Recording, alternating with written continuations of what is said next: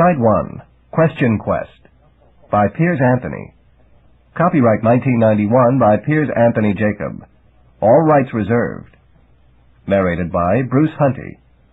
This book contains 359 pages on 8 sides. If you would like to skip over any remaining announcements or introductory material, place your cassette player and fast forward until a beep is heard. Stop at that point to hear the table of contents, or at the second beep to locate the beginning of the book. Annotation. She had fun as a child, but now that Lacuna has joined the adult conspiracy, life is blah, and she is suffering a blue funk. Her decision to do something about it leads her to approach the good magician with a question. But in order to see the good magician, she must brave 3 challenges and print the magician's autobiography, which may mean a trip to hell. Sequel to Isle of View, RC 3442, bestseller, 1991. From the book jacket. Through 13 volumes, fantasy master Piers Anthony has charmed and beguiled generations of readers with original, humorous, pun-filled tales from the world of Xanth. Xanth is his most popular and successful series, and has become an annual event for the abundance of Piers Anthony fans. In a mythological world where all the inhabitants have strange, magical powers, Lacuna wakes up one morning and realizes that she is 34, and dull.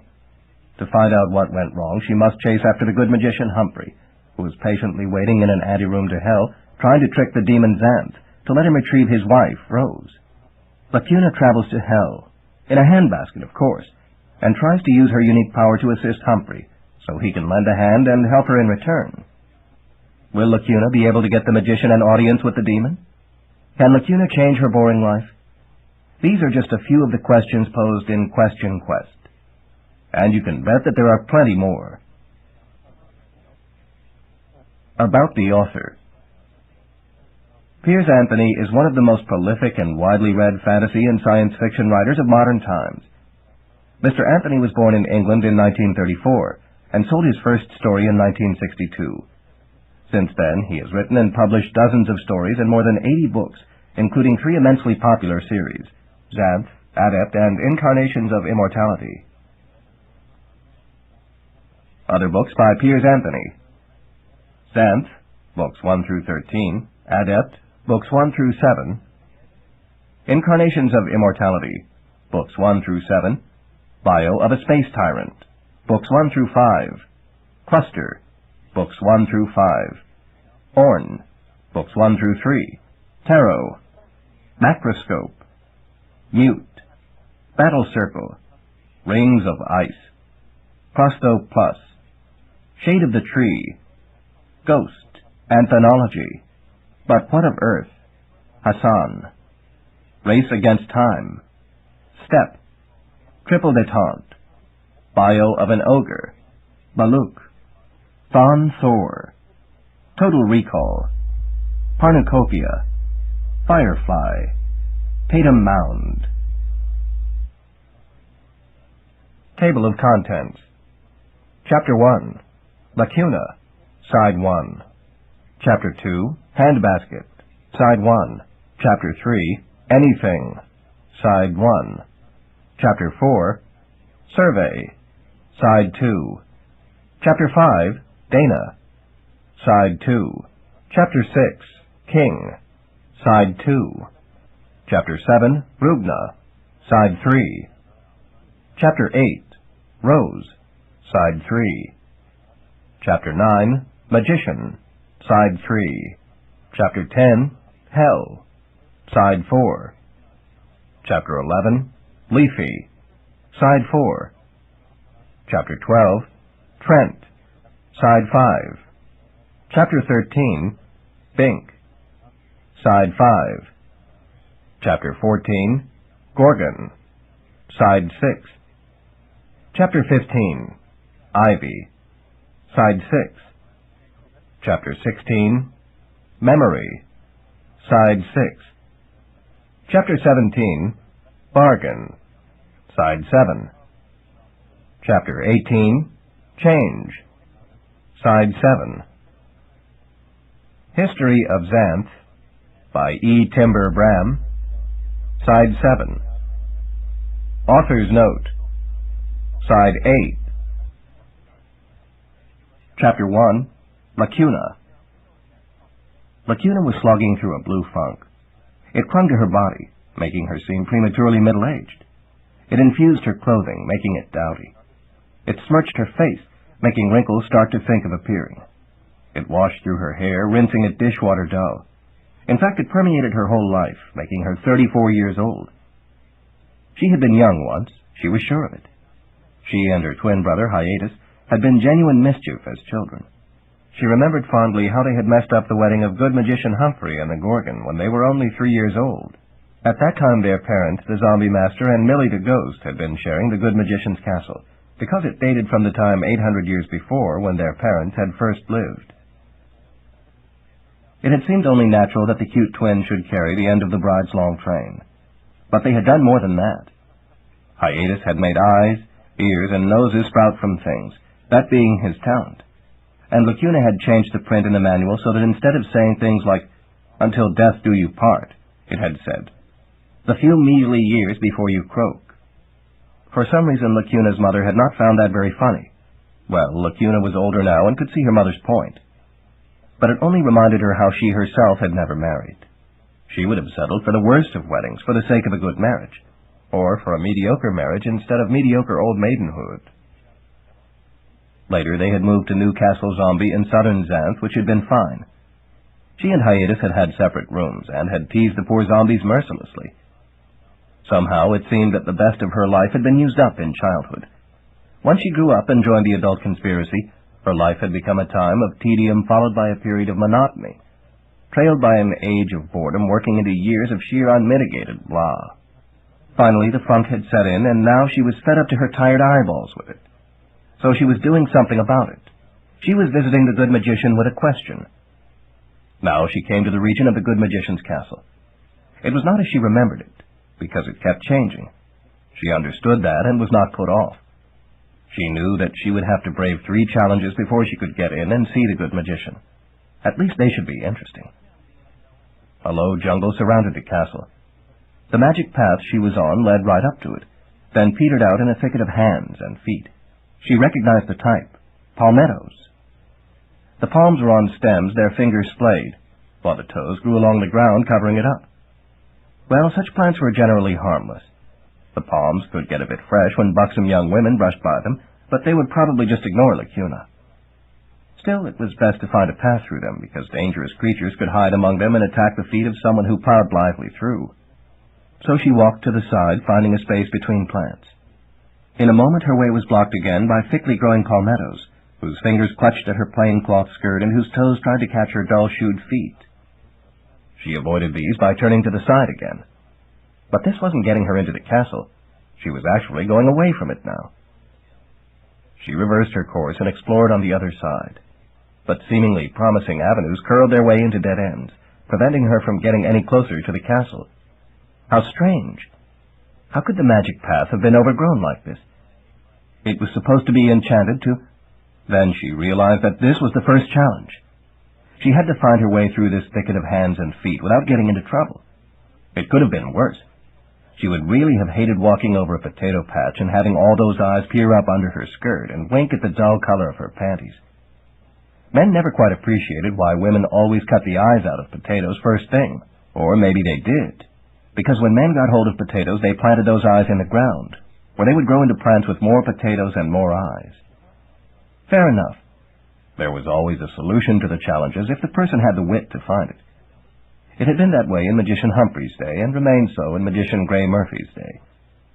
Murphy had tried to run the castle without the challenges at first, but had been overwhelmed by folk with questions, and so had adopted Humphrey's policy. He also now required a significant service for his answer, which could be anything up to a year of mopping floors in the castle. That tended to discourage frivolous questions. Well, she was prepared to mop.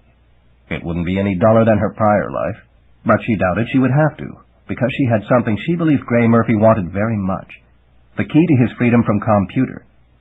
Computer was an evil machine made of pewter and glass and crockery and wires and things, who sought to rule Xanth. Computer had 2.5 great assets in this quest.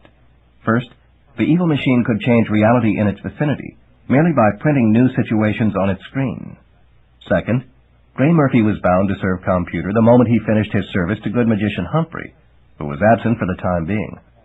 Second and a half, Computer had inanimate patience, so it could wait a lifetime if need be, and the moment Humphrey returned, Pewter would have the service of a full magician and could more actively set about taking over Xanth. Lacuna could do something about that, and she thought Grey Murphy would be interested. Certainly his fiancée, the Princess Ivy, should be, because she didn't quite dare marry Grey until that little business was settled. If not, well, then Lacuna would mop. Provided she could just get into the castle. The more she tried to make progress toward it, the more she seemed to make regress away from it. The palmettos did not seem to move, yet somehow they were always in her way. Where was the path through? Or was she supposed to get rid of them somehow? To cut a path through? She didn't have a suitable knife, and her talent of printing wouldn't do for this. So there had to be some other way. She paused and pondered. She was fairly well educated, because there wasn't much point in changing print if a person didn't know what it meant to begin with. She ought to be able to think of something. Then it came to her. She was standing at yet another dead-end pathlet, having just about lost herself amidst the palmettos. "I think I'll get out of this stupid patch of hands and feet," she said loudly. "I'm tired of these pointing fingers and scuffled toes and pointless paths." Then she marched resolutely back the way she had come. But almost immediately she encountered more palms and toes, blocking her way out. She had to turn aside, trying to move directly away from the castle and not succeeding. She made a snort of impatience and moved on, looking for the outward path. "I know it's here somewhere," she muttered. "I came in on it after all." But somehow the way continued to elude her. She moved faster, as if trying to find her way out before the palms could change their positions and block her off. But this didn't work either. She only found herself driven back farther into the thicket. The more she struggled to get through, the farther back she was driven by the uncooperative paths. Finally, she found the entire circle of palmetto between her and the magic path, away from the good magician's castle. She had only succeeded in passing through the thicket the wrong way. "Well, if that's the way you want it," she said, with irritation bordering on mirth. She turned to face the castle, having navigated the first challenge. Behind her, the palms rustled and the toes scuffled in the dirt. They were chagrined. They had been outsmarted. They had labored successfully to foil the route she said she wanted, not being clever enough to see through her trick. Had they had brains as well as palms and toes, it might have been a different matter. But of course that was the nature of these challenges, to find the weaknesses of them and successfully exploit those weaknesses to win through. Now she stood by the moat. There was a boy of about 10 swimming in it. He looked ordinary, except that his hair was blue. That suggested that there was no moat monster or other threat in the water. The drawbridge was down too, so if this wasn't an illusion or trick, she could cross without challenge. That was just as well. She didn't fancy getting wet. She put a foot cautiously on the end of the drawbridge. It was solid. However, a section of it might be illusion or have a trapdoor or something, so she would proceed with excruciating care. The worst challenges were the ones a person didn't expect. Something flew by just in front of her. It appeared to be a ball of water. It landed and splattered on the bank. It was water. She looked in the direction from which it had come. There was the boy scooping up another handful of water and forming it into a ball. "Are you going to throw that at me?" she asked. "Sure, if you try to cross the moat. I'm supposed to stop you, you know." "Oh, so this is a challenge?" "Sure. Nothing personal. You look like a nice lady." It had been so long since anyone had said anything like that to Lacuna that she almost blushed with pleasure. But this was business. "A little ball of water wouldn't stop me." "And how about a big ball?" He scooped up a double armful and formed a ball of water as big as a beach ball. "You couldn't throw that," she said. For answer, he heaved the ball over the drawbridge. It just seemed to float up without much effort on his part.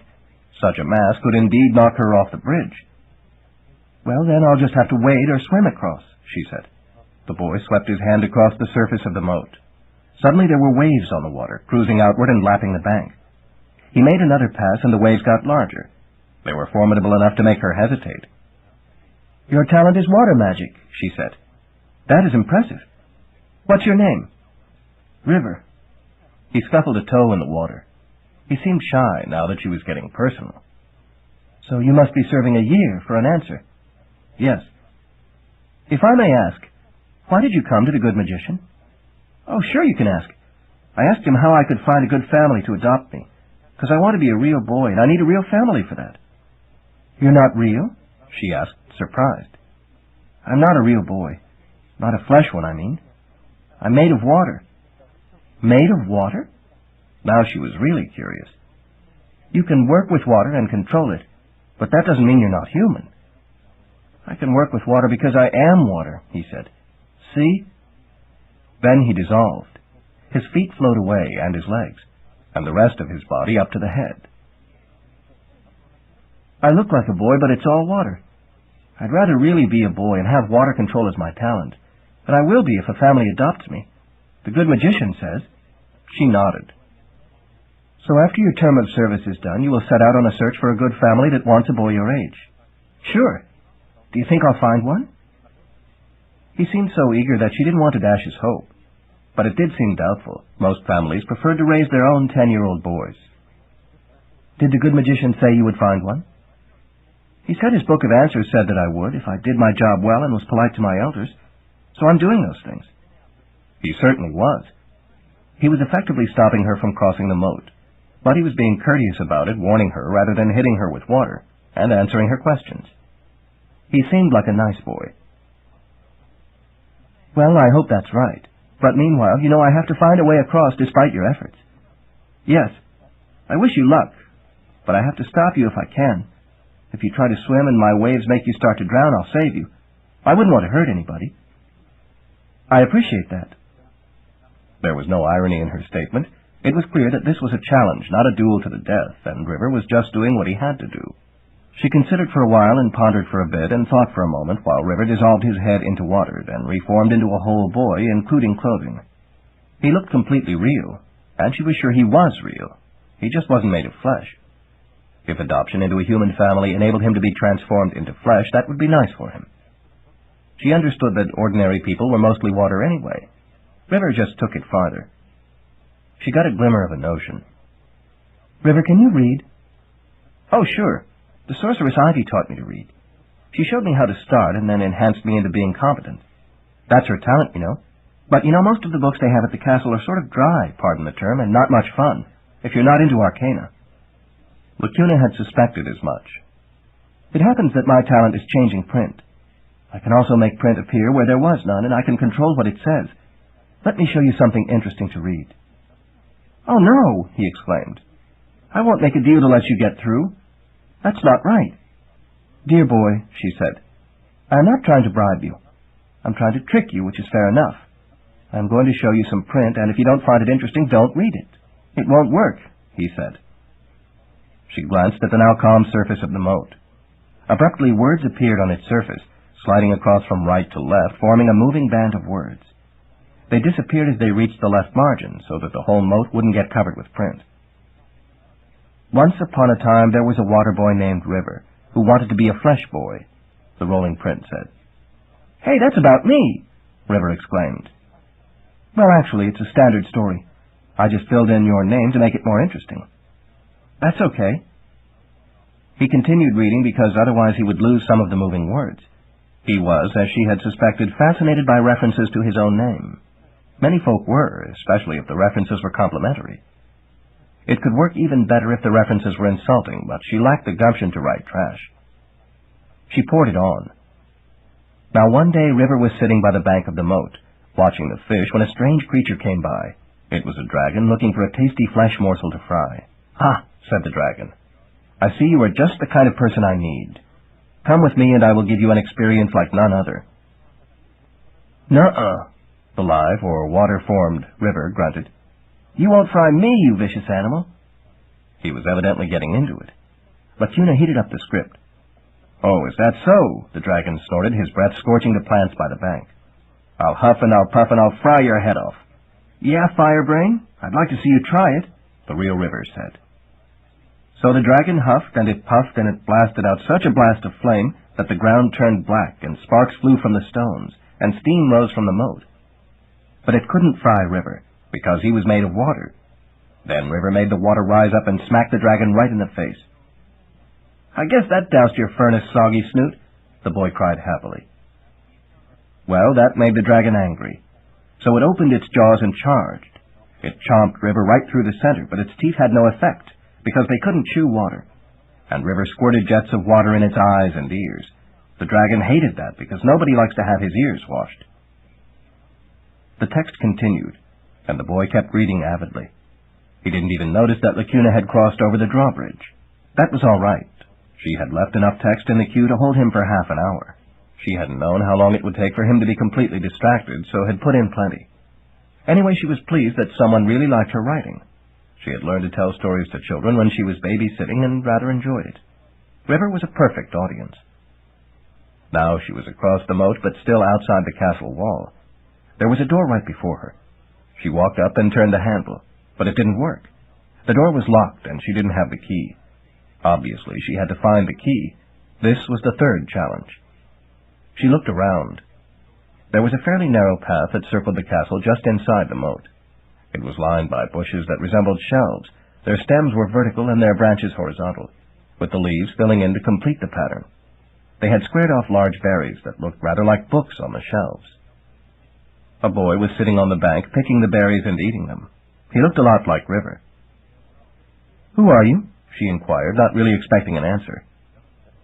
"I am Torrent, River's twin brother." Could she believe that? Well, maybe for now. "What sort of plants are these?" she asked. "They are library bushes," he responded. "They have endless information, which I get by eating the fruit." This was almost too good to be true, so she knew it probably wasn't true. But she would find out.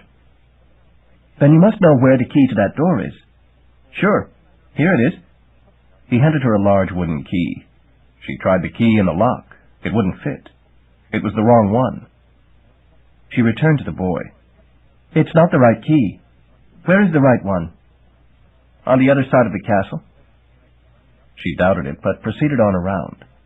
There was a small metal key lying on the path. She picked it up and walked back around to the door. It didn't fit. She looked at the boy, who was still eating berries. Twice he had directed her to the wrong key. He was obviously not telling the truth. How could she make him tell the truth? She decided to experiment. "Torrent, are you part of this challenge for me?" "Yes." "So you are supposed to misdirect me and prevent me from finding the key?" "No." "And you do that by lying to me?" He hesitated, and she knew why. If he lied, she would know it, which would make the lie worthless. But if he told the truth, he wouldn't be misdirecting her. "No," which meant that he did. "So you lied about your identity, too? You are River?" "No."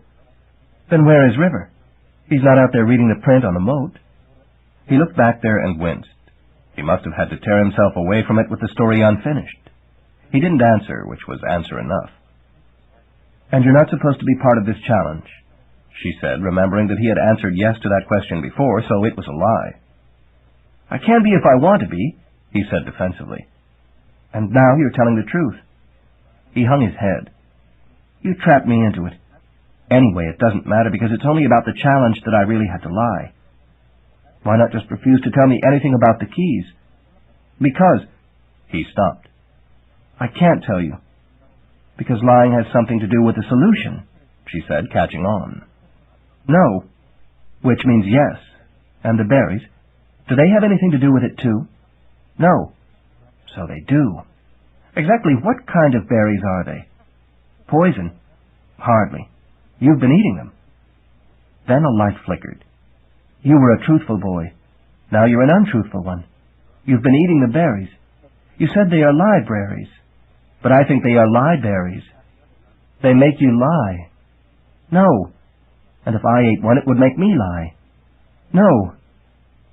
"But it's hard to lie if you don't know the truth. So maybe the berries do have a lot of information, so they know how to lie about it. So the person who eats them knows the truth, which he won't tell." "No." She picked a berry and popped it into her mouth. It was sickly sweet. Then she spoke. "The key is—" Information coursed through her mind. "Over there." She pointed to what she knew was the wrong key under a bush. But now she knew where the right key was. It was under the water at the edge of the moat, hidden by mud. She went there, reached down, and fished it out. It was made of delicate stone. Then she took it to the door. It fit, and in a moment the door was unlocked. She looked back at River, who was staring sadly after her. Information sifted through her mind as she continued to feel the effect of the berry. Now she knew why he had come to join this challenge, changing places with the gnome who was supposed to be eating the berries and doing the lying. He was lonely. He really did want to be part of a family, and she, as a passing human being, was a step closer to the illusion of that than being alone was. He was taking the opportunity to be closer to her, to interact with her, even though it had to be negative. She felt sorry for him. She didn't say anything because she would be forced to lie until the effect of the berry wore off. She turned and opened the door. She had made it through the challenges, and it had been interesting. But she was not completely pleased. She saw now that she was not the only one whose life was blah. Chapter 2, Handbasket. Ivy was just inside the doorway, waiting for her. "I knew you would make it through, Lacuna," she exclaimed, stepping in for a hug. In the old days, she had been one of the children Lacuna had babysat, and they had always gotten along well. Ivy was now an attractive young woman of 21 and evidently happy in her relationship with Gray Murphy. "Well, I'm not glad to see you," Lacuna said, then paused, dismayed. "Oops, that lieberry I didn't eat." "Oh, that's all right. The effect wears off quickly if you don't eat many." "I ate bushels," "which means you ate only one, because if you had eaten bushels, you would say the opposite. Come on, I think Gray is ready for you. He doesn't look satisfied. You must have an awkward question." Lacuna shrugged so that no lie would come from her mouth. She followed Ivy to the central chamber of the castle where the good magician awaited them. Gray was now a nondescript young man of 22. He was the son of evil magician Murphy, who dated from 8 or 9 centuries before. But like the zombie master and Millie the ghost, he had come to the present period of Xanth's history. The senior Murphy was no longer evil, of course. He had renounced that as a condition of being allowed to settle in his time. He seldom used his power of cursing things so that they would go wrong in any way they could, and only did it for beneficial effect. That might seem contradictory, but it wasn't. If he cursed something evil, then that evil person or thing went wrong and couldn't accomplish its malign purpose. Gray had never been evil, of course, but he had the liability of having to serve computer, because of the deal his parents had made long ago, thinking it would never take effect. His father couldn't curse the evil machine directly because he had made his deal with it to get out of Xanth in the old days, but had been able to curse the evil plot. That had helped save Gray, until good magician Humphrey returned. Gray stepped forward to shake Lacuna's hand. That was one of the quaint mundane ways he retained. It meant that he was greeting her in a friendly but not assuming way, and expected the same attitude from her. "I don't suppose I can talk you out of asking your question?" he inquired plaintively. "Magician, my life is blah. All I want to know is where in my dreary life I went wrong." "You mean that's it?" Ivy asked. "Yes. Then maybe I'll know what to do about it." Ivy turned to Gray. "That seems simple enough." "It isn't," he said. He glanced again at Lacuna. "I would really rather you didn't ask it." "Well, I don't want to cause you distress, but it seems little enough for me to ask, considering that I made my way through your challenges and am prepared to offer a significant service." Gray frowned. "I am not yet completely proficient in the magic of information. The good magician Humphrey would know how to handle this much better than I do. But there have been rumblings, and they suggest that your question is a lot more complicated for us both than it seems. In fact, they indicated that if I answer it, the situation of Xanth may change significantly. I don't want to take the chance, so with no malice toward you, I must decline to answer." "Gray," Ivy said, appalled. "I've known Lacuna all my life. She's a good person. She has such a simple question. How can you do this?" "I know just enough of Humphrey's magic now to know that this is best," he said unhappily. "Now, if she cares to ask some other question—" "No, only this one," Lacuna said firmly. "Then I'm sorry, but—" She fixed him with an adult stare. He was not yet so long beyond childhood as to be immune to its effect. He scuffled his feet. "I did not come here to take no for an answer," she said. She might be dull, but she knew her rights. "I insist. Tell me, where did I go wrong?" Gray obviously felt properly miserable, but still he clung somehow to his position. "I won't—" It was time for the carrot. She had learned how to wield stick and carrot. It was a necessary secondary talent of all babysitters. "I have in mind a rather special service to repay you for your trouble. Well, if I were to use your service, I'm sure you could confuse other applicants by putting misleading printed messages on the walls, Magician, I can free you from your obligation to the evil machine, even after Magician Humphrey returns. Both Gray and Ivy jumped. You can do that? Ivy breathed with sheer faint hope. I can go to computer and change the print on its screen to say that Gray Murphy's obligation is no longer in force. Since what's on that screen changes reality to conform, that will be true. There will be no further obligation. Ivy turned to the good magician, her eyes shining. Can she do that, Gray? Gray dived for a huge tome sitting on a table. He leafed rapidly through it, staring into the depths of its musty pages. He paused, then looked up. Yes, it is here. She can do it. If she prints the right words on pewter screen. If she has the nerve to broach the evil machine in its evil den. There is one key word that must be used at the end, or it won't be effective. Key word? Lacuna asked. Compile. You mean to assemble something? Compile. It has a special meaning for computer. It locks in whatever has just been printed on its evil screen. Computer can change anything except itself, and this changes pewter itself. I understand about this because of my experience with similar machines in Mundania. Then, Ivy started. Gray raised his hands in surrender. That is the one service I cannot refuse. I will have to answer Lacuna's question. Lacuna smiled, vastly relieved. The truth was, she wanted to free Gray anyway because she knew how happy that would make Ivy. But it was best to do it this way. Very well, Gray said grimly, turning the pages of the book of answers again. I shall have to answer, and hope the consequences are not as bad as they could be. He found his place, read the entry, and looked up perplexed. This is really of no practical use to you. Are you sure? I am sure. He sighed. It says that you should have proposed to him. That's no answer, Ivy protested. It doesn't say whom or when. I mean, of course it's all right for the girl to propose. I asked Gray to marry me, and he accepted, but... It is enough, Lacuna reassured her. I know what it means. If only I had thought of it. Who? It was 12 years ago when I was Gray's age now. He was Vernon, and his talent was making others experience vertigo. Certainly he made me feel that way, but that was because I was infatuated with him. He was a handsome man, and a decent one. I would have married him, but he never quite asked me. I think he was too shy. I mean, in those days I wasn't as dull as I am now. Later, he married a mean woman who told him he had better if he knew what was good for him. But she certainly wasn't good for him. She made his life miserable. I think that was her talent. The stork never brought them any children, probably because it knew they would have been miserable in that house. Lacuna shook her head sadly. I can see it so clearly now that I have the answer. That was indeed where I went wrong. He was humble, thinking his talent to be of no value. I know he would have accepted had I only thought to ask him. But I didn't. But what good does it do you to know that now, when it's 12 years too late? Ivy asked. None, except the private satisfaction of knowing my mistake. The next time I meet a man I should marry, I'll ask him. Of course, he probably won't accept, since I'm middle-aged now and not worth anyone's notice, let alone marriage. But at least... Ivy was troubled. Gray, I know that's all she asked, but it just doesn't seem enough, considering the service she is going to do for us. She will free you from the bane of your life. Isn't there some way to free her from hers? Maybe to send her back so she can do it right? I really don't think, he said. Look in a book, she insisted with that tone which only members of the female conspiracy could mistress. He shrugged and turned the pages again. He found his place and stared. It seems to be possible, but... Possible? Lacuna exclaimed.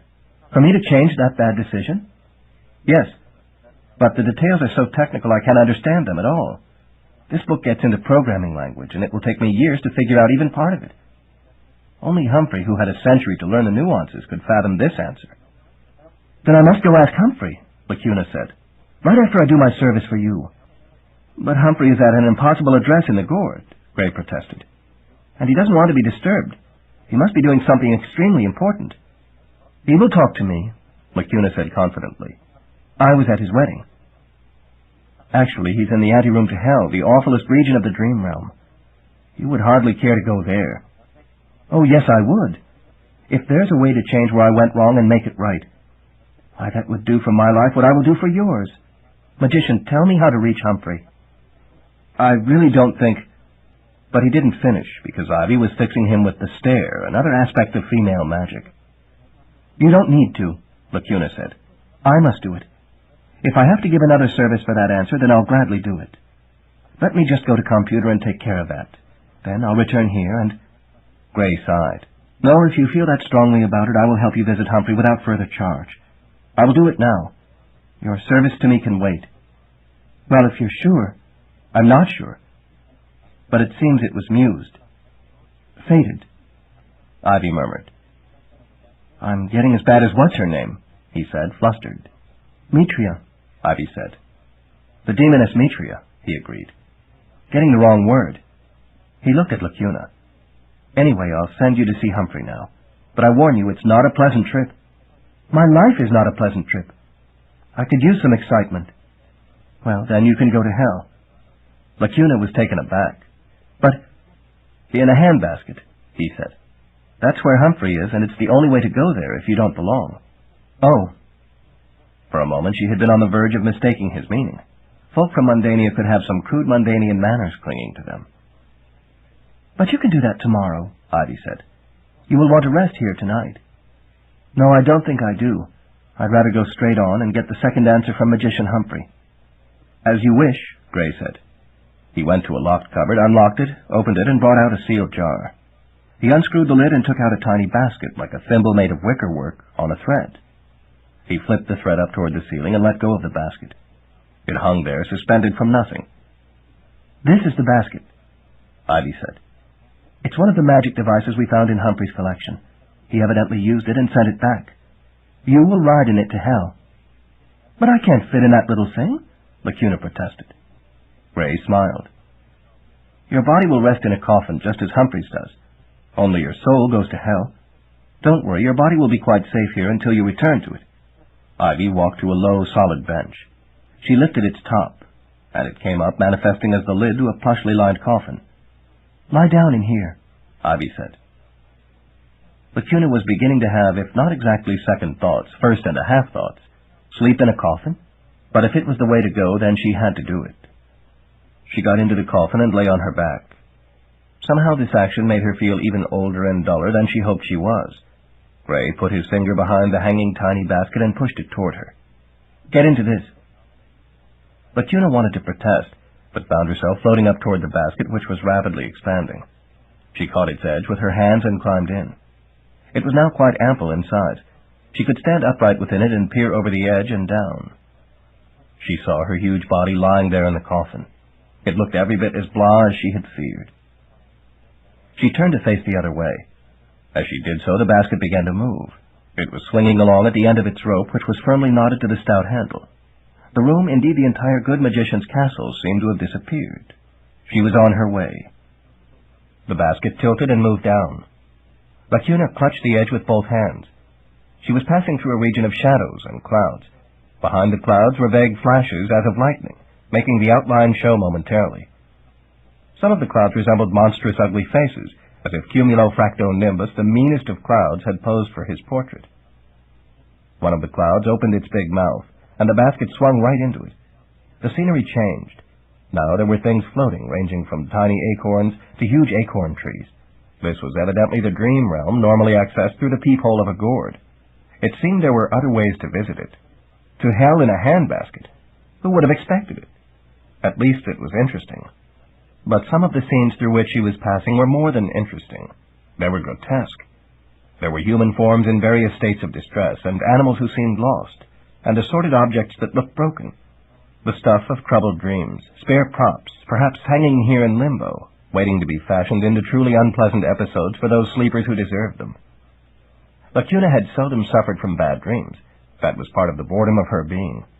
How could a person rate bad dreams if a person never did anything of doubtful validity? Then a vague face formed, neither interesting nor dull of itself. From its mouth poured numbers in scattered order. These numbers grew larger as they moved, becoming individual pictures. They were odd indeed. One was of a man walking along with 2 left feet, making him pretty awkward. Another was a blue or purple horse. Actually, she couldn't quite tell what color it was, because it seemed to keep changing, never being fixed. A third was of a man whose head was a pile of animal manure. Suddenly, Lacuna caught on. Figures of speech, she exclaimed. In the realm of dreams they are literal. A man with 2 left feet, a horse of another color, a dung head. These folk were worse off than she was, which made her feel both better and guilty. How awful it must be to be literal. Then, abruptly, the basket swung into a small chamber. It bumped against the floor, almost overturning, and she had to scramble out. She had arrived. As she caught her balance, she saw the basket swinging up and away. "Oh!" she cried, grabbing for it, but she was too late. She had lost her transport back. But Gray and Ivy knew where she was. Surely they would send the handbasket back when they realized that it was empty. She had to believe that. She looked around, and there sat old good magician Humphrey in a hard wooden chair. She recognized him instantly. There was no mistaking the gnome-like features and great age of the little man. He seemed to be snoozing. That was all. The rest of the chamber was bare, except for another chair. She sat in that chair. There did not seem to be much else to do. She smoothed out her dingy dress, noting that she wore the same clothing as usual, despite being in spirit form now. That was just as well. She would not have liked to go naked to this infernal region, though probably it was not the best place to keep secrets. This surely was not hell itself, because there was no fire. It must be hell's waiting room. But why was Humphrey still waiting here? In fact, what was he doing here anyway? Where was his family? It had been 10 years since the man had disappeared from his castle along with his wife and son, leaving Xanth in the lurch. Czech Centaur had discovered his absence, with her companions Esk Ogre and Volney Vol. The challenges seemed to have been in the process of being set up for the 3, when the occupants of the castle had suddenly departed. It was the great current mystery of Xanth. What had happened? Well, perhaps that wasn't her business, though she was as curious as the next person. She had just one question, which was her business with the magician. She would just have to stifle her interest in the rest of his life. She did not want to wake him from his snooze, but she wasn't sure how long she could safely remain here. If this was hell's waiting room, at any time a door could open and a demon could appear, saying, "Next," in that bone-chilling tone.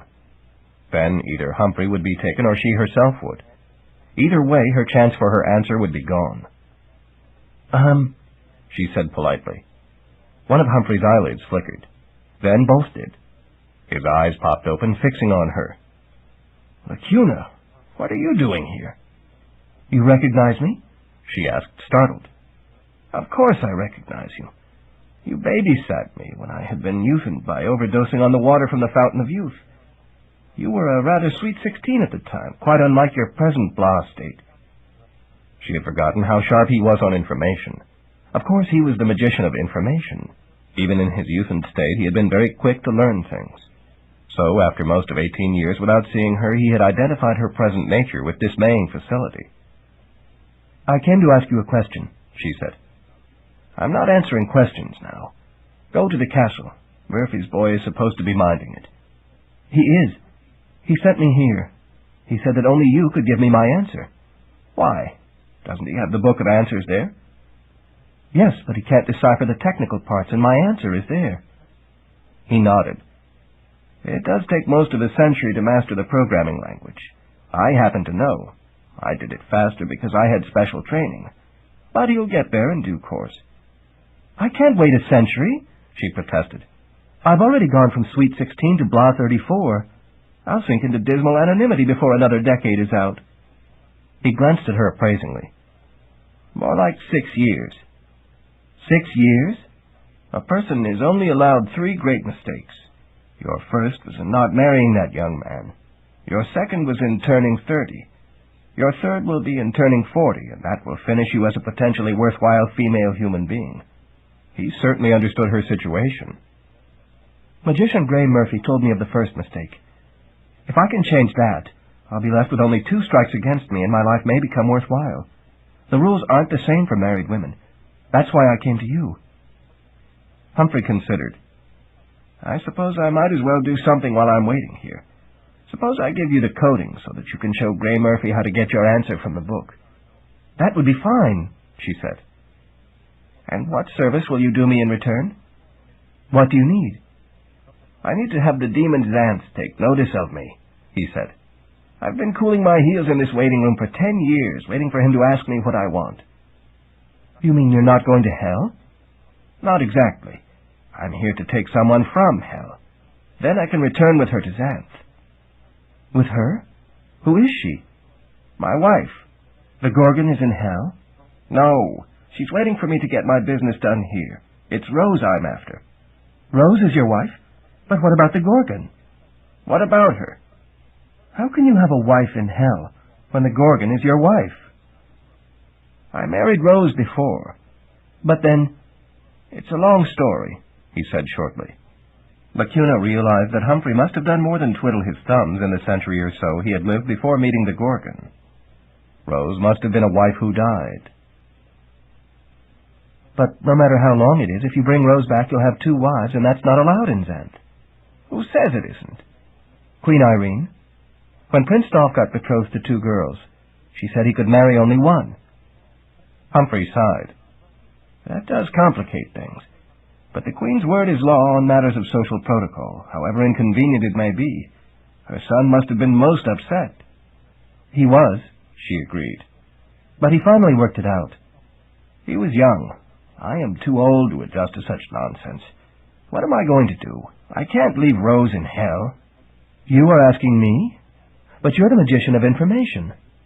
True. I shall have to think about this.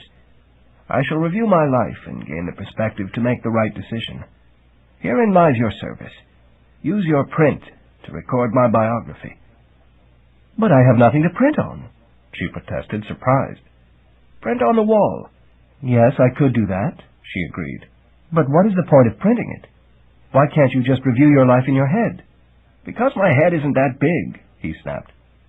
Also, I'm trying to attract the attention of the demon Xanth, and maybe the story of my life written on the wall will do it. Why do you want to see the demon Xanth? I thought you were here to rescue your former wife. I am, but only the demon can authorize it. Lacuna nodded. It was beginning to make partial sense. And you have waited here all this time, heating your heels, being ignored by the demon? Why don't you take a break where it's more interesting? Because the demon doesn't want to deal with me. But then the demon may never take note of you. No. It is in the big book of universal rules. The demon has to meet with his appointments before doing anything else. So I shall wait here until he appears. But all this time, surely you can afford some time off. He's probably asleep and it won't make any difference. Humphrey fixed her with a steely gaze. You don't understand the psychology of the demon Xanth. He will appear here the very instant I step out. Because the rules also say that if the demon appears and there is no person in the waiting room, because the person didn't have the interest to remain, then the appointment is vacated. Then he won't have to see me at all. Lacuna was appalled. You mean the demon knows you are here and is deliberately ignoring you, hoping to catch you out? And it has been this way for a decade? Exactly. So I don't dare step out. I was lucky the demon didn't realize when Gray Murphy and Ivy tried to wake me in the dream coffin 4 years ago. But I know I won't be able to get away with that again. The demon may have been inattentive once, but he never makes the same mistake twice. Now she knew why the good magician had disappeared and never even left word. He had been unable to without risking the loss of his mission. So he had remained here in this absolutely dull waiting room doing nothing, waiting for the demon. Your recent life has been a worse blot than mine, she exclaimed, suffering a revelation. What else is new? He inquired sourly. But still, suppose the demon came this moment and said it was all right to take Rose out of hell and back to Xanth. What about the Gorgon? For Lacuna had known and liked the Gorgon, whose terror was all in her face, not in her nature. It's bad enough trying to figure out what to do about Gray Murphy when I return, the magician grumped. It isn't right to send him back to Mundania to avoid computer. Oh, that's no problem, she said quickly. I will free Gray by changing the print on the evil machine's screen. He stared at her. No wonder I overlooked that answer. It's obvious.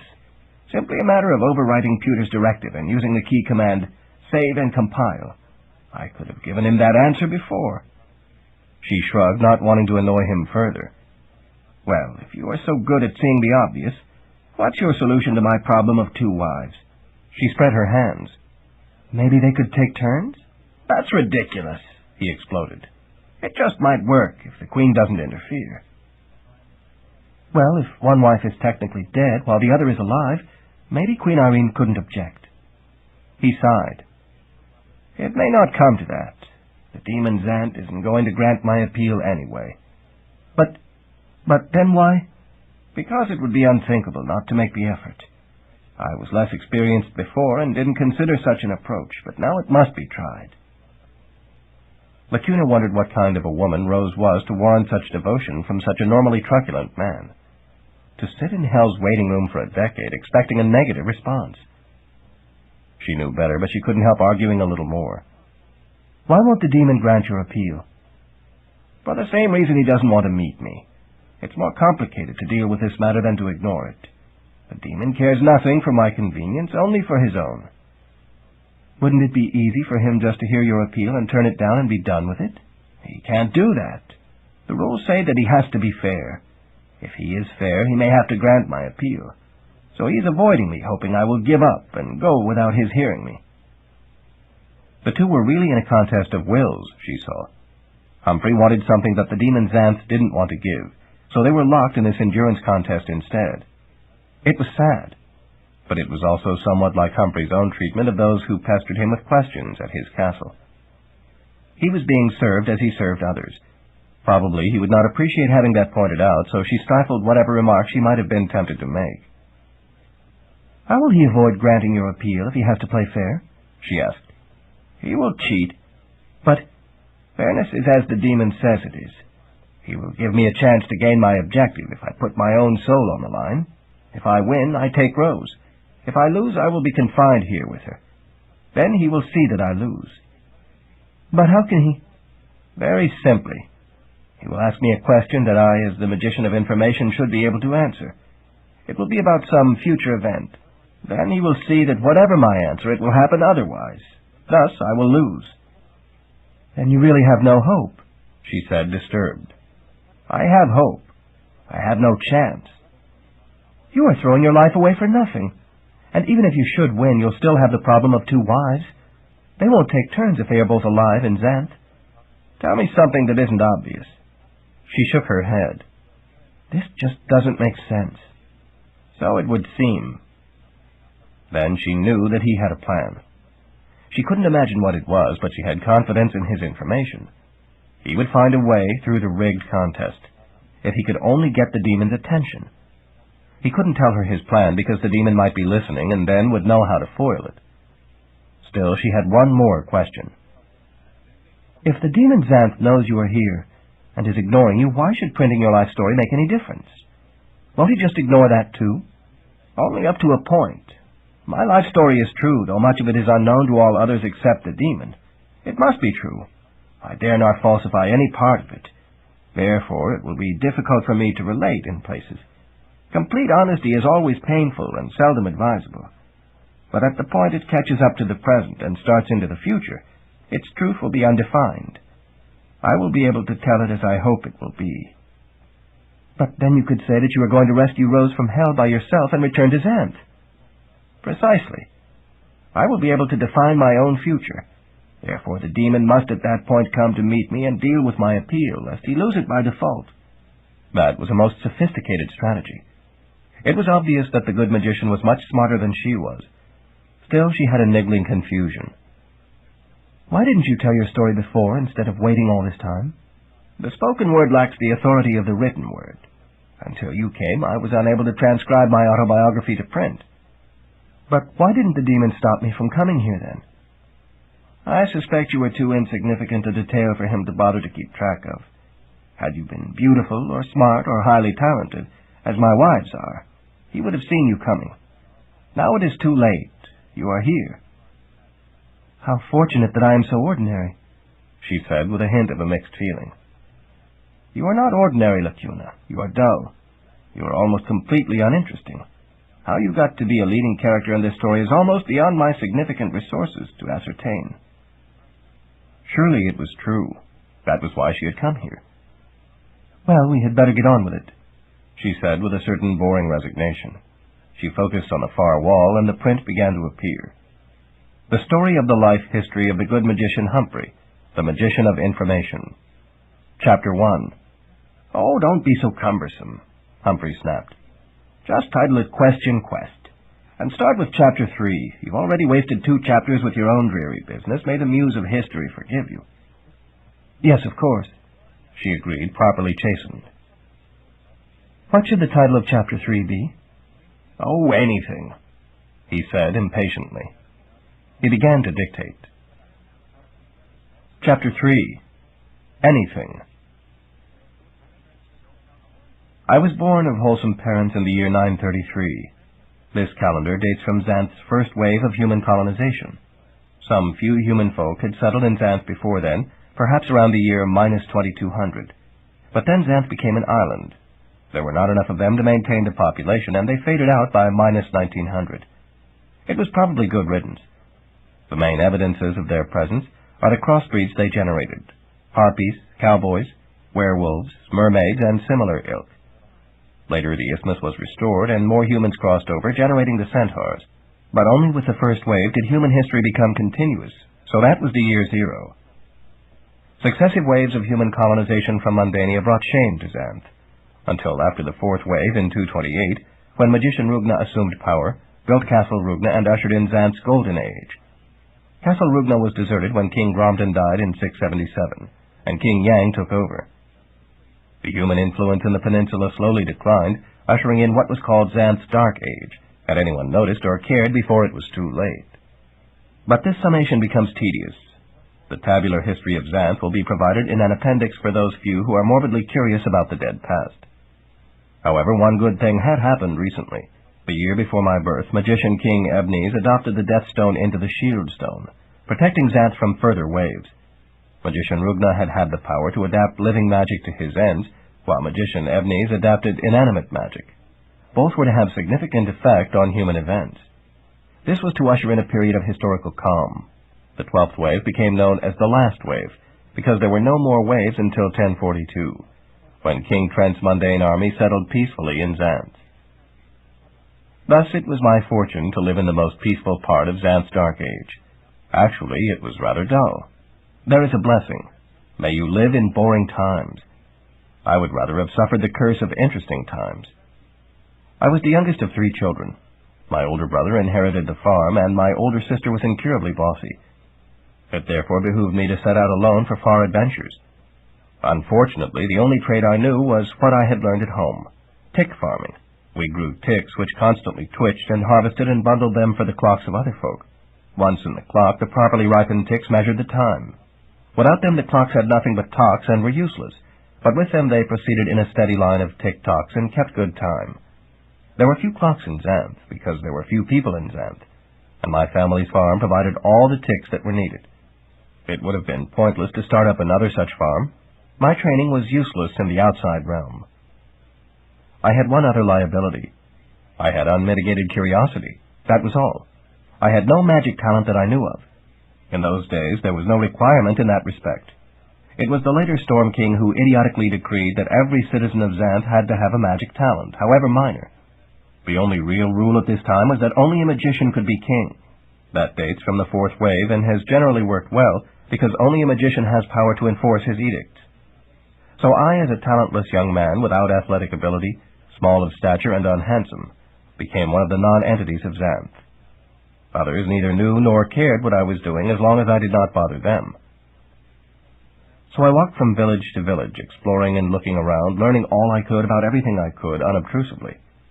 Since villages were far apart, most of my time was spent on the paths between them. These paths were unkempt and often dangerous. This was between the times of enchanted paths, other than those set up for special purposes by tangle trees and the like. During the Golden Age, paths abounded, and in the contemporary age they do too. That's the advantage of a strong kingship. I was 15 years old and looked 12. Sometimes folk took me for a gnome. It had always been thus, and I was used to it. In fact, it was an advantage at times because they didn't consider gnomes to be people, and would speak as freely around them as around animals. I perked my ears and closed my mouth and learned their secrets. As a rule, these were not worth knowing. Who was making a tryst with whose wife? Who was stealing from whom? And who had most recently been eaten by the local dragon? But I remembered their names and faces and secrets, because of my insatiable desire to know everything knowable. I had, as it turned out, an excellent memory, which I buttressed by notes I made in my one possession of any value, a notebook. Thus I would mark Kelvin, slew golden dragon, or Style, blue adept, or Zane, Thanatos, or Darius, sing of Hlothar, and the entire curious history of each person would be recalled when I read each note. Of course, these were all inconsequential folk who never made any mark in Xanth and were forgotten by all others. But to me they were interesting. Who might guess what adventures they might have had or what success they might have achieved, if only they could have been delivered into more advantageous situations. For that matter, what might I myself have accomplished had I lived in a culture where curiosity was valued? So it was that I found myself on the path leading from the Gap village, where I had lived so far, to the land of the dragons. Only I did not know that at the time. I was merely following the path of least resistance. That was foolish, as I was soon to learn, because if the path of least resistance does not lead to the nearest tangle tree, it leads to some equivalent disaster. I heard a noise ahead. It sounded like a dragon going after prey, a sort of screaming and hissing, followed by a dull thunk. I ducked off the path, knowing better than to be on the scene when a dragon was feeding. But then I saw a shadow and a figure just above the trees. It was a flying dragon dripping blood. It was evidently done here. I resumed my trek. The best direction to travel was opposite that of a dragon, and that was the way I was going anyway. I rounded a turn, entering a glade. Here I encountered two objects on the ground. One was a unicorn riding from a bad injury, thrashing its horn about in pain. The other was a girl. I wasn't sure what to do about either. Unicorns, like all equines except the centaurs, were rare in Xanth, and I had seen the only one twice before, and only fleetingly. Girls were not as scarce, but I had had little more contact with them outside my family, and indeed my experience with my older sister had rather turned me off them. It was hardly ideal traveling alone, but it was better than being constantly bossed around. The girl spied me. "Help, Hortense!" she cried, gesturing to the animal. There she was, bossing me already. Conditioned by a decade and a half of conditioning, I had no choice but to obey. I approached the unicorn. It was a mare who appeared to have broken a foreleg. There was also blood on her horn. I hesitated because a wounded animal can be as dangerous as a whole one. But I saw that it was pain, not threat, which made her thrash for my attention. She was hoping I could do something for her. As it happened, I could. I had noticed some bone-set herbs growing beside the path a short distance back. "I shall return," I said, and hurried away. I broke into a run, zooming along until I reached the herbs. I had a spare bag in my knapsack, which I drew forth. I found a good plant, took a stick, and dug carefully around it. I lifted it from the ground with its root and the earth around it, in much the manner I would transplant a tick plant.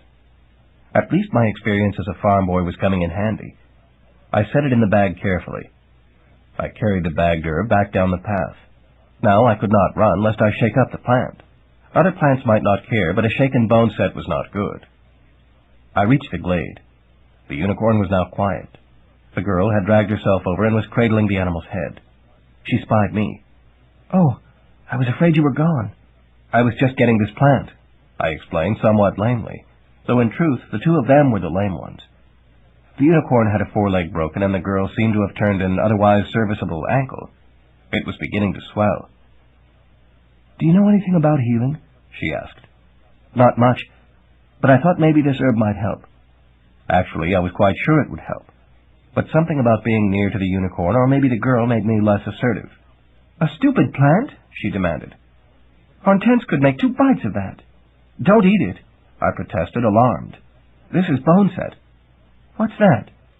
"A magic herb that sets bones. Let me plant it here so it can operate." I felt more confidence, having discovered that I knew something she didn't. I used my stick to dig a hole by the animal's broken foreleg. Then I slid the herb into it and packed the earth around firmly. "Now, if I can touch the leg," I said, reaching for the unicorn's injured extremity. She did not shy away, so I put my 2 hands on it and drew it slowly toward the plant. I set it right beside the herb, touching it. Immediately, the boneset's leaves quivered. Its stems reached out and curled over the broken leg. Vines tightened around it. Suddenly they clenched, and there was a muffled crack. The unicorn emitted a squeal of agony and jerked her leg away. "What happened?" the girl cried. "It set the bone," I explained. "That's the herb's magic." She looked at the unicorn's leg, which was now unbroken. "It did," she breathed, barely believing. "The leg is better." "No, it's just reset. It will take a few days to heal if I find the right herbs. The animal shouldn't put much stress on it meanwhile." "She's not an animal," the girl said crossly. "She's a unicorn." It was no use arguing with a girl, so I didn't try. "A unicorn," I agreed. "That plant. Do you think it would work on my ankle?" I shrugged.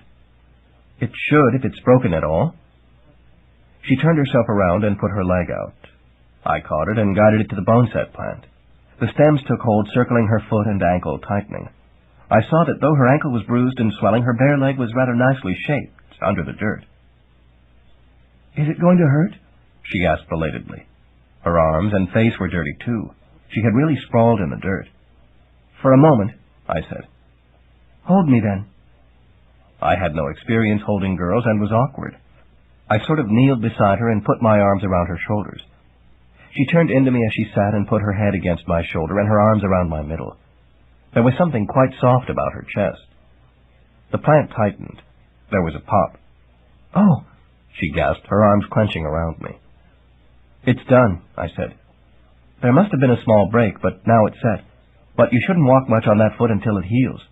"It feels less worse already," she said, lifting her head from my shoulder and squeezing the dampness out of her eyes with the bends of her wrists. "But I shall have to walk. I need to fetch food." "I can fetch food," I said, for no good reason. "I know how to find good things to eat." "Oh, would you?" she asked eagerly. That made me feel good for even less reason. I went out and cast about for things a girl would find edible. I could get by on stewed slugs, having verified that they were easy to catch and nutritious, but I suspected she would not. I was in luck. There was a pie tree nearby and some milkweeds. I brought an armful of pies and pods back. The unicorn had climbed to its feet and was grazing. She had the sense to keep weight off her hurt leg and seemed to be managing well enough on 3 hoofs. The girl was now sitting with her back to an ironwood tree, trying to brush herself off. She had ratty brown hair and eyes to match, but a slender waist and quite full hips. She wore shorts under her skirt. Even so, her legs were impressive. She was probably a couple of years older than I, and looked 5 years older. Not that it mattered. I was only just recently noticing such features in girls and wasn't sure that the new perspective quite compensated for their bossiness. Anyway, girls only laughed at me, if they noticed me at all, so I might as well ignore them back. I brought my armful and set it down before her. "Ooh, wonderful," she exclaimed, delighted. "This is just perfect." Foolishly numbed by this unexpected praise, I said nothing. "Sit down," she urged. "We must eat this before it spoils." Why was I so glad to comply? She started in. The girl had the ability of her kind to eat and talk simultaneously. "We've never been introduced," she said somehow, while chewing a chunk of cherry pie. "My name is Mare Ann. My talent is summoning equines and making them mind. What's your name and talent?" "I'm Humphrey. I don't seem to have a talent." "You mean you haven't discovered it yet?" "That must be what I mean." No one had to have a magic talent, but the great majority of folk did, and I felt somewhat out of sorts. "Well, it will surely turn up. I'm 15. How old are you?" I gaped. "You're that young?" "Of course I am. What about you?"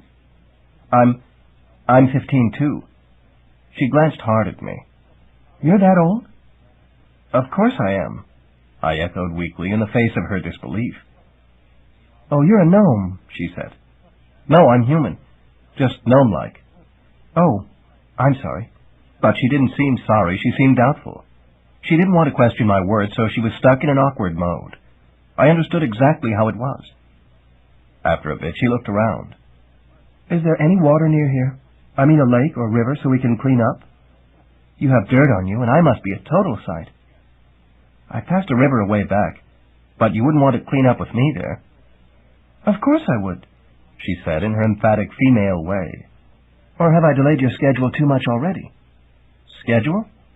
You are going somewhere, aren't you? And you'd be just about there now if it wasn't for me and Hortense."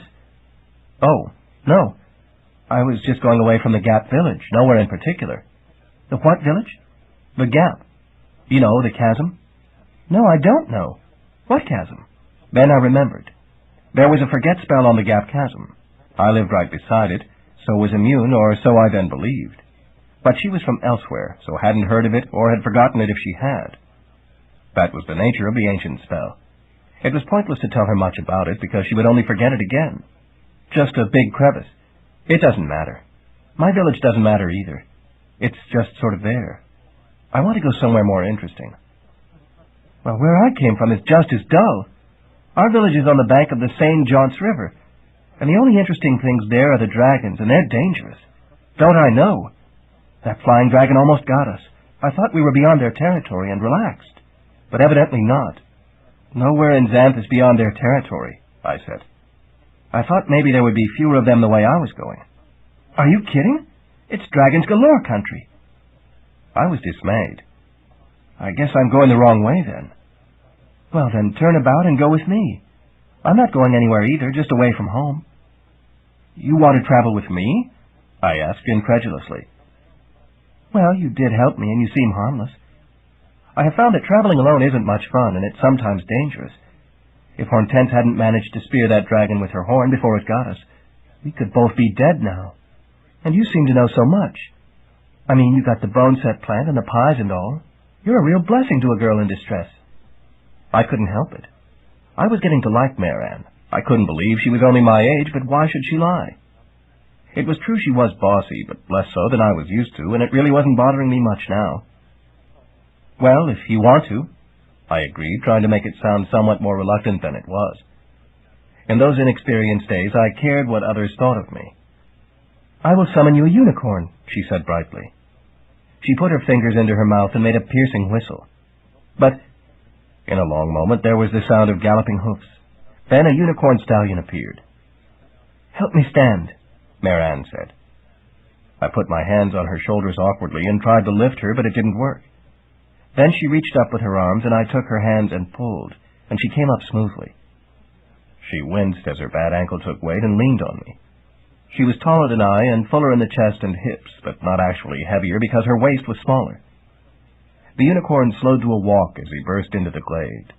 He approached our party cautiously. I watched him with similar caution. If a unicorn horn could spear a dragon, it could do the same to me. Yuland, this is Humphrey, Maran said. Humphrey, this is Yuland Unicorn. He will be your steed for now. But I don't know how to ride a unicorn. Or anything else, I protested. Oh, you don't need to know how. Unicorns are magic. Yuland will teach you. I remained dubious. The river isn't far. Why don't we just walk? But as I spoke, I realized that that wouldn't do for her. Or maybe you should ride Yuland, and Hortense and I will walk. Yes, I suppose that is better, Maran agreed. Help me up, then. He's too tall for me to mount readily. Again, I was somewhat at a loss. How was I supposed to put her up on the steed? Heave up on her hips? Like this, silly, she said. She bent her left leg at the knee. Lift on this. Feeling hopeless, I took hold of her leg, avoiding the injured ankle. I lifted, and she heaved and suddenly swung up on the unicorn's back. She had somehow braced against me and done it, and I hadn't quite seen it happen. She looked down at me and laughed. You don't have much experience for sure.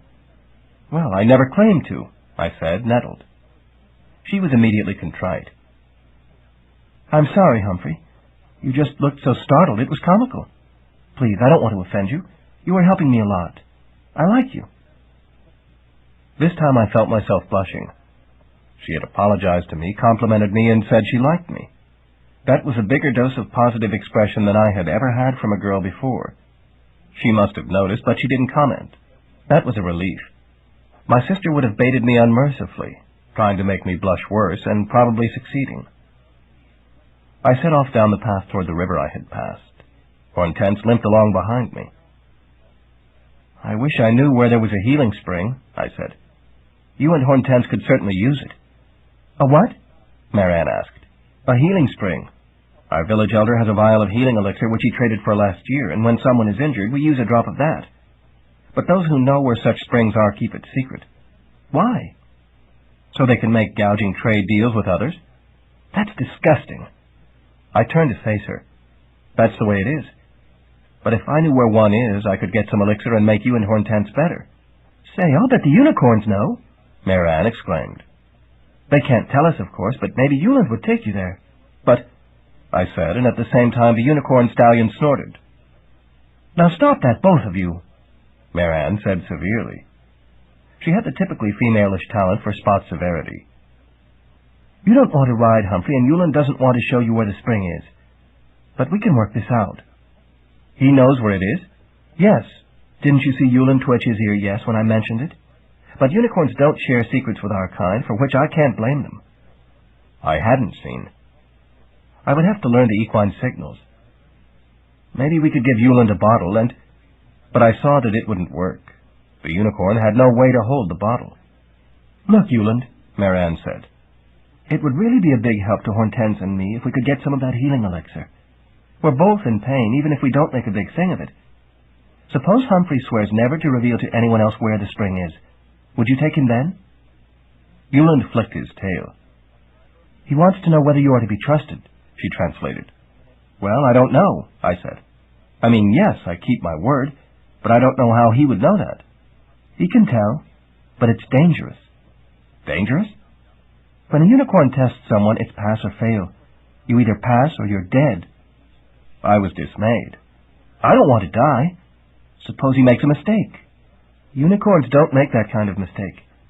So if you agree to be tested—" I gulped. "Well, all right, but I hope he knows what he's doing." Marianne slid down off the unicorn's back. She hopped to Hortense and braced against her. "Okay, Yulin." The stallion advanced on me. I stood my ground, not at all bravely. He lowered his horn so that it bore directly on my chest.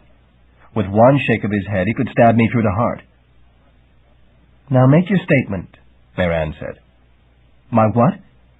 "Your agreement not to reveal the location of the spring to any other person." "Oh. I will not tell or show any other person where the healing spring you take me to is," I said somewhat awkwardly. Yulin thrust his head forward. The horn plunged through my heart. Then it was out, and I stood there, feeling nothing, except a burgeoning dose of panic. But it was too late for that.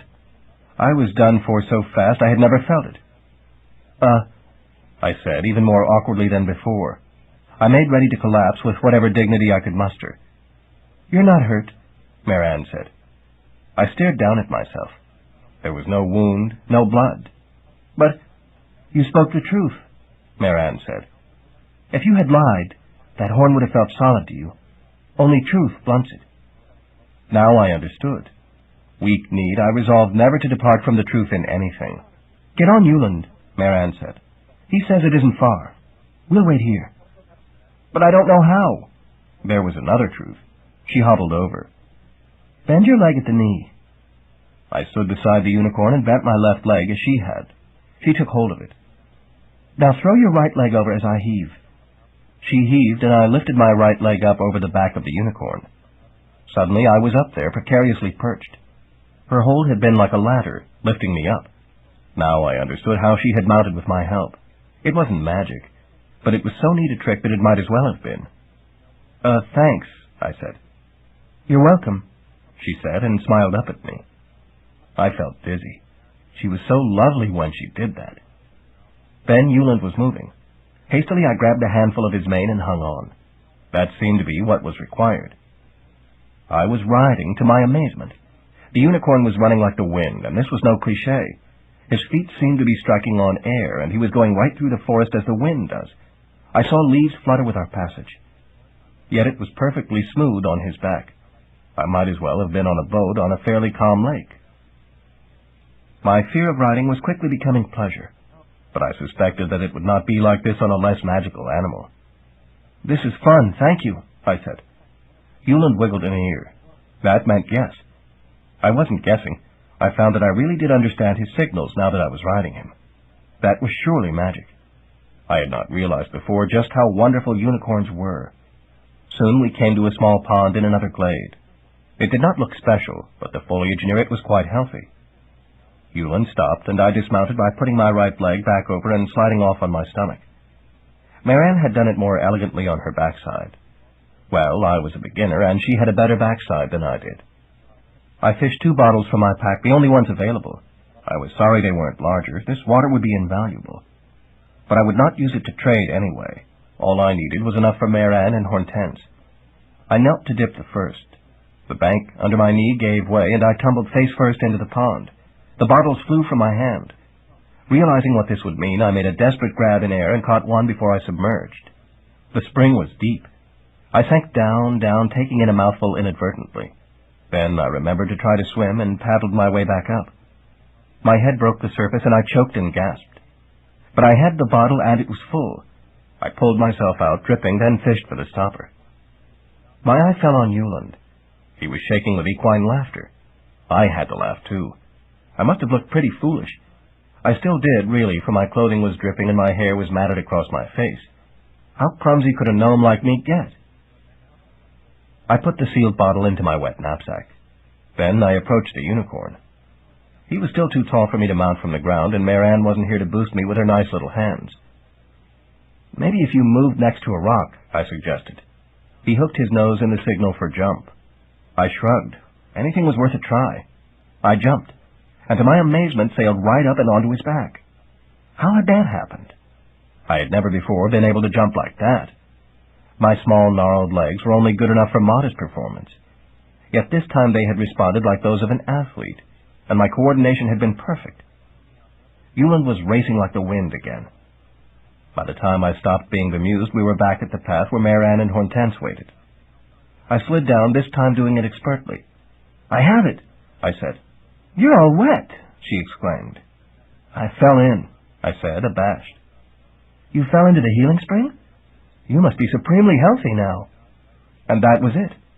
I had been completely doused in the elixir, even swallowing a mouthful. I was healthy all over.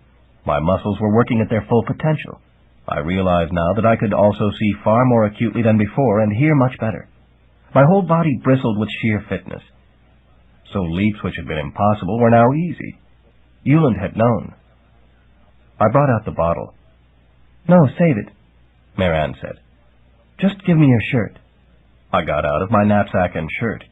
She took the shirt and wrung it out over her extended leg. A few drops fell on the ankle. "Oh, it's working!" she exclaimed. Then, standing firmly on both feet, she turned to Hortense. She wrung out some more elixir on the unicorn's leg. Immediately, Hortense put down the leg, standing without pain. Mare Ann returned the shirt to me. "Thank you so much, Humphrey," she said. "We really appreciate it." Then she kissed me. I was too stunned even to blush. I felt as if I were floating. An entire new view of girls was dawning on my limited outlook. "Now let's go on to the river," she said.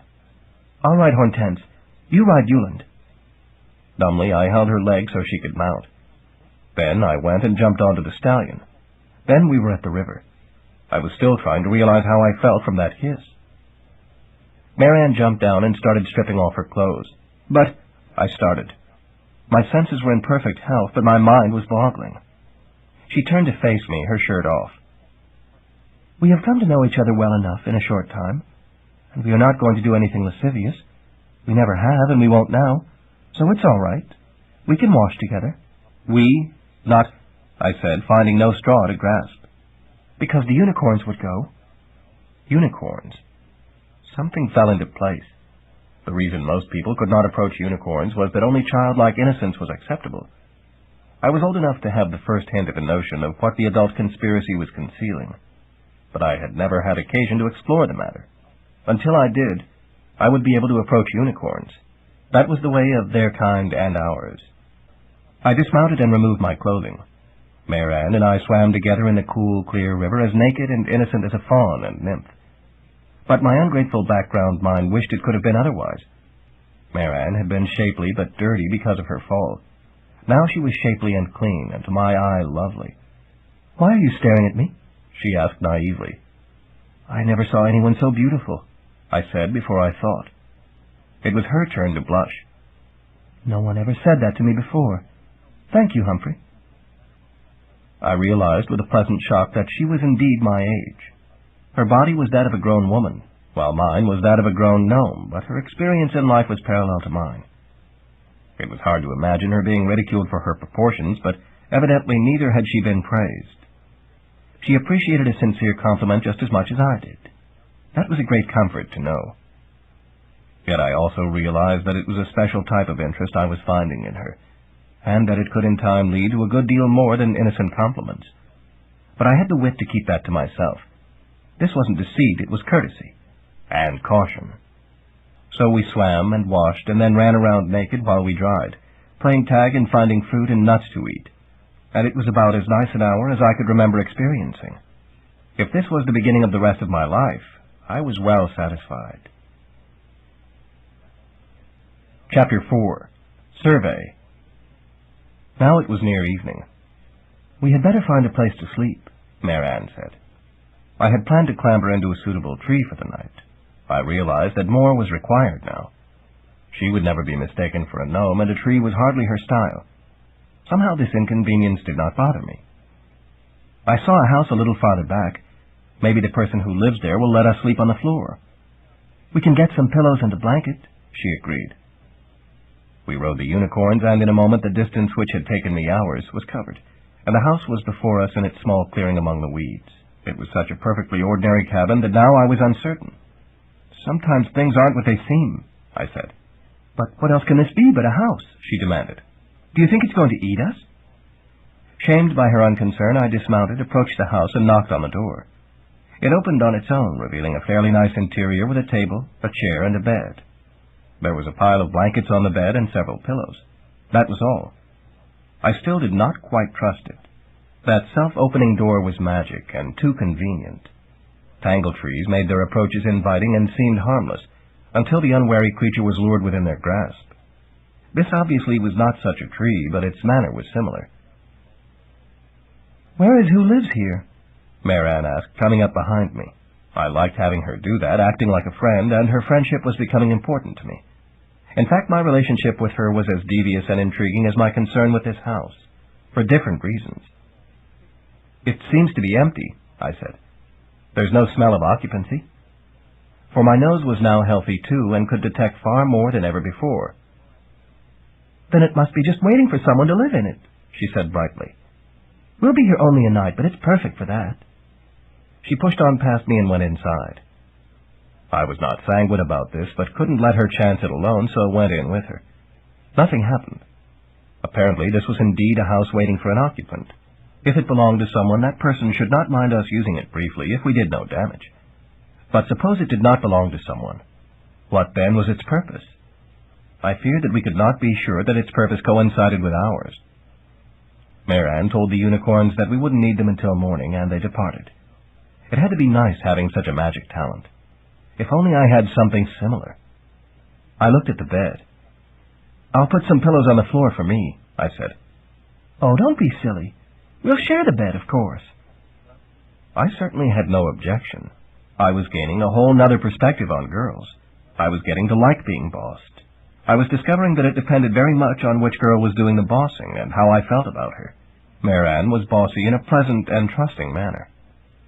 So she changed into her nightie, which she had in her purse, which, like all such items, was magical in its own way.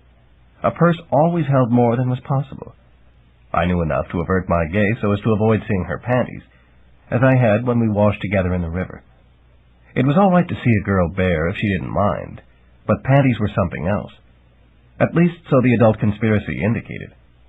I used my undershorts because nothing else had dried yet, and we squeezed onto the bed under the blankets. Then Mare Ann had a second thought. "You don't know how to summon the stork, do you?" "No," I admitted. "Good, because that's the prime thing unicorns don't like. I'm in no hurry to learn." She settled back. I, unfortunately, had my burden of curiosity. I did want to know about the stork and about everything else in Xanth.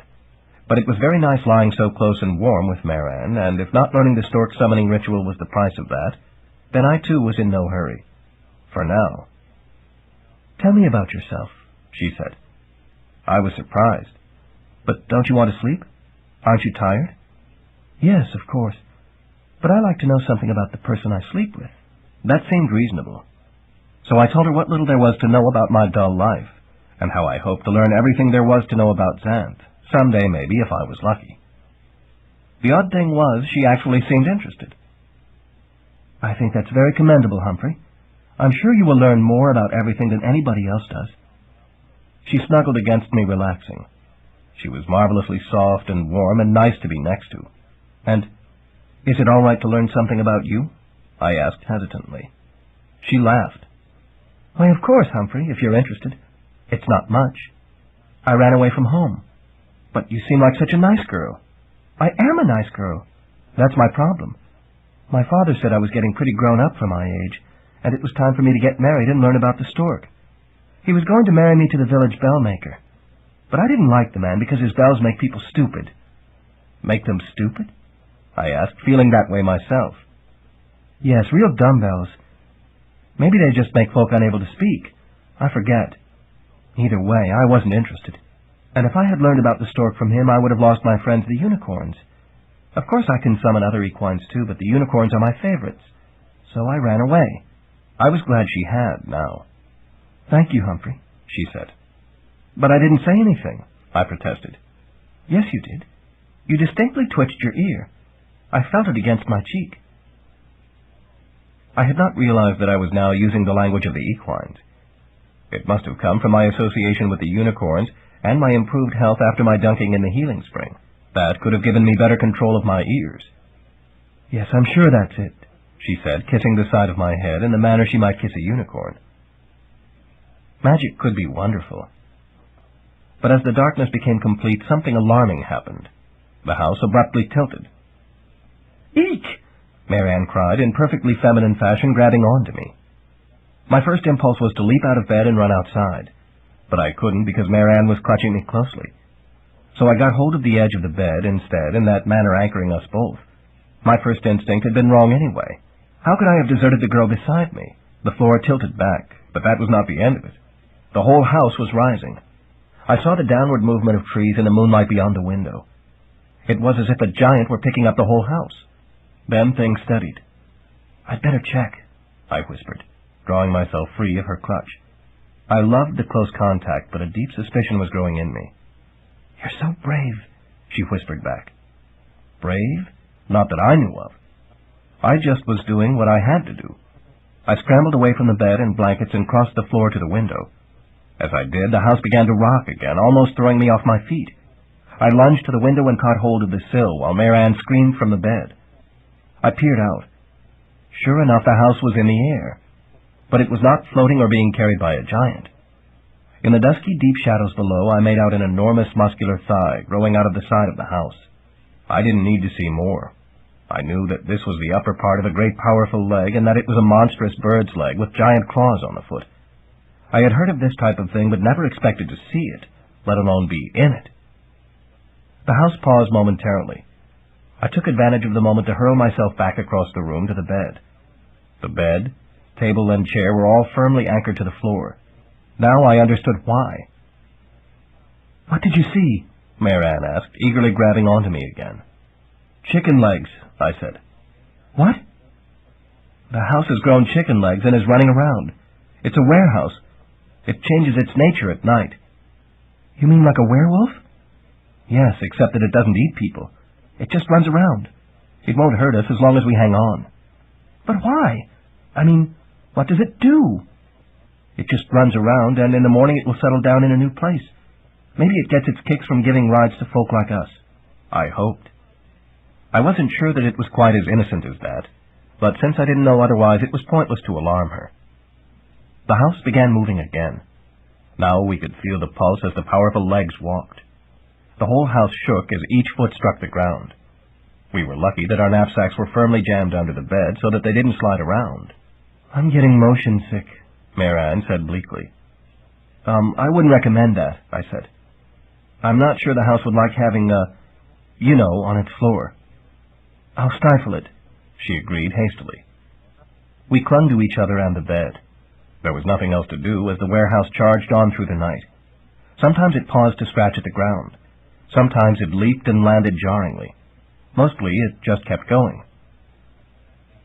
If this were anywhere else, I'd really enjoy spending a night like this with you in my arms, I said at one point. I wonder if stork summoning can be worse than this, she mused. I hope not. Then we laughed, somewhat sickly. I don't know how much sleep either of us got, but we did succeed in not getting sick. In the morning the house settled down and we made haste to get out of it, not even dressing. At least it had not harmed us. I had been right to avoid alarming Marianne with my foul suspicion. We carried our knapsacks and clothes bundled in our arms. We We found ourselves in the middle of an unfamiliar village. The folk were just getting up and out. They stared at us. Evidently they hadn't seen the house settle into place, but they saw us clearly enough in underpants and nightie and generally disheveled. The unicorns were not present. They probably had no idea where the house had gone. Neither did we. Where is this?" I inquired in my typically bright fashion. "This is the South Village," the nearest man said. "How did you get your house built so quickly? It wasn't here last night. And aren't you two rather young to be indulging in that sort of sport? Are you sure you belong to the adult conspiracy?" I exchanged most of a glance with Mare Ann. Then we turned as one and went back into the house. It would remain fixed in the day. We had been foolish to run out unprepared. I had resolved always to tell the truth, but I was discovering that there were occasions where the truth was nobody else's business. It was a realization I would remember later in life when folk would pester me for information. Inside, we dressed. I turned my back so as not to see her don her panties. Mare Ann brought out a comb and sorted out her hair and then mine. Actually, I thought she looked intriguing in her wild style, but this was good too, and I liked the way she fussed over me. That was another truth best left unsaid, since it behooved me not to prejudice her valuable innocence. "Do you know anything about the South Village?" she asked me. As it happened, I did. "That's where King Ebnes lives." "The king?" "He assumed the throne in the year 909. He has been king for almost 40 years. His talent is adapting magic things. He adapted the Death Stone to the Shield Stone to stop the waves, so we don't get invaded anymore." "I knew that. I mean, this is the capital city?" "There are no cities in Xanth. This is the capital village." "What are we doing here?" "It's where the warehouse brought us. Well, south of the gap." "South of the what?" Well, I don't exactly remember." This was my first experience with the action of the forget spell, because I had now been far and long enough away from the gap to lose my immunity. "Anyway, it's in southern Xanth, and I fear it will be a long, hard trek to return to the north. Can your unicorns find you here?" "Not the same ones, but maybe it doesn't matter. We wanted to travel to get away from our situations. Well, we traveled farther and faster than we expected. Let's make something of it." "Something of it?" I asked blankly. "Let's go visit the king. Maybe he will have something for us to do." "But I don't know how to do anything." "Yes, you do. You're very good at finding useful things." "But that's hardly a profession." "And I will keep house for you and help keep you warm at night." Suddenly I found myself persuaded. So we went to visit King Ebnes. As it happened, he was at home and not busy, so he welcomed the company. He was a portly man in his 60s with impressive sideburns under his crown. He treated us to a very nice breakfast of greenberries from the greenberry fields, and marshmallows fresh from the mellow marshes. "And what is your business here?" he inquired after we had pretty well stuffed ourselves. "Humphrey would like employment," Mare Ann said immediately. "Oh? And what is your talent?" "Curiosity," she said. The king turned a bland eye on her. "And what is yours, pretty miss?" "Summoning equines," I said. Ebnes nodded. "So you would be able to travel readily?" "Yes," Mare Ann agreed.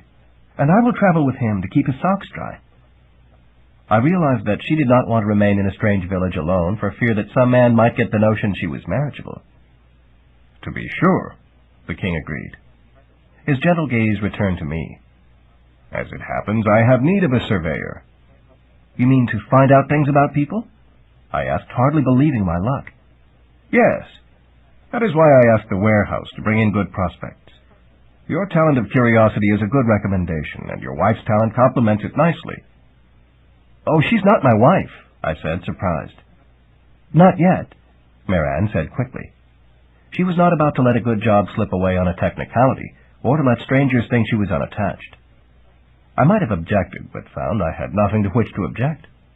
The thought of spending more time with her appealed, even if it did seem likely to compromise her innocence. In this manner I became the royal surveyor. It was to be a more significant position than I realized at first. It was an excellent job. Mare Ann summoned winged horses for us to ride, and that was a marvelous experience in itself. We flew up high above the South Village, and the villagers gaped, thinking I must be a magician to compel the service of a woman who had such power. Mare Ann, for her own reason, did not discourage this impression. She wanted folk to believe that I had powerful magic. I didn't like this seeming misrepresentation, for honesty still seemed to me to be the best policy. But she pointed out that I was not being dishonest. I was merely being polite by failing to disabuse others of their errors. So we compromised. If anyone asked, I replied that I was no magician. If anyone didn't ask, I didn't volunteer the information.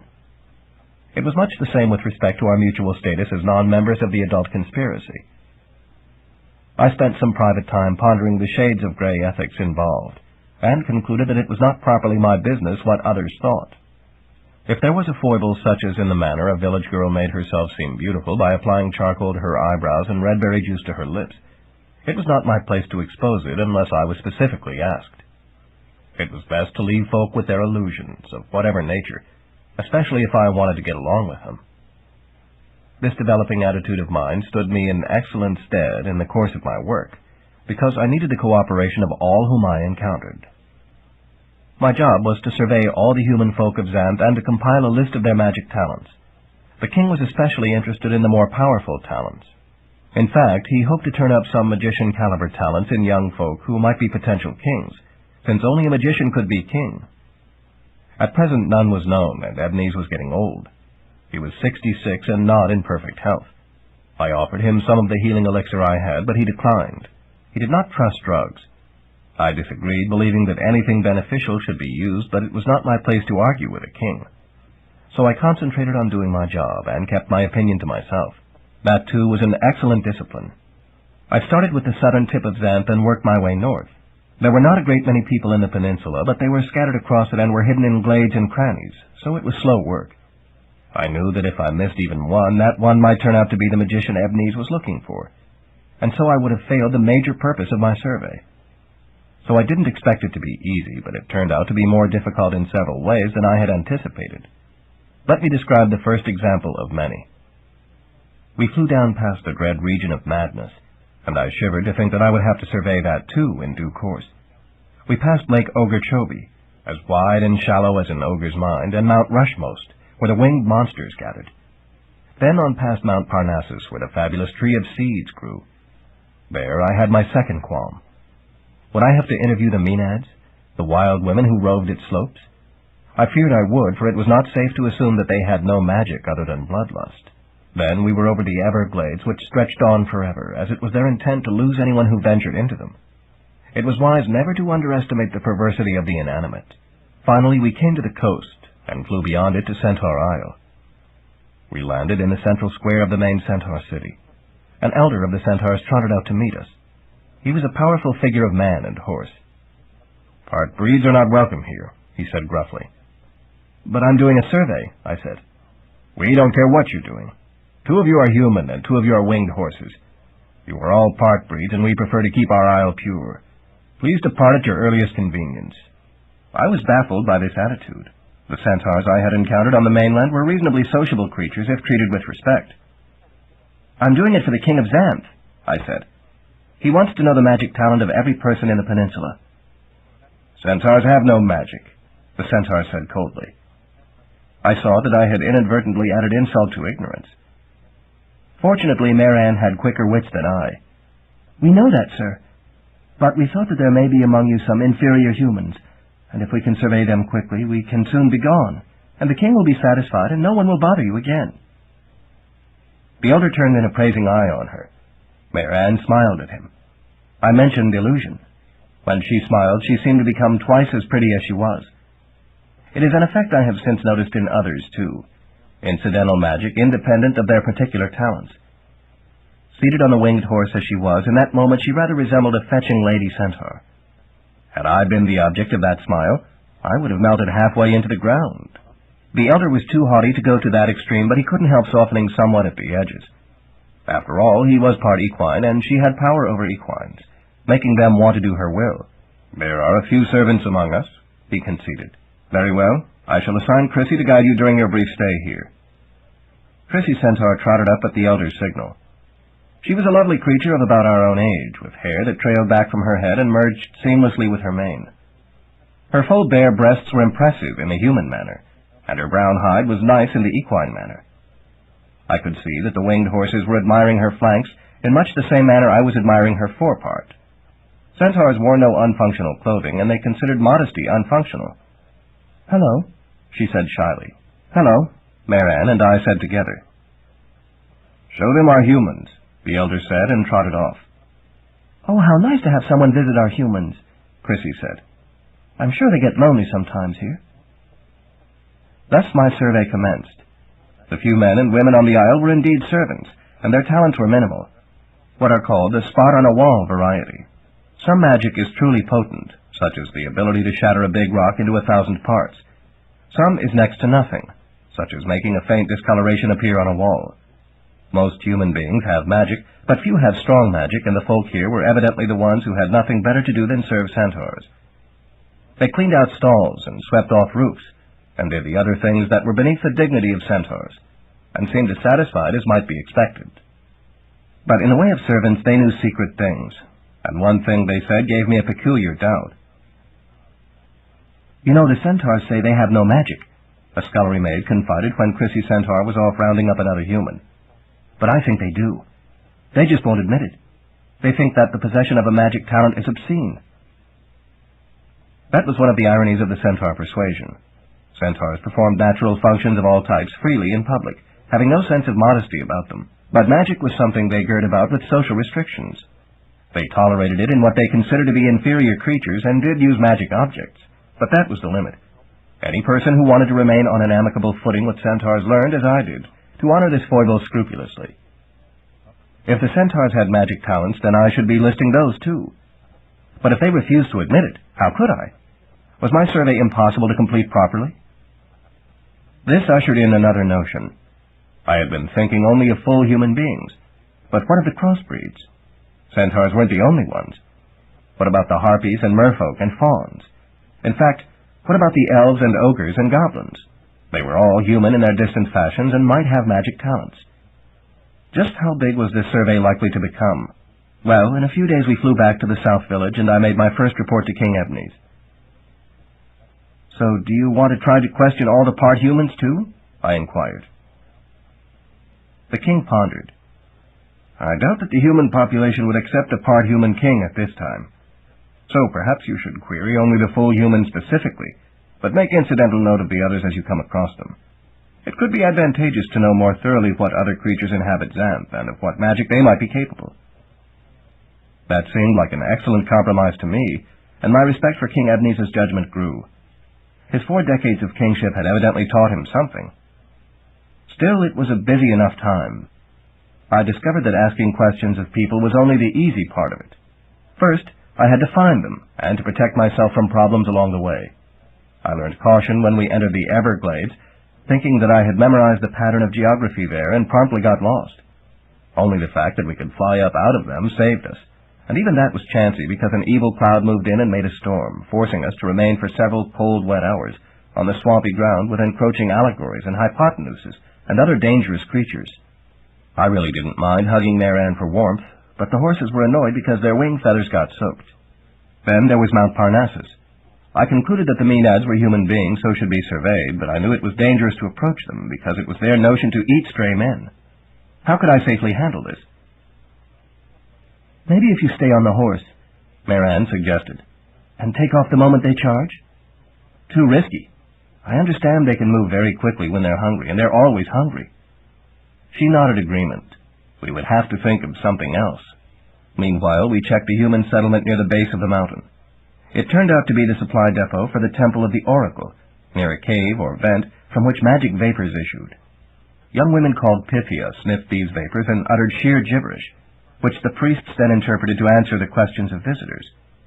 Sometimes the great python forgot himself so far as to eat one of the Pythia, and then a replacement was needed, and so another girl would come from the village. They really weren't eager for such employment, but it was, as they put it, the only game in town, and their families needed the favor of the folk of Mount Parnassus. The average family of Xanth at this time was peasantly poor, as befitted the latter stage of the Dark Age. Any way to gain sustenance was grudgingly welcome, especially when the local fruit and berry patches were picked out and pie trees were between pies. That gave Marianne an idea. "Why don't we go ask the oracle?" she asked. "If the answers are always accurate, when duly interpreted, we can find out how to survey the Maenads." I wasn't sure about this approach, but she smiled at me, and as usual I went along with her. She was learning to use her innocence effectively. So we flew to the palace of the oracle. It was nice enough looking, though in disrepair, with a number of stones fallen. It was actually at the base of Mount Parnassus, but neither the Maenads nor the Python seemed to be around at the moment, to our relief. We talked with the head priest. "Certainly we can answer your question," he said confidently. "What will you proffer in payment?" "Payment?" For a moment I was blank. Surely you did not expect to achieve this valuable information for nothing. I had indeed had some such notion, but hesitated to admit it. "What do you normally charge?" "What do you have?" I didn't like the direction this was going. "I don't really have anything. I'm just trying to do a survey for the king." "What manner of survey?" "I am cataloging all the human talents of Xanth." "Now that is interesting," he said, stroking his beard. "You will surely pick up much incidental information." "Yes, quite a bit, but—" "Suppose we do it on commission." "On what?" "We shall give you your answer. In return, you will give us half of what you profit from it." "Half of my information?" "Exactly. More specifically, you will share what you learn with us. That can be interpreted as all your benefit, but also as nothing, because you retain what you share. It seems fair to call it an equal measure." I looked at Marianne. "Does this make sense to you?" "It seems like a big price for one answer," she said. "But if you keep all you share, then it's not a painful price. Still, I distrust it. Let's put a time limit on it." "A time limit?" the priest said, shocked. Somehow that made me feel better. 1 year, I said. 10 years, he responded instantly. So he would bargain. I knew how to do that. We pulled back and forth and wound up where we both knew we would. 5 years. It still seemed expensive, but at least it wasn't forever. I really appreciated Marianne's caution. So the Pythia, a girl very like the ones we had interviewed in the village, took her perch over the fuming crack in the mountain, and I stepped up and asked my question. How can I interview dangerous folk without danger? For it occurred to me that there might be awkward interviews elsewhere than Parnassus. I figured I might as well get as much for my answer as I could. The maiden took a deep breath of fume and kicked her leg so that her skirt lifted in a manner that made me much more eager to get into the adult conspiracy. She let out a stream of indecipherable whatever, punctuated by expressions I didn't catch. Maybe I would have understood it better if my attention hadn't been partly distracted by those legs. The priests then made notes and conferred privately. After a bit, they emerged to give me my interpreted answer. Demon conquest. I had somehow expected something else. What do demons have to do with this? We don't know, the priest said. We merely know that this is the answer you sought. Do not forget to pay for it. For this I had yielded a share of all my information for the next 5 years. I don't even know whether I'm supposed to beat a demon or the demon is supposed to beat me, I complained. That is a matter of indifference to us, the priest said. Now please clear out. There may be another client on the way. We mounted our horses and took off. Marianne was no better pleased than I. Perhaps she had noticed me looking at the Pythia's legs. Marianne's own legs were just as good, of course, but in her innocence she made no secret of them, so they were less exciting. We returned to the village for the night. How was it? The villagers asked. They told me demon conquest, I said angrily. For this I have to give them all my information for 5 years. Heads nodded. That is the kind of bargain they drive. Why didn't you warn me that their answer would be no good? But it is good. It is only your understanding that is bad. Once you understand it, it will help you a lot. Well, right now we need a place for the night, I said sourly. I have a spare bed for you and your wife, a matron said, and feed for your horses, if you will have them give my children a ride. I looked at Marianne. She nodded. Done. The children squealed with delight as the horses took them up over the trees and around. But I saw tears in Marianne's eyes. When we were alone in the bed, I asked her about that, for she was normally cheerful. I would like to have children like that, she said. I never realized how appealing they are when they're having fun. But you can have children, I said. All you have to do is summon the stork, she finished bleakly, and lose my unicorns. We weren't using the unicorns now, but I appreciated her point. She faced the most expensive trade-off. I knew how painful that could be now. I put my free arm around her. I'm sorry, Marianne. She wept into my shoulder, and I felt very protective. The price of innocence was becoming apparent. Chapter 5. Dana. A shape loomed. Excuse me, please. I think you have the wrong room, I said, annoyed by the interruption. This bed is occupied. I had never really liked cold nights before, but now I delighted in them, for they brought Marianne innocently close for warmth. A third person in the bed would have been too much warmth, however. You are the one who went to the oracle today? It was a girl. I could tell by the dulcet voice. My irritation surprisingly began to fade. Perhaps more warmth would be satisfactory. Still, I kept my voice reasonably sharp. Yes, but right now we prefer not to converse with others. And they told you something about demons? Marianne tuned into the proceedings. Who are you? I am Dana. I may be able to help you interpret that answer. Suddenly, both of us were interested. We sat up in the bed, making room for another. How so? I asked. She sat beside me. It was mostly dark, but I could tell by the way she shifted her weight and the touch of her thigh against mine, and her musky perfume, that she was an attractive woman. If only I had a better notion what a grown man might do with such a creature. I know something about demons. You know what demon conquest means? Marianne asked eagerly. No, but I can inquire if you wish. How can you do that? I know the demons. They will tell me if they plan to conquer anything soon. You know demons? I asked. Aren't they mean folk?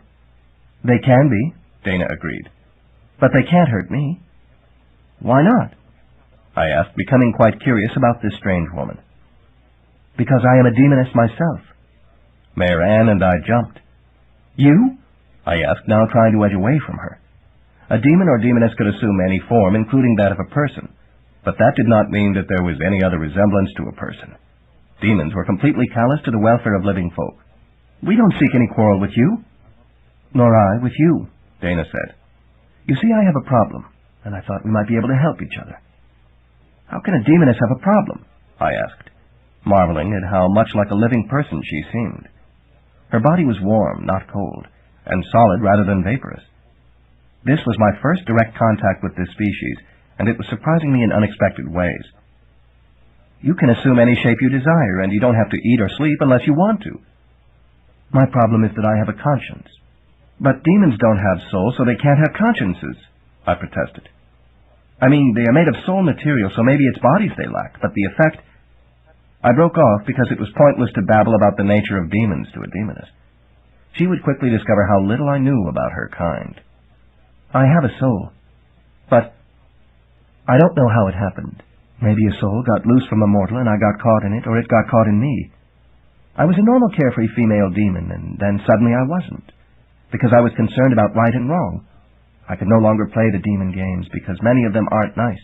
So I went to the oracle to ask how to get rid of the soul, and the priest made me bring a basket of precious stones from the earth in payment.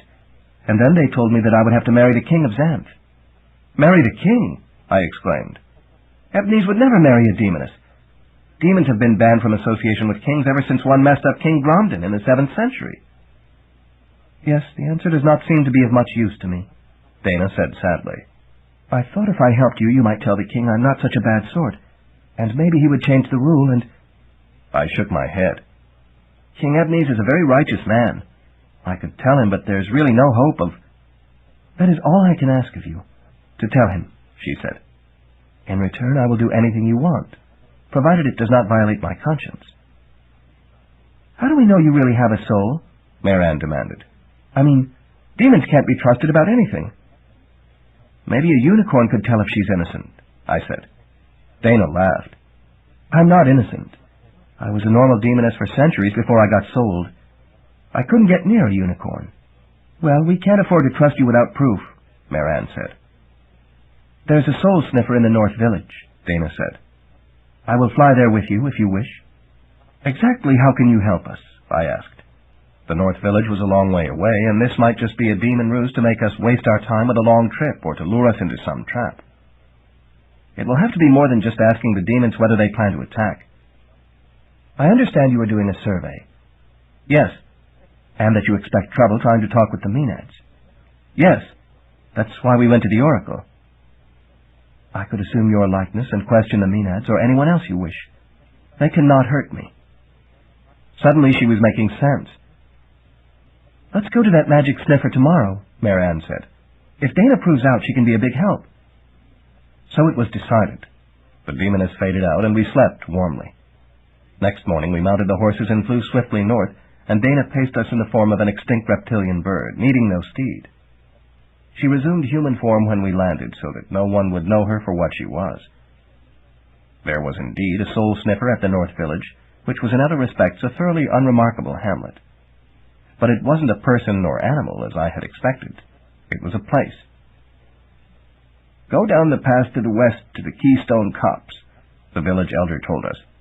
There is a key there which only a person with a soul can use to open the door. That's all? I asked. Just a door? Just a door, the man agreed. What's beyond it?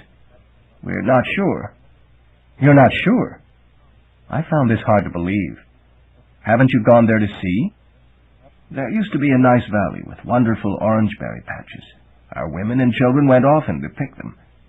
But the last 3 who went 2 months ago did not return. We fear that the door has become one way, so we are now staying clear of it.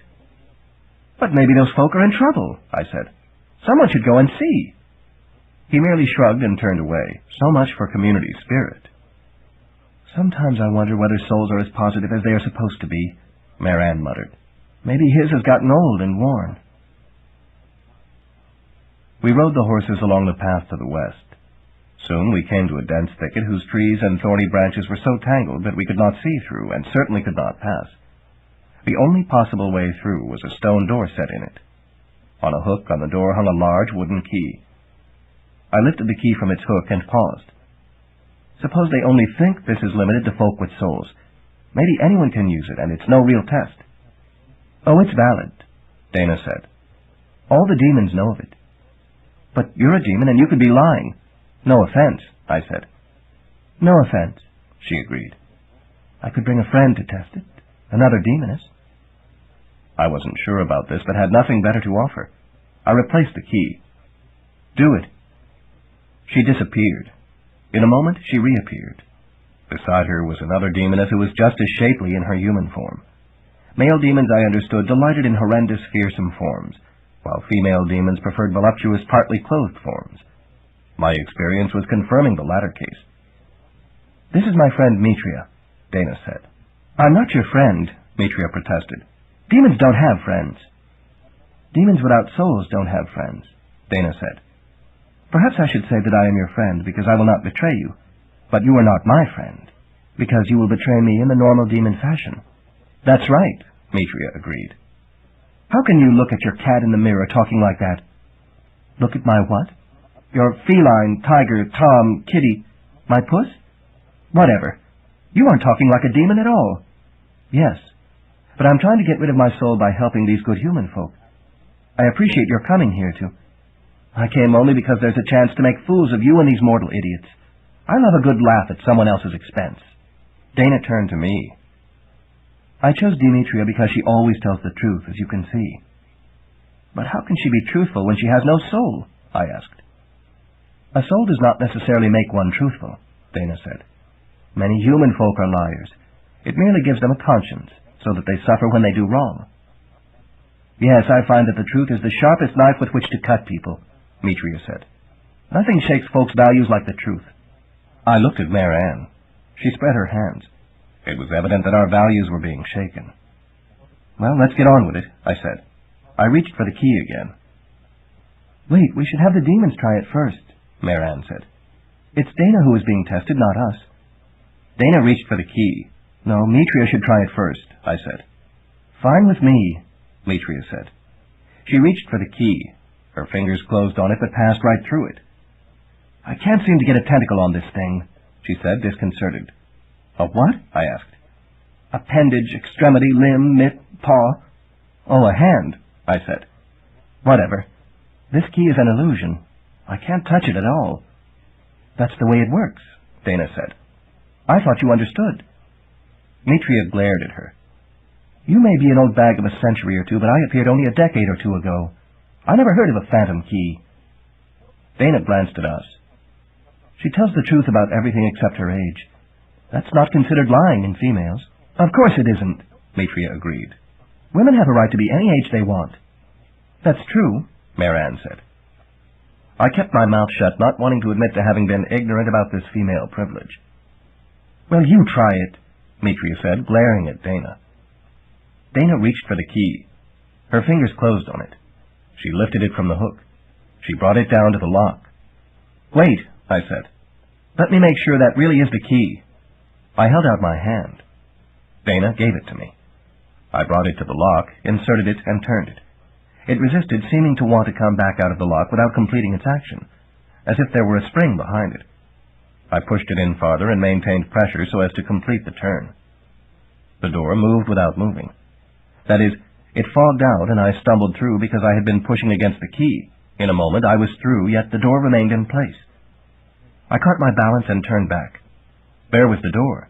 I put my hand against it and found it solid. The key was gone from my hand, but there it was, hung up on the hook on this side of the door. It had magically returned after being used. But if it was now on this side, then what was on the other side? Could only one person be on this side at a time?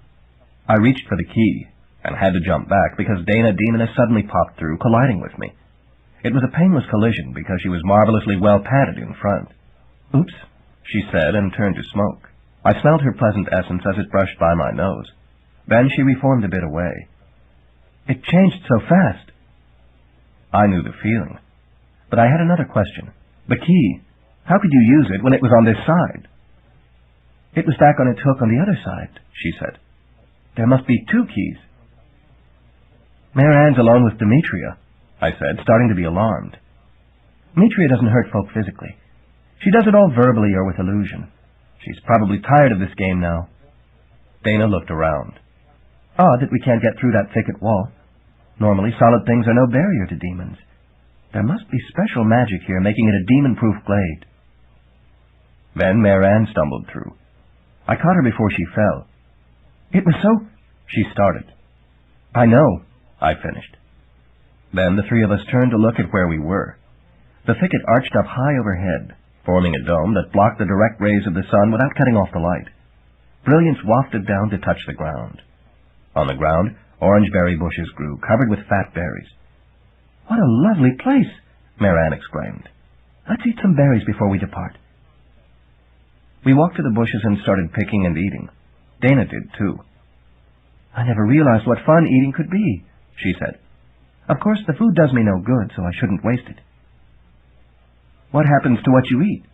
I asked, my curiosity manifesting again. I just hold it inside me as long as I'm solid.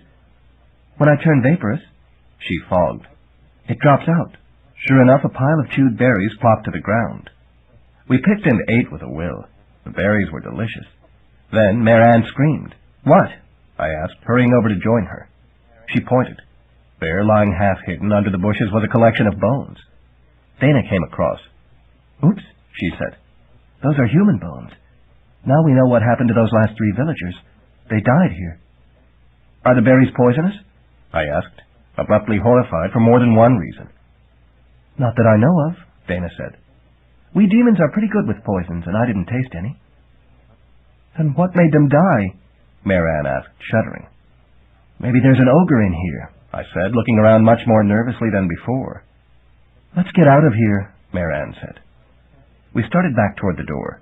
But there, between it and ourselves, was a pack of ferocious animals. They had the heads of wolves and the bodies of spiders, and were about half man height. Wolf spiders, Dana exclaimed. They can't hurt me, but they are surely dangerous to you. Now we know how the villagers died, I said grimly, feeling for my knife. But it seemed quite inadequate to the defense. 5 spiders advanced in the line. 1 remained behind to guard the stone door. Evidently they were experienced in trapping prey. Their technique and the bones indicated that. Marianne clung to me. Oh, Humphrey, what can we do? I can't summon the horses here. They can't get in. I drew my knife. It seemed even less adequate than before. For one thing, I was no fighter, and for another, the blade was only as long as one of the enemy fangs. Even if I got in a lethal strike, that would stop only 1 spider. Could we flee? No, the glade was entirely enclosed. This was an ideal hunting ground for the wolf spiders. We would just have to fight and die, as the villagers had before us. "Stay behind me," I said. "Maybe I'll be able to occupy them long enough for you to sneak to the door." It was an almost futile hope, but the best that offered. "Oh, Humphrey, I love you," she said. "You two are acting as if I'm not here," Dana said. "Both of you, get behind me." Numbly, we did so. She assumed the form of a fierce fire-breathing dragon. She swung her head toward the nearest spider and fired out a jet of flame. But the spider merely leaped aside, and the flame missed. Meanwhile, the others closed in from the sides. It was obvious that not even a dragon could stop them all. A dragon could not guard all sides at once. "A basilisk," I whispered. "Can you do that?" "Shield your eyes," the dragon whispered back. Then it became a tiny lizard with wings. Mare Ann and I clapped our hands to our eyes. It was death to meet the gaze of a basque. But could the demoness actually kill with her glance? Fire was essentially non-magical, and she could generate that by forming the innards of a dragon. But the death glance was magical, and demons didn't possess that type of magic. If the spiders caught on... The basilisk hissed and swung its little head toward the spiders. The spiders did several double takes, then scrambled out of the way. The bluff was working. Then one spider, perhaps a smidgen smarter than the rest, balked. He had seen the demoness, and then the dragon, and then the basque. He was catching on that it might be illusion. If he called the bluff, we would be in trouble again. Dana Basque glared at him. He met her gaze. He did not die. He opened his wolf mouth to sound the charge. I took the gamble of my life. I hurled my knife at the creature. I had never been good at throwing either, but what else was there? The knife whistled straight and true. It plunged right into the opened wolf mouth and stuck in the throat beyond. I was amazed. How could I have performed such a feat? I was neither a knife fighter nor a thrower. I had made my effort from unwitting desperation. Then I remembered my dunking in the healing spring. I was super healthy now. My body worked perfectly, as it never had before. It did exactly what I wanted it to, and I had wanted it to throw that knife hard and fast into the wolf mouth, striking with the point. I had underestimated my physical capacity. The spider gave a whine of agony and collapsed. The others turned to look. They saw their pack-mate dropping dead. The basilisk's tiny grim head swung toward the spiders. They spooked. They almost scrambled over each other in their eagerness to flee. They ran for the thicket wall and jammed into a niche in it. We followed. There was a twisted passage amidst the thicket, partly between tree trunks and partly between stray stones, that led through to the other side. This was how the wolf spiders had gotten in, bypassing the thorns and the magic door. Once inside, they had made of the protected refuge a hunting ground. We gathered stray branches and pulled thorny vines into the aperture. We made it tight again so that no creature could get through. Of course, it would be possible for the wolf spiders to clear it out again, but I doubted that they would, because they believed that this was now the hunting ground of a basilisk. The pack would surely hunt elsewhere in the future. I went to the fallen spider and reached into its terrible mouth and pulled out my gory knife. I wiped it as clean as I could on the ground. Then we went to the door and used the key to exit, one at a time. "I think you are a pretty brave mortal," Dana said to me. "That was an excellent shot with the knife, and exactly what I needed to foster the illusion." "I think you do have a soul," I replied. "If the key didn't prove it, the way you defended us did. An ordinary demon would have laughed and let the wolf spiders tear us apart." "True, but I wasn't thinking about the proof of my soul at the time." Neither was I. We smiled at each other. Then Mare Ann summoned the winged horses, and we took off for Mount Parnassus. We proceeded with the survey. Dana didn't even have to assume my form. She merely used the one she was comfortable with, which was an ethereally beautiful young woman, and interviewed the Maenads while we waited at the village. We would not have been able to fly to the Maenads anyway. It turned out that the oracle was as close to the mountain as we could go by air, because the Simurgh, the huge ancient bird who guarded the mountain and especially the great tree of seeds, did not permit other flyers there. The Maenads had only one talent: vicious beauty. That did seem to make sense. We surveyed the others in the region and went on. In the following weeks, Dana was increasingly helpful, both as interviewer and as guard. Things we had feared before were no longer a threat, because it seemed that we had a dragon guarding us, or worse. In due course, we returned to the South Village, and I made my first substantial report to King Ebnes. "So far there is much of interest in this region of southern Xanth," I concluded. "As yet I have found no magician-caliber talents." He nodded gravely. "There is much of Xanth remaining. Write up your report and save it, for the information will surely be useful in the future. Keep doing the survey until all of Xanth has been recorded. You are doing excellent work." "Thank you, Your Majesty. There is one other thing." "By all means. You wish riches or power?" "No, nothing like that. I am getting the only thing I truly crave, which is information. I do have to share it with the Oracle, but that turns out to be simple enough, though their answer was useless to me. No, I have a plea to make for another person, which I fear you will not receive well." "I will make the effort," he said with a gentle smile. "A demoness is helping us. She has facilitated my effort greatly, and she saved my life at one point. She has a soul and wishes to be rid of it so that she can revert to the normal nature of her kind. But to do that, she must marry you." Ebnes had been listening patiently and tolerantly, but at this point his jaw went slack. He coughed.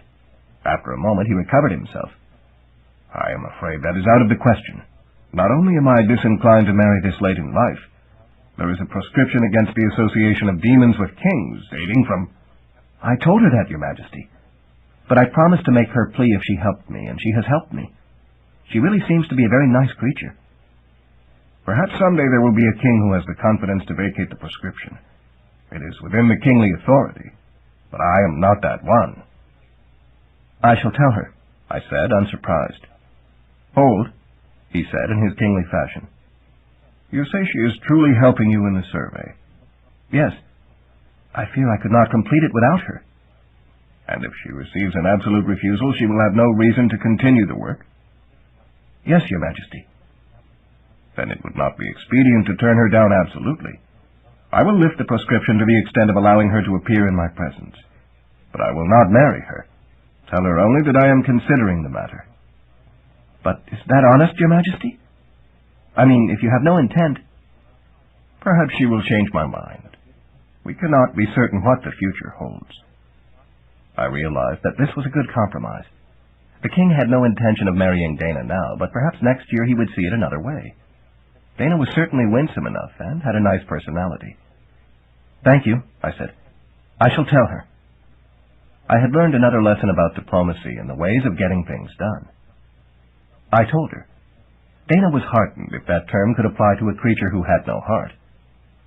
"This is more progress than I feared possible," she said. "I shall continue to help you, and perhaps I can meet the king when you next report to him. I know he has no interest in marrying a stranger."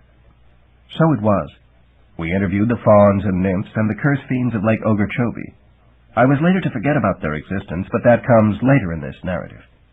And we penetrated the region of madness and interviewed the folk of the Magic Dust Village.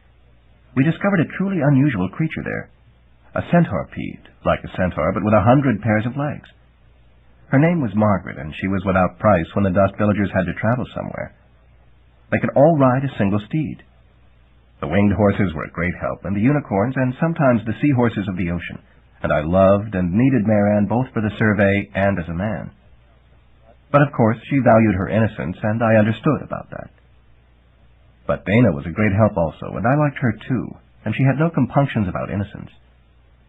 "If it weren't for my conscience and the practical matter of unicorns, I would seduce you in a moment," she told me candidly. "I know all about the adult conspiracy, and could initiate you into it in approximately 90 seconds. But as long as you love Marianne and she loves you, I will not do it." "Thank you," I said somewhat awkwardly. I was getting really curious about the secrets that the adults guarded so rigorously, and such easy access to them was quite tempting. But not if it ruined my relationship with Marianne. Meanwhile, we made periodic reports to King Ebnes. I found many interesting things, but no magician-caliber talents to our mutual regret. Dana met the king and was very polite to him, and he was increasingly nice to her. It was possible that he was slowly changing his mind about the prospect of marriage. It was said that a demoness could make a man deliriously happy if she chose, and Dana was eager to do just that for him. But he worried about appearances and propriety, and just what she would do if she succeeded in getting rid of her soul, and remained cautious. 3 years went by, and I aged from late 15 to early 19, and Marianne did something similar. Dana did not change. Demons are pretty much eternal. We tracked down the human folk living near the dragons and near the centaurs of central Xanth, and near the 5 great elements of northern Xanth. We also interviewed elves and goblins, for it turned out that they were of human derivation and had souls, and some did have individual magic talents. My notes were becoming voluminous, and also my collection of useful artifacts. My bottle of healing elixir was only the first of a multitude. I was filling a room with bottles, each containing something magical and moderately wonderful. Whenever King Ebnes needed an item or specialized bit of information, he asked me, and I was increasingly likely to have a vial of something that answered his need. Folk were calling me the magician of information, and both Meran and King Ebnes prevailed on me to hurt no feelings by disabusing them of this status. We were in the final stage of the survey, going through the isthmus of northwestern Xanth, when we received a message. Return to the south village at once. Alarmed, we did so. Our worst fear was realized. King Ebnes was dying. Dana was stricken as much as we were, for she had made a significant impression on him, and it seemed likely that in another year or so he would relent and marry her and allow her to make him deliriously happy after all. The fact that his life was nearing its end didn't matter. It only meant that he had less to lose if he was not satisfied with her delirium. Now it seemed he had waited too long, and her long effort would be wasted. He insisted on talking to me alone. He smiled when he saw me, and I tried to smile back, but the signs of his demise were on him, and dark vultures perched on the roof of his house. "Please, Your Majesty, let me give you some healing elixir," I urged him. "Then I can go fetch some water from the Fountain of Youth, which I discovered serendipitously in the course of my survey, and that will make you young again." He shook his head feebly. "No. You must not give the water of youth to any person not of your immediate family," he said. "Use it for yourself only. It is not right to interfere with the natural process." I had to promise. Of course, it would be a long time before I had any need of such water myself, considering my excellent health, though I had hoped that Meran would take some when she got old. But the word of a king must be obeyed, and besides, he was probably making sense. I would not give either youth elixir or information about the location of the fountain to any person not of my family. But worse was coming. "Have you found a magician?" "No, not even any talent close to it. You are the only one in Xanth, I think, Your Majesty." "Then a desperate measure is called for. I shall be dead within the hour, and Xanth must have a king. More particularly, it must have a king who will carry on the proper traditions of the role, and who will continue the good works I have tried to do. We have the potential to bring Xanth out of the dark age if continuity is maintained." "Yes, it must be maintained," I agreed. The survey was only one of this king's endeavors. He was trying to see that every human being had a reasonable livelihood and was secure from the depredations of trolls and dragons. He was causing enchanted paths to be made, along which folk could walk in peace without molestation. Already it was possible to travel north and south from the south village a considerable distance safely, and houses were being made along these paths, so that folk could come in to trade in the village without fear. The king hoped that such a network would be extended throughout Xanth eventually, and I liked the idea too. "There is so much good to be done, so you must live to do it, Your Majesty, and just a few drops of elixir." "No," he said, showing uncharacteristic anger. "No, my time is done. Since we have no magician to assume the throne, we shall simply have to make one. As king, I am the final authority on who is and is not a magician. In due course, we shall have to set up a committee or council of elders for this purpose. That is one of the reforms you shall see to." "I don't understand, Your Majesty." Indeed, I was perplexed and feared he was becoming incoherent. "I hereby declare," he said, and coughed again worse than before, sounding really bad, "that you are the magician of information, and as such the only person qualified to assume the crown." "But, Your Majesty," I protested, stunned. "I am not—" His rheumy eye fixed me with its fading glare. "Do you charge me with lying, Humphrey?" "No, of course not. The king's word is law. But—" "Then take the crown. Use it well until you find another magician to whom to pass it along." "But—" I said helplessly. "Take it," he said. His withered hand clutched mine. "Promise." I was stuck for it. His glare would not let me go. "I promise," I whispered. Only then did his eyes close and his grip relax. He was dead. Chapter 6. King. I emerged from the death chamber carrying the crown in my hands. Meran and Dana and the king's attendants stared. "The king is dead," I said. I am the new king." "The magician of information." "Of course," an attendant said. "He was grooming you for it throughout."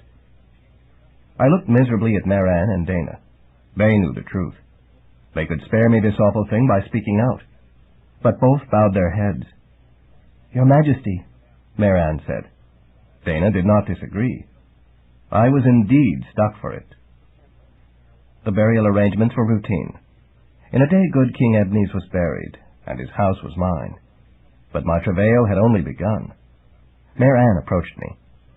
"You must marry," she said. "It is a requirement for kings."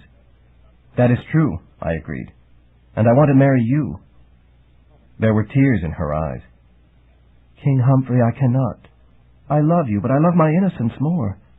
I must depart for you to marry another." "No," I cried. "I need you." "You need my talent with equines," she said with much accuracy. "But if you will marry another quickly, then I will stay and serve you." I realized that to keep her near me, I would have to do as she said. "But who else can I marry?" I asked plaintively. "Ahem." I looked. It was Dana Demoness. Suddenly the meaning of the oracle's message came clear. You have to marry a king, and I had to make a demon conquest. "Why did you help me so loyally, Dana?" "Because I love you, Humphrey," she said. "You did indeed make a conquest of me." "But you had no idea I would become king. You had nothing to gain by loving me." "Indeed, I did not," she agreed. "And my conscience prevented me from making my sentiment known to you, because I would not want to disrupt your relationship with Maran. So I focused on King Ebnes, and I would have married him had he wished and made him deliriously happy. But my true love was always yours. So I had more patience with his slow progress than otherwise, because it gave me a pretext to continue working closely with you." I had never suspected. Maran had been the only woman on my mind. My heart was numb with the shock of her refusal to marry me. I had really appreciated Dana's help, and perhaps had not questioned her motive because I did not want to disrupt the arrangement. I had willfully blinded myself to the obvious, and that, I realized, was dangerous. I would have to guard against that in the future, especially now that I was king. "I suppose your soul enables you to love, as normal demons cannot," I said, continuing to work it out. I was also postponing the question of marriage to a demoness for the moment. "Yes, friendship and love became possible for me," she agreed. "And I must say, they have their compensations. I was frankly bored much of the time before I got the soul, and sad after I had it. But loving you has made me happy." I still found this hard to accept. I was of small stature and not handsome, despite my excellent health. I had helped Maran when she was injured, and I understood about her need to preserve her innocence, so the love between us seemed natural. But the demoness was a creature as spectacular as she chose to be, capable of impressing even a king. Why should she care about me? There must have been some event which— "When we worked together to fight the wolf spiders," she said. "We performed so well jointly. You understood how to do it, being very intelligent, and helped me to choose the right form, and then you supported me to make it effective, showing your courage. I felt really good about that, and it was wonderful because I had never felt either good or bad before. Then at the end you said you thought I did have a soul, though we had both forgotten about that in the heat of the battle, and we smiled at each other. I never smiled at a man without ulterior reason before, or had one smile at me who wasn't looking at my body. We had true understanding and camaraderie, and it was such a thrill, and after that I had a similar thrill whenever I was near you. Maybe that's not love. I haven't had enough experience to know." She was, in her fashion, innocent. She was old in the ways of the world, but young in the ways of love. That reassured me. I did need a wife. "Very well. I will marry you." I was as yet not completely certain that this was wise, remaining cognizant of the business about kings and demonesses, but she had certainly done her part and seemed worthy. "Oh, thank you, Humphrey," she exclaimed, delighted. "Is it all right for me to kiss you now?" "Go ahead," Maran said, without complete grace. She had told me to marry someone else, but evidently retained feeling for me. That gratified me in a shameful way. "You're betrothed now." Dana approached me and put her arms around me. She was taller than I was, but so was Maran. She brought her face down and put her lips to mine and kissed me. It was quite an experience. I had kissed Maran and really liked it, but I realized now that our kisses had been properly innocent. Dana's kiss was improperly experienced. Love might be new to her, but the ways of physical expression were highly familiar. I discovered that not only did she have remarkably soft and pliable lips, she had a tongue, and I had never imagined using a tongue that way. Meanwhile, her body was pressing close to me, and her front was making my front tingle. I was beginning to get a hint of the kind of delight she was capable of giving a king. My doubt was fading. I settled into the kingship with perhaps no more than the usual complications. There was a ceremony which the regular attendants got me through, and folk came from wide and far to pay homage and take my measure, and a new wardrobe was made for me. The crown was adjusted to fit my head. No one challenged my credentials as a magician. Apparently they accepted King Ebnese's judgment. Maybe they knew, as he had, that somebody had to be king, and that if there was no magician it had to be faked. But this aspect bothered me. It was Mare Anne who brought me to reality on this score. She was always near, because as king I needed to ride in state, and her ability with all equine creatures remained invaluable.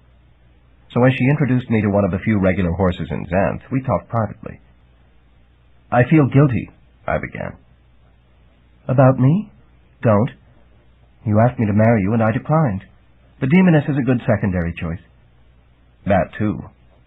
"Thank you. But also about the matter of qualification. You know I am no magician. In fact, I may not have a talent at all. King Ebnese said you were the magician of information. The king's word is Xanth's law. So that's what you are. You can't change it just because he's dead." "Yes, but he needed someone to carry on his good work." "Aren't you going to do that?" "Yes, to the best of my ability. But it smacks so much of convenience. I believe in the truth, and the truth is that you don't know what your talent is. You are smart, and you are curious about everything, and in the course of the survey, you have collected more information and more incidental bottles of magic things than anybody else ever had before. And as a result, you have more actual power than King Ebnese himself had. If you need to tally up the number of apples available to feed hungry folk, you have only to let your adder out of his bottle, and that reptile will add up the total in an instant, and it will be exactly correct. If one of the monsters under the bed outgrows the bed, and even starlight at night is too bright to allow it to come out, you can use the dark light you found in northern Xanth to flash darkness for it to travel to a larger bed. No one else recognized its potential as you did. If a maid loves a man who doesn't love her, you can give her a few drops of love potion from the bottle you had the wit to collect from that love spring we almost stumbled into. Not that it would have made any difference to us. We were already in love." Here she paused, perhaps wrestling once more with her problem of innocence. I knew the feeling. "All this is because you have been constantly in search of knowledge, and have achieved much. Who is to say that this is not your magic talent?" "But anyone can look for things," I protested weakly. "But few can find them. Not only do you seem to find what you look for, you find what you aren't looking for and recognize it for its potential immediately. So maybe that's a subtle talent. So who says that talent has to be obvious? Maybe you weren't a magician before, but now you are. And so you will continue as long as others believe it." She was making amazing sense for an innocent. "Still," I ventured with one last effort. "Can you prove you are not a magician?" she demanded. I surrendered. I could not. From this time forward I was the magician of information, and my qualms would simply have to find another home. I mounted the spirited horse, and Mare Anne told it to make me look good before other folk. It was amazing what being mounted did for my appearance. I actually seemed kingly. Dana brought me to another type of reality. We were married with due pomp, and she was beautiful as only an infernal female can be. I still loved Mare Anne and wished she was the one in the wedding gown, but the knowledge of Dana's love was a considerable compensation, and I was truly curious about the supposed delights hidden by the adult conspiracy. In short, I was not exactly suffering. The first night of our marriage, Dana initiated me into the whole of the conspiracy, right through the dread ellipses. I had mixed reactions. In one sense, I thought, is that it? There just didn't seem to be anything worth concealing from anyone. Mainly, it was the rather straightforward act of signaling the stork, and it seemed to me that there ought to be an easier way to do it. But in another sense, it was like entering a land of perpetual wonder. I wanted her to show me the secret again and again, and she did so, and I knew that she had not been bluffing when she spoke of her ability to make a king deliriously happy. But after that there was a barrier between Marianne and me, for I was a member of the conspiracy and she remained innocent. We pretended that nothing had changed, but it had. The love we had for each other became strained and began to cool, and there was nothing we could do about it. After a time, when I was well established as king and was no longer dependent on her help, Marianne asked to go to another village to live, and of course I agreed. It was the quiet end of our romance, and it hurt us both. That was the first of my several heartbreaks. Dana did her best to console me, and she was very good at it, but the underlying sadness remained. I was paying a penalty for being king, and it was not one that others would understand. I had everything except what I had wanted most, a relationship with the woman I loved. The business of being king was about like the adult conspiracy, clothed with immense mystery, grandeur, and aura, but rather ordinary in its private realization. It consisted mainly of making long-term decisions about things most folk neither understood nor cared about, like crop rotation, so that the underlying soil was not depleted. "I've grown my cherry pie trees here for a generation," the old peasant farmer would protest. "Why should I break in a new field from scratch? All I want is a better crop right here." No use to try to explain that there was only so much magic dust in the soil, which the pie trees grew on, and that it was becoming exhausted and needed time to replenish. That was not the kind of concept he could handle, so it had to be an imperious dictate. He would shift locations because it was the will of the king. That sort of nonsense he understood. It was also largely ceremonial. The king was expected to officiate at celebrations, to cut the tapeworm at the opening of a new magic path, and to express regrets when someone died. He also had to maintain a small force of soldiers in case another wave should wash in from Mundania, though the shield guaranteed that there would be no such thing. In practice, it was a system for making employment for young men who were unwilling to forage for themselves. They got to don uniforms and look nice, and they were useful for harassing stray dragons that started bothering villagers. Of course, the dragon soon realized that the soldiers were more show than substance, at which point I would have to go there with dragonbane and sprinkle it on the dragon's tail, so that he would go away. Dragonbane was such vile-smelling stuff that I had to hold my nose as I uncorked the bottle, but it was worse for the dragon, who would go into uncontrollable fits of sneezing as long as he smelled it. He smelled it as long as any remained on his tail, which meant he would finally fry his own tail to get rid of it, and then he had to retire for a month or two of healing. Experienced dragons fled the moment they saw the bottle, so it was pretty routine, usually. The villagers took it as proof of my power as a magician, but I knew better. The truth is, I was soon just about bored into a gourd. Dana Demoness could distract me only so much, delightful as her distractions were.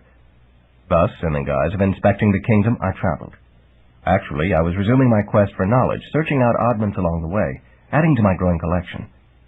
This had the effect of enhancing my power as the magician of information, so it was a good thing. I listened to the complaints of villagers throughout the kingdom and did what I could to alleviate them. I was surprised when Dana, who liked to turn invisible and float surreptitiously through villages and eavesdrop on conversations, informed me that I was becoming known as Good King Humphrey. I really wasn't accomplishing much, but I was listening and responding, and apparently that was more than the folk were accustomed to. In one village I encountered a young man who was quite smart. Like me, he had a passion for knowledge, but unlike me, he didn't care unduly about magic. The information he craved was historical. He wanted to know everything that had happened through the ages of Xanth. But no one else cared. Well, I cared. "I appoint you royal historian," I said. "Question the people about past events and make a compilation of what you learned for the royal records." For this was what King Ebnes had done for me with my survey of talents, and it had been a great employment. Too bad it hadn't enabled me to find a true magician to inherit the throne. "Incidentally, what is your name?" "E. Timber Bram," he said. So it was that Bram commenced what was to prove a significant effort. He was the one who defined the dates of Xanth that I have used here. By his reckoning, I became king in the year 952, when I was 19 years of age. Very well. I would note the dates of the subsequent events of my life. It provided a kind of framework that hadn't been there before. I was proud of instituting this, but I knew that no one else would care. People were so uninterested in dates that the task of keeping the holiday calendar had finally fallen on the ogres, who were too stupid to get out of it. Fortunately, no one cared to argue about errors with ogres, so there were few complaints. About 2 years into my kingship, Dana had news for me. I tried to prevent it, Humphrey, but you were simply too healthy. Of course I'm healthy, I said. I fell in the healing spring. If there is anything I have done which you regret, tell me, and I will undo it. She shook her head, smiling. You cannot undo this. We have succeeded in summoning a baby boy from the stork. Well, we sent several hundred signals, I said. One of them was bound to reach the stork. Demons can dampen out those signals, she informed me. This I tried to do. Why? Because I wanted to remain longer with you. You may remain with me as long as you like. You have been excellent company, and I look forward to many more signals. But I fear that a delivery from the stork will complicate things. I will be a father and you a mother. That is wonderful news. She did not argue, but I could see that she was pensive. Fool that I was, I did not think to ask her why. I was too pleased with the notion of having a son, even one who was half demon. The storks are very firm on this. They will not deliver a fully human baby to a mixed couple. I had villages to visit, so this time I went alone, leaving Dana home to await the stork. The stork wasn't due for months, but delivery dates were never quite certain, and it would be a disaster if the stork came while the mother was absent. We didn't have any cabbage leaves growing around our house, so the baby might be set down anywhere. Unfortunately, this left Dana with nothing much to occupy her attention, and she took to eating. Of course, she had to eat some and remain solid, so as to build up enough milk to nurse the baby. Milkweed pods were available, but it was considered better to do it personally. But she ate a lot and became quite fat. I didn't say anything, not wanting to have a bad scene before the stork arrived and perhaps scare it away, but I intended to put her on a diet once the baby was safely with us. Then the stork did come, with a beautiful human demon boy, and I discovered disaster. We had not understood the whole of the oracle's answer. We had forgotten Dana's original question. She had wanted to rid herself of her soul. Now that soul went to the baby, and Dana was free of it. She was abruptly also free of her conscience and her love for me. Well, it's been fun, Humphrey. Can't think why, she said. Maybe some of you are returned for one last good asterisk, asterisk, asterisk, asterisk. Maybe not. She used a term which caused the curtains to blush, and which I think only an angry harpy would understand. It seemed to relate in a derogatory way to the process of stork summoning. Then she fogged into smoke and drifted away. I was left with my half-breed baby and no wife. Now I understood somewhat better than before why men were not supposed to associate with demons. It was a hard lesson, and my second significant disappointment. I needed a new wife because the king was supposed to be married and because what I knew about caring for a baby could be tallied on the fingers of one foot. As it happened, there was a girl recently come of age who was smitten with the trappings of the kingship. She always smiled at me when I walked through the south village, and lifted her hem in a manner that indicated that she would love to learn something of stork summoning from me. I was somewhat soured on storks at the moment, but I needed a woman in a hurry. Would you be willing to adopt my son if I married you? I asked her. I would adopt an ogret if that was the price of marrying you, your majesty, she replied. So I married the maiden Taiwan, and she took care of my son, Daffrey. She was really very good about it, and I came to like her well enough, though it would not be proper to say that I loved her. In due course, I did do some stork signaling with her, but the stork, perhaps annoyed by the business with Dana, refused to acknowledge. I can't say I was unduly upset about it. Perhaps I was afraid that she, too, would take off if she got a baby of her own. I continued to travel because I kept absent-mindedly walking into hanging diapers at home. My wife was happy to have me travel. That left more room in the house. In the North Village, I discovered something truly significant.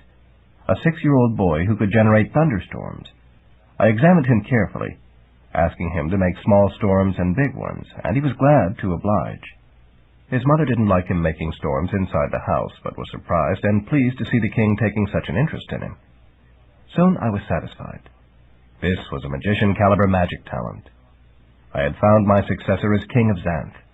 Of course, he would need training, and it would be some time before he was ready, but it was a great relief to know that I would not be stuck with this chore forever. Then a peculiar disaster struck. It related ironically to my own home village and to my family's farm. I had to hurry back to the Gap village to get the story from my older brother. The ticks have mutated, Humboldt said. They no longer wait peacefully for harvesting and for their own clocks. Now they scoot off on their own and make mischief elsewhere. We don't know what to do. But you're the Magician King. You will know what to do. I saw that I was stuck with an awful chore. As it turned out, awful was far too slight a word for it. Perhaps a variant of the word the demoness had used would adequately describe my sentiment, but of course a king could never utter such an atrocity. You see, there were not just several mutated ticks, there were several major families of them, each with many members reproducing wherever they found fertile soil. That was all over Xanth. What had started in the Gap village quickly spread to each cranny and nook. They disrupted every type of human activity and were extremely annoying. We started by burning the field. Humboldt hated to do it, but it was the only way to be sure of eradicating the source of the mutant ticks. The other farmers of the Gap village had to do the same to their extreme annoyance. I was not called Good King Humphrey in that region thereafter. Unfortunately, this was ineffective. The mutant ticks only sprouted again. We had not realized that they had already escaped the neighborhood and were now sprouting in the inaccessible jungles all around. We had a major infestation. I returned to the South Village and pondered the matter. I had a thinking cap I had found in my prior travels. I donned this and cogitated considerably. This produced an answer, but a difficult one. I would have to concentrate on each variety of tick separately and devise a way to eradicate it. The process might require years, but I was the king, so it was my responsibility. I decided to capture one of the wild ticks so I could bring it home and study it and discover how to deal with its variety. I got a net of the type used on the tick farm and a collection of bottles, and mounted my trusty winged horse, Peggy. That was a legacy of Mare Ann's association. She had told Peggy to stay with me as long as I needed her, and she was doing so, and we got along well. Perhaps the feeling I retained for Mare Ann communicated itself to the mare, and so she was satisfied to be with me. Or maybe she was just a nice creature. She was technically a winged monster, but all that is technical is not necessarily true. We flew back to the farm because I thought most of the ticks should be close by there. First, I picked up a regular tick to use for comparison. Then I scoured the region, watching for wild ticks, and managed to spy one. I chased it down and netted it. It jumped around madly. It turned out to be a fan tick, always rushing around. Anyone it happened to land on would assume its characteristics and become similarly frantic. This one certainly needed to be eliminated. I squeezed it into a bottle and put it in my pack. I flew home. I had a chamber I had set up as a magic lab. My main collection of items was there. This was where I could work without being disturbed. I brought out the bottle. The frantic was a mere blur of activity buzzing around inside. Well, I had a cure for that. I brought out my vial of slow sand and sprinkled some on the bottle. The frantic slowed right down because nothing moves rapidly around slow sand. I had to be careful not to get any on me because it would slow whatever part of me it touched. There had been a time with the maid in Taiwan when some of it had gotten on the bed, and it took us 2 days and nights to get an hour's sleep. I had had to cancel the effect with some quicksand because it had gotten into the mattress and couldn't be removed. Now I was more careful with it. Experience was a solid teacher. So now I used tongs to unstopper the bottle and slide the frantic out onto the table, where I had a little circle of slow sand. I was at normal speed, but the tick was slow. It looked like an ordinary tick with a round body and little legs. The only thing different about it was that it was dashing madly around in slow motion. I brought out the regular tick. It sat there and twitched in the normal fashion. Once it got into a clock and encountered the talks, it would turn to sound, becoming invisible. What was the difference between them? What I needed to do was find out how to change the troublesome one back into the normal one. I had thought that one might have longer legs or shorter antennae, but they looked the same. Only their actions distinguished them. Actually, I realized, it wouldn't do any good to fix this one tick. There might be dozens of this variety out there, reproducing their kind, spreading out across Xanth. I couldn't catch them all. I needed a way to nullify every one of them without having to bring them into my lab. That meant finding a way to change them back in the field. So I had a greater challenge than I had thought. I struggled with this problem for days. I analyzed those two ticks every which way but loose. Their only real difference seemed to be in personality. Neither of them spoke my language, so I could not reason with the frantic and try to get it to change its ways and to persuade others of its kind to do likewise. Then I started experimenting with elixirs, and this finally gave me the key. I mixed some healing elixir with some mute powder and doused the frantic with it. This slowed it down, and it became like the normal tick. I added some multiplier potions so that it would keep increasing, making more of itself. Then I let the muted frantic go. It would associate with its own kind, and each time it did so, The other tick would be similarly muted by the multiplying potion. I hoped. It would take time, but in due course all the frantics should be quiet. I went out again. This time I netted a critic. This one was a real trial. "So you're the nitwit who thinks he's a king," it said. I wished this hadn't been the one to speak my language. "You have been doing a despicable job. Whatever gave you the idea you could govern Xanth? I could do a better job than you, with 3 legs and 1 feeler tied behind me. In fact, I don't see why they didn't make me king, as I am so obviously superior to you, you poor excuse for a gnome." This one really needed stifling. But the former mix of elixirs, powders, and potions had little effect on it. It criticized the mix with disdain. "I could make a better concoction than that," it said. "Very well, you do it," I said, giving it the ingredients. But it refused. "I shall not soil my feet with common labor. In fact, I decline to do anything useful. It is my business to tell all others what incompetents they are, you first among them." I could get to dislike this creature if I concentrated. It had an attitude problem. Naturally, it thought it was the rest of Xanth with the problem, and was not about to listen to any contrary view. The only contrary views it tolerated were its own. I feared I would pop a blood vessel or two before I was able to figure out a formula that would mute this critic. For days it berated me for every evil its devious little mind could imagine. If I hadn't already known that ticks are bugs, I would have realized it after being bugged by this one. But I finally fashioned a debug potion that turned it from a critic into an antic, and that was the best I could do. I let it go, knowing that once the conversion had spread to all its cousins and they encountered people, the would-be critics would perform antics instead. That was not ideal, but this had been one hard nut to crack. Incidentally, I learned years later that some critics had drifted into Mundania before being overtaken by antics. There they spread recklessly, and soon the whole of Mundania was infested with them. They had no natural enemies, you see, but they did their best to convert the rest of Mundania to enemies. They were having some success in this effort, the last I heard. The next tick I caught was a romantic. I considered the matter and finally let it go untreated. Xanth would not be harmed by its influence. So it went from tick to tick. There was the politic, who infected those with ambition, and the lunatic, who made folk crazy, the heretic, who was concerned with matters of faith, and the drastic with its desperate measures. They would none of them be missed.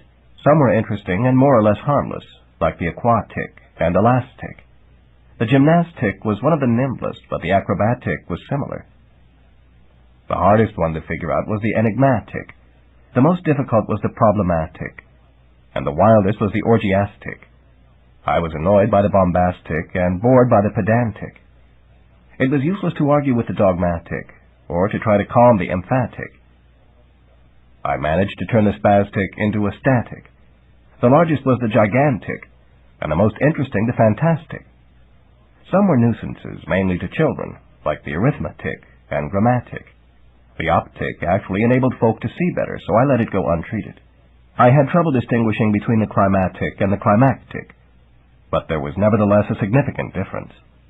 I finally had to catch a characteristic to help me get them straight.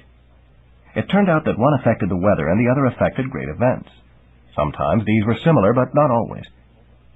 The more ticks I treated, the harder it became to locate and catch the remaining ones. It took me months roaming the countryside to catch up to the rustic, and then I didn't treat it as it was pleasantly harmless. I had to search the upper floors of several houses before netting the attic, and that too was wasted effort, as it needed no cure. It merely liked to seek out the highest place of a house and stay there, getting pleasantly hot and dusty and forgotten. When finally I had dealt with the last one, I danced madly for joy. "Gotcha!" the little voice said. "What? You missed me. I landed on you instead. I am the ecstatic." I was satisfied to concede that tick's victory. I checked into the routine of things and discovered that 16 years had passed. My son, Daffrey, was now 17 and was serving as an assistant to E.T. Bram. My wife, Taiwan, had filled out considerably. The trinkets she made in her spare time were now to be found all over Xanth. The storm magician was now 22, with his powers at full strength. It was time to retire. I had never much liked being king, and now there was a legitimate magician to succeed me. I went to see the storm magician. "You're it," I told him. "I quit." He accepted this with excellent grace. Arrangements for the orderly transfer of power were made. He preferred to remain in the North Village, and I had no objection. The only reason I had remained in the South Village was that had I moved home to the Gap Village, no one would have remembered my edicts because of the... Well, I forget why, but I'm sure I had good reason. I assumed that the matron Taiwan would accompany me to anonymity, but discovered otherwise. "But all my friends are here," she protested. "I couldn't possibly leave them." I yielded to the persuasion of her logic, and we severed our marriage. I can't say I was heartbroken. We had gotten along well enough, but we shared few interests, and I no longer had a baby to be cared for. So it was that I was uncrowned and went my way alone. Well, not quite. Peggy, my winged horse, concluded that I still needed someone to look after me, so she went along. I sincerely appreciated her loyalty. It made traveling so much easier. Chapter 7. Rugna. At first I was exhilarated by my freedom from the responsibility of the kingship. This lasted about 7 minutes. I was also depressed by my freedom from marriage, for I had become accustomed to the attentions of a woman. This lasted about 9 minutes. Then I was bored. I decided to do something interesting that I had never had time for before. Locate the fabulous lost castle Rugna.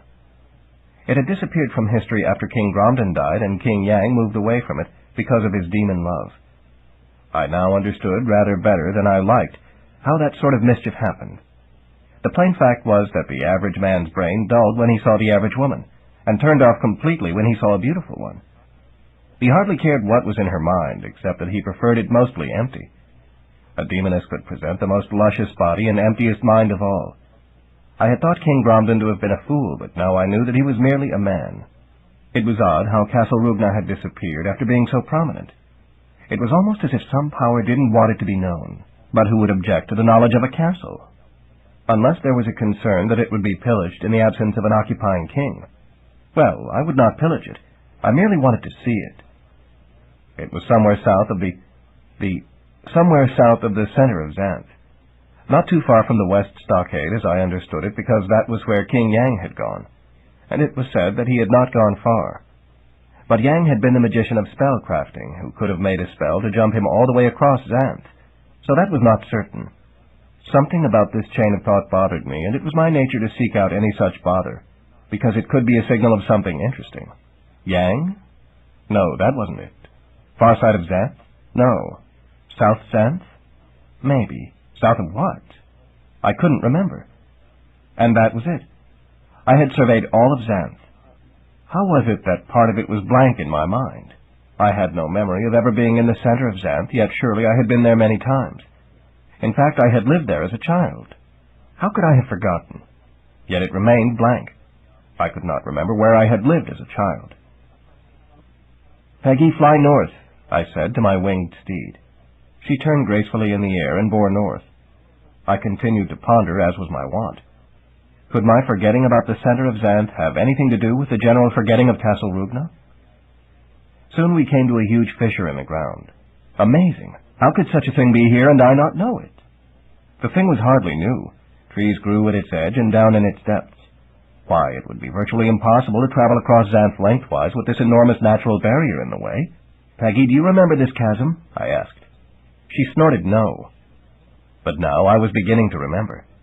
My home village was on its north side. This was the Gap Chasm.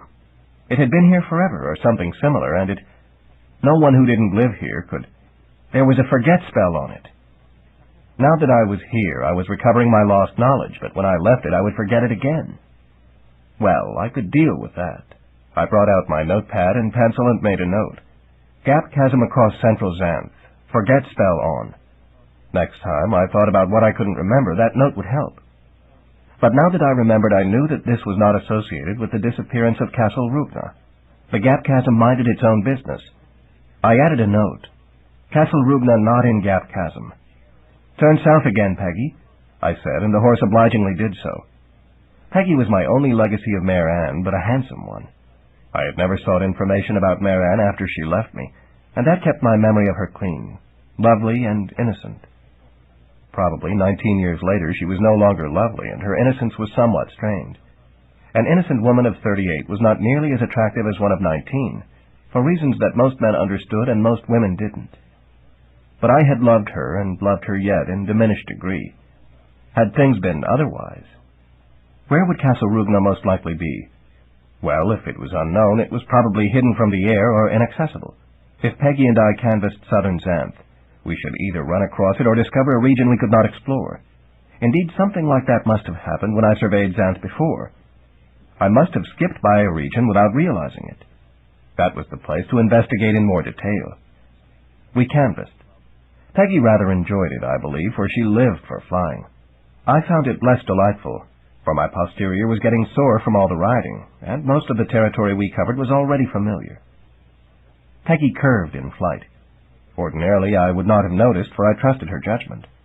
But my recent experience with the something or other had alerted me to unnoticeable things, and my attention focused. Why had she curved when our normal pattern should have carried us straight forward? I saw no storm cloud or dangerous mountain, and no dragon was aloft nearby. I was about to tell her to straighten out and fly right, but I really didn't feel like arguing the case. There was nothing interesting ahead. Another warning nag bothered me. I was interested in everything. How could I find any unknown thing uninteresting? My talent was curiosity. This just did not figure. "Peggy, fly over that boring jungle to the side," I said. She turned with an equine sigh and headed into it, only to turn away again soon. There was now no doubt. There was an aversion spell here, just as there was a forget spell, according to my note, on the Gap Chasm. I had no memory of such a chasm, but trusted my note. An aversion spell would have similar effect. Passing folk would not remember the region because they never entered it. I tried to have Peggy fly into it again, but she began to sweat and her ears turned back, and I knew she was becoming most uncomfortable. She did not have my ornery nature. She was a relatively innocent creature of the wild who stayed out of trouble by avoiding aversive things. It would not be kind to push her further. "Land, and I will go on alone," I said. "If I do not return, you are free to do as you will. I thank you for your years of loyal assistance." She cocked an eye at me, not liking this, but descended and let me dismount. She folded her wings and waited. I assembled my pack, which Peggy had been carrying. I did not relish the notion of proceeding alone on foot into an aversive jungle, but I hoped that dragons and other monsters would also be avoiding it. "Happy grazing," I told the mare. She pondered the matter, then lowered her head to the grass, which was rich here at the edge of the jungle.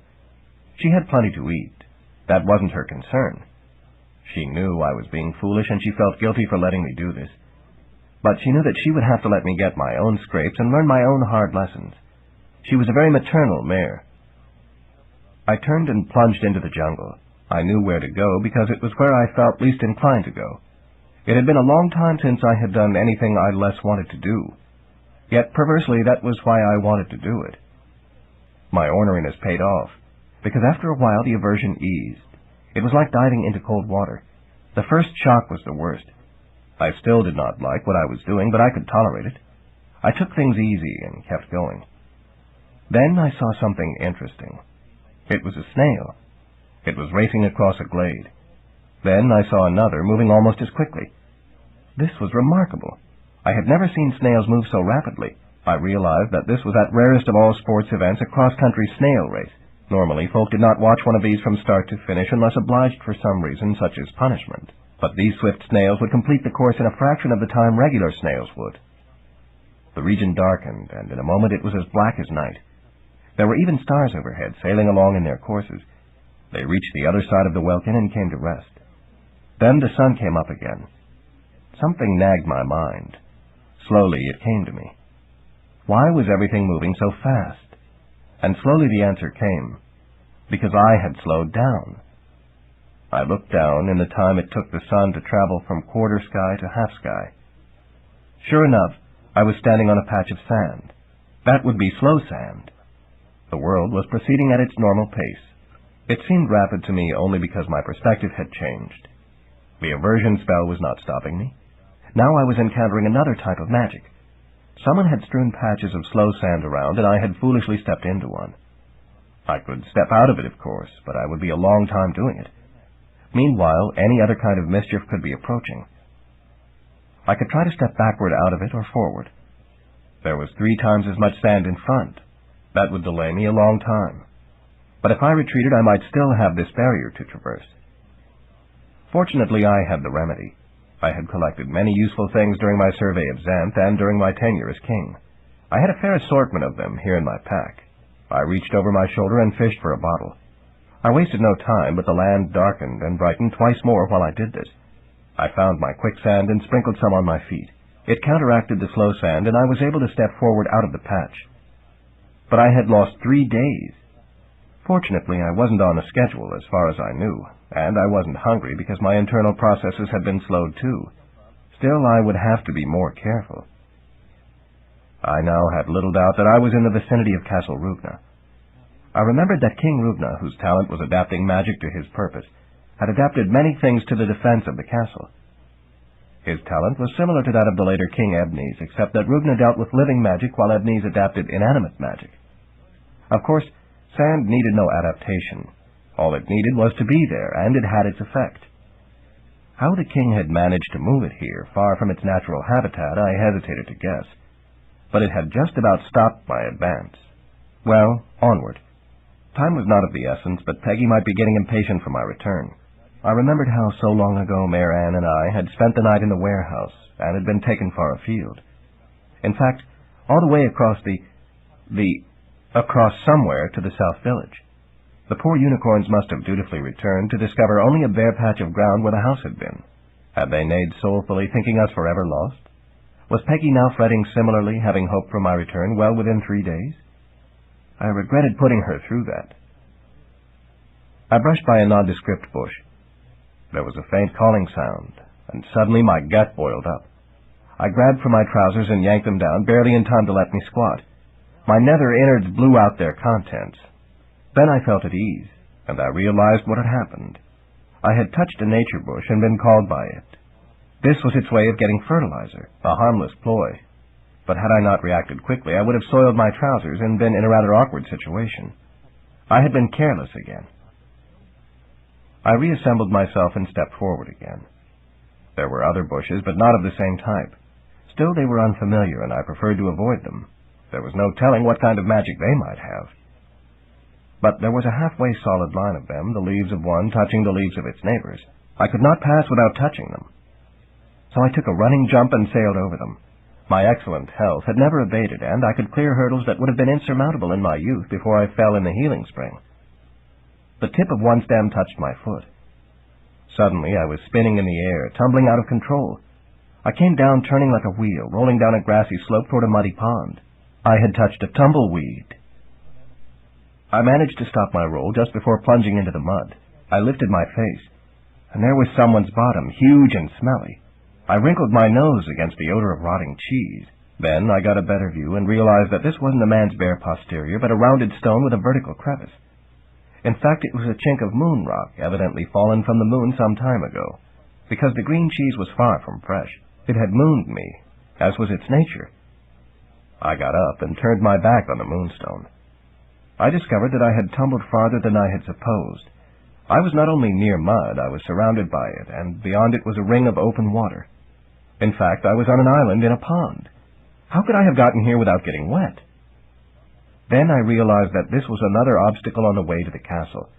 There was an enchantment of some sort that was trying to stop me or turn me back. Now it had dumped me on this island, possibly by flipping me through the air. It wasn't trying to hurt me, just to prevent me from going forward.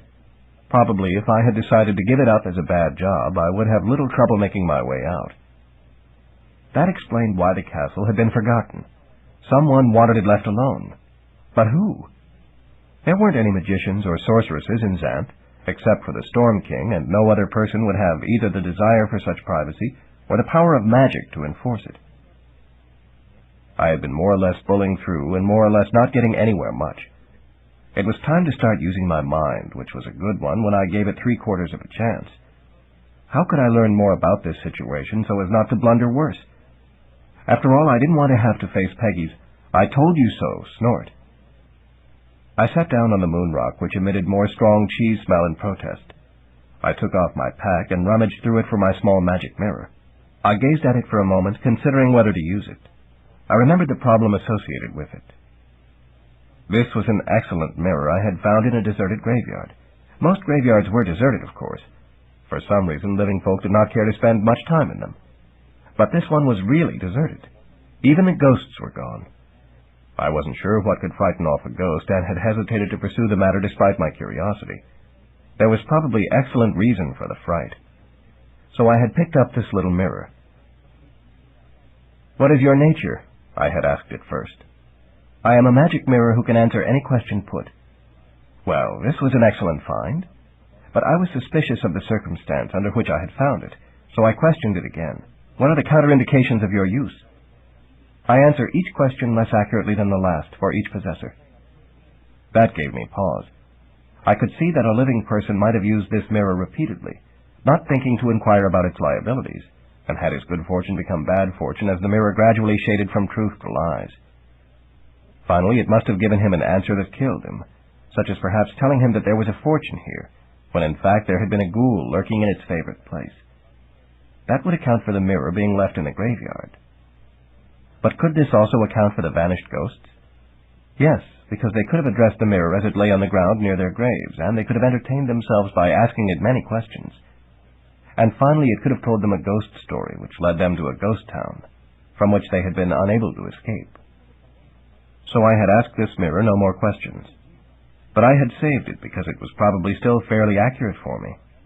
When it became hopelessly inaccurate, I could give it to someone else with due warning. I had asked it only 2 questions. How fast did its accuracy decline? If I asked it how to get safely to Castle Rugna, and it gave me an answer that was mostly good but omitted news of one deadly threat, what then? I decided to wait for a situation where the accuracy of the answer would be more evident. There were too many imponderables at the moment. So perhaps I had wasted my time. But that was my nature, to pause every so often and reassess my situation. It would be better if I did my pausing before getting into trouble so that I could assess instead of reassess, but such wisdom and caution came only with hard experience. I was not yet nearly as conservative as I would become in my maturity. It had been better, actually, when I was married or with a female companion. Mayor Anne had sort of nudged me in right directions, and Dana had always given me good advice when she had her soul, and Maiden Taiwan had put things together for me very well. Even Peggy, my winged horse, had guided me by significant wiggles of her ears when I threatened to do something of more than ordinary stupidity. It had been a long time since I had been truly on my own, and by an odd coincidence, the same time since I had been unusually thoughtless. It was evident that I needed management. In fact, I probably needed another wife. But after 1 love and 2 marriages, I was not eager to do it again. Not unless I could have both together. I really wished in retrospect that Mayor Anne had been willing to forgo her innocence and marry me. But she had preserved it, and the last I had heard of her, she was in the business of providing mayors for villages. She would summon a suitable female horse for a settlement, who would handle its affairs with such extreme discretion that they seemed non-existent. Unicorns were able to serve only children's settlements, but any other mayor could kick things off well enough. It seemed that every village wanted a competent mayor. The mayor of the West Stockade was said to have real horse sense. But how could I have that? Where was the woman whom I could both love and marry? Someone who was lovely without being determinedly innocent or of demon origin or dedicated to status rather than the man. Where was the potential great love of my life? I lifted the mirror, putting it away. I caught the flash of an image in it, the face of a beautiful young woman with a bright red rose in her hair. I quickly straightened out the mirror and looked more closely, but the image was gone. The thing had been teasing me, yet this was a question-answering mirror, and it could not do other than answer a question, correctly or incorrectly. I had asked it no question, so how had it flashed me a picture? I cogitated a bit, realizing that there was a missing element here. By and by, I ran it down. I had been thinking of my ideal woman. I had been holding the magic mirror in my hand. The thing must have flashed me a picture of that woman. What the mirror wanted, of course, was to tempt me into asking a question.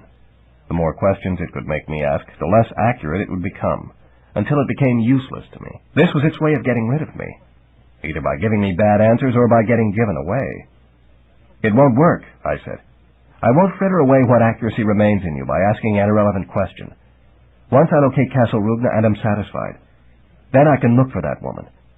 I don't want to know about her now, when the information may be at the expense of something I may need to know to save my life. So stop trying to distract me, you too-bright piece of glass." Bold words, but in fact that glimpse had struck through to my heart, and I wanted to know who that woman was. Would I really meet her at some time in the future, or was this a false image? I was tempted to give up this foolish quest for Castle Rupna and go in search of the woman. What mischief that mischievous mirror had done to my fancy. Well, on. Thinking was not doing me much good after all. I fished out a repulsive spell that would protect me from attack by serpents, allegories, basilisks, dragons, and anything else of the reptilian persuasion. I found another that guarded against insects of every type, another that made fish lose their appetite, and one to wilt plants, from innocent pokeberries to the huge deadly crockenweed. One more would cause mammals below the humanoid level to retreat in disgust. That would spare me the awkwardness of bumping into a hypotenuse or worse. Finally, a spell to spook birds, from the cutest little hummingbirds through the ugliest big rock. The thing was, I could not know what threats lurked in the deep mud and water and did not care to find out the hard way. So I guarded against them all. It was a shame to expend so many spells at once when perhaps none were necessary, but it would be foolish to gamble with my life. I took off my clothes, wadded them into my pack, held it high, and waded into the mud. I was prepared for any creature that might wish to molest me in the water. Of course, elves, gnomes, trolls, ghouls, and ogres were humanoid, but I hadn't seen any of these in this vicinity, and I didn't have other spells that would be effective against them. This was the advantage of collecting magic things. It had occurred to me that some of them might eventually be useful. The mud sucked up around my feet and ankles, and then pulled back with a disgusted sizzle. The repulsive spells were affecting the small creatures lurking within it, and the reaching roots of plants. I continued slowly, giving the whole mud puddle time to spread the word, satisfied that most creatures would prefer to get out of my way before I got to them. My leading foot came down into a sudden hole, and suddenly I was waist-deep in mud. Yes, that was a standard ploy of mud puddles. They tried to look shallow, then they would snare someone who believed it. But it did this wallow no good, because nothing would touch me. I forged on through the mud until it thinned and became muddy water. I was now chest-deep, and my toes were sliding along the bottom. With luck, I wouldn't encounter another hole. I hoped this muck had learned the futility of that device. So I could slowly forge through and out, and finally scramble onto the far bank and be on my way toward the castle, which probably wasn't very far away now. For somewhere in the course of my pondering, a background thought had been percolating, and now it was rising slowly to the surface of my mind where it could be seen. It was this. It might be the castle itself that was trying to keep folk out. King Rugna had adapted a lot of living magic around the castle, and in the course of several centuries, that magic could have coalesced into a halfway unified effort. Without King Rugna to tell it to, it had decided that any person who was not him was to be kept out. It had gotten quite effective, and I might be the first person to overcome it. That would be very nice. Then something caught my ankle and pulled. What was this? My assorted spells should keep all enemies at bay. I looked down but could see nothing in the swirling opacity. This water was clear as mud by no coincidence. Now something was tugging on my other ankle. It did not feel like a tentacle. It was more like a webbed foot. Then I realized what it was. My spells had not included the amphibians. This was an undertoad, a water-dwelling toad that crept along the bottom and hauled waders under. Here I was with my hands occupied, holding up my pack full of clothes and spells, which I didn't want to get wet, and this thing was out to draw me down and drown me. I tried to get away, but when I lifted one foot, the other was jerked out, and I plopped down. I held the pack straight aloft and kicked my feet violently, managing to get one down onto reasonably firm muck. My head broke the brown surface, matted with bits of seaweed that must have gotten lost in this pond. Normally, seaweed kept a sharp eye out for the sea and draped itself over seashells. "Help!" I gasped involuntarily as there was another tug on my foot. The undertoad was only playing with me. Soon it would get serious and drag me down for longer than a mere dunk. A lot longer. A man appeared at the bank. He was purple. He caught an overhanging branch with one hand and extended the other to me. He caught me by a wrist and drew me toward him. Just in time, for my feet were going out again. The toad hauled harder, not understanding why I wasn't going down. The purple man continued to pull me to the shore. In a moment he was joined by a green man, and the two of them got me up and out of the water, forcing the toad to let go lest it be brought to the surface. I had escaped with my pack undunked, my collection of spells complete. "Thank you," I gasped. "I needed that." "Anything to help another colored person," the purple man said. There I realized who my benefactors were. There were some folk whose colors were different from others, and those of the rarer hues tended to seek their own company, because the majority sometimes made fun of them. They had evidently mistaken me for one of them, because I was now mud and seaweed-colored. How would they react when they learned that I wasn't? That I was not one of the guardians of this region, but someone trying to sneak in? I thought about it for a third of a moment and concluded as usual that honesty was best, though they would probably throw me back in the pond. I'm not... Look! There's a beachhead! Green exclaimed. Purple and I looked to the side. There indeed was a head forming in the sand. This might be little more than a mud puddle, but it seemed to have a number of oceanic attributes. Quick! Fetch a beachcomber! Purple cried. They charged into the jungle, foraging for combers. I had to admit that the beachhead's hair was rather messy, so it was appropriate to comb it out. It was just my luck that the head had manifested right at this time. I decided that 3 would be a crowd as far as beachhead combing was concerned. I marched on in the direction I hoped the castle was. Interesting that there were human beings here. For colored people were human, despite the claims of some. They differed only in their hues. Apparently, these ones had had trouble getting along elsewhere, so had accepted work here in the region that other folk avoided. It was too bad that they were not given the equal chance they deserved. I squeezed through some foliage, and was abruptly facing a young blue woman. I remembered that I remained naked. My clothes remained in my pack. Fawns might run unclothed, but I was no fawn, and this was no nymph. She was fully clothed. I opened my stupid mouth. Where is the beachhead? She inquired. I have combs. That way, I said, pointing to my rear. Let me rephrase that. I pointed back the way I had come. Thank you, Brown, she said, and dashed on. I started to breathe a sigh of relief. But I had gotten no further than S.I. before Blue paused, glancing back. Her gaze flicked to my midsection. She opened her pretty mouth. By the pond, I clarified. Purple and green are already there. She nodded and ran on. I breathed my G.H., completing my sigh. Then I looked down at myself. I was not as exposed as I had thought. Several thick strands of seaweed were hanging from the region the woman had been looking at, like a codpiece. Perhaps I should get dressed now. But my body remained caked with mud, and that would ruin my clothes. There seemed to be no suitable trees nearby, so I could not get a new suit. I decided to compromise by fashioning the seaweed, I wondered just what it was looking at, into a minimum loin piece. That would have to do until I found water in which to wash. But now night was closing in around me, and soon it would catch me. I would have to find a place to sleep. I was too tired to struggle on through darkness. My repulsive spells would protect me through the night, but I still needed somewhere comfortable to lie down. I was in luck again. I spied bedrock, a nice big section of it projecting from the ground. I went and touched it with one hand. It was genuine, no illusion, and wondrously soft. It was perfect. There was even a blanket tree nearby, with a fine, heavy blanket just waiting to be harvested. That would ward away the chill of evening nicely. I fished in my pack for a meal ticket, as I had not eaten all day. I tore the ticket in half, and the pieces formed into a fine loaf of bread and a flask of drink. I popped the cork and lifted the flask to my mouth.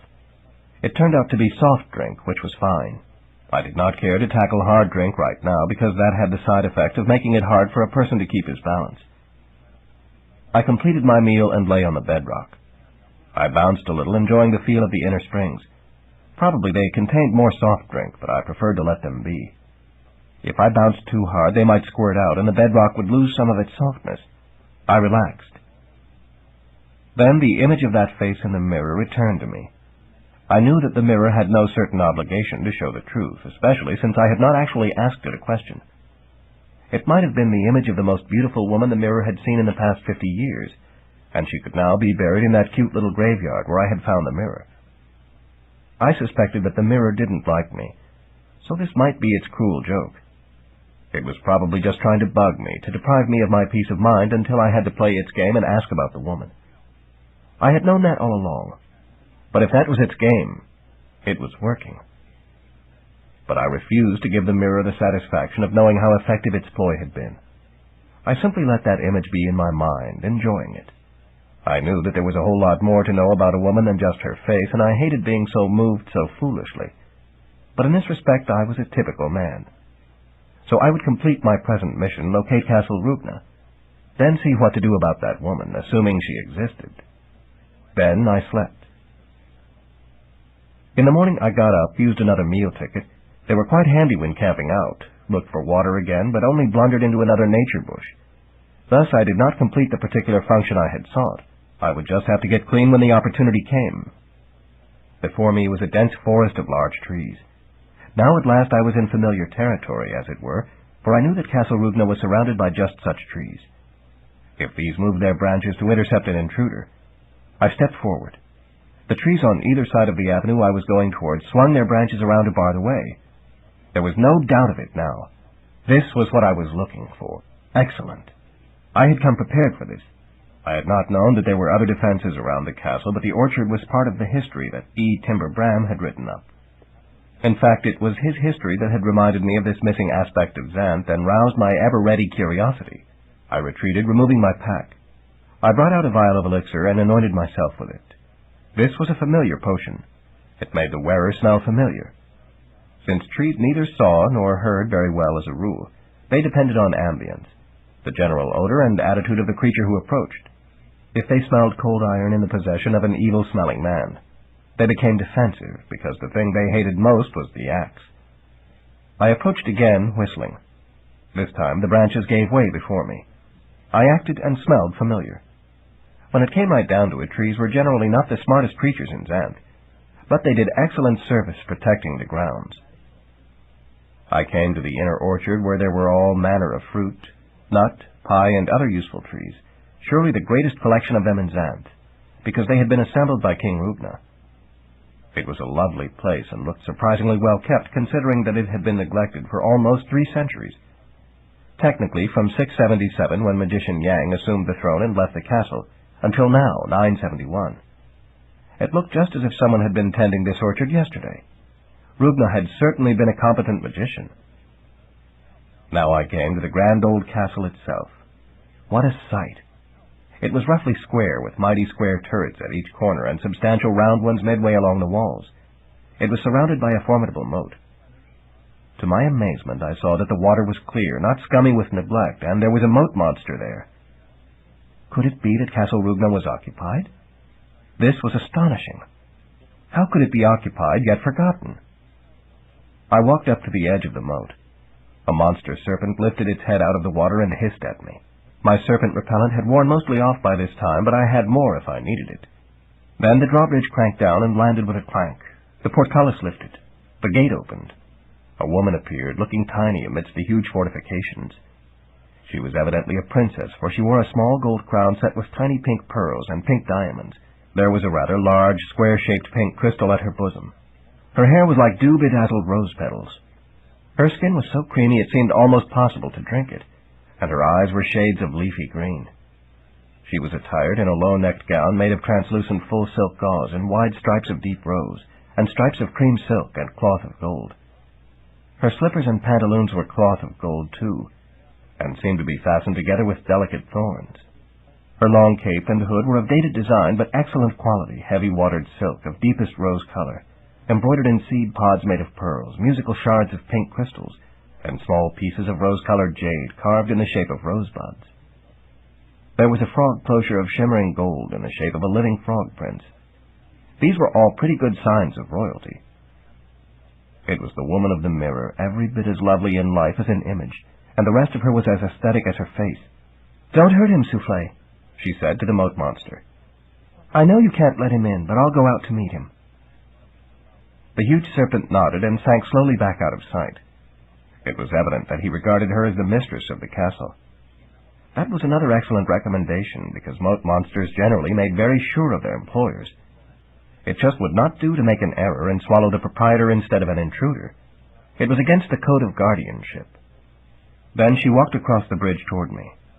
I remembered that I was garbed in mud and a seaweed loin covering. I had had no idea that I would thus abruptly encounter the woman of my fancy. I tried to back away, but came up against a nearby gallantry that prevented me from withdrawing from the princess' exquisite presence.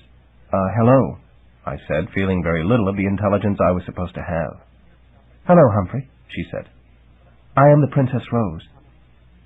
Somehow I had known that would be her name. But how had she known mine? I think I love you, she continued blithely. And that presents a problem. I am here to marry a magician who will become king, while you are the reverse. A king who will become a magician. Castle Rugna is most upset. But I think we can make it work, if you are willing. How did she know so much about me, even that I wasn't a true magician, but had been king? How could she speak of love when we had only just met? Then she smiled at me, and all my doubt wafted away. I was in love. Chapter 8. Rose. It was a bleak hour in the history of Xanth. Things had started to decline during the reign of King Gromden, who had been seduced by a demoness and sired a half-breed named Threnody, who was banned from Castle Rugna lest it fall asunder. She married Gromden's successor, King Yang. Therefore King Yang set up residence away from Castle Rugna, to the castle's chagrin. He governed Xanth from the west stockade. 4 years later, Threnody suicided and became a ghost, Renee. In life she had been banned from Castle Rugna, but in death she was able to enter it, and she kept company with her true love, Jordan the ghost. King Yang, not one to bemoan spilled milk pods, remarried, and 2 years later sired a son. The son lacked magician-class magic, so could never be king. He was established at a separate estate, becoming Lord Bliss. He grew up and married the Lady Ashley Rose, and their child was Princess Rose Pax of Bliss. Her grandfather was an evil king, and her father an indifferent man, and Xanth was sinking further into its dark age, but Rose was a really sweet child.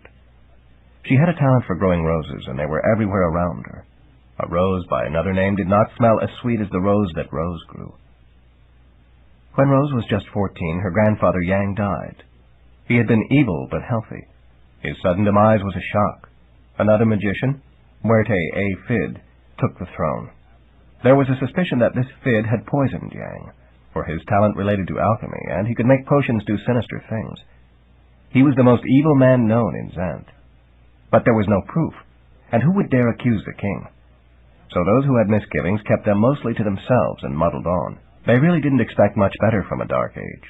Good kings limited their tenures to bright ages. Lord Bliss, being the son of the former king and a halfway decent man with a wholly decent wife, did grumble a bit. That was perhaps his mistake. A grumble or two escaped the house and may have managed to reach the ear of the king. It was an evil ear, covered over by skin so that it did not project from his head, and most of what it heard was bad. The king's malicious mind may have started to percolate, and the results of such percolations were inevitably foul. The longer that brain oozed, the worse it festered, until at last the awfulness had to find its nefarious expression. When Rose was 16, her father received a poisoned pen letter. The poisoned thorn fell out of the envelope and pricked his hand when he opened it. "Gotcha," the text of the letter said. It was unsigned, but only the king knew how to make such poison. So Rose had a notion who might have sent it, but no proof. There just never seemed to be proof for what most of Xanth knew was true. The poison was slow but sure. At first, Lord Bliss merely slowed down a bit, while his hand turned deepening shades of purple. But then he slowed down a bit more, and the pain of it showed around the edges of his face, despite his effort to conceal it. Rose dedicated herself to helping him, for her mother was busy trying to maintain the household.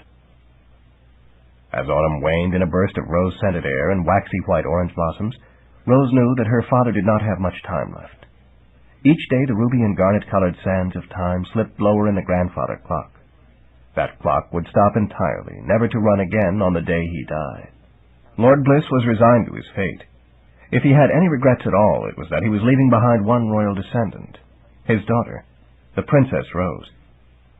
She could never be king because she was female and lacked sufficient magic, but she deserved better than what she faced. Even now, as she sat beside his sickly bedside, she was a great comfort to him and to the monster under the bed. The monster was a childhood friend who had returned to keep him company during his last hours. The young and the old were similarly close to the ends of their lives, going in different directions, and monsters related well to that. His dear and loving daughter kept her nimble fingers ever busy with her needle, working with the yarns and threads and needlepoint. He took her silence as a subtle reproach to the selfishness of his deep and abiding love for her. For Rose should have been married long ago. A beautiful princess could readily find a match by the time she was 17. But she had remained single to better dedicate herself to his welfare. Now she was 20, the blush of her youth past. Yet he had been unable to part with her, this child he loved above all people, and it was evident that she returned to sentiment. But he could not forestall death further. "My daughter," he rasped with what was left of his dying breath, "you must marry. But I fear that marriage. The king—" Rose was appalled. "The king wouldn't marry me," she protested. "Yes, he would, to secure his seeming legitimacy. You are of the blood of the genuine king. Your grandfather was an evil man, but he had a good side. King Fid has none. He may seek to stifle objections to his terrible reign by requiring the support of the most beautiful, nice and innocent princess available." "Father," she protested, blushing in a beautiful, nice and innocent fashion. "You must hide from the king," he continued. "Only my life can protect you, and it is almost done. The moment I am gone, you must go too, to where the king cannot find you." "Yes, of course, dear father," she agreed, chilled. Then Lord Bliss expired. Rose knew it was so because the big clock stopped ticking.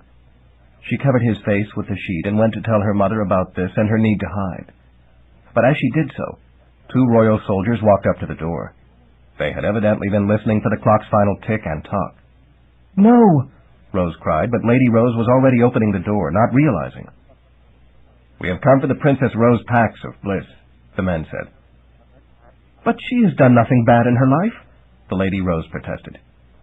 "Precisely. The king wishes to see her."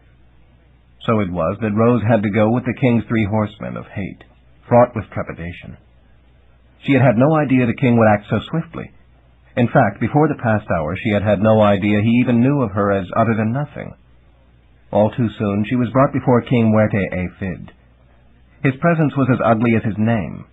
He was known as a black-hearted creature who delighted in giving pain. He would have oozed evil from his pores, had he had any pores. He derived his energy from the chaos that war and similar mischief brought. His mouth was a cruel slit. He normally opened it only to lie, belittle, or harshly criticize. It was said that when he lost control and began to rant, bellow, and scream, his eyes would turn yellow and sparks would fly from them, while noxious fumes issued from his nostril slits. The prevailing theory was that he was the unnatural bastard son of a priestess who was into a lewd stage act with well-trained reptiles. It was quietly brooded about that no stork had brought him, all of them being too revolted by his aspect. He had been delivered by a large basilisk with a clothespin on its nose. Rose had not believed any of that, of course, but now, gazing into his cold, black, double-lidded eyes, she began to believe. She felt her innocent girlish heart thudding in her throat, and feared there would be an echo from the walls. The king was naked to the waist. On his head, below a cap of greasy black curls, he wore a thin, spiked crown of some unnatural metal, perhaps because gold would have eroded from the contact of that flesh. His skin gleamed everywhere with shades of purple, matching the hues of Lord Bliss's thorn-pricked hand. Glowing crystals were fastened to his feet, his chest, his neck, his face, and his tail. On his curls more crystals glimmered like baleful eyes, diamonds and purple dragon seeds. He smiled, and this was worse. "We shall be married next week, when the preparations have been made," he said. "Too bad your father will not be able to attend." Her worst fear had been realized. Marriage to this monster would be worse than death. That realization gave her a perverted kind of courage. "It is customary to ask the lady first," she said, her voice sounding marvelously false, that is, cool and controlled. His eyes narrowed for an instant into snake-like slits. "Oh, did I forget that technicality? Rose Pax of Bliss, will you consent to marry your king?" She nerved herself for her ultimate act of defiance. She opened her mouth and forced out the dread word. "No." His lack of surprise was chilling. "You will return for the night to your home to reconsider your response. In the morning you will have your personal belongings packed and ready for transport here."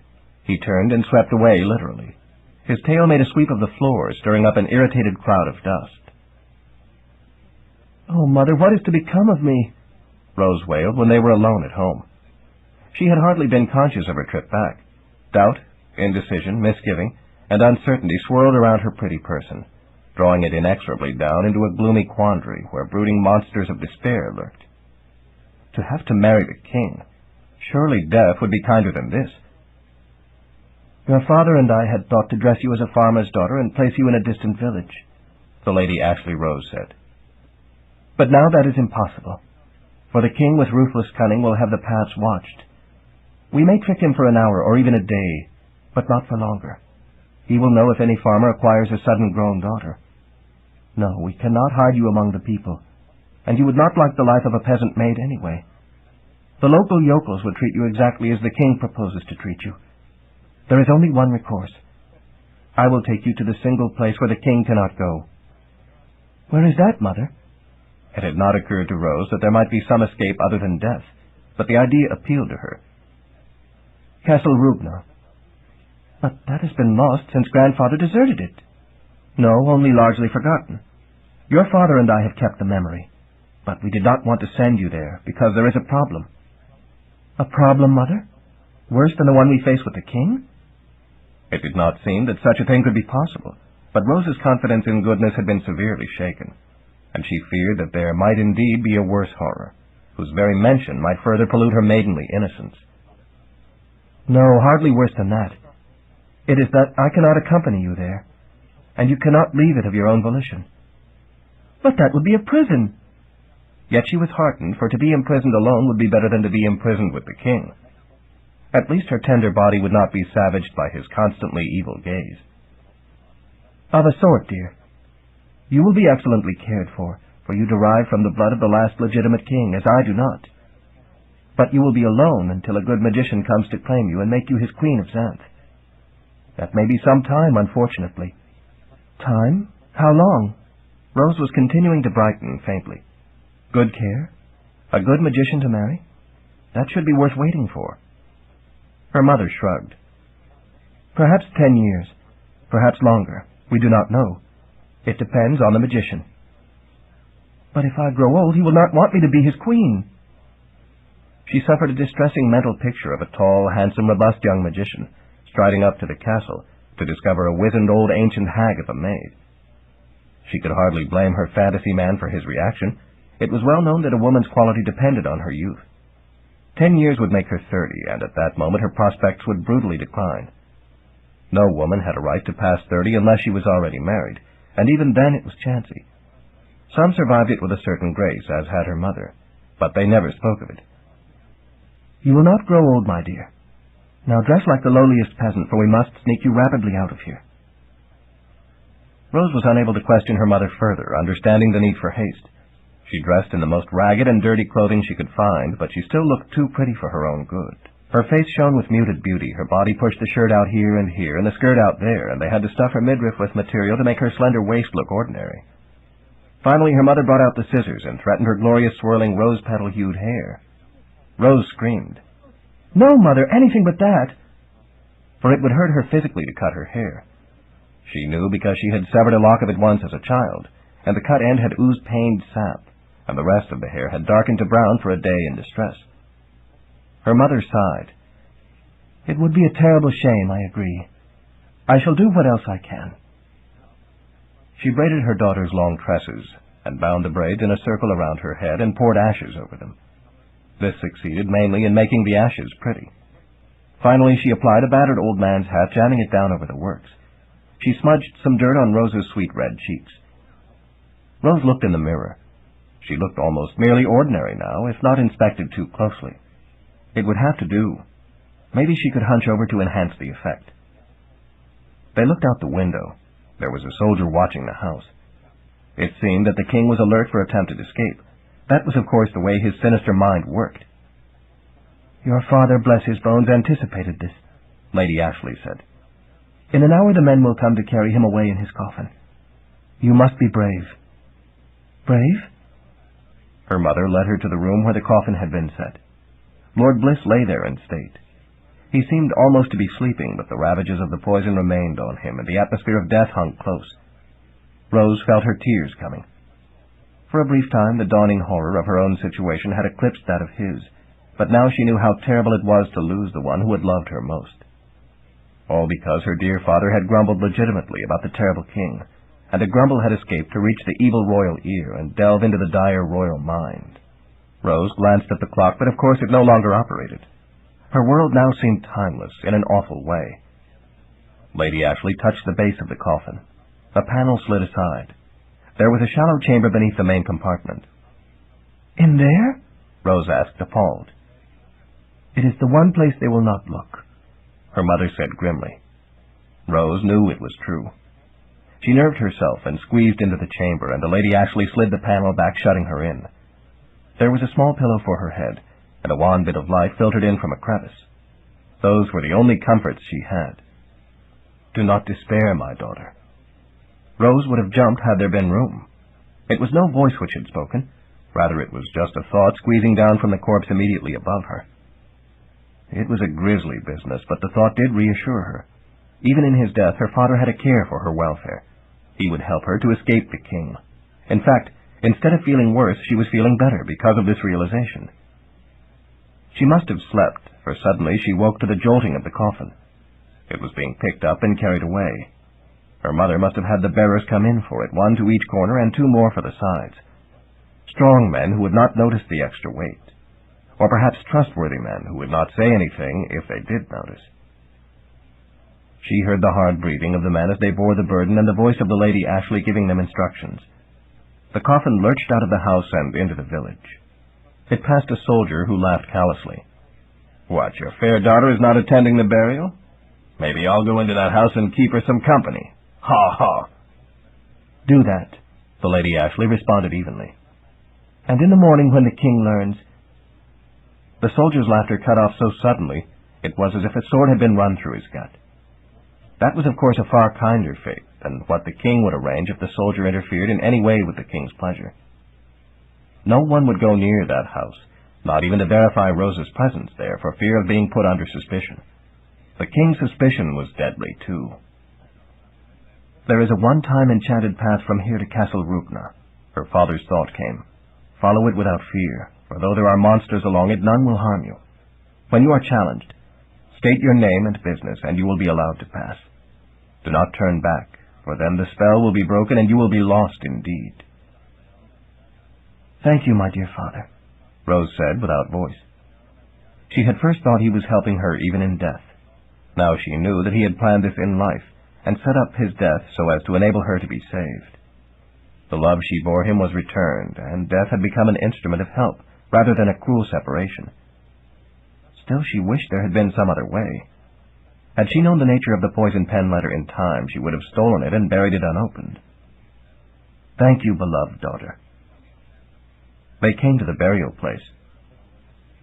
"The spades," the Lady Ashley said, sounding irritated. "Did no one bring the spades?"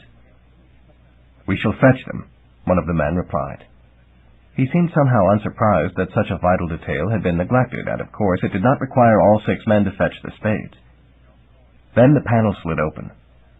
"Quickly, before they return," the Lady Ashley said. Rose scrambled out. "Farewell, my darling. In this manner I repay a bit of the care you so generously lavished on me. I know you go to great love a long time hence." "Farewell, beloved father," Rose whispered, a tear in her eye again. The Lady Ashley hugged her. "I must remain here for the burial. But you—" "I know, mother." And what of this wonderful woman left bereft of husband and daughter, doomed to live out her declining life alone? Rose's other eye flowed a tear. "Down that trail. It leads around the village. When you see an unfamiliar path with a slight glow, follow it without hesitation. Go, before the men return." "Farewell, beloved mother." Rose disengaged and set off down the trail, not daring even to look back. Already a man was returning with a shovel. She recognized him, but hoped he would not recognize her, masked as she was in dirt. She hunched her shoulders and tried to walk in the manner of a boy, crudely instead of keeping her natural delicate gait. It seemed to work, for he did not give her a second glance. Then she saw a bit of a glimmer on the ground. She was about to pass it by before realizing what it was. She turned quickly onto the magic path, which headed directly away from the village. The trees of the forest closed in about her, and in an instant the light shaded into gloom. It had been dusk, but this was more than that. The path ahead glowed ever so faintly, winding deviously through the jungle. Rose walked along it as fast as she could, fear of imminent pursuit lending her strength. But there was no sound from behind, and finally she slowed and glanced back. and saw nothing but trees and vines and foliage. She almost paused, but remembered the warning. This was a one-way path, and if she took even one step backward, it would disappear, and she would be stranded in the wilderness, unable to fend for herself. So she settled for peeking back without stopping her walking. There was no doubt. There was no path behind. She looked down at her moving feet and saw that the path faded out as her slippers left it behind. How had her parents obtained this one-time path? The magic must have cost them dearly. They had not said a word to her about it until the time of its use. They had suspected that something like this would be required and had prepared. How fortunate she was for their loving foresight. She settled into a steadier walk, not knowing how far she would have to go. The west stockade was not very far from the ancient Castle Rugna, but neither was it very close. She would probably have to walk all night, and she really was not structured for that sort of thing. A grotesque shape loomed ahead of her, blocking the path. He was huge, hairy, and unbearably ugly. He was an ogre. "Me see a she," the ogre boomed in stupid verse, because ugliness was his first nature, and stupidity was his second nature. He lifted an arm in surprise. His ham hand accidentally brushed against a small tree. The tree snapped off and crashed to the ground, terrified. Strength was an ogre's third nature. Or maybe she had the order reversed. At any rate, she knew that ogres were justifiably proud of all three. Rose remembered what she had been told. She stood straight and addressed the monster. "I am Rose, granddaughter of King Yang, and I am on my way to Castle Rugna to await a magician to marry." She was afraid that if the monster reached for her, she would step back involuntarily and lose the path. The ogre considered that. It was evident that a thought or two was forging through his brain, because steam rose from his head and fleas with hot feet were jumping off. At last the thought reached its destination just before the hair caught on fire, and the monster stepped off the path. "So go," he growled, disappointed. It was evident that he would have loved to crunch bones as shapely as hers. Relieved, Rose resumed motion. She hurried by, wrinkling her nose where the air was fraught with the odor of boiled fleas and toasted bugs and the remnants of a scorched thought, and in a moment was well beyond. She glanced back and saw the hulk in the middle of the thickest possible tangle of trees. She wasn't sure that even such a monster could get through that. Then she heard bashing, and her next glance showed splinters of wood flying up. The ogre could get through well enough, it seemed. She pitied the next person that ogre encountered and was sorry it was unlikely to be the king. But perhaps the creature would not care to crunch the king's foul bones. There were limits even to ogres. She continued her walk. After a time, or perhaps slightly more, she smelled smoke. She hoped there wasn't a forest fire ahead. But it turned out to be worse. A dragon. A huge, fierce smoker lying athwart the path. If it even breathed on her, she would go into a choking fit. She came about 2 steps closer than she dared and stopped. "I am Rose, on my way to Castle Rugna, and—" The dragon's head turned to orient on her. The holes of its nose were emitting curlicues of dark smoke, which drifted up to frighten the leaves of an overhanging branch. Rose almost stepped back, but caught herself. "And I will wait there for a magician to come and marry me," she concluded. The dragon sighed somewhat steamily. Then it hefted up its bulk and moved on. It would have no smoked maiden to gnaw this day. It was evidently somewhat disappointed. Or perhaps it was for some other reason that it turned its head and fired such a blast of smoke at a nearby tangle tree that the tree went into a coughing fit, and its tentacles turned black with soot. Rose suspected that that particular tangler would not treat the next dragon it encountered very kindly. But perhaps she was being unfair to the tree. She really did not know it very well. She chided herself for possibly thinking ill of it or the dragon without proper cause. She hurried on. She was glad that the magic of the path was in good order. It was now full night in the forest, but the glow of the path seemed to have brightened in compensation, so that she could see her way. Perhaps a time and a half later, her legs becoming deadly tired, Rose encountered another obstacle. The trees had grown larger and now crowded the path unmercifully and extended their massive lower branches across it. She would have to scramble around and under and over those branches. This would not be very ladylike, but perhaps no one would notice. But when she tried to pass the first one, it moved. Surprised, she stopped, not quite stepped back. How could a tree move its branch? Then she remembered something she had heard. There was an orchard around Castle Rugna, and its outermost ring of trees were active guardians. She was getting near her destination. She stopped again. "I am Rose, granddaughter of—" The branches moved. They lifted and twisted like the tentacles of a crockenweed, clearing the path. It seemed that the trees had been expecting her. Maybe they knew that only she could follow this particular path. It was a relief, for she was about ready to collapse. She had smeared on dirt to make herself look ugly. Now she felt just as bad. She tramped on. In her more innocent time, she would never have tramped, for it was completely unmaidenly, but right now she felt more like tramp than maiden. The path wound on through the orchard, and the massive gnarled guardian trees gave way to fruiting trees of every type. In the darkness it was hard to see, but she saw a shoe almost overhanging the path, so knew there was a shoe tree here, and spied another extremely pretty branch arching over the path, which was probably part of an artist's tree. She was definitely approaching the castle. Now, at last, it loomed into view, its imposing stonework silhouetted against the background stars. The castle was so tall she wondered whether any stars got snagged on the turrets. It was surrounded by a murky moat, but the path led to a drawbridge that was down. She kept moving, afraid that if she stopped she would collapse in fatigue and dirt where she was. That would definitely be out of character for a maiden princess. The wooden planks of the drawbridge vibrated with her footsteps. Then she came to the front gate and found that it was open. This castle hadn't even been properly closed by the last person here. But as she entered, she heard squealing behind her and saw that the drawbridge was lifting itself. Then the gate closed, sealing her in. It was the castle opening and closing itself. "Thank you, Castle Rubna," she said. Then, safe at last, she did collapse in what was probably not a properly maidenly swoon. Fortunately, no one was watching. She woke to sunlight. She was in a bed. It had wonderfully clean sheets and a truly pleasant soft pillow. "But I'm a grimy mess," she exclaimed, realizing how she must be soiling the sheets. Something flickered nearby. "No," it moaned.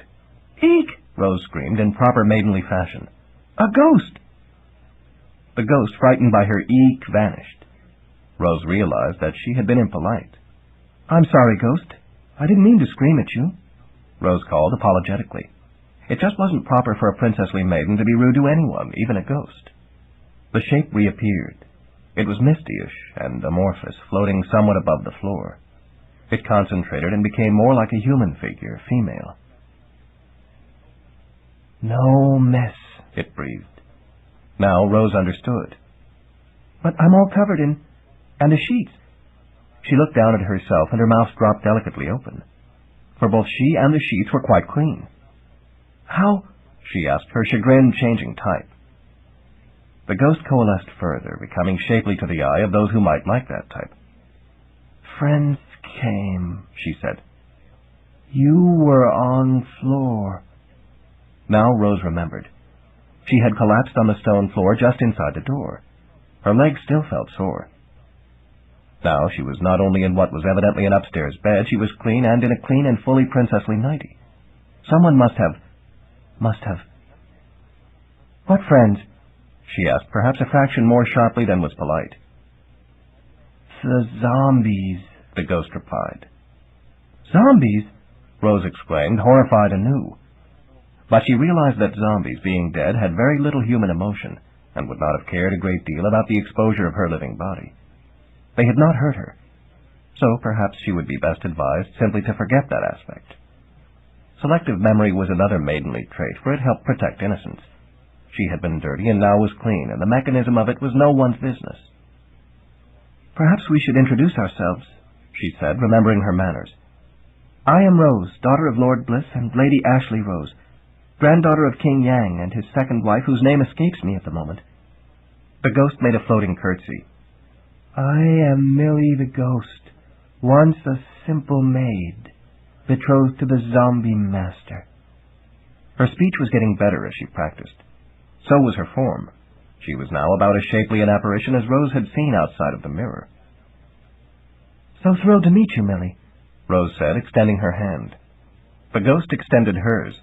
The contact was hardly tangible, just the feel of cool vapor, but it was enough for the formal introduction. Rose inquired further and learned that Millie in life had had the talent of sex appeal and had expired by the magic of a jealous rival for the hand of the zombie master. After Millie's demise, the zombie master had zombied himself, so as to join her as well as he was able. It wasn't much of a romance at the moment, Millie confessed petitely, because he was rotten and she was insubstantial, but they hoped for improvement in the future. Meanwhile, Millie would be happy to serve Rose as she had served living folk when she had been a maid. She had a fair notion of the expectations of royalty. Rose was hungry. Millie offered to have her friend, the zombie master, get a zombie chef in the kitchen, but Rose decided graciously that the zombies had done more than enough already, and she would not rouse them from their graves for something she could handle herself.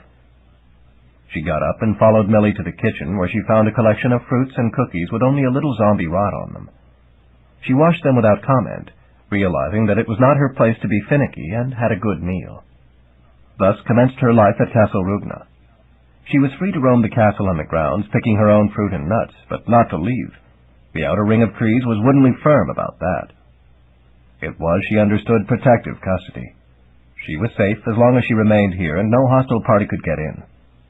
It was a pleasant life with all the best of everything, except for the fact that she had no living company. Fortunately, there seemed to be a sanity spell on the premises so that she did not go crazy. She simply regretted that she was mostly alone and comforted herself with the realization that company was as one defined it. Millie was excellent company, and so were the other ghosts. Sultry Renee and her male friend Jordan the Barbarian, Doreen, the child Button, and one whose name she didn't quite catch. Even the zombies were tolerable from upwind once she got to know them. She learned to play cards with the lady ghosts, though she had to deal the cards and hold theirs up facing away from her for them to see. But mostly she just napped to while away the boredom. After a year, even napping became somewhat dull. "I need something to do," she exclaimed. "Perhaps some cross-stitching," Millie suggested. "It is dull for us ghosts, too, and we can't do anything physical, but you can." So Rose took up cross-stitching, starting with the image of a cross face, as it seemed appropriate. It seemed inadequate by itself, so she pondered a few days and devised a bit of verse to go with it. She would give it to the magician who finally came to marry her and be king. "These little stitches that were mine had to be taken in time, and so they grew cross, for they counted it loss, and decided they wanted to be thine." She went on to do a great deal of fine needlepoint and tapestry, and this pursuit whiled away another year or two. But even this became dull without company. Normally she made such things for others, and there were no others to give these to. She had offered to make things for the ghosts, but they declined as they were unable to wear them. "But do you know you might like to see Jonathan's tapestry?" Millie said. "Who is Jonathan?" "The zombie master. Oh, I can't talk about it." But Millie did show Rose the tapestry, where it had been carefully folded and put away in a drawer. Rose brought it out and hung it on a wall and gazed at it, and was amazed, for the picture stitched into it moved. In fact, it was a historical presentation. It responded to her command, for she was a princess and showed any picture she desired. It had been made by the wonderful sorceress Tapis, given to the zombie master in the form of a jigsaw puzzle, and hung on a wall of Castle Rugna after his death. It showed the history of Xanth. From it she learned exactly what had happened to Millie, a tragedy indeed, and even what had happened to Rose herself, for it covered everything through the present.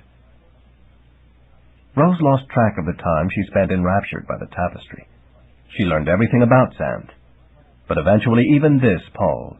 The one thing she refused to watch was her mother. She did not want to confirm her mother's loneliness and decline. Again she was up against the ultimate limit.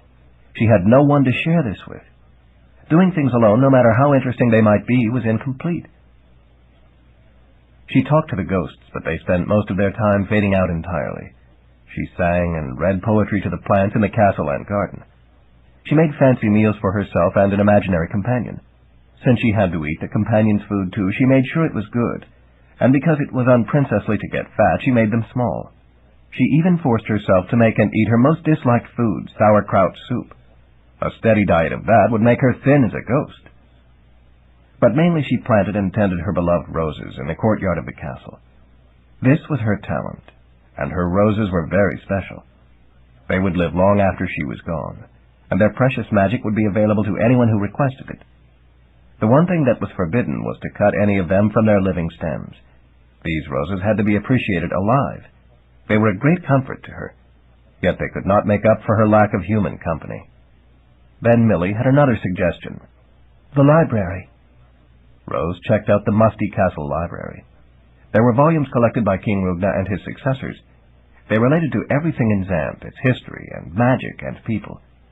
She had never been strong on reading, but now she got into it and spent a long time learning aspects of things the tapestry hadn't covered. Much of the material was beyond her understanding, but of course it was not intended for her. It was intended for the edification of magician kings. But she would be able to show it to the magician who came to marry her, and give him a good head start finding whatever type of information he might desire or need. In short, she was making herself useful before the fact. One day, when she was out picking new pillows for the beds, as she did every month to keep them fresh for the magician, what a horror if he arrived and was turned off by imperfect castle-keeping. Rose spied a monstrous serpent. "Eek!" she screamed, affrighted. But the creature made no hostile move. Instead, it bowed its head as if penitent. She realized that only appropriate folk were allowed through the defensive trees, so perhaps she had misjudged this one. She hurried inside and fetched a translation book she had found in the library. Human Serpent. She wasn't sure how to use it, but hoped that she would figure it out. She brought it out and came hesitantly toward the huge snake. "What do you want?" she inquired, primed to flee at the mere drop of a bit of saliva from a fang. The creature hissed, nodding toward the book. She opened the volume and looked at the printing in it. "Fear not, luscious maiden," the print said. "I understand that this castle has no moat monster currently, so I have come to apply for the position." Rose was amazed and pleased. "This is true," she said. "The position is open. But you have to promise not to eat me, or the magician who comes to marry me and be king." The serpent hissed again. "Of course," the print in the book said, replacing the prior print. "This is S.O.P. Asterisk." Rose looked at the foot of the page. There was another asterisk with a supplementary statement. Asterisk. S.O.P. equals Standard Operating Procedure, such as in the case of moat monsters not molesting legitimate denizens of the castle they guard. "Right this way," Rose said, thrilled. She walked toward the castle, and the serpent slithered after her. "By the way, what is your name?" There was another hiss, and the book printed, "Soufflé Serpent at your service, sister." "Soufflé? Oh, what a lovely name!" she exclaimed with maidenly delight. The serpent seemed taken aback. Later, it occurred to her that it might have encountered less positive reactions to its name. But Rose loved soufflé, and sometimes splurged on soufflé pie when she felt naughty, for it was horribly fattening. Soufflé took up residence in the moat, and thereafter Rose did feel safer. Also, the serpent was good company when she felt particularly lonely, because he had come from outside more recently than she had, and had oddments of news. Of course, she could get the news from the tapestry, but it was nicer when personal.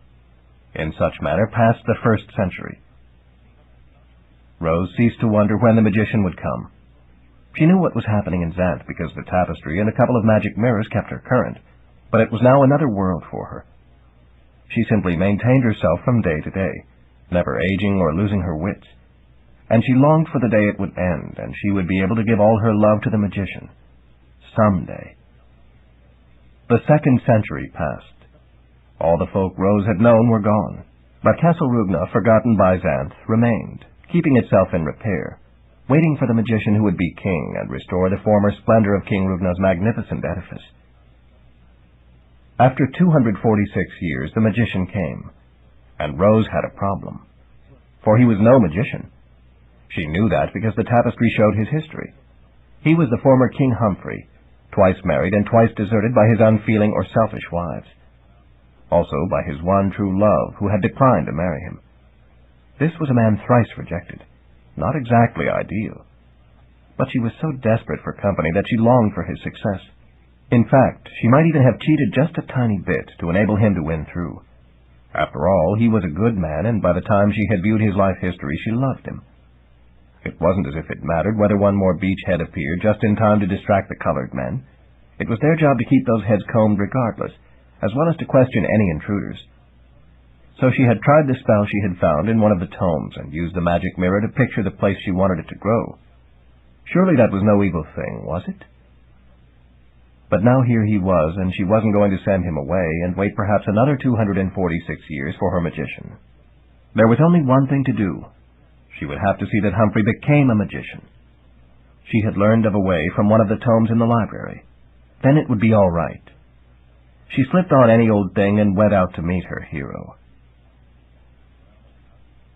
Chapter 9. Magician. So you see, Rose concluded, I can't marry you if you aren't a true magician. But if you go to the University of Magic, you can get a degree in magic, and then you will be a real magician, and Castle Rugna will have to let me go. She glanced obliquely at me. Unless you are willing to be king again. Then you could live here. I don't want to be king again, I protested. But if that was the price of marrying her, then I might have to do it. She was certainly my dream woman. It had taken time to love Marianne, perhaps all of a day, and then it hadn't worked out. Rose had become my second love in all of a minute, and there was every sign it would work out if I cooperated. Anyway, the Storm King is young yet, so Xanth won't have an opening for another king for perhaps 40 years. Do you want to wait that long? No, she exclaimed with maidenly emphasis, her precious bosom heaving. I want to marry you right now. It was one of the oddities of our encounter that there had been no courtship or proposal. We had met and were in love, and we wanted to marry and remain with each other indefinitely. Neither of us questioned that. She had told me her story, and she already knew mine. So our only present concern was how to manage our association when Castle Rugna would let her marry only a proper magician and would not let her leave before she did. The castle had not anticipated the approach of a non-magician who knew enough of magic to get through. It had tried to balk me and had failed, perhaps in part because it attuned to the kingly experience I had had, and could not be quite certain that I wasn't a magician. But it would not let Rose go. She was Rose of Rugna now, and the castle was in effect her parent. I really could not question that. It had taken good care of her for almost 2.5 centuries. Had it not done so, I would not have met her, and that would have been disaster. Where is this University of Magic? I asked. I have learned of most magical things of Xanth, but not that. That's because it isn't of the human realm in Xanth, she said. I read about it in an arcane text. It is a demonic institution. Most demons live under the ground somewhere. Only a few bother to explore the surface, and then they aren't very serious about it. I know, I murmured, thinking of Dana. She had been caught with a conscience, so it had to endure the indignity of human fallibilities of conscience and love. She had been a wonderful wife in every respect, until she succeeded in getting rid of her conscience. Our son, Daffrey, was a good person, too. I hoped he didn't lose the conscience when he married and sired offspring. Normal demons just didn't care very much about human beings. Yes, you do, she agreed, touching my hand. She had reviewed my relationship with Dana and did not hold it against me. Rose was my second true love, and would be my first married true love, because of Marianne's determined innocence. So you must go among the demons and enroll in their university, and pass their courses, and get your degree, and be a magician, and then we can marry and be happy together. But I don't have a way to contact the demons, I protested. And if I did, I can't think what would persuade them to let me enroll in their school. There is a spell for summoning demons in one of the tomes in the castle library, she said. I realized that library was something I had to see. I could probably spend years there, learning the things I had not been able to learn elsewhere. If I got to be a true magician and married Rose, the castle would let me do that, even if it didn't let me stay overnight. Maybe I could make some sort of deal, I said. I suspected that I would not enjoy whatever the demons demanded, but I was quite sure I would not enjoy life apart from Rose, so this was the lesser of discomforts. I shall go in and find that volume and learn that spell, Rose said. Meanwhile, perhaps Soufflé will let you bathe in the moat. The monster serpent hissed angrily at the notion, not wanting its nice moat dirtied by my grime. But Rose turned her head and looked at it with just a tiny hint of reproach, and the creature melted out of sight. I knew how that was. So she walked gracefully inside, and I set my pack down on the bank and waded into the water. Soon I was clean, and the moat was filthy.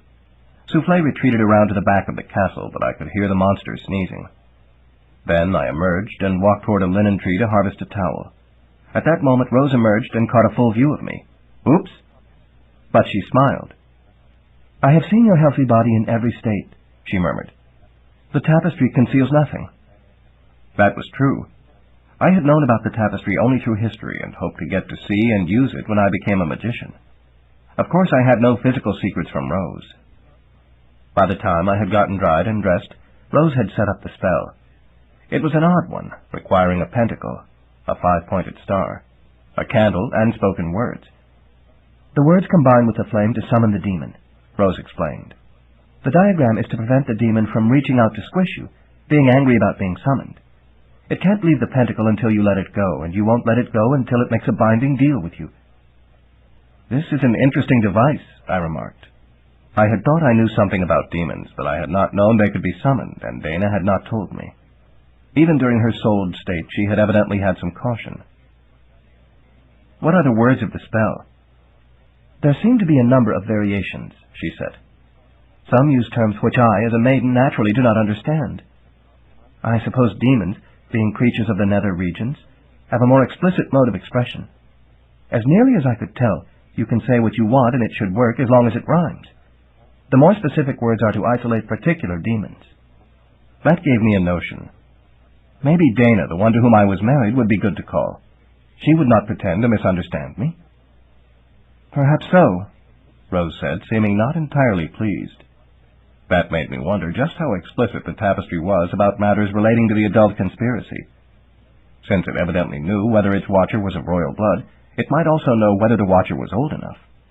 Was Rose considered to be 20 or 266? What did it consider to be the fabled age of consent? I could not safely assume that she remained innocent despite her reference to maidenly modesty. She could be jealous of Dana for good reason. Yet I did not know any other demon by name. We lit the candle and set it in the middle of the pentacle. Then I stepped out and said, "Dana, demon, passing by, come to me and don't be shy." The idea of a demon being shy was laughable, but the point was the rhyme. The flame flickered. Then smoke curled out of it, looming larger until it almost filled the pentacle. Blazing eyes formed in the smoke and squirmy tentacles. What monster had we caught? "I had understood your former wife to be beautiful," Rose murmured, with what in a less gentle person might have been taken as irony. The smoke dissipated, leaving a firmer outline. The tentacles became arms and legs. The body shaped down into a roughly female figure with a head in the form of a swirling storm cloud. "What idiot put this fire trap here?" A voice reminiscent of a harpy screeched. Somewhat cowed, I nevertheless stood my ground. "Is that you, Dana? This is Humphrey, whom you have known." I wasn't completely satisfied with that phrasing. It was subject to interpretation. But this was the first time I had done this, and I was feeling my way. The figure shaped up some more, becoming somewhat attractive. "Humphrey? I have heard that name before, but I am not Dana. I took her watch this month. Now let me go, Dance, before I blow you away." "Dance?" I asked. "Don't you mean dunce?" "Whatever." The figure became quite appealing. "I think I recognize that voice. About a quarter century ago." "Demoness Mitria," I exclaimed, remembering Dana's friend. The one with the slight problem of vocabulary, who liked to see what human folk did. The figure turned luscious, and the face formed. "Well now, you were good for a bit of entertainment, as I recall. What do you want this time?" "I want to enroll in the University of Magic." Mitria's jaw dropped, but almost immediately she recovered her composure and squatted to pick up the fallen jaw. She set it back in place, where it worked as well as ever. "Are you crazy? Even for a man, I mean." "No, I'm in love." "Same thing. Why would you want to get into anything as deadly dull as the university?" "I want to get my degree and be a legitimate magician." "Well, you can't. Only demons can attend, or folk sponsored by demons." I had a bright idea. "Well, you're a demon. You can sponsor me." She laughed, her torso shaking in interesting ways, while Rose frowned for some reason. "Why should I do a planetary thing like that?" "What kind of thing?" "Starry, Solarian, cometary, moonish, cheesy." "Lunatic?" "Whatever. Answer the question." I pondered feverishly. "Because it would be amusing to watch me struggle through that system." She considered. Her gaze focused disturbingly on me, then on Rose, who was standing back away. "This is the creature you love?" "Leave Rose out of it," I snapped. "I intend to. I'll make you this deal. I will enroll with you and be your companion. We shall share a room. If I can't distract you from your purpose before you get the degree, then you will have it. Listen, demoness, I said angrily. If you think I'm going to mess with you as I did with Dana, forget it. All I want is an education. Then you have nothing to fear from me, she pointed out. Safe in your desire for the degree and your love for Thorn here. Rose said with an almost unprincessly sharpness. Whatever. So, do we deal? I knew there was little I could do except deal or quit. I looked at Rose. My marriage to Dana, demoness, showed me that demons can be constant when they have reason, I said. I know. But she had a soul. And the moment she divested herself of that soul, she took off. But she told me that Mitria here always told the truth, except about her age. So maybe... So I'm a smidgen over 17, Mitria said, adopting the aspect of a teenage girl. So does it matter? It had been 22 years since I had met Mitria at the Keystone Copse. I decided not to comment, but Rose did. Actually, I am a bit over 17, too, she said. I was born 266 years ago, but the last 246 have been at Castle Rubna, and I haven't aged. Hey, I like this woman, Mitria muttered. She knows about being ageless. She glanced at me. Well, Humphrey, what is it to Wasp? To what? I asked. Hornet, Yellowjacket, Buzz, Sting, to exist or not to exist? To be? Whatever. Are you in or out? I looked at Rose again. I fear it is the only way, my love. I fear it is, beloved, she agreed. Accept her sponsorship. I will wait for you. I know you don't have any future with the demoness. Ah, but what a past he has had with one, Mitria said. And what a present coming up. A what? I asked. Gift, token, bonus, gratuity, alms. You had the right word, I said. I mean, what are you going to give me? You have a past and a future. I will make your present interesting. In fact, so interesting that you will be distracted from your studies and will flunk out of the U of M. Then your future will be without Rose of Rubna here, and she will be tragically disappointed in you. That will be extremely entertaining. I looked once more at Rose. I'm not sure this is a good idea. It is a distinctly mediocre idea, Rose agreed, but the best that offers. Prove her wrong, my love, and return to me with your degree. Emboldened by that expression of confidence, I did it. Sponsor me for the University of Magic, I told Mitria. I will succeed despite your distractions. Well, then let's get it on, she agreed. Smudge a hole in the pentacle, and I'll take you there. I scuffed a hole in the line with my foot. Mitria became smoke and curled out through that gap, reforming as a flying dragon. The dragon's huge jaws snapped me up. Fortunately, the teeth were more apparent than real and did not crunch me.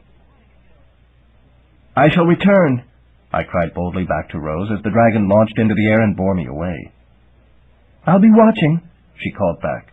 I thought she meant to say waiting, but realized that she had the tapestry so could watch me as she had before. That would surely steel my resolve, should it ever waver. The dragon winged southeast until it reached a large lake. That was Okeechobee, where the ogres had once lived, until they set out for the Ogre Fen. Then the dragon dived. It zoomed into the water, plunging through it, and finally a new world opened out. This was the realm of the demons.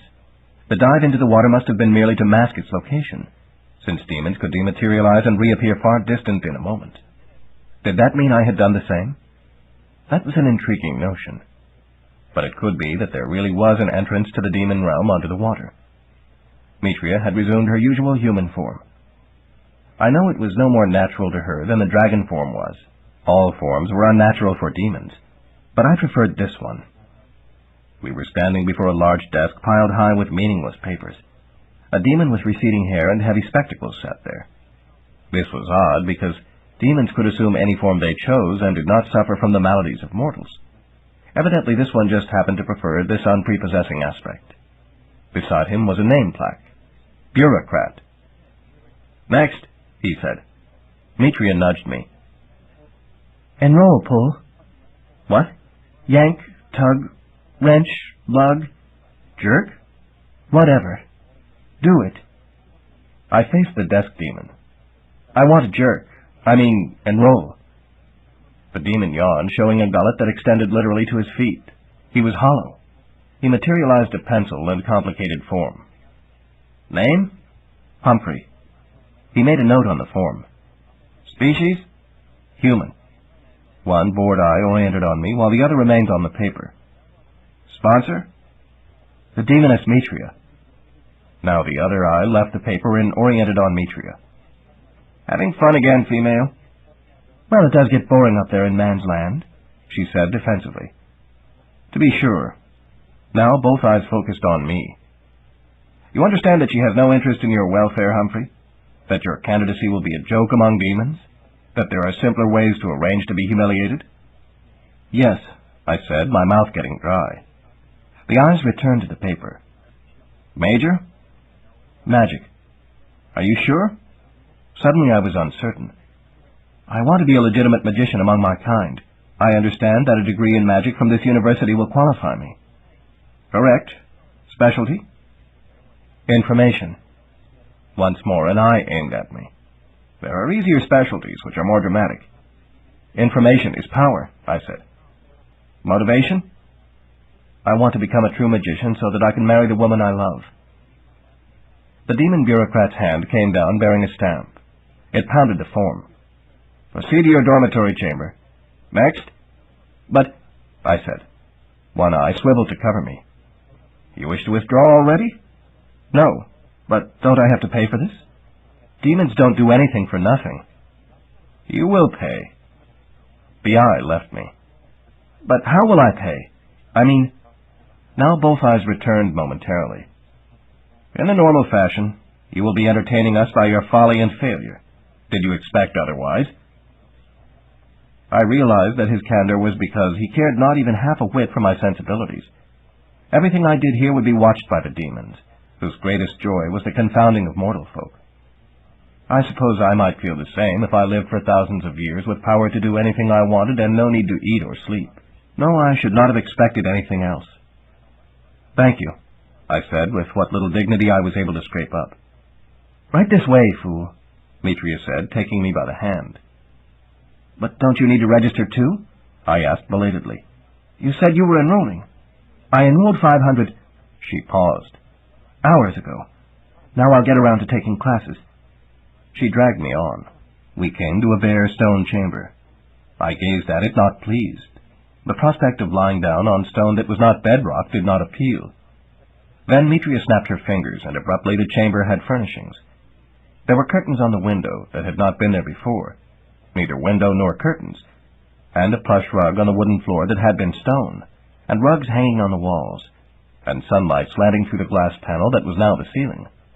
In the center was a huge round bed.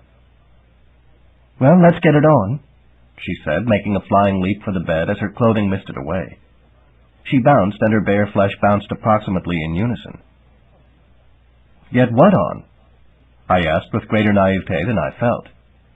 Get your clothing off and I'll show you. Just as I had suspected. Forget it, demoness. I'll sleep on the floor. No, you won't. You get demerits for acting uncouth. This was new to me, but I had no reason to question her accuracy. Demerits are bad for me? Too many of them will wash you out. Then I'll sleep on the bed. But I'll ignore you. Ha, she said confidently.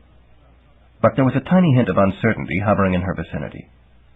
I knew what such hints were like. They hovered until they had the chance to magnify themselves enormously. It was good to see that the demons could be afflicted by them, too. I made it worse for her by distributing my few possessions appropriately through the room while rigorously ignoring her. I could see from the edges of my vision that she was making scissor motions with her bare legs, but I never looked directly. Legs that were bare up to the waist could be a distraction, and I wanted her to know that I was having none of it. Where do I eat? I asked. Demons didn't need to eat, but I did, so Mitria took me to the mess hall. I wondered why it was called that until I saw that it was the site of what might have been the worst food fight in contemporary Xanth. So that's what demons did with food. Mashed potato was caked on the walls, jam drooled from the ceiling, and puddings lay like mundane cow flops on the floor between pools of milk and beer. Serve yourself, Mitria said, indicating the mess. My reaction must have shown too plainly because she dissolved into laughter. She melted right down into the biggest, brownest cow flop of them all, and I heard an echoing, ho, ho, ho, from the walls. It seemed that I was not disappointing the demons who wanted entertainment. But I had a notion how such things were set up, because in my time of marriage to Dana Demoness, she had let slip some hints. She had really been a good wife while she had her soul.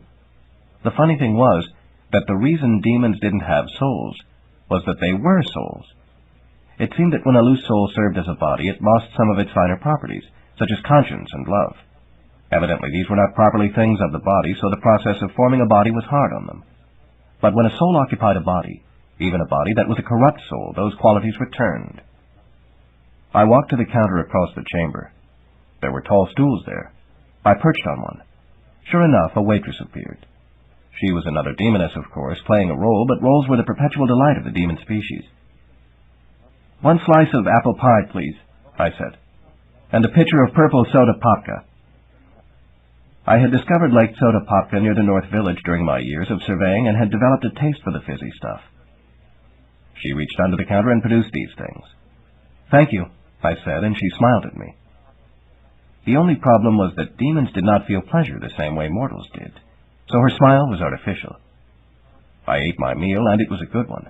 Apparently the demons intended to play it straight as long as I did. I was here to try for my degree, and Mitria was the one privileged to distract me from that effort. The others only served as supporting players. Perhaps they would get demerits if they failed to perform their roles aptly. I finished in due course and stood. "Don't I get a tip?" the waitress asked. Dana had not mentioned that to Tail. "Very well." "When you smile at a customer, get your eyes into it as well as your mouth," I said. "Then it looks like genuine feeling." "Oh, thank you," she said, smiling with genuine feeling. I returned to my room. Mitria was there in a stunning see-through blouse and skirt. She was very good with her emulations, and I might have been tempted despite knowing better. There was something about this kind of partial clothing that was more tempting than outright nakedness, perhaps because it gave the illusion that something hidden was being glimpsed. But I remembered 3 things. 1. She had no interest in me except my failure. 2. Other demons were watching, hoping that I would do something hilarious, such as trying to summon the stork with her. And 3. Rose was probably watching too via the tapestry. Suddenly I felt extremely straight and narrow. Anyway, I had something else to do after my meal. I looked around, but saw no place to wash or other. "Where is—" I asked. "Oh, that's right. Mortals have natural functions," Mitria said. She gestured, and a door appeared in the wall. I went to it and put my hand on the knob. I turned it, and the door opened. Beyond was a smaller chamber with the devices I required. I used them.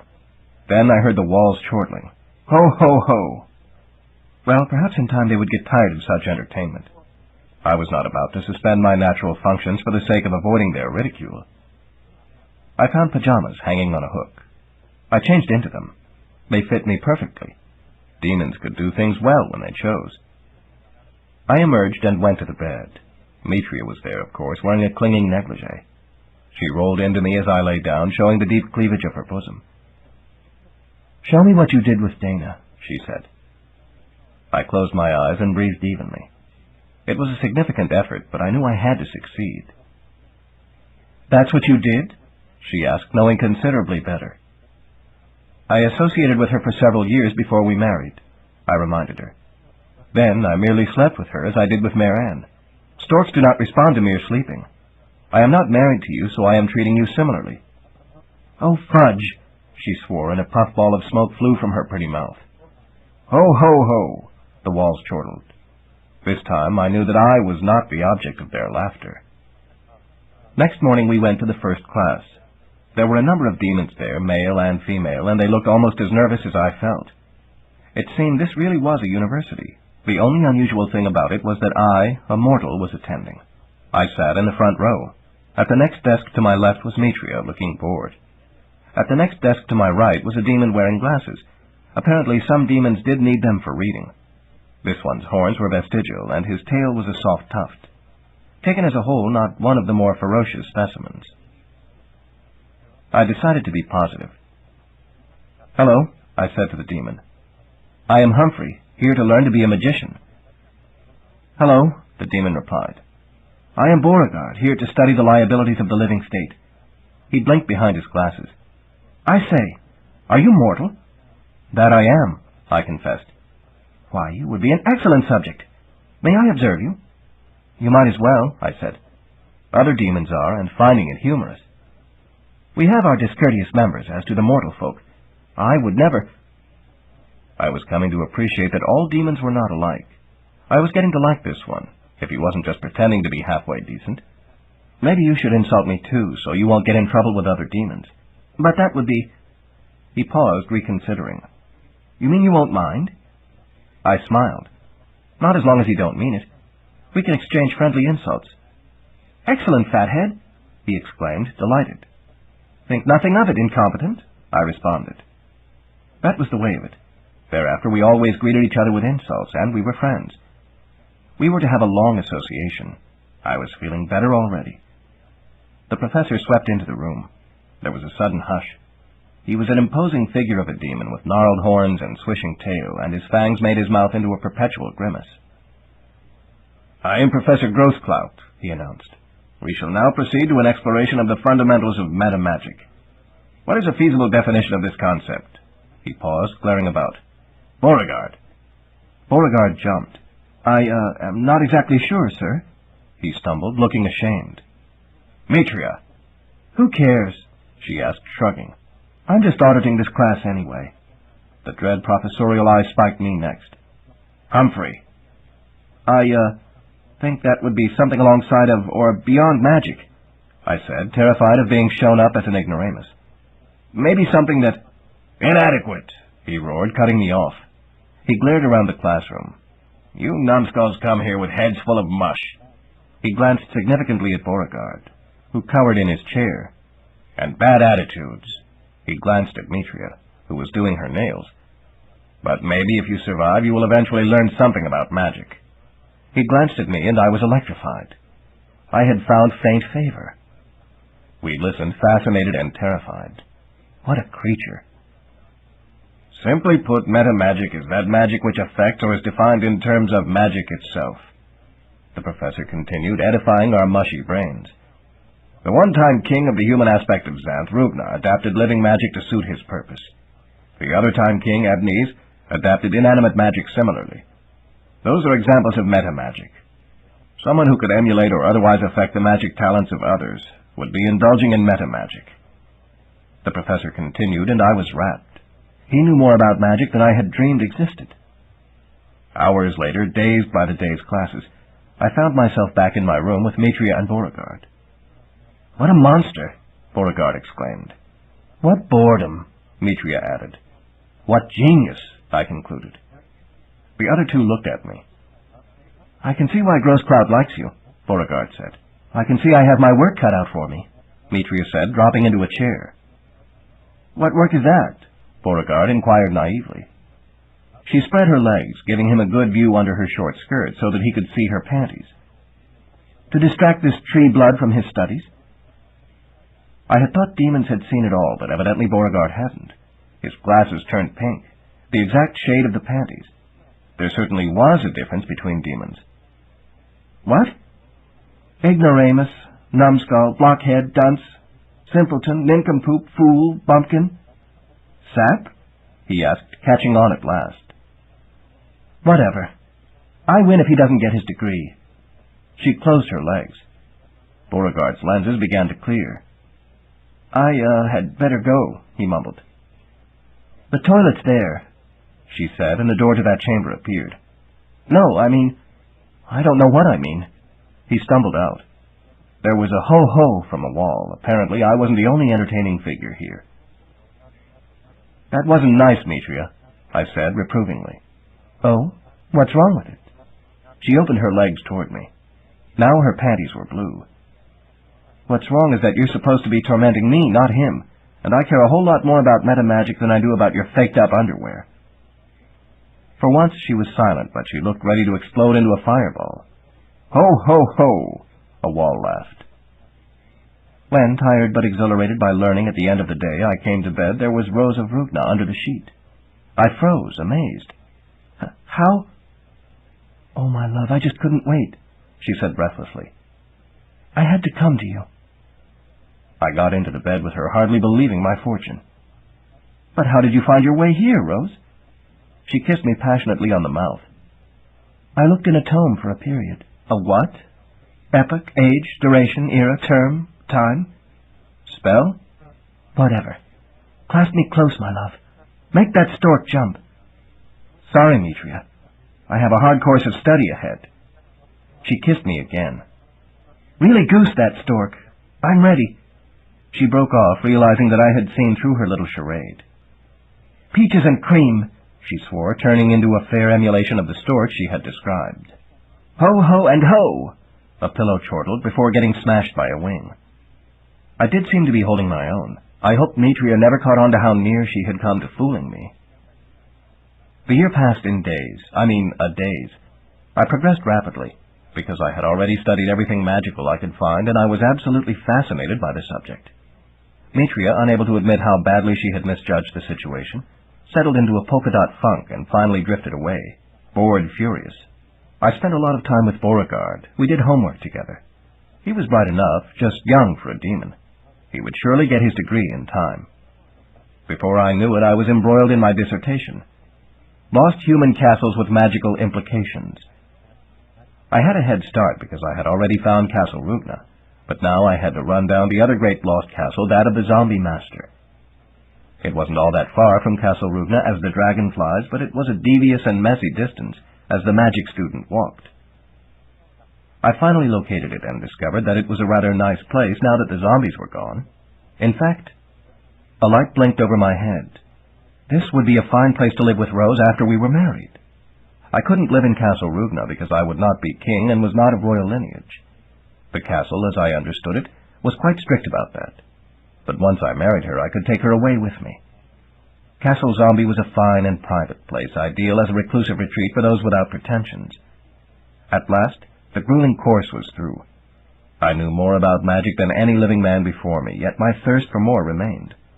Professor Grossclout was almost approving. In another century you may be a credit to your species, he remarked gruffly. I defended my thesis successfully, though the demon interrogators made me sweat. What you have here is competent, but why haven't you covered all the lost human castles with magical implications? One asked sharply. But there are only two, I protested, suddenly uncertain. What of the Ivory Tower? He demanded. What of Newcastle Zombie? Professor Grossclout nudged him. Those have not yet been constructed, he murmured. Oh, well, what of the Nameless Castle? Grossclout nodded. He did miss that. However, 2 out of 3 isn't bad. Nameless Castle? I had never dreamed of such a thing. Where and what could it be? So I made a C-, but I passed, thanks to Grossclout's favor. It seemed that he appreciated having a student who was genuinely interested in the subject, even if some mush remained in his head. I had my degree. I was now a true magician of information. I could marry Rose at last. Chapter 10. Hell. To her great surprise, Rose found herself awakened by the delicious smell of hot coffee, though she had harvested no hot coffee mugs recently. What was happening? Millie the ghost floated in. "Good morning, sweet lady," she cried, excited. "You looked so peaceful sleeping there that I hated to wake you. But it's past dawn, and the wedding party starts by mid-morning at the latest. Magpie is bringing you a drink to make you alert." "Who?" Rose asked dazedly. "Magpie. She's here to help get you through this day." "But there's no other living person in Castle Rugna except me," Rose protested. "Yes. She's one of Humphrey's classmates." Now Rose understood. A demoness. She had learned a lot about demons in the past year and no longer feared them. She understood their nature reasonably well and was careful, but knew that demons were merely another of the formidable species of Xanth, like the dragons and basilisks. Magpie came in then, carrying the coffee, which she must have imported from far away. She looked just like a bustling matron with her gray hair under a white lace bonnet and a black wool and feather dress. She set the mug down on the table beside Rose's bed, then went to poke her finger at the fireplace. A fire burst into being there, casting its warmth into the chill room, for Rose had chosen not to use any of the main bedrooms of the castle, feeling unworthy. She had taken a little attic chamber, and up here it did get cold at night. Rose drank her brew while Magpie busily fetched the clothing. Actually, it was more than the mug. The demoness had thoughtfully laid out a small breakfast of orange, or perhaps dark yellow, juice, fresh toasted breadfruit slices, and rosehip preserves. This dainty meal would do until the wedding feast. "Thank you, Magpie. I am starving." "Call me Mag," the woman said, and continued her business. Rose realized that the woman's name was probably ironic. A magpie was a garrulous bird, but this one spoke only briefly. Rose got up, wincing at the cold stone floor her tender warm feet encountered. She hugged her nightdress close about her and sat in a chair at the table. The day would warm in time. It always did. Meanwhile, the blazing fire certainly helped. That was an unaccustomed luxury. While Rose ate, the realization washed over her. She was getting married. She could still hardly believe it, but Humphrey had completed the university program and now had his degree, which meant he was officially a magician and eligible to marry her. She had seen it all in the tapestry and gotten the words from a magic mirror. Castle Rugna knew it too, and would not try to prevent the wedding. It believed that at some time in the future, Humphrey would return and be king. A new prophecy had appeared in the Book of Prophecies to that effect. So it was half a loaf for the castle, but not even magic castles had everything their own way. The technicalities of the situation had been met. Rose would have preferred to have the wedding of the century, but that would have attracted the attention of the Storm King, and there was another prophecy warning against that. If the Storm King discovers activity at Castle Rugna, he will destroy it in a firestorm, for his successor will reside here, that prophecy said.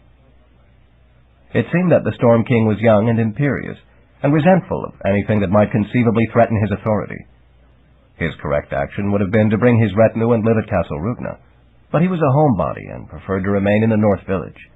Thus, the very existence of Castle Rugna was an implied rebuke, and activity there would have suggested that a new king was being cultivated to replace him. So the wedding had to be quiet, and the castle had to remain anonymous. But in time there would come a new king, and it seemed likely that it would be Humphrey. After all, if the Storm King died and there was no other magician in Xanth, Humphrey would have to take it. So Rose would settle for the quiet wedding and wait on events. It wasn't as if she were inexperienced at waiting. She finished eating and stood looking about. She discovered to her great delight that Mag had anticipated her desire for a bath on this day of all days. To one side of the brick fireplace, aromatically burning crab-apple shells and logs, the large wooden tub had been brought in and filled. Steam redolent with rose petals perfumed the room. Soon Rose was settled in her tub, her curly rose-colored hair pinned atop her head. She settled herself deeply into the hot water. She could feel her dry skin soaking up the rose milk and becoming dewy and moist again. It was the beginning of the magic transformation that any wedding wrought. A pretty young naive girl would become a beautiful and competent woman. She had seen this transformation occur any number of times in the tapestry history. Now it was her turn. "What a pity," Rose said, and burst out laughing. Mag jumped, and little Button Ghost, who had drifted in to watch the activity, spooked away in fright. There was a scramble as the monster under the bed retreated farther into the darkness, and a rattle as the skeleton in the closet did the same. "I only meant that it will be too bad to lose another innocent," Rose said contritely. "Marriage does that, you know. It sacrifices innocence." Actually, she had long since fathomed the key elements of the adult conspiracy.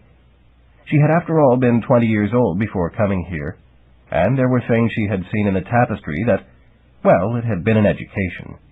She had also noted the little tricks that Demoness Metria had tried with Humphrey. Those had not been successful, but their general import had been plain enough. So, in her case, it would be more symbolic than actual. Still, she was experiencing the mixed thrill and tragedy of it. Rose washed her long, silky hair, pouring out warm water from a pewter pitcher. Little did she know that one day in the far future that pitcher would be stolen from the castle by a demon, and used as the basis for a dreadful, malignant, mechanical thing called computer, that would be a constant menace to all things halfway decent in Xanth. This was just not the sort of thing innocent maidens were capable of knowing. Mag presented her with a cake of soapstone. It smelled of her natural attar of roses fragrance. When she finished, Mag offered her a huge, fresh cottonwood towel. Now that she and her hair were clean, Rose was ready to be attired in one of several glorious dresses she had harvested from the dress tree in the orchard for the occasion. One by one, Mag handed her gossamer silken panties, pink creamy chemise teddy, smooth stockings of golden thread, and a long whispering silken underskirt. Next came the overskirt and bodice of the gown. The central panels of the dress were embroidered in tiny seed pearls, crystals, and smoky topazes in a field of yellow roses upon the rich gold-colored silk. When she moved about, the dress gave off a faintly rosy reddish gold glow. Her golden living frog sat in the middle of the rosette on her sleeve. The skirt of the gown came to the floor. The neckline was so low that Mag drew in her breath in a matronly gasp of disapproval. Rose's eyes widened to see her breasts exposed almost to the rosy nipples. She had not realized that the décolletage was quite that daring. The gown was simply wonderful. With that deliciously low neckline, Rose might even stand up to the competition offered by those bare-breasted mermaids, and all the other alluring maidens the tapestry had shown her. Not to mention that horrible demoness Mitria. Suddenly, it seemed, it was time for the wedding. It was held in the main ballroom of the castle, and if it was not the event of the century, it was hard for her to know the difference. The demons had turned out in force, for this was rare entertainment for them. Normally, they were not wanted at weddings for some reason. They were all solid and behaved meticulously, with all the males being in tails and the females in floating gowns. Beauregard was best man, and Millie the Ghost was maid of honor, and Button Ghost carried ghost flowers, and Professor Grossclout conducted the ceremony, having authority that no man or demon had ever dared question. Mitria was there too, of course. She couldn't be kept out. She played the role of former girlfriend of the groom, and was really quite effective in portraying resentment about the proceedings. One might almost suspect that there was just a bit of human feeling in that demon callousness. But about all Rose noticed was that Humphrey, despite pushing 40, was clean and almost handsome in his own formal suit. He seemed truly glad to be there, which was a relief. It wasn't necessarily so with grooms, no matter how ardent they might be at other times. They must have said their vows, because now there was an expectant hush. Humphrey faced her. "Take off your wedding cap and veil, Rose," he said. She blushed meekly, made abruptly shy by his request. "You do it," she whispered. He stepped forward and gently drew the heart-shaped spider-web lace cap and diaphanous bridal veil from her head. Then his competent hands moved to undo the diamond and living golden frog hairpins that held her tresses in place. To his evident surprise, the hair fell in a silken waterfall down to below her hips. "It is a lovely lass you are," he murmured softly in her ear. "Your hair is indeed like rose petals." His hand slid through the perfumed mass of it. "I think it is time, Rose of Rugna, that we seal our marriage with a kiss." He tangled his hands in her hair and drew her face forward. In his eyes, she could have sworn she saw the images of flying storks, and she knew she was seeing through them into his mind. Then he closed his eyes and kissed her. At once, Rose felt as if the blood in her veins had turned to glowing golden lava from a volcano of love. She could not move. She never wanted to move again. She loved her husband, Humphrey. She would love him forever. There was a sound as of the rippling of wavelets on a sandy beach. It grew to resemble the splash of the surf on firm rocks. Then it became the roar of the storm-driven sea against a stony cliff. No, it was not her heart, it was the applause of the audience. The marriage had been sealed. Then it was done, and the demons were gone, and it was the morning after. Standing on the ramparts of Castle Rugna, gazing down at the ruins of the gardens, Rose decided that she did not regret any particle of the prior day's proceedings. Not the wedding, certainly, and not the reception, and not the banquet. Not even the dancing under the new baby moon. And not the night of love, when they had tried so ardently to summon a phalanx of storks. That was only partially effective, as it turned out. Only one stork came, in due course, bearing Rosetta Bliss Humphrey, or Roy for short, whose power was to animate inanimate things for a while. But that was in the moderately near future. Right now it was a beautiful day. The sky was spreading itself like a peacock's tail, turquoise blue, gold, and copper, luminous and brilliant. A spicy warm breeze was blowing in straight off the high sea and lost keys. Everything was ideal. She looked at her reflection in her maiden's mirror. Her romantic heart shimmered and softened. She did not look like an experienced woman who had been thoroughly indoctrinated into the practice of the adult conspiracy. She looked more like a maiden who had just begun to wonder about such things. Perhaps it took practice to develop the proper expression. She went to her rose garden. She hated to leave it, but knew it would endure as she had, here at the castle, living without aging. Rose herself had to leave, of course, to be with her husband, and the spell would be off. But that was all right.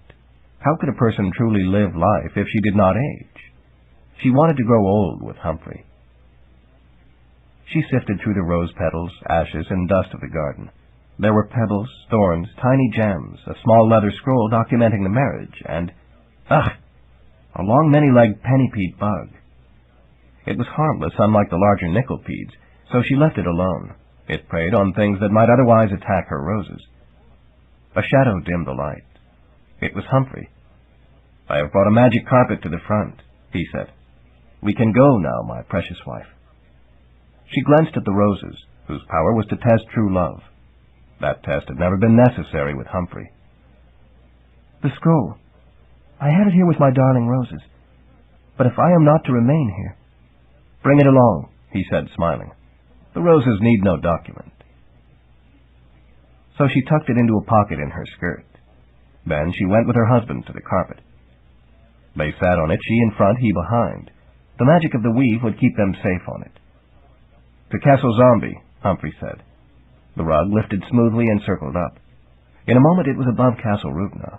Rose felt tears streaming down her face as she gazed down at the castle which had been her home for almost 2.5 centuries. It had taken perfect care of her, but now she had her true life to live. "Farewell, dear castle," she cried, waving to it. "Thank you so much for everything." A pennant waved, which was odd because there was no wind. It was not far as the carpet flew to Castle Zombie. The thing was relatively horrible, with a muck-filled moat and decaying vegetation around it. But the zombies were gone or safely buried, and she knew it was a serviceable estate. The zombie master had died more than 7 centuries before, so this castle had been deserted even longer than Castle Rugna. But it had been soundly constructed despite its seeming decrepitude, and she knew it could be cleaned up. Humphrey brought the carpet down in the rear of the castle. They got up and walked to a fence. He pushed open the garden gate made of driftwood and led the way into a small secret garden. Rose followed slowly down the narrow stone path. Tiny spiders had decorated every weed with their webs, and mice rustled under the leaves. Overall, there was a lingering smell of decay. "I thought you might have your rose garden here," Humphrey said. Suddenly she was glad he had shown her this first. "Yes, I shall," she exclaimed, delighted. She would make another rose garden. Roses would brighten this dreary region right up. Then he led her to the front portcullis. Humphrey picked her up and carried her gallantly across the threshold and set her down inside. Rose quailed. There was not a stick of furniture inside.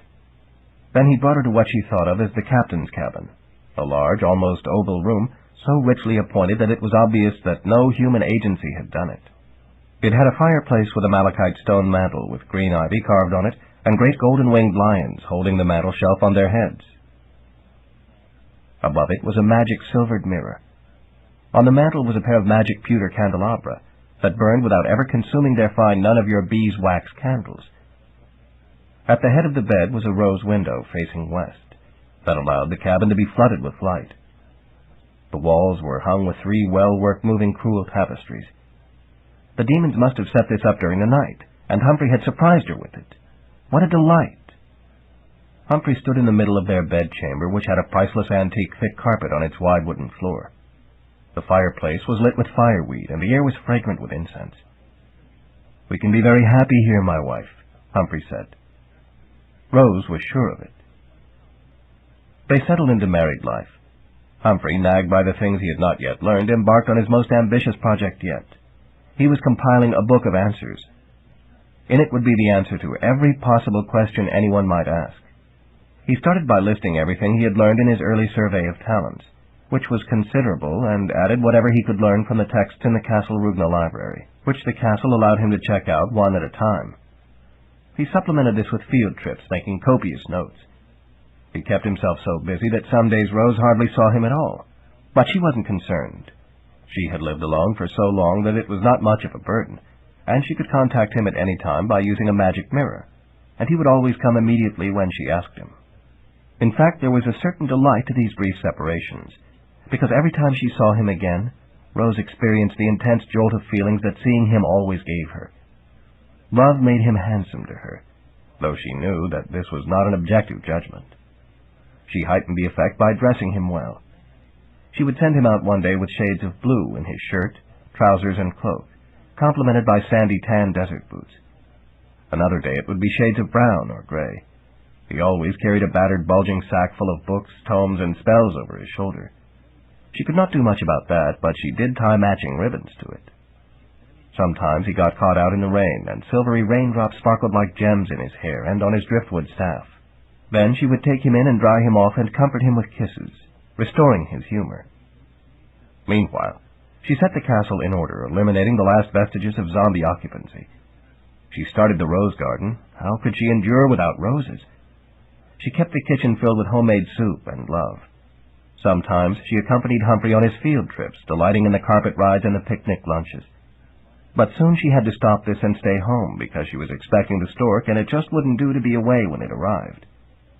She had a horror of arriving home and discovering the baby deposited in the fireplace or somewhere, all dirty.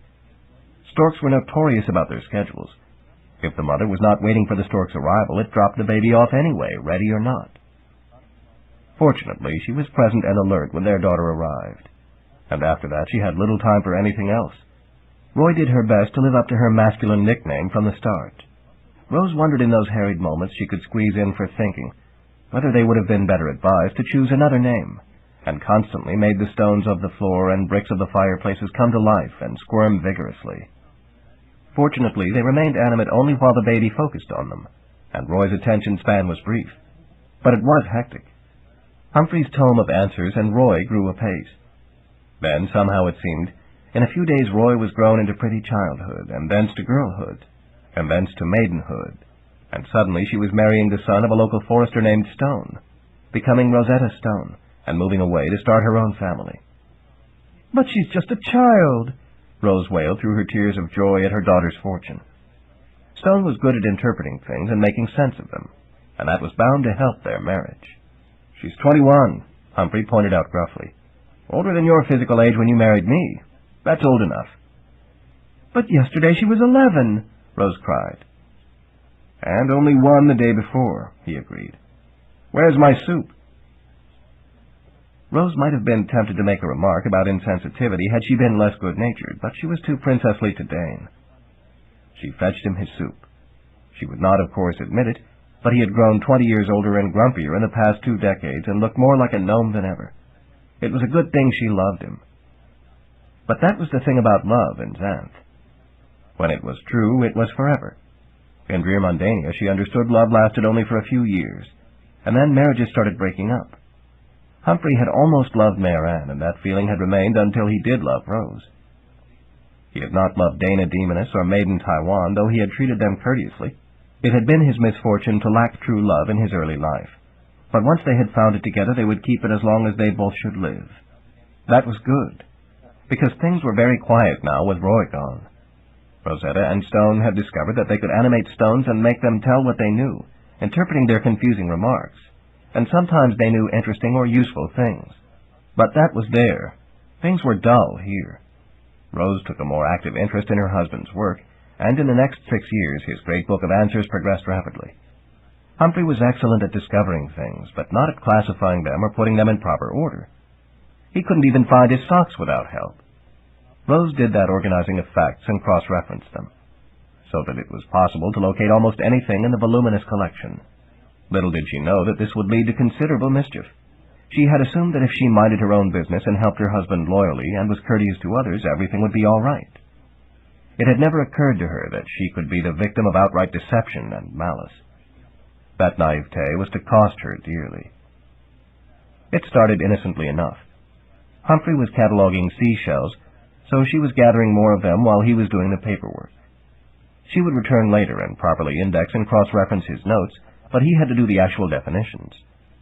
Peggy, the flying horse, had returned after a snit when Humphrey first got married and used the magic carpet. Rose had explained about things, and Peggy decided to forgive the transgression. Then Humphrey had used the carpet again, and the horse had got her feathers in an uproar. By the time Rose smoothed those feathers down, Peggy decided that she would give Rose rides instead of the fickle magician. The two had been friends ever since. Humphrey, a typical man, had never noticed. So today Peggy carried Rose to the Gold Coast of southeastern Xanth, where the sands and many of the plants were golden. It had been some time since Rose had been here. She had visited the region once as a child and played in the sand, and had retained a certain taste for the pretty stuff. Now she was dismayed to see a new development. There was a tower being built from ivory just offshore. Apparently it was to be a lighthouse, and white ivory was lighter than gold. Rose would have preferred to leave the shore pristine, but realized that she could not stand in the way of progress. Perhaps if she ignored it, it would go away. She told Peggy to go and graze where she wished, and the horse walked into the jungle looking for tasty leaves and grass. Rose walked along the shore, picking up new varieties of gold seashells. Their eyes were bright orange-yellow, and some were very pretty. Humphrey didn't care much about that. To him, an ugly shell was as good as a pretty one.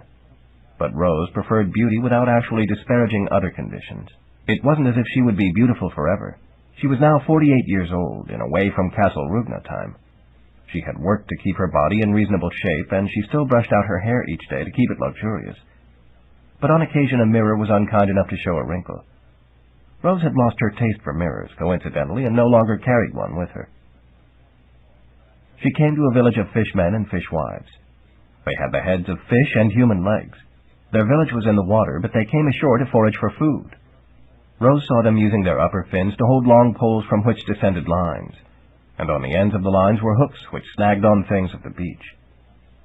Sometimes small animals bit at the bits of candy around the hooks, and the hooks caught in their mouths, and the fishmen hauled them in by the lines and poles until they were dragged down into the water.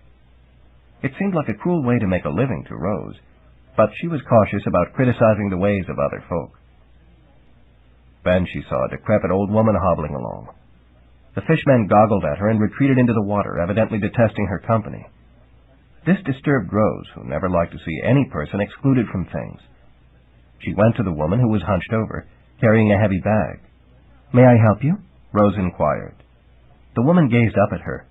Her aspect was even more frightful from close up, and she smelled of something other than roses. Her clothing consisted of whatever rags and tatters she had picked up from trash heaps. "Well, yes, lady," she wheezed. "If you would carry my heavy burden to my home, that would help me a lot." "I shall be glad to," Rose said. She took the bag, which she was surprised to discover was filled with ivory horns and tusks. The woman evidently collected ivory. "If I may inquire, what is your name?" "My name is Rose." The beady eyes flicked at her. "My given name is Peril, but the fish faces call me the Sea Hag." Rose was properly appalled. "How unkind of them. I shall certainly call you Pearl." "That's Peril, Rose Hips." The woman corrected her snappishly. Perhaps Rose might have had a hint about her nature then, had she not been so trusting. Rose apologized for her error. It was very embarrassing to get a person's name wrong, for names were important indications to character. Everyone knew that. The old woman set off at a brisk hobble, and Rose was constrained to keep abreast of her, because the odor behind her was barely to be endured. They proceeded down beach to a spot directly opposite the half-completed ivory tower. "Oh, they have ruined my house again," she exclaimed, her voice suggestive of a harpy's screech. Rose saw a pile of driftwood, flotsam, jetsam, and seaweed. It was hard to imagine that this could ever have been a house. But of course it would be impolite to question the word of her companion. "Do you have any other place to stay?" "There is one the fish faces can't reach," Peril said. She hobbled to the edge of the forest. There was a huge dead tree trunk rising above the height of Rose's head. Peril scrambled up it, remarkably agile for one in her condition, and squeezed into a hole in it. She disappeared inside the trunk. Then her face reappeared. "Well, come on, stupid!" she screeched imperiously. Rose struggled to climb the trunk with the heavy bag of ivory. She was not good at this, because princesses were not supposed to climb trees, but somehow she managed. She wedged into the hole and hauled the bag after her. She found herself squeezing down inside the tree, the bag pressing her down from above. Her nice dress was getting severely mussed. Then her feet lost purchase entirely, and she fell screaming in an embarrassingly unladylike fashion. She splashed into water. The bag splashed beside her. She flailed, and in a moment her feet found a sloping rock. She scrambled up it out of the water. She was in absolute darkness. Her first thought was for the old woman. "Peril!" she cried. "Are you all right?" She was answered by a resounding cackle. "I'm horrible, but I will be much better soon." The voice of the hag came from above. "Soon?" Rose asked, bewildered. "Soon as I kill myself." "I don't understand." There was another awful cackle. "Who cares? Rest easy, fool, until I come for you." Then the voice faded. Rose looked up. Far above she saw a disk of light. It blinked out for a moment, then reappeared. She realized that it was the hole in the tree trunk. Peril had climbed back up and squeezed out of it and was gone. Rose realized that she was in trouble. It seemed to be a most unkind notion, and one she hesitated to entertain, but it almost seemed that the old woman had intended to trap her in here. There was no way she could climb up inside that trunk and escape. There was no purchase for her hands, and in any event she lacked the strength for such an effort. She was trapped in this awful dark pit. She knew what to do. She had to call Humphrey, who would immediately come on the carpet and rescue her. Except that she no longer carried her magic mirror. What a problem her foolish vanity had made for her. She heard a neigh. Peggy. The winged horse had found her. "Peggy!" she cried. "Get me out of here!" But even as she called, she knew it was impossible. The horse could not get in here and could not do anything to help from outside. So she did the next best thing. "Peggy, go fetch Humphrey. Bring him here.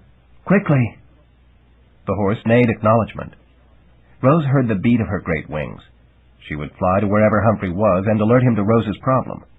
He could then use a mirror of his own and investigate, and he would take care of it immediately. Then she remembered that she hadn't told Peggy where Humphrey was. He was checking references in the Castle Rugna library and would not be back until evening. Peggy would not be able to find him until then, for she could not go to Castle Rugna because of the aversion spell.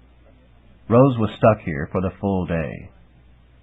She hunched herself with her back to the edge of this cave. There seemed to be just the pool and the sloping edge and the wall. The water was brine, so must connect to the sea. But Rose could not escape that way either. She was not that good a swimmer, and for all she knew, it was too far for her to hold her breath. This place was some distance in from the shore, and any tunnel would have to connect under the surface of the sea. At least she had not been hurt in the fall. How lucky that there had been water there. She thought about peril. Now she realized the significance of the name.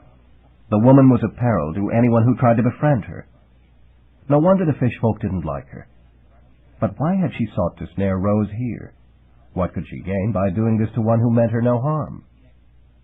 Rose remembered the sea hags, for it seemed now that the name the fish folk used for her was apt.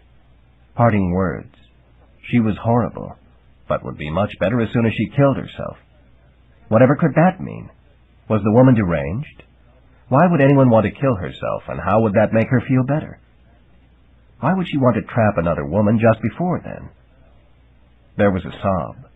Rose thought it was her own, then realized that it wasn't. It had come from across the pool. There must be another ledge there. "Who is there?" she called. "Me," a voice replied. That was not phenomenally helpful. She realized that the other person could be young and therefore thoughtless. "Please tell me your name." "Dread," the answer came. "Dread? Are you a boy?" "Dread Redhead, because I have red hair and I dread the darkness. I'm a 10-year-old boy." Rose was much relieved to discover that she had company, yet horrified to learn that another person was similarly trapped. "Did Peril lure you in here too?" she asked. "Sure she did," the boy replied. "Yesterday. But now she's got you, I guess she'll just let me die." "What does she want with me?" Rose asked. "You mean you don't know?" "I have no idea. I was only trying to help her carry her bag of ivory, and she led me here and left me. She said something peculiar as she left." "You sure don't know," Dread said. "Well, let me tell you. The sea hag is a sorceress who lives forever, because every time her body gets old, she kills it and her spirit takes over another body. Usually she takes a young woman, but if she can't find one, she'll take a boy. That's why she trapped me. But she'd rather have a woman, even an older one like you. That gives her a few more years to find a young one. So now she's got you, and in an hour or two she'll take it." Rose was appalled. "But I don't want my body to be taken. How can she do that?" "She traps a woman so she can't flee, and then her spirit just comes in. That's her magic. You can't stop her. You have to get far away so her spirit can't catch you. That's the only way to escape." Rose realized that she was in twice as much trouble as she had thought. But rather than dwell on that awfulness, she focused on the boy. "What is your talent?" she asked, hoping that it was something that could help them. "I pipe open doors, even when there aren't doors." "You mean you can make doors to places that don't have them?" "Sure, with my hornpipe. It's fun, usually. I can get in or out of anything." "But then why didn't you open a door out of here?" Because my door's open on the level, not up or down, and there's no light down here. No light? Why should that stop you? I'm afraid of the dark. But it's already dark here. Yes, and that terrifies me. But there's a spot of light from the hole in the tree, and I can watch that. But if I opened the door, it would be to an underground tunnel, and it would be dark. I can't leave the light. Rose began to get an idea. Many children are afraid of the dark, but only when they are alone. They are never afraid when they are with their mothers. My mother isn't here, he pointed out with a certain accuracy. But I'm here, and I'm old enough to be your mother. I am a mother of another child. If I went with you, you wouldn't have to be afraid, no matter how dark it is. Say, maybe so, he said. Her heart beat faster. He was accepting her logic. Can you open a door in your wall? Sure. Come over here and I'll do it. Rose did not waste time. She slid into the water and swam across. She found a similar sloping ledge on the other side and climbed out. Do it, she said breathlessly. Music sounded. How lucky that Dred had his hornpipe with him. There was a creaking as of a door opening. Rose felt in the darkness. Sure enough, there was a door with a dark passage beyond. Come on, she said. Maybe this tunnel intersects a cave, and we can follow it to the surface where it's light. The tunnel was heading directly away from the sea, but that was fine. That was also away from the sea hag. You first, Dred said. She didn't argue. She knew he would follow rather than be left alone. She felt her way into the tunnel, proceeding on hands and knees. She heard the scuffle of the red-headed boy following. The tunnel went straight ahead on the level. She was afraid it went nowhere, but then it came to a faintly glowing underground stream. Her eyes had become adjusted to the gloom, and now this faint light was quite bright enough to see the path of the river. It was breathtakingly beautiful. The rock surrounding it was crystalline, and each small stone at the bottom was a rough-cut gem, and above it hung stalactites of glossy sardonyx. Now there was sound, too. The stream sang as it wended its way through and around these crystals. At the bottom of the stream, small plants were growing, and these plants produced tiny fruits, and there were fish eating the fruits. But they could not linger to enjoy the scene. We must move on, Rose said. There seems to be no way out from here. Open another door. Dred raised his pipe to his mouth and played. A new door opened in the wall. They entered the new tunnel, leaving the lovely river behind. This tunnel was tall enough for them to walk upright, which was a relief, but soon it narrowed so that they had to go single file. The darkness became complete again. Rose could not see anything in front of her. She had to stop, yielding to the primitive fear of banging her face into something disfiguring. Now the boy squeezed ahead of her and began cursing. His curses lit up the dark and dim pockets of the cave. Rose, about to object to such language, realized that it was better to stifle her ladylike sensibility for the nonce. They needed this bit of light. Yet how was it that the boy had not thought to do this before and so escaped before she arrived? We're almost there, Dred said confidently. Almost where? Rose asked. But before she could inquire further, she heard a screech echoing down the tunnel. The sea hag. As one, they charged down the tunnel. Now there was a glow from another wall. Dred whipped out his hornpipe and played another brief melody, and another door opened.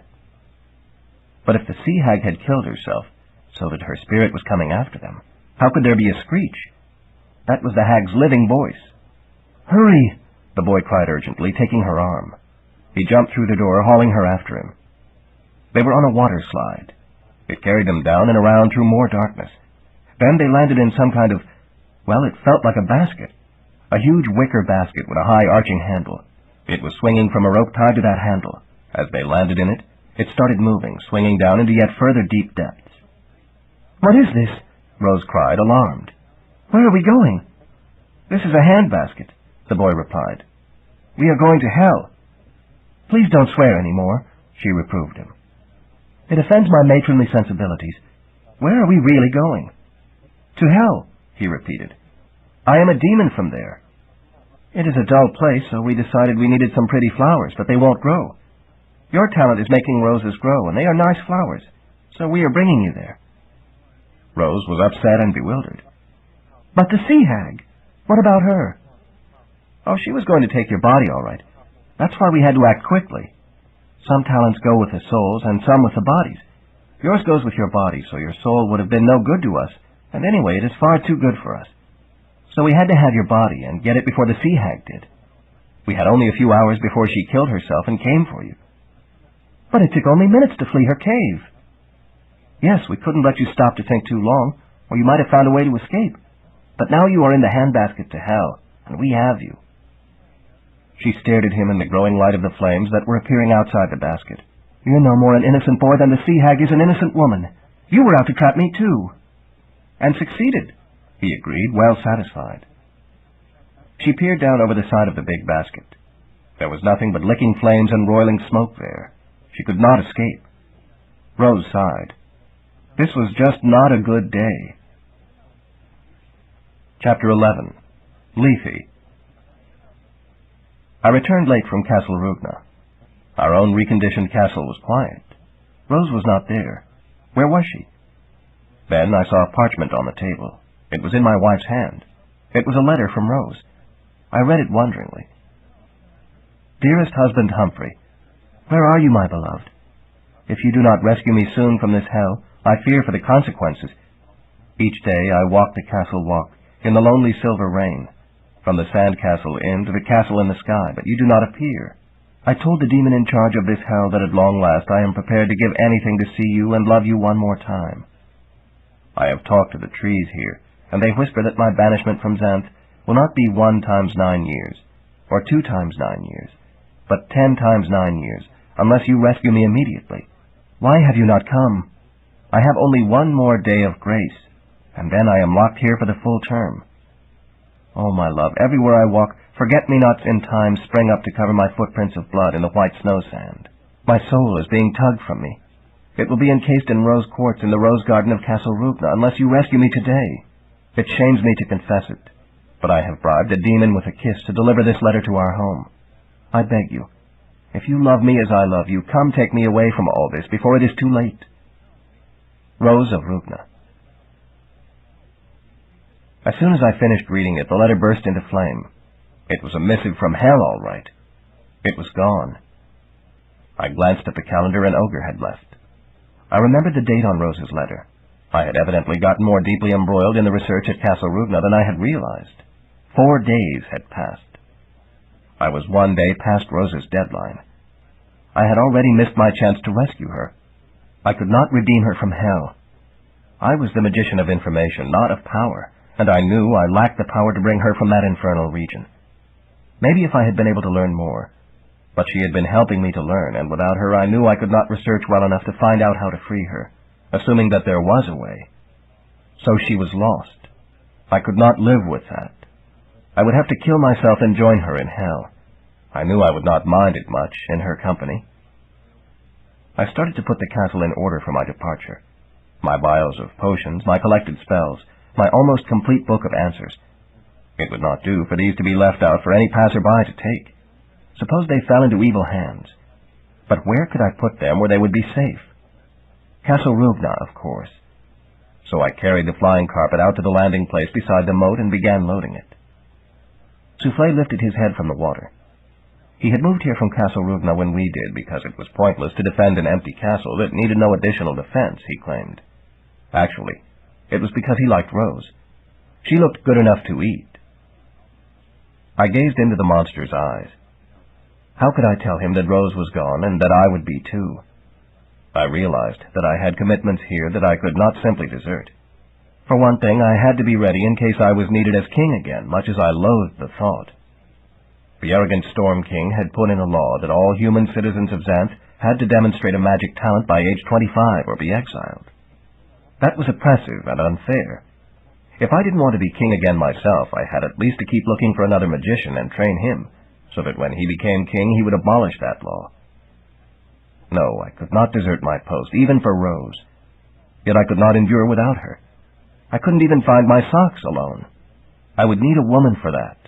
And how could I marry again, loving Rose as I did? The answer was that I couldn't, not as long as I remembered my love for her. There was only one thing remaining to do. I stepped to the cupboard and fetched my vial of Lethe elixir. There was enough in here to make a man forget something for 80 years. By that time I should be safely dead and with Rose in hell. For this potion affected only the living mind, not the dead mind. It was ideal. "Rose!" I cried, naming the thing I had to forget, and lifted the vial to my mouth. I drank down the whole of it. I looked around, bewildered. What was I doing here? I stood in the middle of an arcane study with a vial in my hand. The last thing I remembered was discovering Castle Rugna. I had been approaching the ramparts, and I had seen a moat monster. Then, nothing. Was I inside the castle, having hit my head during the entry? No, I had no bruise, and anyway, this wasn't Castle Rugna. The smell of it was different. This was somewhere else. More must have happened than simple entry. Somehow I had been transported elsewhere. Maybe that was the castle's last defense. It used magic to move anyone who entered to a different castle. Maybe a memory glimmered from the fog. The nameless castle. The castle of which I had not heard, which ignorance had cost me a good grade. Somewhere, sometime. But I could not remember more of that matter.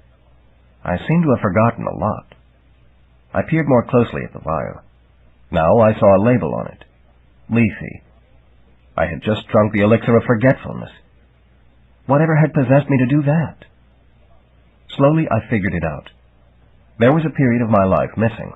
I must have entered Castle Rugna, then traveled here and set things up to suit myself, and then taken a drink of potion to forget it all. Why? I didn't know, but was sure that if I had done it voluntarily, there had to have been excellent reason. So my best course was not to inquire into the matter. In due course, the elixir would wear off. There was no telling how much had been in the bottle, and then I would remember. Meanwhile, I should go about my business awaiting that revelation. Just how much time had been wiped out by the elixir? I looked at the calendar again, this time checking the year. My mouth fell open. It was the year 1000. It had been 971 before.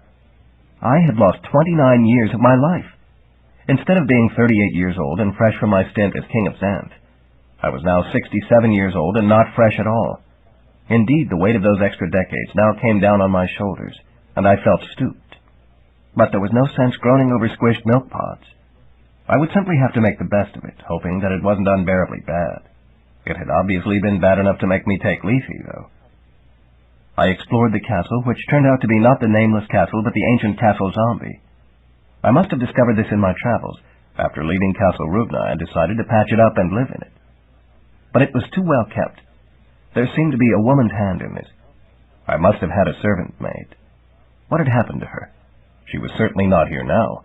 Whoever she was, she had been highly competent, because everything was in far better order than I was capable of managing. I located the bedchamber and found therein only one bed, large enough for two. On one side were my things, such as a lost sock. On the other were a woman's, such as the perfume of roses. Obviously, we had been close. I spied a magic mirror on the wall. "What woman was here?" I demanded of it. "You told me not to answer that, magician, before you took the Lethe elixir," it replied. "Well, now I'm telling you to answer," I said shortly. I tended to be shorter now than before being shortened by those extra 29 years. "But then you were in command of your faculties," it responded with a sneer. "None of the magic items here will answer you now." I realized that it was true. I would not have taken Lethe if I had wanted to remember what I was trying to forget.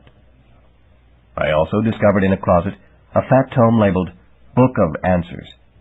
Now this was interesting. Where had I gotten this? But as I turned the pages, I recognized the handwriting. It was my own, with cross-references by some other party, evidently an assistant. Well, maybe this would help me. I needed a woman to find my socks. Where was she? I tried to use it to ascertain what woman had been here, but it balked me as I had expected. I had been routinely thorough before, as befitted me. But I should be able to use this and the other magic items in other ways so that I could get on with my life. I thumbed through the pages. Soon I located woman. There were pages of types, but there was no socks subheading. Too bad. So I checked for the next best thing, and there it was. Wife. I discovered that this was a spelled entry. It changed as I watched it, listing names and descriptions of marriageable females. I could fix it on anyone who interested me by touching the entry with my finger.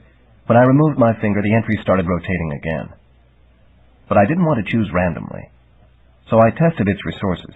"I want the best sock finder available," I said, and stabbed my finger down without looking. If this worked the way it should, that name would be the one. And there it was. Sophia Sock Sorter. Her description was ordinary, and she lived in... Oops! This was a problem. She lived in Mundania. Well, either I wanted the best or I didn't. Of what metal was I made today? I decided to go fetch Sophia, regardless. I packed those spells I recognized from my early days of collecting. I found a magic carpet I seemed to have acquired in my missing years. I carried it outside, looking for a suitable place to launch it. There was the moat monster whose name I had learned was Soufflé Serpent, no doubt because that was what he would make of any intruder. "I am going to find a woman," I announced. "I shall return.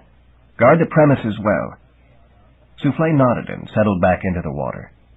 I unrolled the carpet, set my things on it, sat on it myself, and gave it the standard takeoff command. It lifted smoothly. It was a good piece of work. I flew north and slightly west, and soon discovered below a monstrous chasm. Where had that come from?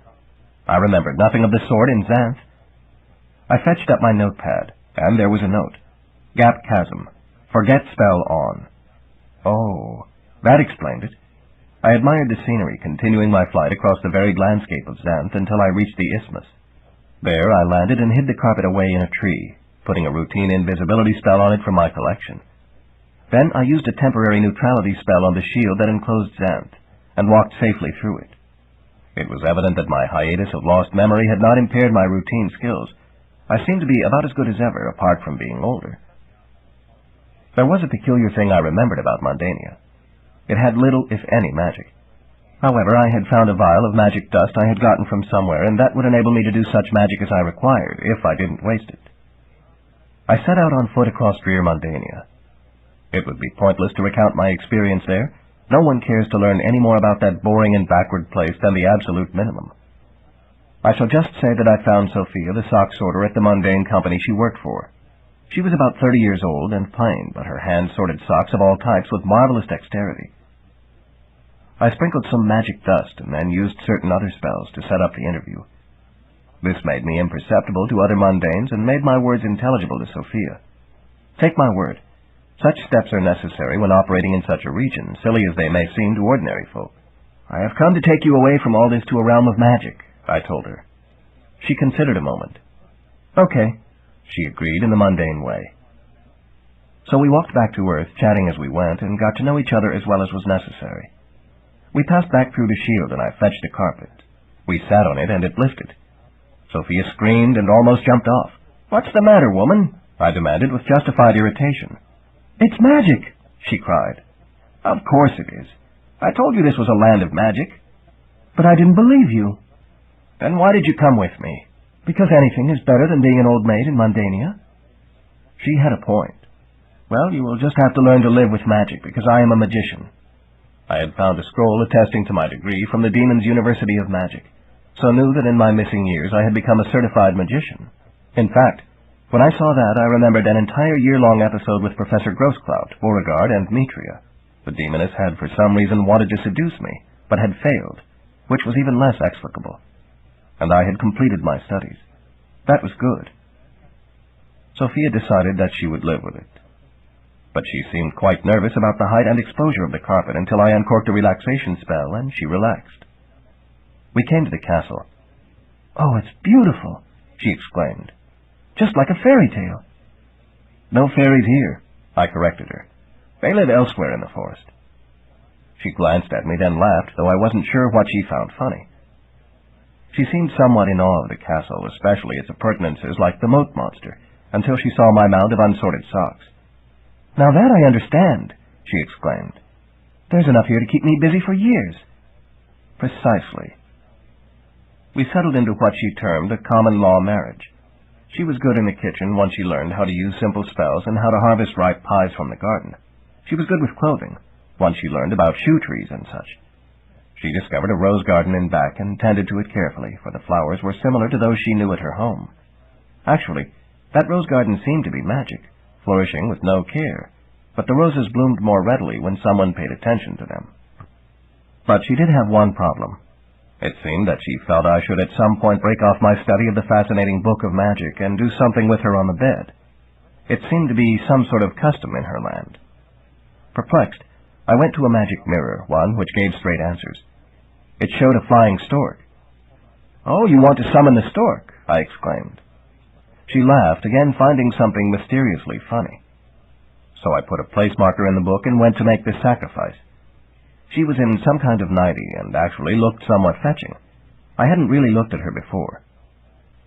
It must have been some time since I had indulged in this activity, because I became quite interested in it once I got started and wound up spending the rest of the night with Sophia on the bed.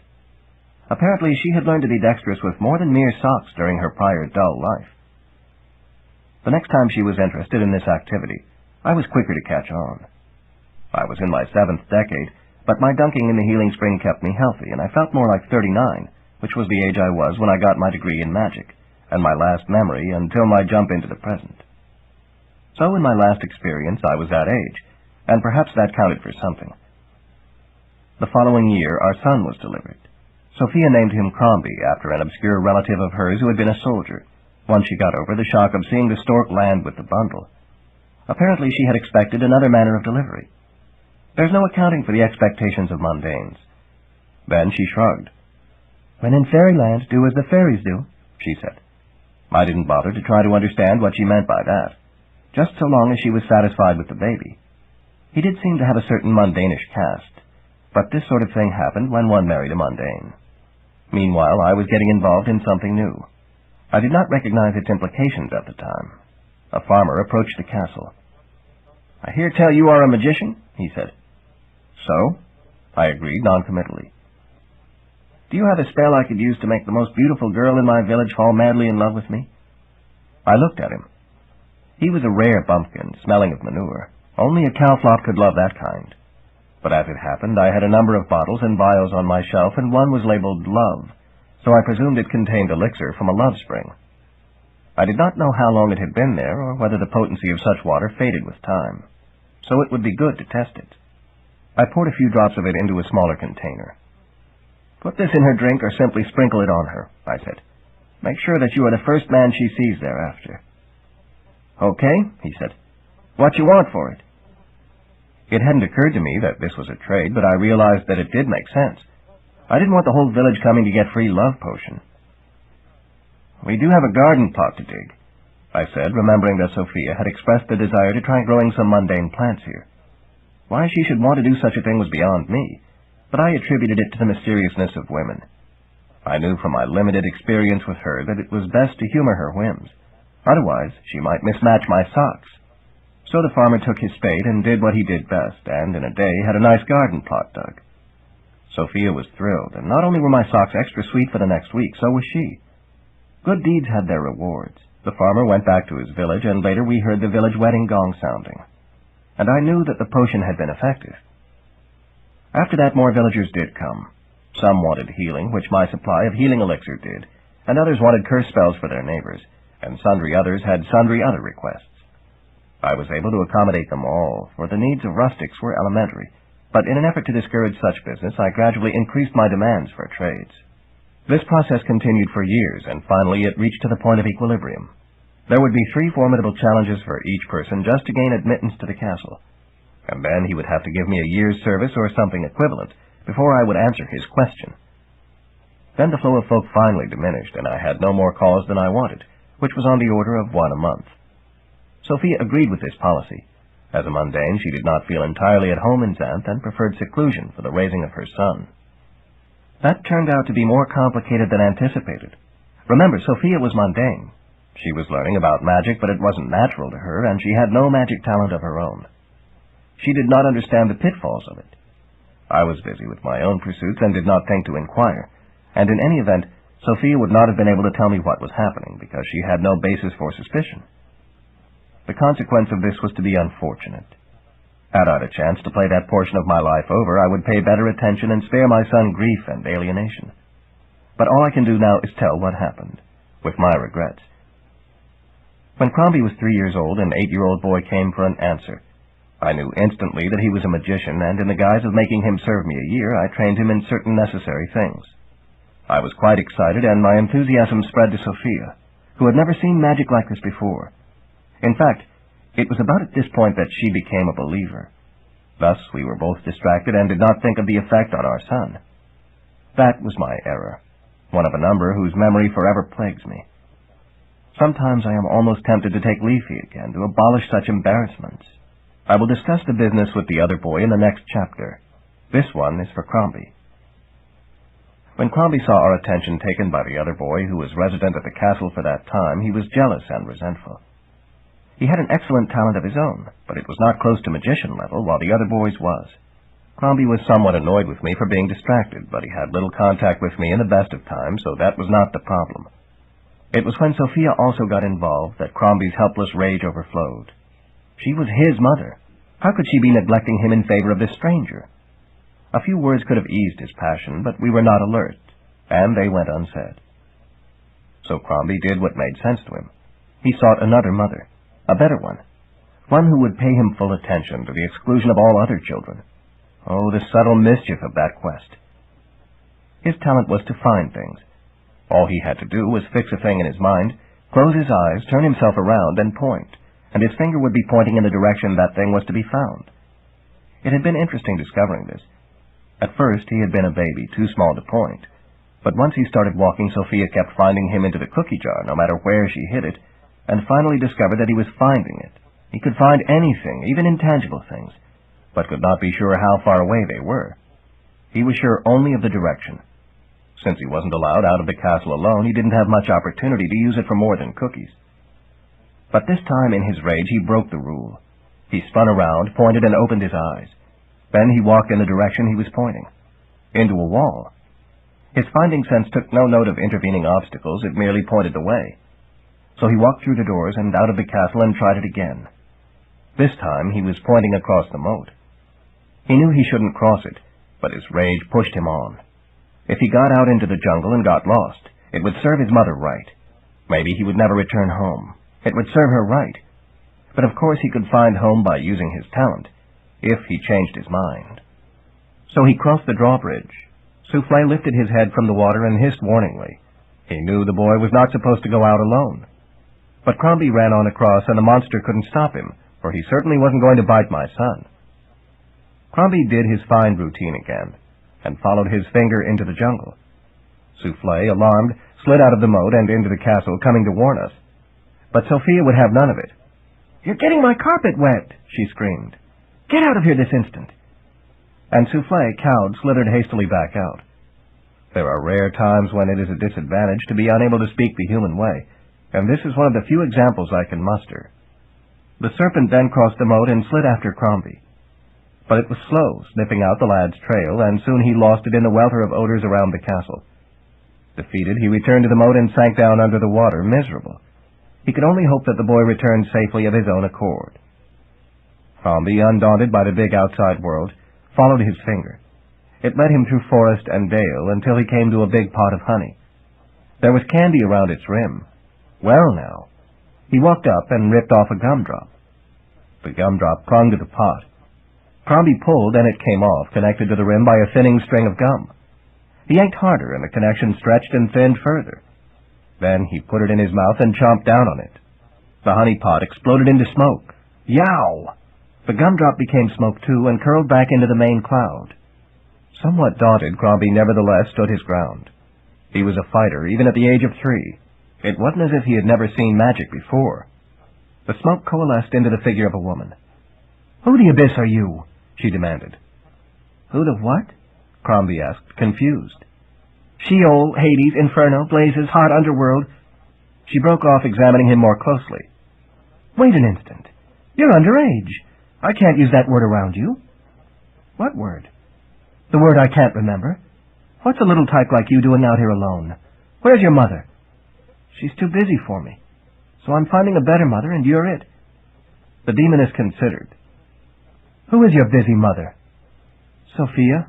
She's mundane." The demoness considered again.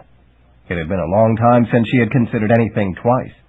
In fact, it hadn't happened since she tried to seduce me.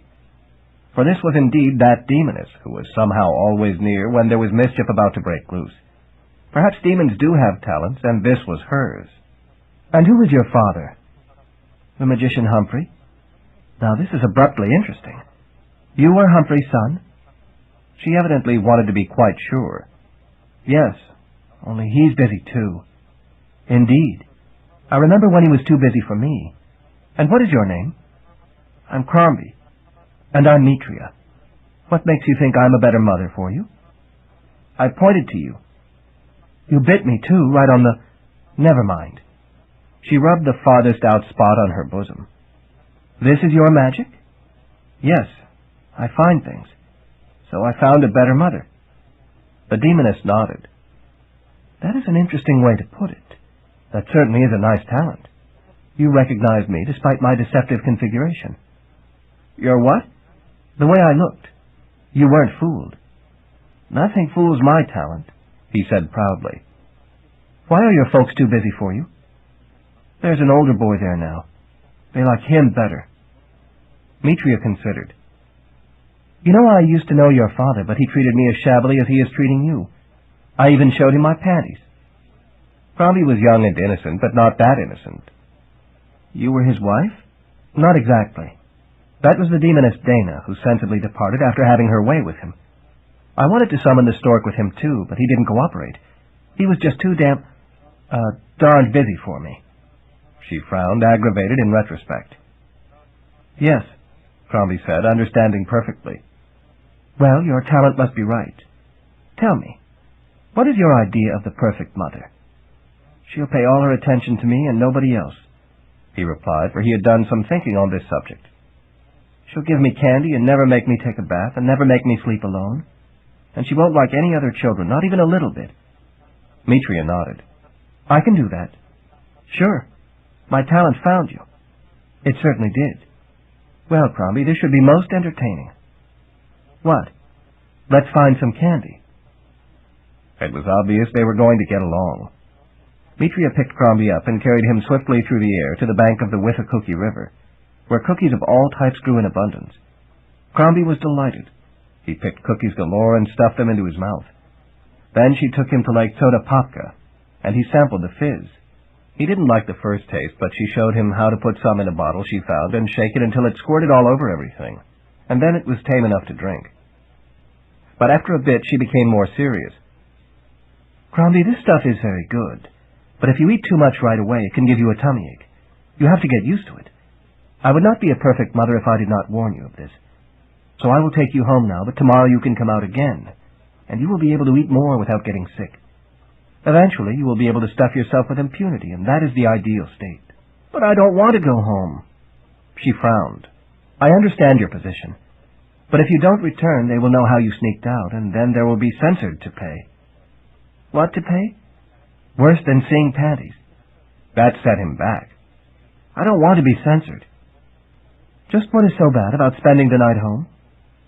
I'm stuck in this dark room all to myself, while they do fun things somewhere else.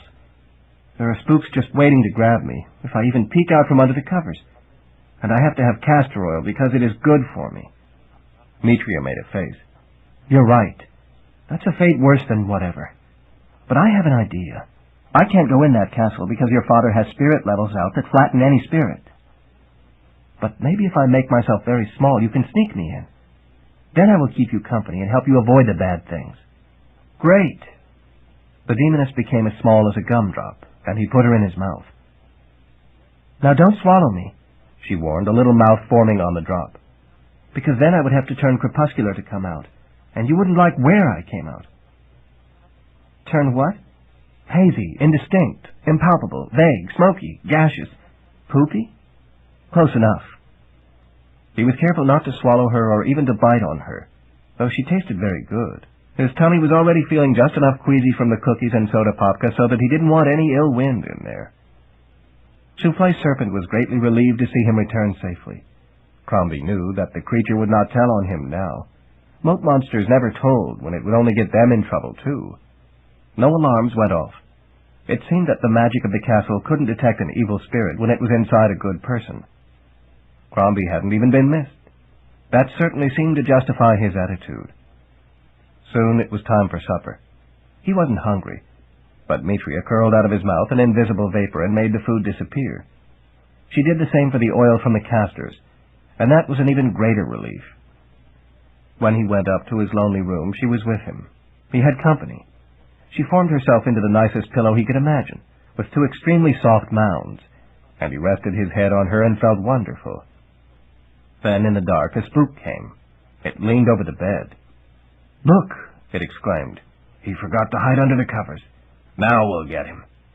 Suddenly, the pillow opened a big, long mouth with 1.5 squintillion teeth.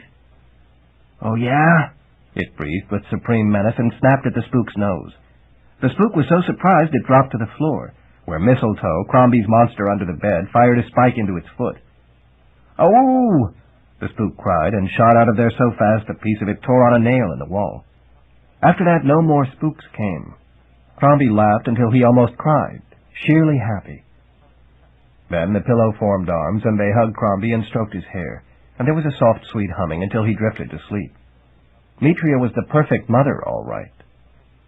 After a year, the other boy went away, but Mitria stayed. Usually, she assumed the form of Crombie's jacket, and he wore her around the house, but she could be anything he wanted. Indeed, she was all he wanted. He hardly cared about anything else. When Sophia made him study things he ought to know, he paid no attention, knowing that Mitria would provide the answers for him when they were required.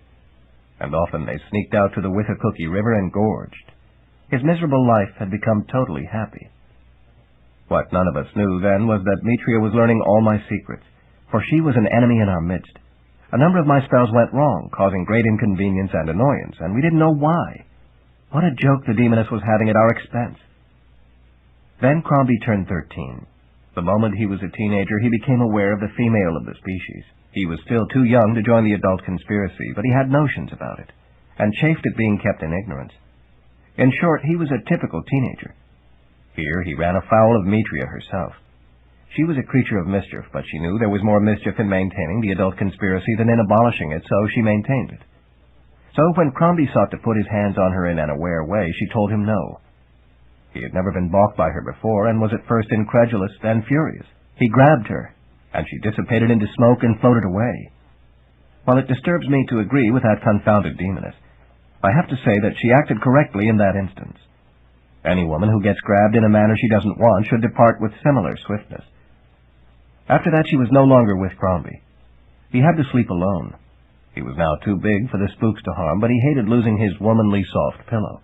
Now his almost complete ignorance of the things Sophia had been teaching him manifested. He was a spoiled, rotten teenager, and that was a condition not even he could live with. Mitria had done him the worst of favors by enabling him to escape any discipline in childhood. He was so angry he had to keep blinking to keep the red glare of rage from burning his eyes. He cursed all older women, for of course he was incapable of blaming himself. He stormed out of the castle, now having more freedom because we were under the impression he was worthy of it. He whirled and pointed, uttering the syllable, "Girl." He followed his finger, and came across a girl his age, sitting in the very glade where he had first found the honey pot. She was exquisitely pretty, and he fell in love with her right away. This, too, was the manner of teenagers. Since he hadn't grabbed her, she was responsive. The two of them had a marvelous time dancing and kissing and sharing secrets. Then he became too demanding. "Show me your panties." She laughed. Annoyed, he grabbed at her, and she dissolved into smoke and floated away. Only then did he realize that she had been merely another aspect of the demoness Mitria, having her fun with his innocence. That was when he swore never to trust another woman, any age, any type. They say there is no fury like that of a woman scorned, and Mitria is a perfect example, but surely the fury of a teenager balked comes close. I have, of course, long since forgotten that I was ever a teenager, not that this is relevant. By the time I discovered what had happened, it was way too late. My son was hopelessly embittered. There was nothing to do but send him away to be a soldier, for hate is an asset to that profession. I had, in effect, lost my son. Sophia was not particularly pleased either. I revised the castle defenses to make sure that never again could a demon sneak in unobserved. It was not that I was prejudiced against demons. Some of my best friends were demons. But Mitria was sheer naughtiness. She never acted with outright malice, and indeed sometimes seemed to act decently. But there was no telling what the final cost of her mischief would be. Obviously, she remained annoyed by her failure to corrupt me, so had corrupted my son instead. Corrupted him ironically with kindness. She had enabled him to avoid the necessary disciplines of growing up. That lack of discipline might be typical for demons, but was disaster for humans. Yet it was my fault, too. I should have been alert. I should have taken a hand in the upbringing of my son. I, too, had been spoiled, for the maiden Taiwan had brought up my first son. I resolved that if I ever had another son to raise, I would be a true father to him, not leaving his upbringing to others. To that resolution I was true. But let me now return to the matter that so preoccupied me at the time my son was going astray. It was not, as will be seen, a thing of little consequence. Let's make that a separate chapter. Chapter 12. Trent. One day Sophia came to me, surprised. "There's an 8-year-old boy approaching the castle," she exclaimed. She, in common with most mothers, could tell a child's age and state of health at a glance. I pulled my nose from the book of answers. I had been studying it for 5 years now, and was beginning to understand its use. It was evident that I had made the original entries, and someone else had organized and cross-referenced them. There were so many entries that without such organization the tome would have been useless, but even with them it could be a job to discover exactly what I wanted. Now I could generally get a desired answer in a few minutes, and with further practice might make that even faster. Much of the time I had simply read through the entries in whatever order they came. What a tremendous amount of information I had accumulated in those missing 28 years. "Well, doubtless he has a question," I said. "There is no age barrier. Let me see what challenges are best." "You will make a child do the challenges?" she asked, appalled. She was odd in certain ways, but of course that was her mundane heritage. "I don't want to be overrun by children any more than I want to be overrun by bumpkins," I said reasonably. I looked in the book and was surprised. It said, "No challenges." So I researched for the reason, and it said, "Policy." Growing frustrated, as often happened when dealing with this book, I investigated that. Because Querent is a magician. I stared. Then I looked up at Sophia. "Let him in," I said gruffly. "He's a magician." Delighted, she hurried off. Meanwhile, I did further research in the book, but it couldn't tell me what the magician's talent was. This was because its answers had all been researched years ago. It was not a predictor of the future. It was attuned to the signals of magician-class magic, because that had always been a prime matter with me, but that was the limit. I closed the book. A magician. In all my years of searching, I had found only one magician before, and now he was the Storm King. The more I saw of the Storm King's reign, the less I liked it. The man was a magician, true, but an incompetent administrator, and Xanth was sliding back into the Dark Age instead of climbing out of it. We needed a better king, one who would bring vigor back to the throne and who would restore Castle Rugna to prominence. Maybe this boy was that future king. Soon the lad was ushered into my presence. "Good magician," Sophia said formally. "This is Trent." I concealed my excitement. I needed to know a lot more about this boy before I let him know his importance. "A greeting, Trent. Why are you here?" "I'm a magician," he said. "I should be king, but Mom says the Storm King will kill me if I go and ask him for the throne." "She's right," I said. Sophia made a stifled exclamation. The very notion of harm to a child upset her. "Go fetch this young man a cookie," I said, to get her out of the room for a while. She disappeared. "But I don't need a cookie," Trent protested. "I can make my own." "By means of your magic," I said, trying to ascertain what his magic was. "Sure. Want to see?" "Yes." "If you wish." He looked around. There was a speck of dust on the table that had somehow managed to escape Sophia's destructive attention, and in that dust was a flea. He pointed to it. "Cookie," he said. Instantly there was a plant. A fine, fresh, chiclet chopped cookie plant, by the look and smell of it. He had transformed the flea into this. That was certainly magician-class magic, if he could do it across the board. But it might be illusion. I had to be sure. "May I asked, reaching for a cookie. "Sure. It's your dust." I took the cookie and bit into it. It was perfect. "Want a different kind?" Trent asked. "I can make it any kind I know." I held the bitten into cookie. "What about a glass of milk?" He pointed. Suddenly the plant was a milkweed, with several full ripe pods. "I can't make glasses," he said. "Only living things." "That is good enough," I said, suitably impressed. I was satisfied that he was a magician of transformation of living creatures. "So you have come to find out how to become king without getting killed first." "Right." I heard Sophia returning. spot lesson in diplomacy, I said. Don't mention cookies. Just accept hers. Okay. Sophia had brought a plateful of cookies. Trent thanked her and took one. He was evidently a quick learner. That was good. I do not have an easy answer for you, I said. There are only 2 ways you can safely become king. One is to wait until the Storm King dies. But that'll be forever, he protested. And the other is to prepare yourself so that you can take power, displacing him. But you will have to be well-trained and adult because such displacement is not a gentle matter. Oh. He looked disappointed. You mean I have to pay a year's service to you for that? In the course of that service, you will learn how to prepare yourself, I said. I would not, of course, advise you to bother the legitimate king, but I will teach you how to be alert and defend yourself. Oh. His disappointment was fading. As I said, he was a bright boy.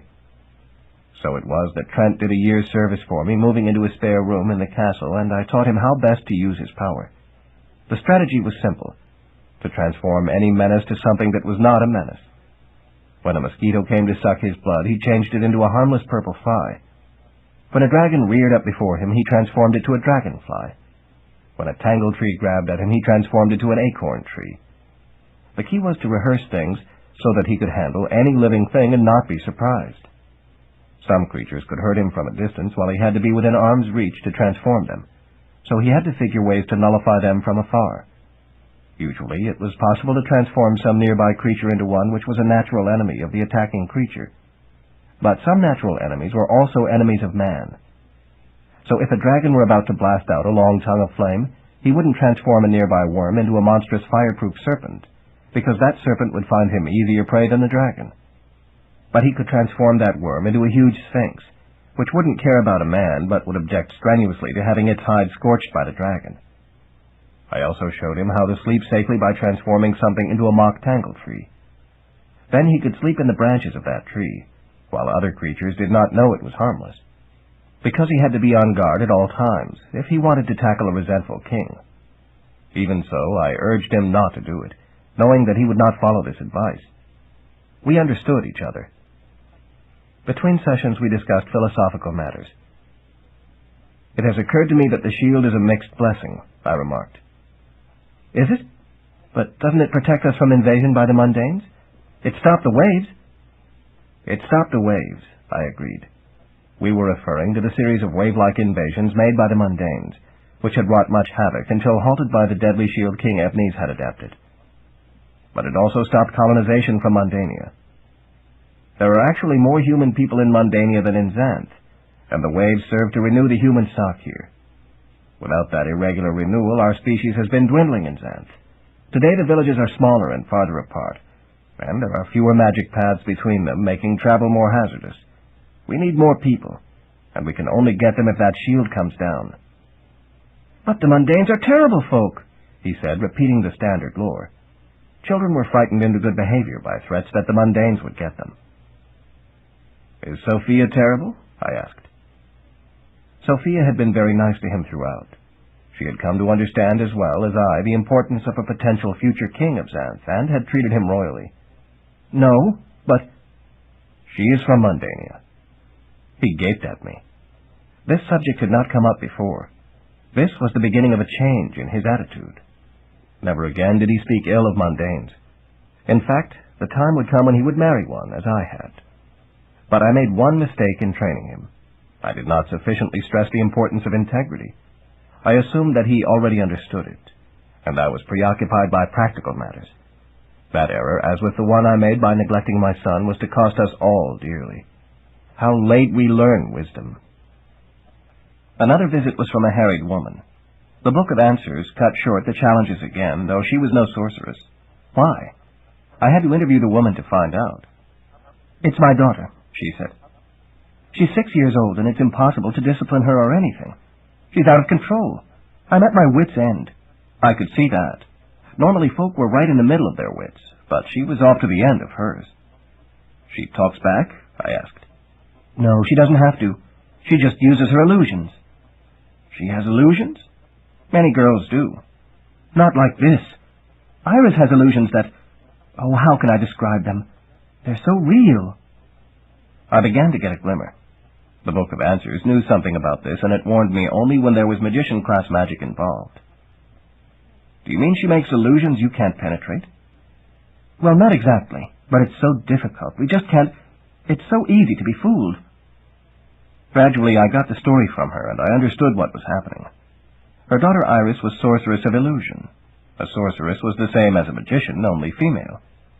There was this foolish distinction, making it allowable only for a magician, and therefore a man, to be king. That was one of the things about Xanth that needed changing, and the current king wasn't changing. I knew what I had to do. Send her here to do your year's service for you. We shall teach her how to use her power beneficially and return her to you with better manners. Oh, thank you, good magician, she exclaimed tearfully. So it was that 6-year-old Iris came to spend a year with us, a year after Trent left. Crombie was a year younger than Iris, but kept mostly to himself. We did not know then how he had found comfort with the demoness, and he and Mitria were careful never to let us find out. So there was not much interaction between the two children. Iris discovered early that Crombie had ways of getting back at her if she teased him with her realistic illusions, and she left him alone. I believe she crafted an illusion of a dragon coming to eat him up, and that night she climbed into bed only to discover a gushy meringue pie there first. It was no illusion. She had to wash the stuff off her feet and change the sheets. She didn't even tell the adults, sharing the juvenile conspiracy. So only now, in distant retrospect, can I say that probably it was Mitria who placed that pie. Who says the demoness never did anyone a favor? It taught Iris manners in a hurry. Iris did have a wondrous talent. She could make anything appear and be believably realistic, complete with sound and smell. Only touch was missing. If you walked into the illusion, you went right through it. But who would just walk into a fire-breathing dragon on the chance that it wasn't real? Who would do it if the chances were only 1 in 10 it was real? But for those who liked to play the odds, she could make a counter-trap by placing the illusion of a dragon over a deep pit. Thus, if someone walked into it, he would fall in the pit and be in as much trouble as ever. In fact, she could cover the pit with the illusion of innocent level ground. Or she could cover a real dragon with that illusion of level ground. So a person could not be safe by avoiding the apparent illusions. Anything could be an illusion, and that meant that anything could be dangerous in an unexpected way. But we did not have trouble with Iris for 2 powerful reasons. First, we were delighted with her talent. This was the second magician-class talent I had encountered in 2 years. Was a trend commencing? Even if she could never be king, she could be a power in Xanth. So while her family had been driven to distraction by the illusions, we delighted in them, and Iris was flattered by the attention. Flattered girls are generally not difficult girls. Second, I knew a good deal about magic myself, having studied at the University of Magic and collected spells all my life. I could not be fooled the way others could. I could tell illusion from reality immediately. I proved this early. Iris made illusion duplicates of herself, and little girls ran all around the castle screaming. But I always spoke only to the true one. She did not know that I had had to take a potion to enable me to do this. She was impressed. Children respect adults they can't fool. So I taught her new ways to use her talent and how to craft ever more glorious illusions. When she came, she could make a realistic dollhouse. When she left, she could craft a realistic castle. At the start, she could make a miniature storm cloud that seemed to rain on the rug to Sophia's distress. At the end, she could make a storm that wailed all around the castle. And perhaps most important, she learned to make real food that was dull look and taste like the most elegant meal. The feel of a glass of water was cool liquid. So was the feel of exotic wine. So she could get around her limitation, deceiving even herself. She could drink nothing but green and orange soda popka, and share it with the rest of us, yet it was only water. She could eat spicy dragon steak, yet it might be mere fruit from a steak plant. Best of all, she could forget to brush her hair, yet have it look eloquently coiffed. I explained to her how she could do even more than that when she grew up.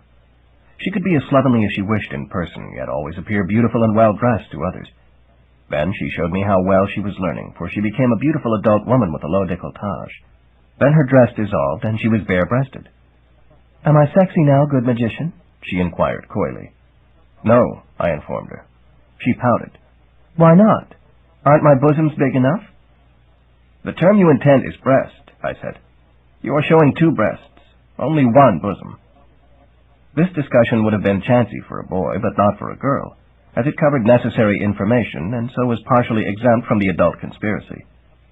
There was a portion of male anatomy that was similarly prescribed for girls.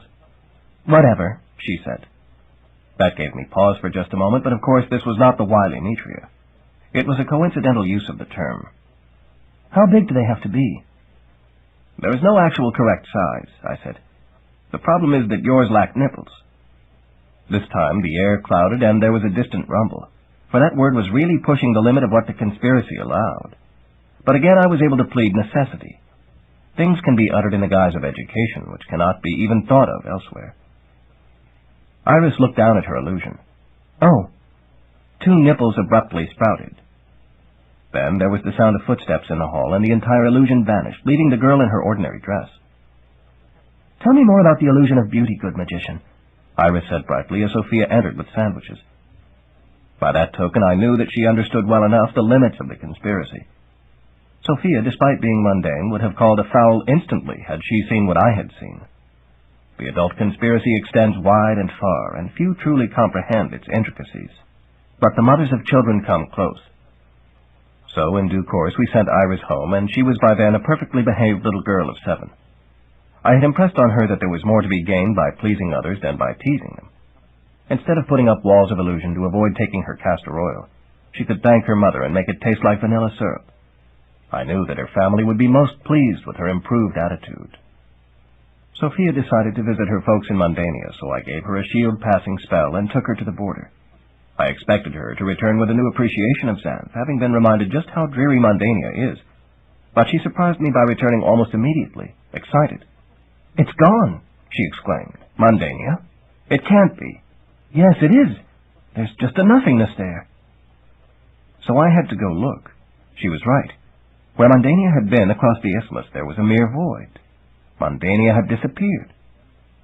Now, of course, this could not be considered much of a loss. Nobody likes Mundania anyway, especially the mundanes who have to stew in it all the time. Depression is rife among them, which they seek to ameliorate by taking all manner of mind-zogging drugs. But Sophia was adamant. Her homeland had been lost, and I would have to find it. So I sighed and got to work on the problem. It turned out that the various parts of the geography of Mundania were defined by peculiar numbers called zip codes. Every year or so, a new directory of zip codes was made. This year, someone in their arcane post orifice, whose mascot was a fierce big snail, had forgotten.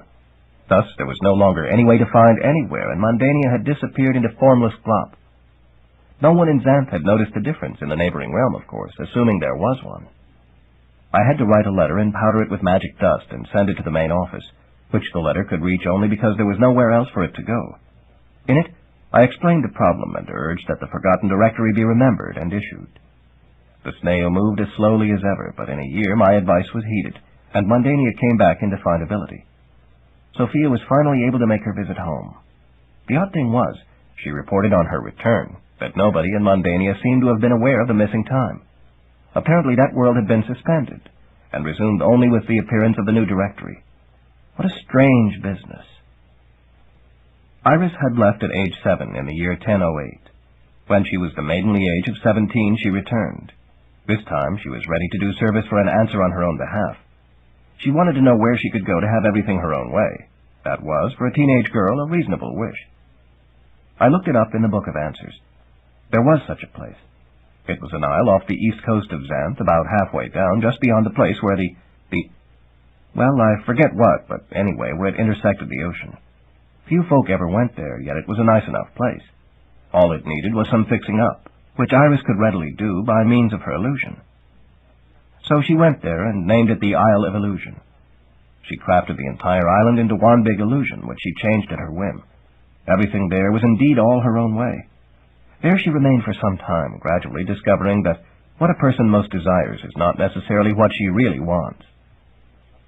In 1021, at the age of 24, Magician Trent grew tired of waiting for the aging Storm King to blow out, and started organizing to take over the throne directly. I was in favor of this effort, but could not say so. I had to maintain overt support of the existing regime. Trent did not consult me, which I appreciated. I remained aloof from the politics of the day, but I used my spells to watch events closely. Trent decided that he needed to have a major constituency, so as to have a base from which to move against the king and force his abdication. He chose the centaur community of central Xanth. The centaurs of Centaur Isle were out of the question. They would not touch human politics, considering it almost as dirty as human magic. They had a point. but they refused to join him. He made a demonstration of power. He went to Fish River and changed all its fish into lightning bugs. This was an amazing feat because that was a magic river which guarded its waters and sought to nullify any threat against it. Only an extremely powerful and versatile magician could have overcome that river. But centaurs are ornery folk, some say stubborn, and do not yield readily to demonstrations, so Trent proceeded to the second part of his program. He sent those lightning bugs to harass the centaurs. He did this by changing gnats to huge rocks and requiring the birds to anchor themselves to the ground and flap their wings, generating a wind to blow the lightning bugs into the centaur village. The birds did it because it was the only way they could get changed back to gnats. After they blew the lightning bugs, Trent did change them back. The lightning bugs, irritable at finding themselves flying in air instead of swimming in the river, descended on the centaurs in a raging mass. They hurled their little lightning bolts at any flesh they found. When the centaurs tried to swat them, they made a flanking attack and really zapped those flanks. The centaurs smashed at them with their tails, but there were so many clouds of bugs that it did little good. Trent no doubt figured that the centaurs would yield then, but he had misjudged them. Instead, they came to me asking for some way to get rid of this scourge. Their leader, Alpha Centauri, made his way through my castle challenges and put their question. Now, I did not want to get involved in this, because of the political background, so I set a price I thought would make them balk. 1 year's service for each centaur, my advice rid of the scourge. That would be 300 centaur years, an unimagined total. But they amazed me by agreeing. So I told Alpha to go to the hate spring in North Xanth, dip out a single drop of it, dilute it with 1,000 parts of regular water, and spray the mix on the herd. Hate elixir is dangerous to the user, but highly diluted, it merely makes the user detestable for a while. The lightning bugs couldn't stand the sprayed flesh, and could neither shock it into submission nor feed on it, and soon died out. Now I had 300 centaurs committed to work for me 1 year. What was I going to have them do? Well, I found things. I had one crew build some bridges across some useful bridges. One was one way, and another was invisible, so not just anyone could use them. They required fine design, craftsmanship, and workmanship, and these were centaur strong points. This was a real service to the community, though no one remembered it. The main crew worked on renovating my castle. There had always been a certain rotten odor about it, dating from the zombie time, and that distressed Sophia. So we replaced much of it and converted it to a very special design. A simple command could cause the rooms and walls to shift position, and the moat to change its shape and depth. Soufflé almost sailed into the air in alarm the first time that happened, and the trees around it to assume new positions. The access paths could change and change again, and the entire aspect of the castle could alter. In short, it was like having a completely different castle, outside and in about 2.5 moments. That made spring cleaning a delight for Sophia. She could change everything to be almost unrecognizable. It was a woman's dream come true. The centaurs completed their labors exactly on schedule, 1 year after the deal had been made, and departed. I made a note, not to try to bluff out a centaur next time. Meanwhile, Trent, now called the evil magician, had lost his ploy to enlist the support of the centaurs. But he was stubborn, too. He plowed ahead anyway. He marched on the north village, employing the simple expedient I had taught him. He transformed anyone who tried to interfere into something that couldn't interfere. If someone tried to kill him, he transformed that man into a fish and let him flop on the ground until he found water or died. Mere nuisances he changed to harmless animals or plants. A man named Justin got in Trent's way and was converted to a tree in the middle of the village. Some folk became odd creatures, pink dragons, two-headed wolves, land octopi, or moneypedes. One girl tried to give him wrong directions. He transformed her into a winged centaur filly. She was an attractive specimen of her kind, but the only one of her kind. Chagrined, she fled to the brain coral and begged for sanctuary in its pool. It was granted, of course, and she was soon forgotten. Others saw the way of it and decided to join the evil magician. There was a revolution developing and gaining force. The Storm King had to use his talent in his own defense. He summoned a phenomenal storm, but he was now 73 years old, and his powers were failing. The storm turned out to be hardly more than wind and rain and a few hailstones. It looked as if nothing could stop the evil magician from cornering the Storm King and turning him into a rooster roach. But the king was cunning. He bribed one of Trent's trusted associates to cast a sleep spell on him. This was effective, and Trent fell asleep in the midst of his final advance. His friends hastily bore the body away. Now the supporters of the king became bold in a way they had not been before, and pursued. The only way to save the sleeping magician was to get him out of Xanth. The keeper of the gate at the shield decided to let him through. It was, after all, one way to be quite sure he would never return. Indeed, it seemed that he would not. The affairs of Mundania are largely opaque to ordinary folk, and it was only 20 years later that we were to learn his fate there. He settled, married, had a son, and then lost both to an evil mundane plague. This was to have a significant consequence for Xanth, which is why I mention it. Otherwise, I wouldn't have bothered. So the revolution was ended, and the Storm King was victorious. I know I was not the only one who regretted that. Xanth was destined to continue its mediocrity. Things continued in their petty pace another dozen years or so. Then Sophia, now about 65 years old, decided she preferred to return to Mundania to die. I tried to dissuade her, pointing out that I was 102, but that did not change her mind. So I had to let her go after 35 years of marriage with regret. She had been a very fine sock sorter, and it really wasn't her fault that our son went wrong. Thereafter things were pretty quiet at the castle. My son was long gone, my wife was gone, and I was even more grumpy alone than in limited company. I had thought that all I wanted was to be left alone with my studies in magic, but I found that this was too much of a good thing, and my socks were piling up horrendously. A young woman came. Her name was Star because she twinkled like a double star. That seemed to be her magic. At this time I was lonely enough so that I was glad to see anyone, even someone with a question. So I let her in with only token challenges. Her question was, what could she do with 3 hummingbirds she had befriended? Her family objected to the constant music as the birds hummed in chorus, so she had to get rid of them. But she couldn't just cast them out into the jungle. For one thing, they always flew back to her. Where could she leave them where they would be happy and not follow her home? For this, she was willing to undertake a year's service? Yes, it seemed she was. She really cared about those birds. I took Star and the birds to the little rose garden in the back.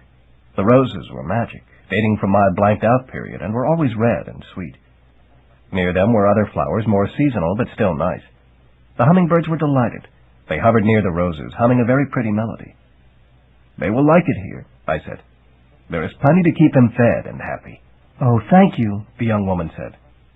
"Now, what is my service?" "How are you at sorting socks?" Star wasn't great at that, but she learned, and the mountain of socks began to be reduced. She also fixed me meals, which was just as well because I had forgotten to eat for several days and needed reminding. Good health could go only so far at my age. The 3 hummingbirds turned out to be good company themselves. Their names were Herman, Helen, and Hector, and they delighted in humming in 3-part harmony for any person willing to listen. The flowers seemed to like them too.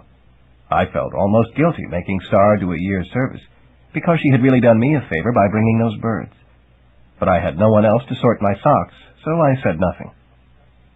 I had been answering questions as a kind of burden because they distracted me from my studies.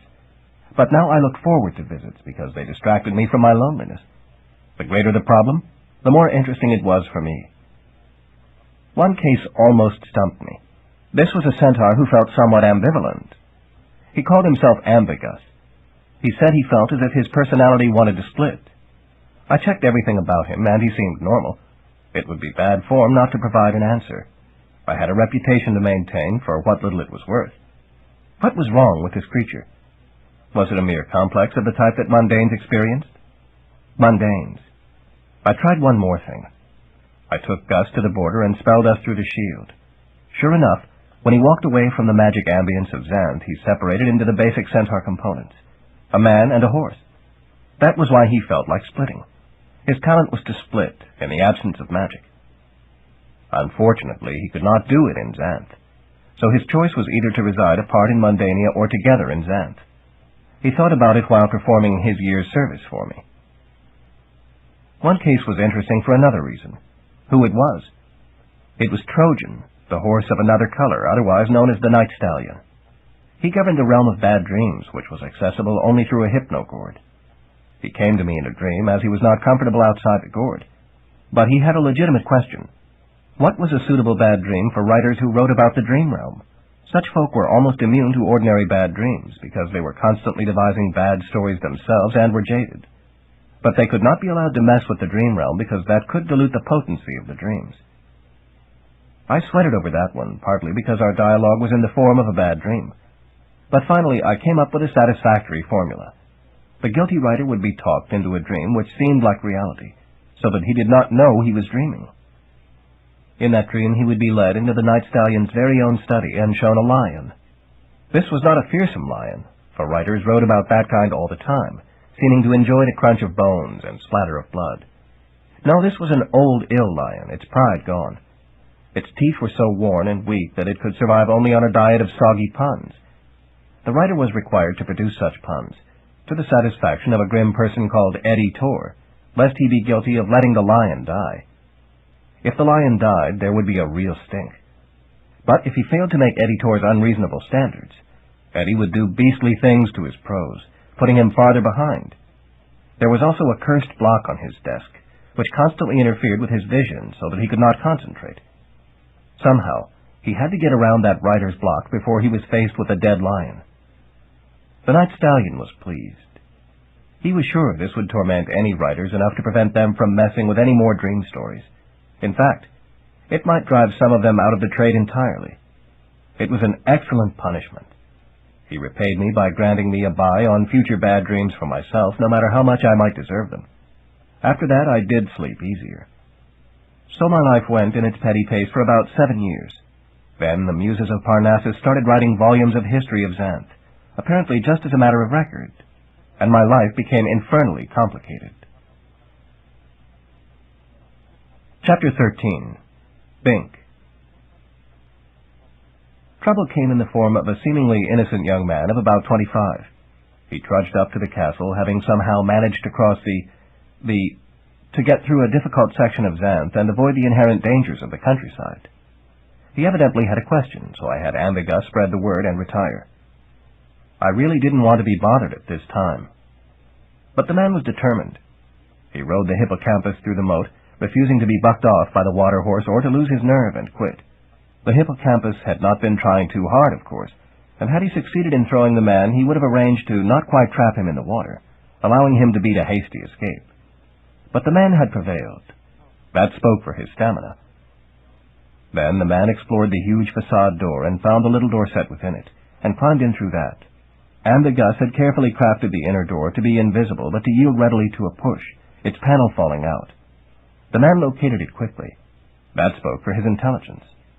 Finally he encountered the manticora, which was a creature the size of a horse with the head of a man, body of a lion, wings of a dragon, and a huge scorpion's tail. The monster had come to me to ask whether it, being only partly human, there must have been quite a gathering at a love spring when he came to be, had a soul. I told him that only those who had souls were concerned about them. Satisfied with that obvious answer, he was now serving his term of service, his instructions being to scare visitors without actually hurting them. If he could scare them off, good enough. If he could not, he had to arrange some unobvious way of letting them pass. The visitor passed, which spoke for his courage. Well, I would have to see what he wanted. Sometimes I knew well ahead of time, but this one was curiously opaque, with no reference in the book of answers. I would just have to ask him. But I wasn't pleased at the prospect. I had produced too many love potions for country hicks and beauty potions for girls who hardly needed them, and this certainly seemed to be more of the same. How I wished a real challenge would appear instead of these nothings. The oaf yanked on the bell cord. Dong, dong, dong, dong, as if I wasn't already on my way. And I still didn't know his name. I didn't want to ask it. I didn't want to admit that I, the magician of information, had not found it listed in my references. "Who shall I say is calling?" I inquired. "Bink of the North Village." Ha! Name and origin in one breath, both about as unheroic as it was possible to be. Naturally, someone this dull wouldn't be named Arthur, or Roland, or Charlemagne. But I remained annoyed, so I pretended to mishear. "Drink of what?" "Bink," he said, getting annoyed himself. "Good. B-I-N-K. I looked up at him, for this disgustingly healthy young man stood about twice my century-gnarled height. I was healthy, too, but the years had gradually twisted me, and I never had been tall or handsome in the way he was. What conceivable problem could he have that might ameliorate the dullness of my existence for a moment? "What shall I say is the business of your master Bink?" I asked, still needling the hayseed. He clarified that he was Bink, and was looking for a magical talent. He was ready to deliver a year's service. "It's robbery, but I'm stuck for it. he confided, not yet catching on to my identity. He assumed I was a servant. This was getting better as it went. Your master gouges the public horrendously. This was actually beginning to be fun. I played it for another laugh. The magician is occupied at the moment. Can you come back tomorrow? Tomorrow? He exploded in a manner that warmed my heart.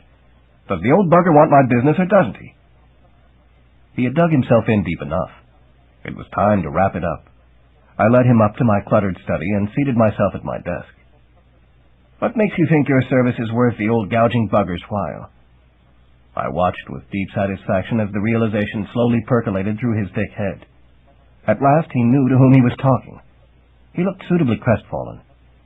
I'm strong, he finally said. I can work. I couldn't resist turning the screw just a bit more. You are oink-headed and doubtless have a grotesque appetite. You'd cost me more in board than I'd ever get from you. Probably true, but it might be fun having such a naive lunk around. He only shrugged. At least he had the wit to know how unimportant he was. Can you read? Some, he said, doubtfully. So he wasn't much at that. Good. That meant he wouldn't be prying into my precious tomes. You seem a fair hand at insult, too. Maybe you could get rid of intruders with their petty problems. Would he catch the implication?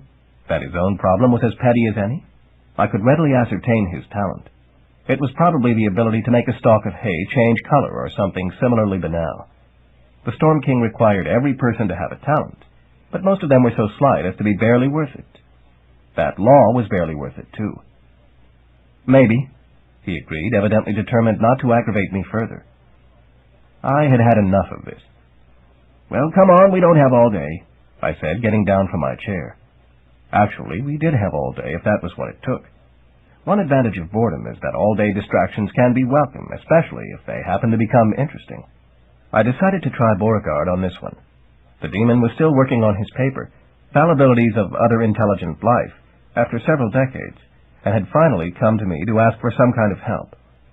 I had suggested that if he spent a decade or two in the bottle, helping me answer the questions of living creatures, he should have a rich load of fallibilities to analyze. He had agreed, merging service with research and snoozing between times. He pretended to be confined to the bottle and to the pentacle, though by our agreement neither was tight. It was for show so that the visitors wouldn't be terrified by the manifestation of a genuine demon. Why disabuse them? Demons were not nearly as horrendous as represented, and some, like Mitria or my ex-wife Dana, could be surprisingly winsome at times. But it could be tricky to deal with them, even unknowingly, as my son Crombie had learned the hard way. I lifted the bottle from the shelf and shook it to alert the demon that a show was coming up. It wouldn't do to uncork him and have him go right on sleeping. I set it in the middle of the five-pointed star painted on the floor. I gestured grandiloquently and stepped back out of the figure. The demon put on the show. The bottle's lid popped off and smoke issued impressively. From the resulting cloud, the figure coalesced. About the only thing that detracted from the effect was the pair of spectacles perched on the demon's nose. But the fact was that demons varied in temperament as men did, and this one felt more comfortable using spectacles to read small print, just as I did. "O Beauregard," I intoned dramatically, "I conjure thee by the authority vested in me by the compact," which was nonsense. The only compact was our deal to observe dull visitors without frightening them off. "Tell me what magic talent this lad, Bink of the North Village, possesses." I could see that the hayseed was suitably impressed by the rigmarole. Beauregard played it like a pro. He oriented impressively on the man.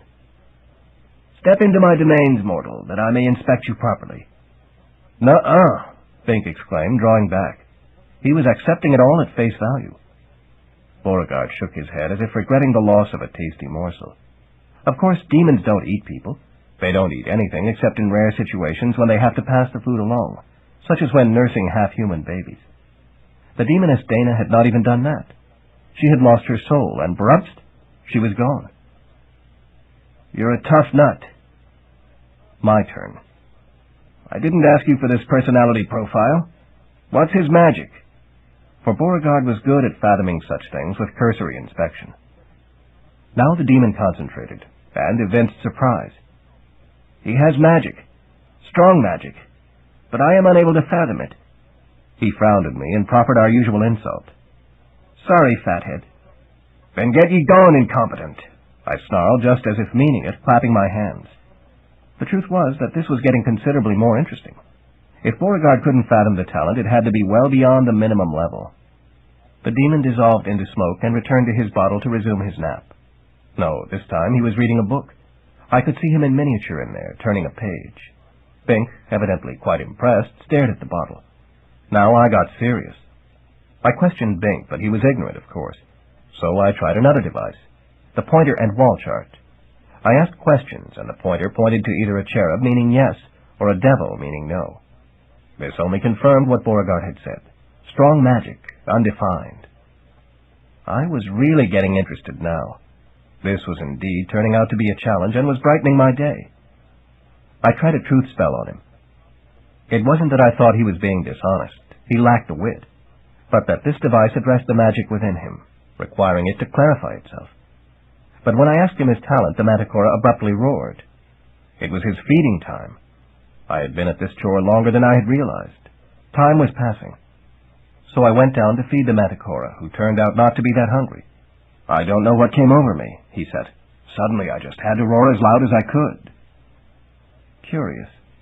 I returned to Bink, who had, like the simpleton he was, broken a magic mirror during my brief absence by asking it a question beyond its competence. I was disgusted. You're a lot more trouble than you're worth.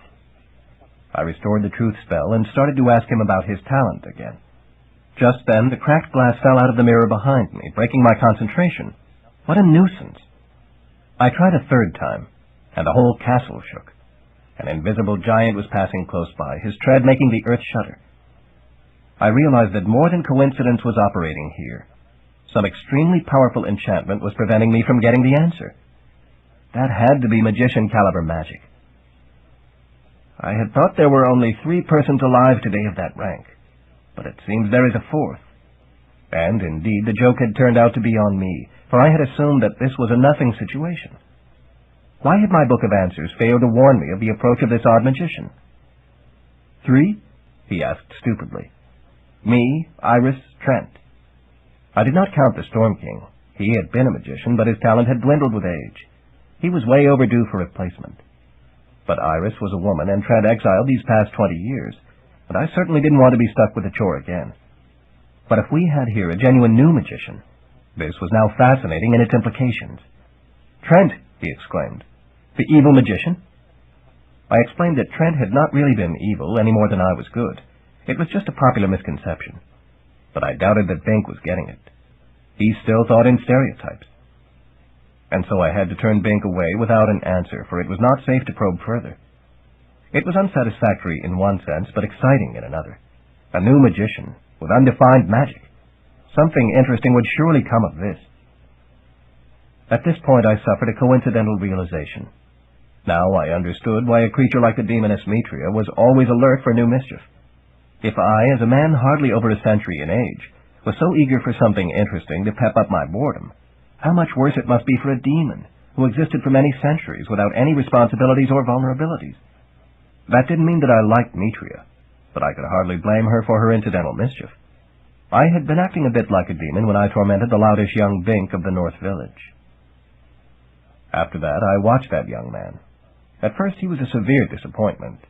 All he did was go straight back to the North Village, crossing on the invisible one-way bridge I had told him about. There he was exiled by the Storm King, who refused to heed the paper I had sent with Bink, attesting to his undefined magic. The Storm King didn't like me any better than I liked him. My note was probably slightly worse than nothing. Maybe the notion that there might be significant magic here frightened the king, who was now, with the fading of his magic, technically an impostor. Bink was deemed to have no magic, and was exiled and sent out of Xanth, beyond the shield. That irritated me something awful, but all I could do was watch. Had I realized that the Storm King would be that petty, I would have looked for some way to bypass him. That was a magician the idiot had exiled.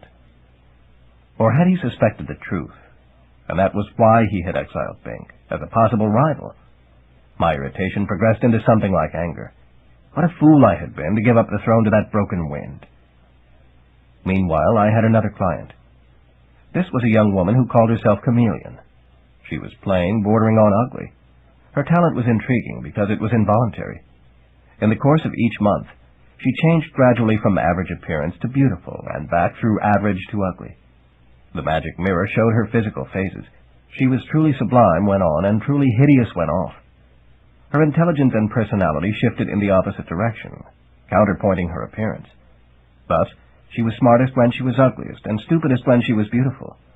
I verified this with my sources and looked again at pictures of her extremes in the magic mirror. At her best, she was a creature to make any man, even an old grouch like me, stop and stare, as I was doing now. At her worst, she was a young crone with a caustic tongue whom no man would tolerate. She wanted, of course, to be rid of her talent, as it was doing her no good. She was in constant danger of being seduced in her stupid, lovely stage, or stoned in her smart, ugly stage. Only her neutral central stage was suitable. She also wanted to win the man she liked, who, coincidentally, was Bink. It seemed that she had encountered him twice recently, once in the somewhere dangerous, when she was in her lovely phase, and they had been separated because of his heroism. The other time was in her neutral stage, and he had been in the company of a woman-hating man named Crombie. So she had followed Bink here, and now was begging me for help. For a spell for Chameleon. I did not tell her of my relation to Crombie, but I felt responsible. For Bink had liked her all right in her neutral stage, but Crombie's animosity had driven her away. Crombie had made up some story about how his mother had been able to read minds, and had driven his father loco. He probably believed that nonsense by now. Or maybe that was his interpretation of his family life, concealing the shame of the mundane mother and a crotchety magician father. I had bad news for Chameleon. Her magic was inherent and could not be eliminated without eliminating her. But I did have an answer for which I accepted no payment, because it was probably worse than the malady. She could go to Mundania. There she would revert to her neutral state and remain there, being neither lovely nor ugly, smart nor stupid. "Where is Bink going?" she asked. "Probably to Mundania," I said heavily. "Then that's where I want to be." I stared at her, but it did make sense. She could have her neutral state and her man together by that grim expedient. So I told her of the magic path available and the magic bridge, and warned her about not trying to turn back on either, and sent her on her way after Bink. Perhaps it was for the best. She could gain on him if she hurried, and perhaps catch him before he left Xanth. Or better, right after, because by then she would be into her awful smart phase, and would need to get out of the magic before showing herself to him. It would be nice for them if they could be happy together in Mundania.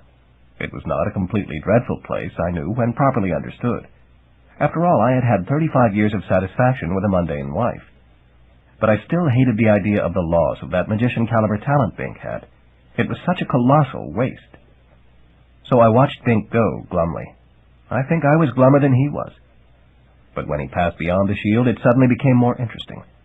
For there was a mundane army, and Magician Trent was leading it. My magic mirror could show me scenes as far as the magic went, and that was for a certain distance beyond the shield. Xanth did not end at the shield. It was merely circumscribed there. Trent had returned, and in that limited section between Mundania and the shield, his magic talent was operative. Things got complicated after that.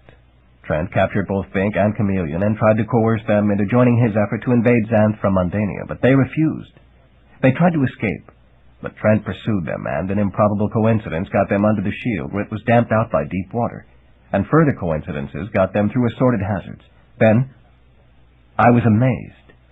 The three, now reluctant allies because of the adversity of the Xanth jungle, made their way to Castle Rugna itself. The castle accepted them, even encouraged their progress, because two of them were magicians. It didn't care about the legal structure of Xanth. It just wanted a magician to be king and renovate the structure and the status of the castle so that it would once more be the center of Xanth. And that was no bad thing. Then the three went on from Castle Rugna, remaining together under a truce, though Bink and Chameleon still opposed Magician Trent. The two remained foolishly loyal to the existing order. I shook my head, watching them in the mirror. It became even stranger. The two factions agreed to settle their differences by dueling. It was, in effect, magician against magician, and that was dangerous. But in the course of the almost unbelievable coincidences that kept Trent from transforming Bink into something harmless, Bink's talent became evident. He could not be harmed by magic. Not even magician-class magic. That explained why magical threats had always somehow missed him. That was perhaps the most devious and wonderful talent in Xanth. But Trent, realizing this, was undeterred. He simply changed to the use of his sword. Bink's talent did not protect him against purely physical attack. But he was saved by the intercession of Chameleon, who took the strike intended for Bink, because she loved him. At that point, Trent had had enough. He concluded that he did not want the throne at the price of these 2 young lives. He helped Bink come to me to fetch healing elixir for Chameleon. This is a simplification, but it will do. The full story has been duly recorded by the muse of history. Then the Storm King died, and suddenly the entire complexion of things changed. The elders naturally asked me to assume the throne, and I naturally pointed out that there was now an alternative. So it was that Magician Trent became king after all, and Castle Rugna was indeed restored to its former glory. Trent married the sorceress Iris and made her queen to keep her out of mischief, and Crombie took up service as a soldier for the king. Bink married Chameleon, being satisfied with her as she was, changes and all. He was made official researcher of Xanth, so he could explore whatever interested him, especially things magical. It was, in fact, a happy ending. But things had hardly settled down for me before Bink was getting into more complications. His wife, Chameleon, was expecting the stork, but her phases of beauty and ugliness continued as before. She was not pleased, having discovered she didn't really want a baby now that it was too late, and she compensated by eating a great deal and growing unreasonably fat in the tummy. Many women did that. Normally, the arrival of the baby thinned such women down in a hurry, because they were kept so busy taking care of it. But Chameleon in her ugly smart stage was surely no joy to be near. That was why Bink elected to go in search of the source of magic. He set off on the adventure with 2 other dissatisfied males. One was Chester Centaur, whose ugly nose was farther out of joint because the arrival of his foal, Chet, had completely distracted his mare, Sherry. The other was Crombie the soldier, my now unacknowledged son, who was fed up with the imperial female ways of Queen Iris. Actually, I really couldn't condemn him for that. Even a normal man would have found her burdensome if constantly exposed. His talent for finding things was being put to excellent use, pointing the direction they had to go to find that source. King Trent transformed him into a griffin, however, so that he could fly and fight and guard the party. They were on their way, Bink riding the centaur. They promptly ran afoul of a dragon and a nest of nickelpedes. Unfortunately, those did not turn them aside, and all too soon they arrived at my castle. They wanted advice for their quest, and I knew what they meant. This was no innocent jaunt. They were seeking the source of magic, and that meant they would have to have a fully functional magician along. Otherwise they would have no chance of success, and would probably just get themselves killed. Even Bink himself. He could not be harmed by magic, but there were plenty of non-magical dangers in Xanth, too. I hoped to discourage them, but Bink fought his way into my castle, and I had to talk with him. When I explained that he would have to take a magician along, he misinterpreted it completely. "You old rogue," he exclaimed. "You want to come." "I hardly made that claim," I said with restraint. "The fact is, this quest is entirely too important to allow it to be bungled by an amateur. As well Trent knew when he sent you here. Since there is no one else to take of suitable expertise available, I am forced to make the sacrifice. There is no necessity, however, that I be gracious about it." So it was that I mothballed the castle and joined the quest. I brought along a number of my magics. Folklore claimed I had 100 spells, but that was an understatement. And Grundy Golem, who was doing his service for me. His talent was translation, and the obnoxious little string man was good at it. I should know. I had animated him 4 years before for this purpose, only to have the ungrateful twerp run away. He had returned when he discovered that he wasn't real, and asked me how to become real. Like many ignorant folk, he hadn't cared for my answer. Care. It would take him time to fathom it, of course.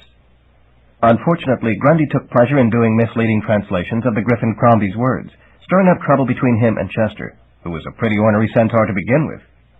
For example, he translated centaur as horse rear and ass, and professed confusion as to which end of the centaur it applied to. I stayed out of it. As far as I was concerned, Crombie was a stranger to me until he chose to be otherwise. We did not reach our destination by nightfall and sought shelter. Crombie's talent indicated the house of an ogre as a suitable place. Distrusting this, I invoked Beauregard. We exchanged the usual friendly insults, to the probable amazement of the others. "Of course it's safe," he assured me. "It's your mission that's unsafe." He explained that the ogre was a vegetarian, so would not crunch our bones. This ridiculous assertion turned out to be accurate. Crunch was a veritable pacifist among ogres. So we enjoyed the hospitality of Crunch Ogre after a bit of repartee, and he served us a good meal of purple bouillon with green nutwood. Then he told us his story, rendered into crude rhyming couplets by the golem. He had met and loved a curse-fiend actress who was playing the part of an ogress, and was therefore exquisitely ugly. He had snatched her and hidden from the other curse fiends, avoiding their massive destructive curse by becoming a vegetarian. The curse had oriented on a bone cruncher. It was a surprisingly neat ploy for an ogre. Probably the actors had thought of it. For one thing, that would prevent him from ever crunching her bones. But the mock ogress now lay stunned in a dead forest. Crunch wanted to know whether to fetch her from there. Crombie, Chester, and Bink recommended that he do so. Crombie had thought he was doing the opposite, not realizing that ogres liked being made miserable by their females. Beauregard, participating in their dialogue, learned the rest of what he needed about the fallibilities of intelligent life on the surface of Xanth, and returned to his realm to write his dissertation. Next day we continued on along a magic path to the Magic Dust Village, which was inhabited exclusively by women of many humanoid species. This was because their men had been lured away by the melody of the siren. There were trolls, harpies, wood nymphs, sprites, fairies, elves, centaur fillies, griffin cows, and even a female golem to keep Grundy company. That last startled me. Someone must have made that one recently, because there had been no females of his species before. Now the women were eager for male company. Indeed, they just about buried us in their eager softness. The males were of mixed feelings about this, some of them being otherwise committed, and one being a woman-hater. Then the siren sang, and all of us were lured to go to her, losing our volition. The women tried to hold us back, but could not, until Crombie, the woman-hater, rebelled and pecked in his griffin form at a tangle tree we were passing. That got us into a fight with the tree. Its tentacles wrapped around us. Crombie fought his way free, flew away, but then returned with the women of the village, who attacked the tree with torches. 50 of them went after its tentacles, under the direction of the woman-hater. They were grimly determined and courageous. I think that was the beginning of the end of Crombie's problem with women, though it would take time for the end of the end to come. But before that battle had been concluded, the song of the siren came again. It mesmerized us. We males could not resist its spell, though it had no effect on the women. But an incident with a battering ram caused a pineapple to explode by Chester's head, deafening him. As a result, he could no longer hear the siren, and was freed from her spell. He fired an arrow through her heart, and her music stopped. We approached her.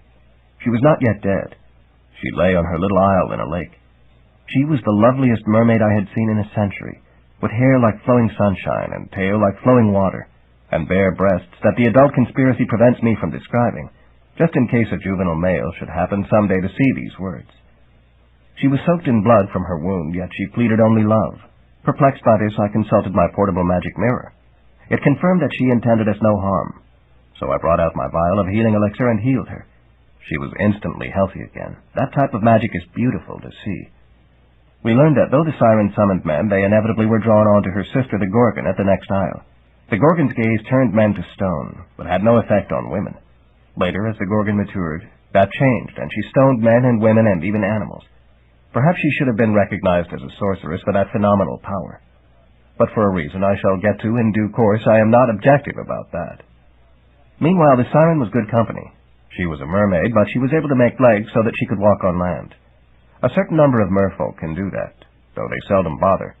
She made us a dinner of fish and sea cucumber, and a bed of soft, dry sponges, and we spent the night there. Next morning we went on to brace the Gorgon. The others had to be blindfolded, and I used a mirror because the stoning spell could not reflect from it, while the rest of her did. This was special magic called polarization. The Gorgon turned out to be as lovely as her sister. She was fully human in the sense that she had no fishtail, but her hair consisted of little serpents. It was surprising how prettily they framed her sweet face. She was also as innocent as the siren, having no notion of the mischief her magic was doing. All around her island, statues of men stood. She thought these were gifts, not realizing that they were what remained of the men themselves. I tried to explain this to her, but was handicapped because her loveliness in the mirror distracted me. I wanted to turn and face her directly, and did not dare. "Men must not come here any more," I said. "They must stay home with their families." "Couldn't just one man come and stay a while?" she asked plaintively. "I'm afraid not. Men aren't right for you." What a tragedy. Any man would love this lovely woman, if not turned to stone before he had the chance. "But I have so much love to give. If only a man would stay, even a little one, I would cherish him forever and ever and make him so happy." The more I talked with her, the worse I was feeling. "You must go into exile," I said. "In Mundania your magic will dissipate." But she would have none of it. "I cannot depart, Xanth. I love men, but I love my home more." If this is my only choice, I beg of you to slay me now and end my misery." I was appalled. "Slay you? I would not do that. You are the most attractive creature I have ever seen, even through a mirror. In my youth I would have—" "Why, you are not old, sir," she protested, and her smile seemed genuine. "You are a handsome man." The three blindfolded males squawked, coughed, and choked. That irritated me for some reason. "You flatter me," I said, being flattered. "But I have other business." I knew I had better get on with it quickly, because I was in danger of being smitten by this devastating woman in two respects. My body turned to stone, my heart turned to mush. "Of all the men who had come here, you alone have stayed to talk with me," the Gorgon continued passionately. Even the little snakes of her hair looked at me beseechingly in the mirror. "I am so lonely. I beg of you, stay with me and let me love you always." I started to turn my face toward her, charmed by this maidenly appeal. But my companions warned me in time. I demurred, though the idea of being loved by such a woman was becoming increasingly attractive. I had been alone too long. "Gorgon, if I were to look at you directly—" "Come, close your eyes if you must," she said urgently, not yet comprehending the danger she represented to men. "Kiss me. Let me show you how much love I have for you. Your least word is my command, if you will only stay." Oh my, what temptation.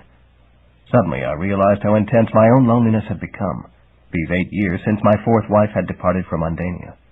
Fourth wife? Then why could I remember only 3?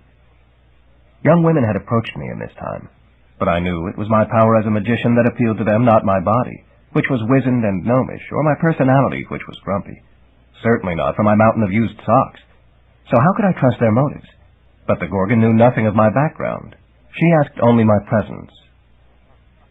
"My dear, I think not," I said with real regret. "Such a course would have its rewards. I hardly deny it, and I might normally be inclined to dally with you a day or 3, though love be blindfolded. But only a magician could safely associate with you, and—" "Then dally a day or 3, she exclaimed, her bosom containing 2 breasts, I was sure, heaving in a way that made me feel 40 years younger. "Be blindfolded. I know no magician would have interest in me, but even such a magician could not be more wonderful than you, sir." She really didn't know. She was trying to flatter me one way and succeeding in another. "How old are you, Gorgon?" I asked, wickedly tempted. "I am 18. I am old enough." And I was 110. What was I thinking of? This was the sort of game Mitria liked to play with men. That healing elixir had preserved me remarkably, but how could I think of any dalliance with this virtual child? "I am too old," I said with deep regret. "Not all your flattery can change what I know to be true." Her lovely face clouded over in the mirror. The snakes hung limply down as if completely suppressed. Tears overflowed her eyes and trailed down her cheeks. "Oh, sir, I beg of you." I sighed, yielding to an impulse I might later regret. "Perhaps after my present quest is over, if you haven't changed your mind, if you would care to visit at my castle." "Yes, yes," she cried eagerly. "Where is your castle?" "Just ask for Humphrey. Someone will direct you. But you will have to wear a veil. No, even that would not suffice, for it is your eyes that—" "Do not cover my eyes," she protested. "I must see." "Let me consult." I rummaged through my collection of spells. I found one that might do the job. Invisible makeup. "This is not ideal, but it will have to do. Hold this vial before your face and open it." I held it over my shoulder. She did so. There was a pop as the cork came out, and then the hiss of the expanding vapor. It shrouded her face and disappeared, and her face went with it. There simply wasn't anything showing where it had been. I lowered my mirror and turned to her. "But you said—" she protested, not realizing how she had changed. I held the mirror up, facing her. She took it and held it up, gazing at her reflection. She made a little gasp. Then she returned the mirror and stepped into me. She kissed me. How sweet it was! Her face was there, touchable, just not seeable. "How long I have longed to do that with someone," she murmured. "How I thank you, marvelous man." Then she stepped away, and I recovered as much of my equilibrium as was feasible. "Companions, you may now remove your blindfolds," I said. "The Gorgon has been nullified." That was a highly misleading statement. She had a greater effect on me than ever now. The others cleared their blindfolds and gazed at the Gorgon for the first time. They were obviously impressed. I felt a certain suppressed pride. I used my magic mirror to contact Castle Rugna and report on progress. Queen Iris answered, using her power of illusion to make her voice heard directly from the mirror. Her talent had certainly matured, but she showed scant appreciation for the training I had given her in her girlhood. That was the problem with power. It corrupted. The Gorgon, hearing the Queen call me good magician, finally caught on to my status. It dampened her ardor not half a whit. She flung her arms around me and planted another invisible kiss on my mouth. Her hair serpents, caught by surprise, hissed and snapped at my earlobes. Fortunately, they were too small to do much harm, and they weren't poisonous. We made our way back to the magic dust village and assured the women that no more men would be taken. Unfortunately, I lacked the power to revert the stone men to life. The Gorgon might not be a full sorceress, but her power was strong enough to withstand any spell I knew. That perhaps was part of her appeal. Certainly, I remained somewhat distracted after so unexpectedly encountering so intriguing a creature. The ladies provided us with a Griffiness as a guide. We were going on through the region of madness, where thick magic dust made things strange. This was the way Crombie's talent pointed. On the way, we passed a marvelous region of bugs, and I discovered a new species, a crayon-drawing, picture-winged beetle. I was thrilled, and made careful note of it. Unfortunately, this region of intense magic had mischief for us. A Midas fly buzzed us, getting set to land on me. Knowing the danger, I ducked so low I fell off Crombie. The fly was about to land on him instead when the female griffin knocked him aside and intercepted the fly. They touched, and suddenly she was a solid gold statue. She had saved us by sacrificing herself. Crombie was evidently shaken. How was the woman-hater to react to a female who had given up her life for him? Her action was surely a considerable enigma to him. Of course, she might not have done it if she had realized that he was not the griffin he appeared, but I did not see fit to point that out. Now we were without our guide, and we all understood the danger of our situation. It was late, so we had to camp for the night. We found the bones of an ancient sphinx and made camp within their protection. Crombie's talent indicated that this was the safest place for us to be. But our travails had hardly begun. Looking for food, Bink brought me something to check. I made an effort to freak out. Probably only my age prevented me. "That's blue agony fungus," I exclaimed. "Get rid of it." For one bite of that would turn a person's whole body blue, and he would melt into a puddle that killed the surrounding vegetation. Yet Crombie's magic had indicated it was the best possible thing to eat. A second check caused him to indicate that it was the worst possible thing to eat, which was more accurate. What was going on? After some confusion, we discovered that we were being confused by a chip of what was to become known as reverse wood, that reversed the magic of the person who touched it. What a deadly effect that could be! I made a note. This variety of magic must have evolved after I did my survey of talents, as I had passed through this region without encountering it before. Then, in the night, things became more interesting. The constellations of the sky came to life. Chester got into a duel with a centaur constellation. Soon we were all climbing into the sky, until Grundy brought the reverse wood and nullified some of the illusion. We were actually climbing a tree. This was certainly the region of madness. Seeing our retreat, the constellations came down to the ground to attack us. When we fought them off, they dumped a sky river on us, trying to drown us. This was probably a thunderstorm in real life, but the effect was the same. We were drenched and miserable. We were saved in the end, perhaps, by that same reverse wood, because it caused Grundy Golem to reverse his selfish nature and care about us and help us make our way out. There was a certain irony in that, but we were beyond caring. We proceeded on toward Lake Okeechobee, where the curse fiends dwelt. I wanted to save a bit of that reverse wood because it could be useful, but when I tried to conjure it into a bottle, it reversed the spell and put me in the bottle instead. The others found that very funny. But after several tries, I did manage to secure the wood. Then I investigated the source of the mysterious mounds of dirt that kept popping up near us. These turned out to be the work of Squiggles, one of the branches of the great family of voles. The creature zipped along just under the ground, leaving the dirt behind. Was it spying on us? If so, why? My magic mirror was not providing a clear answer. Perhaps the underground habitat of the creature obscured the image. To safely approach the curse fiends, who it seemed were on our route to the source of magic, we had to diminish our number. I conjured Crombie and Grundy and me into a bottle which Bink and Chester would carry. They would take water-breathing pills I had provided, so as to be able to walk on the bottom of the lake. I was not entirely sanguine about this arrangement, but we had to chance it. Thus we found ourselves in a nicely carpeted chamber. The outside world seemed far removed. "Say, we're traveling in style," Grundy remarked. The griffin squawked. "Well, you'd think so if you were in man form, beak brain," the golem retorted, understanding Crombie perfectly. I liked the magic mirror, which I had similarly shrunk. It showed what was happening outside the bottle better than the glass wall did, because the mirror lacked distortion and was not confined to Bink's pocket. Bink and Chester walked under the lake and encountered the curse fiends. Wouldn't you know it?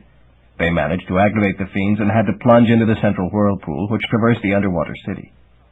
The bottle we were in was flung free and went rushing out of control in a fierce current. We were in for it now. It was a horrendous ride. I was trying to watch the outside realm in the mirror so that I could keep track of where we were, assuming we survived. But the violence of the water made our chamber whirl around dozens of times.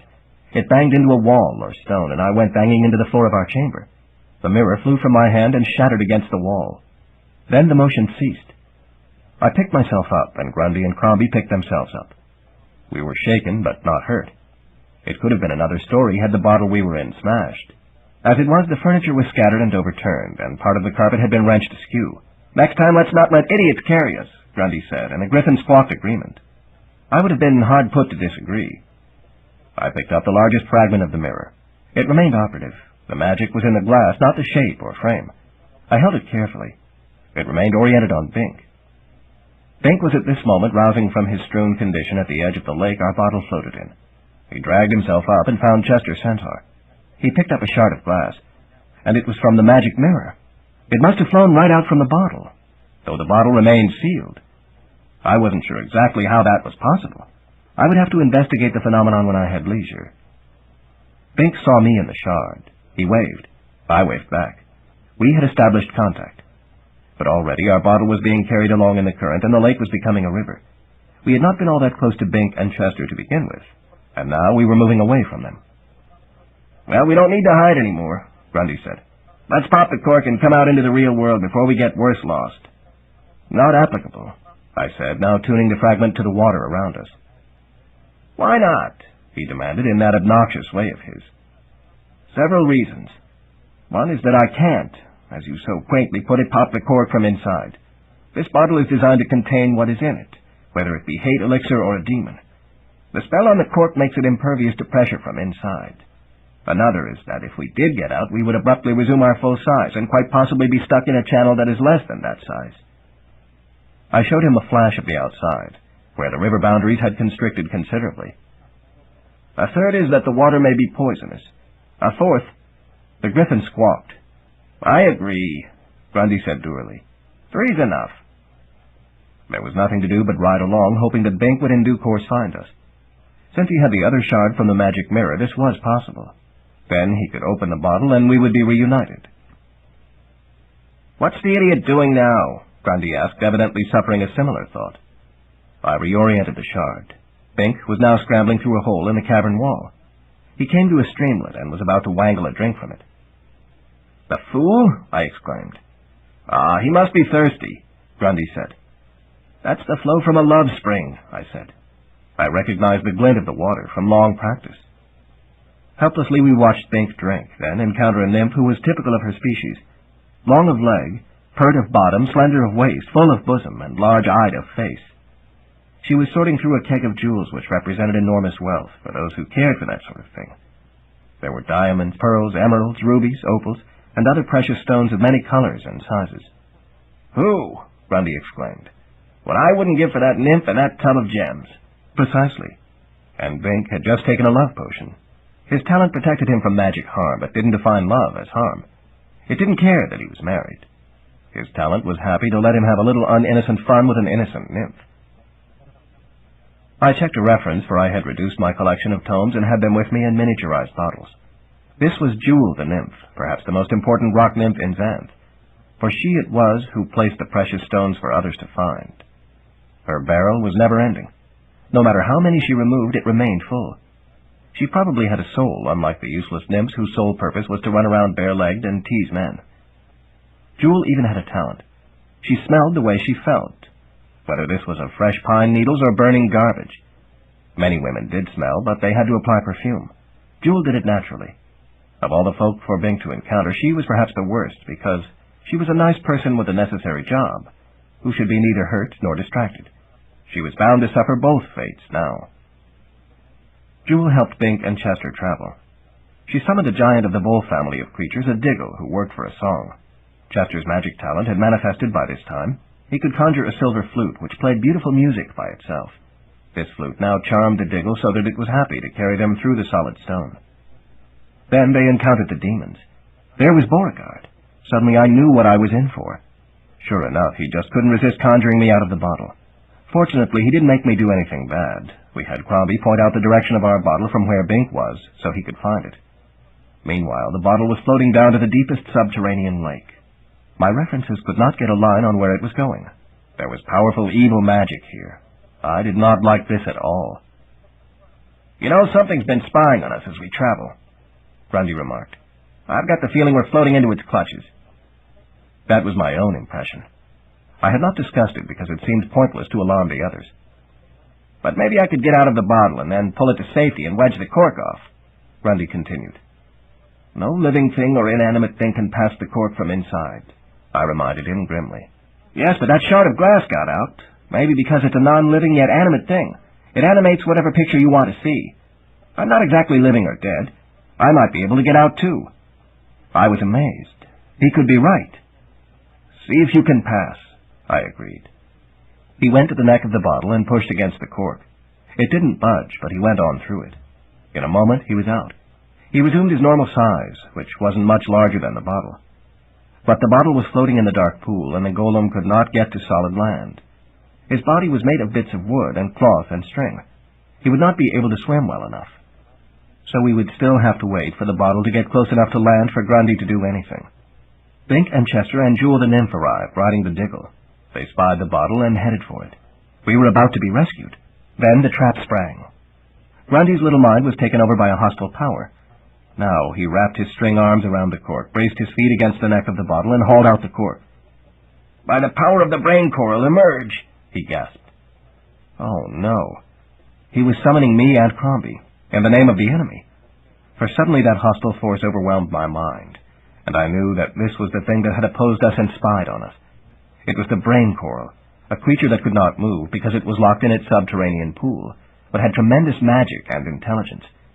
It correctly regarded Bink's magic as a threat to its interests, so had done everything it could to eliminate him as a threat. It had to act through other agencies, but was quite facile in that respect. It had sent a magic sword to kill Bink and the dragon, and had caused the siren to lure him to the Gorgon. But Bink's talent had foiled all these threats, seemingly coincidentally. The Midas fly had been intended for him, and the great curse of the curse fiends, but only with the spell of the love potion had it been able to compromise him at all. That he had actually turned to his advantage, because instead of dissipating his energy chasing the nymph, he had enlisted her help. But now it had found a way to accomplish its purpose. It had taken over the golem and caused the golem to invoke Crombie and me from the bottle. We now had to serve the brain coral. That meant that all my magic and knowledge and intelligence were ranged against Bink, and that was the most formidable challenge he had faced since his duel with Magician Trent. Other facts came into my mind as I assimilated the tremendous information of the brain coral. The cork had been partly dislodged from our bottle before, a seeming coincidence that would have enabled me to rejoin Bink, but the coral's magic had arranged to have it jammed back. Grundy had escaped then, and clung to the bottle, but the coral had made it seem that he remained inside. I should have realized that if one shard of glass could get out, so could other things. The real battle had been over control of this bottle, and Bink had almost recovered it, but the coral had just managed to take it as it floated into the center of the coral's region of power. Now my resources were at the disposal of the brain coral. I had to try my best to make Bink give up his quest for the source of magic and go away, for that was the coral's objective, to prevent Bink from accomplishing his mission. This I told Bink, urging him to depart immediately. I had to admire his stubbornness. He refused to quit, though it meant open combat between us. I opposed him directly, while Crombie Griffin would nullify Chester Centaur. It did come to combat, unfortunately. After a horrendous fight, Crombie succeeded in knocking Chester into the pool, where the coral quickly took him under and in. Meanwhile, Bink had been able to nullify or avoid my myriad spells. That talent of his was truly amazing. Perhaps it was the strongest talent in Xanth, for all its subtlety. But now it was 2 against 1, and the Griffin could attack him physically. Still, he did not yield. He had once been relatively clumsy with the sword, but Crombie himself, in human form, had trained him, and now that sword was deadly. Bink managed to injure the Griffin and hurl him into a crevice where he could fight no more. This despite the distraction of the spells I was hurling against him. That was too impressive for comfort. And in the end, Bink actually won. I think the brain coral was as surprised as I was. I had to yield to him. He had the nymph sprinkle healing elixir on the sadly wounded griffin, who jumped up as if to attack Bink again. The nymph jumped between the two. "Don't you dare!" she cried, with the odor of burning paper. That was an extraordinary act for a nymph, as the breed is generally pretty empty-headed. It was, in retrospect, a significant event, yet another aspect of Bink's extremely powerful and subtle talent. The brain coral reconsidered. It agreed to show Bink the source of magic, now believing that if he knew the truth, he would come to agree with the coral's position. The source of magic was the demon Xanth, who resided in the nethermost cave and whose thoughts were in the form of fluxes through the cave. He was one of a number of such extremely powerful entities. The very rock near him was charged with magic because of the trace leakage of it from his body. When this rock welled out to the surface, it became the magic dust, which spread the magic to the rest of Xanth. He did not like to be disturbed. The demon was playing a game with others of his kind, which was the only way to alleviate the boredom that came to otherwise omnipotent creatures.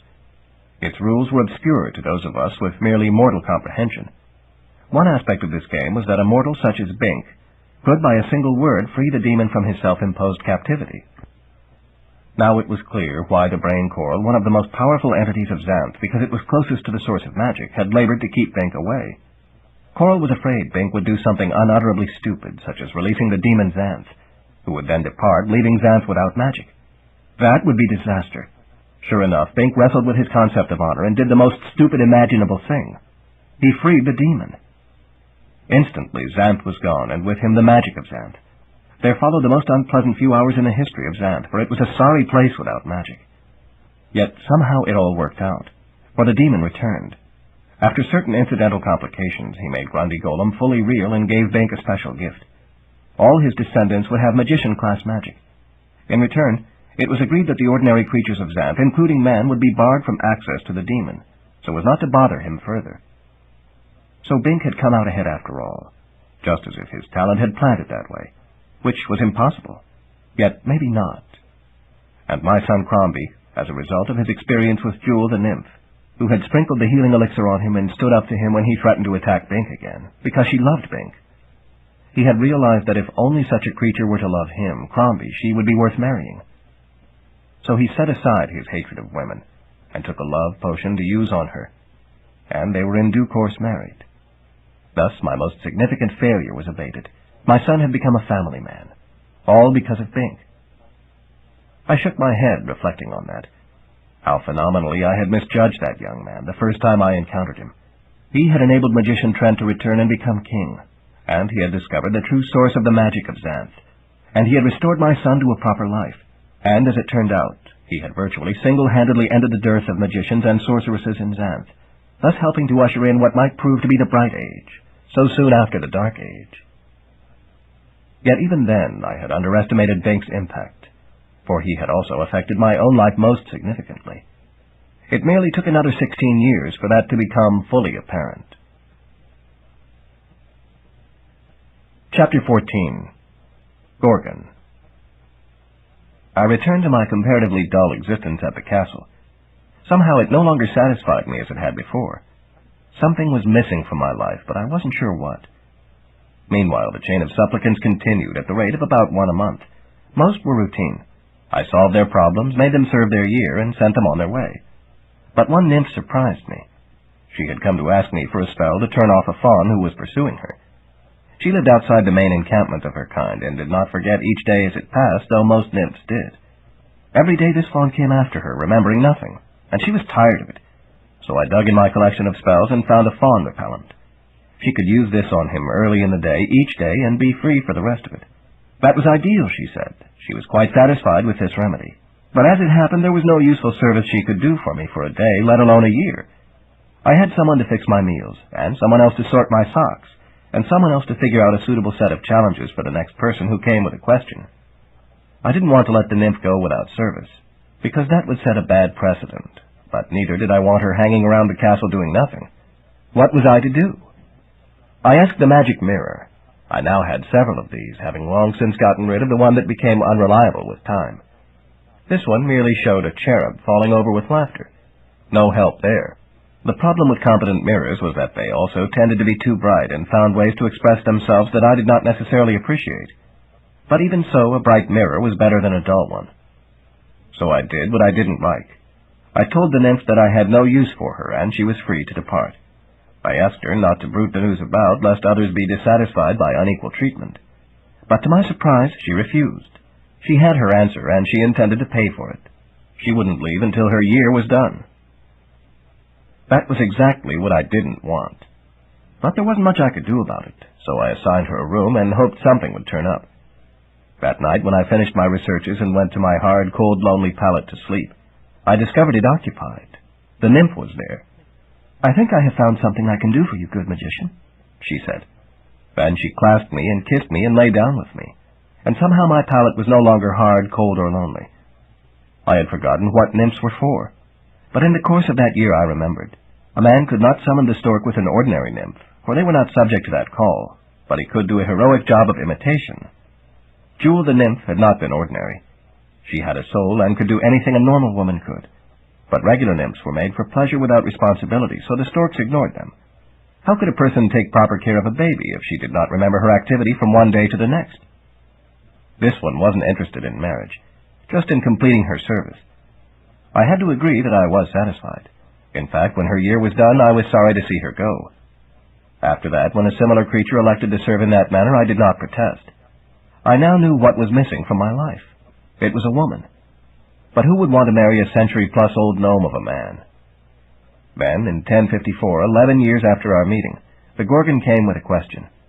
She was now a marvelously developed woman of 29, and to my eye the most ravishing creature imaginable. But of course I couldn't tell her that. This was business. We had set challenges, of course. When I can, I tune them to the individual person, but sometimes they are all-purpose for whoever comes. We had a foghorn guarding the moat, and it was lovely to see it operate. When the Gorgon tried to cross in the boat provided, the horn blasted out such columns of fog that she couldn't see or hear anything. In that obscurity, her boat turned around and came back to the outer shore. That was the boat's magic. It had to be steered, or it returned to its dock. One of my prior querents had built it for me during his service. When the fog cleared, the Gorgon was a sight. Her snake hair was hissing with frustration, and her dress was plastered to her body. I had thought that body to be voluptuous. Now I knew I had underestimated its case. I remembered our dialogue and how she had seemed to dote on me in the brief time of our encounter. Naturally, she would have forgotten that, but it was a fond reminiscence. If only. But why be foolish? The Gorgon was no dummy. She pondered a moment, then set out again. This time she steered the boat directly toward the foghorn, the one thing she could hear. Since it was inside the moat, she soon completed the crossing. I think I would have been disappointed had she not figured this out. She navigated the other two challenges successfully and entered the castle. I braced myself and met her. She was even more impressive from up close than she had been from afar. Her face was heavily veiled, including her deadly eyes, but the rest of her was nevertheless stunning. I was now 121 years old, but in her presence I felt more like 81. I remembered the surprising delight of our first encounter when I had made her face invisible, so that she would no longer stone any man who met her gaze. That spell would have been aborted at the time of no magic, of course. All the men she had stoned had returned to life then, and of course she had let them go. I knew I should tackle her question and give her an answer, but I was reluctant to terminate our second contact quickly. So I dallied somewhat. "What have you been up to, Gorgon?" I inquired in as close an approximation to sociability as I could manage. It was an effort, but less of one for her than for others, because I didn't care about others. After the time of no magic, my face was restored, and since I didn't want to make any more mischief in Xanth, I went to Mundania, where there is no magic, as you recommended. I hated to do it, for I love Xanth, but because I love Xanth, I had to leave it, so as not to do it any harm. Her face went wry behind a veil. I could see the outline of the expression. Mundania was colossally dreary, but what you had told me was true. I was normal there, and my face did not stun anyone. So I bore with it and found employment as an exotic dancer, for it seems that mundane men enjoy the appearance of my body. I tried to wrench my eyes from that same body, embarrassed. "Mundanes are odd," I mumbled, feeling like the hypocrite I was. "But in time I got to miss Xanth too much to bear," she continued blithely, taking a breath that threatened to pop a button on her décolletage or a lens on my spectacles. The magical creatures, even the ogres and tangle-trees had become fond memories. I realized that I had been born to magic. It was part of my being, and I just couldn't endure without it. But I also did not want to do harm. So I have returned and come to the man I most respect, and that is you. I said, foolishly flattered. But when I returned to Xanth after several years, I discovered that my talent had matured along with my body, she continued, sighing. It was some sigh. My old eyeballs threatened to overheat. Originally, I stoned only men. Now I stone men and women and animals and even insects. It's much worse than it was. Obviously, she wanted another invisibility spell for her face. I could readily give her that. Then she would perform some service and be gone, and I would be twice as lonely as before. But I had to do it. Evidently your talent is not far short of sorceress class, I said. Ordinarily, that would be an asset. Perhaps when I'm a mean old woman I'll enjoy stoning folk, she said. But now I am in my prime, and I don't. She was certainly in her prime. What is your question? I asked, knowing too well what it was. Would you marry me? I do have another vial of invisible makeup, I said. Then something registered. What? Would you marry me? That is your question? I asked, dumbfounded. It is. This is not a joke? This is not a joke, she assured me. Understand, I'm not asking you to marry me. I merely want to know whether you would, if that were my desire. In this manner I seek to spare us both the unpleasantness of rejection. Oh. I had to stall, because suddenly my heart was beating at a rate somewhat beyond my age. If you really want my answer, you will have to give me a year's service. Of course. In advance. Of course. I was amazed at the readiness of her agreement. It was evident that she had thought this out, and preferred a considered answer to an extemporaneous one. Perhaps she believed that I would be more likely to be affirmative if she associated with me for a while. In that she was grossly mistaken. I was locked into affirmation the moment I saw her approach the castle. The reason for my delay in answering was other than my private preference. So the Gorgon worked for me a year. I made her face invisible again, of course, because otherwise her veil might have slipped sometime and made a nuisance. Now she could go around unveiled, which was easier. The first thing she did was tackle my mountain of socks. She was good with them, which was an excellent sign. Next, she tackled the castle, getting it organized and cleaned up. She went through my study and put all my papers and vials in order. When my meal-fixing maid completed her service and departed, the Gorgon took over that, too. She even tended the roses in back. She was good at everything she tried, and I was better off than I had been in decades. I no longer needed other assistance around the castle. The Gorgon was running it. I treated her in a cursory manner. In fact, I was downright grumpy. I called her girl, and I was never quite satisfied with what she did. Now you might wonder about this. My reason was simple. I had been intrigued by her when she was a maiden of 18, and fascinated by her as a woman of 29. Her mere proximity caused my pulses to pulse. There was, it has been said, no fool like an old fool, and the Gorgon's competence, appearance, and power of magic had made a conquest of me in a matter of moments. I had loved Mare Anne. I had loved Rose of Rupna. Now I loved the Gorgon. She was considering marrying me? Then she deserved to see what marriage to such a gnome was like. I was showing her the worst of me deliberately. If that didn't alienate her, nothing would. Surely it would alienate her. But it had to be done, in fairness. The Gorgon, with her face masked, was simply more of a woman than I deserved. Yet she survived even that challenge of mistreatment, and when her year of service concluded, I gave her my answer. Yes, I would marry you if you asked. I would go to hell for her if she asked. She considered that. There is one other thing. I shall want a family. I have too much love for just a man. It must overflow for a child. I'm too old to summon the stork, I said. There is a vial of water from the Fountain of Youth on your shelf, she said. You can take some of that and be young enough. There is?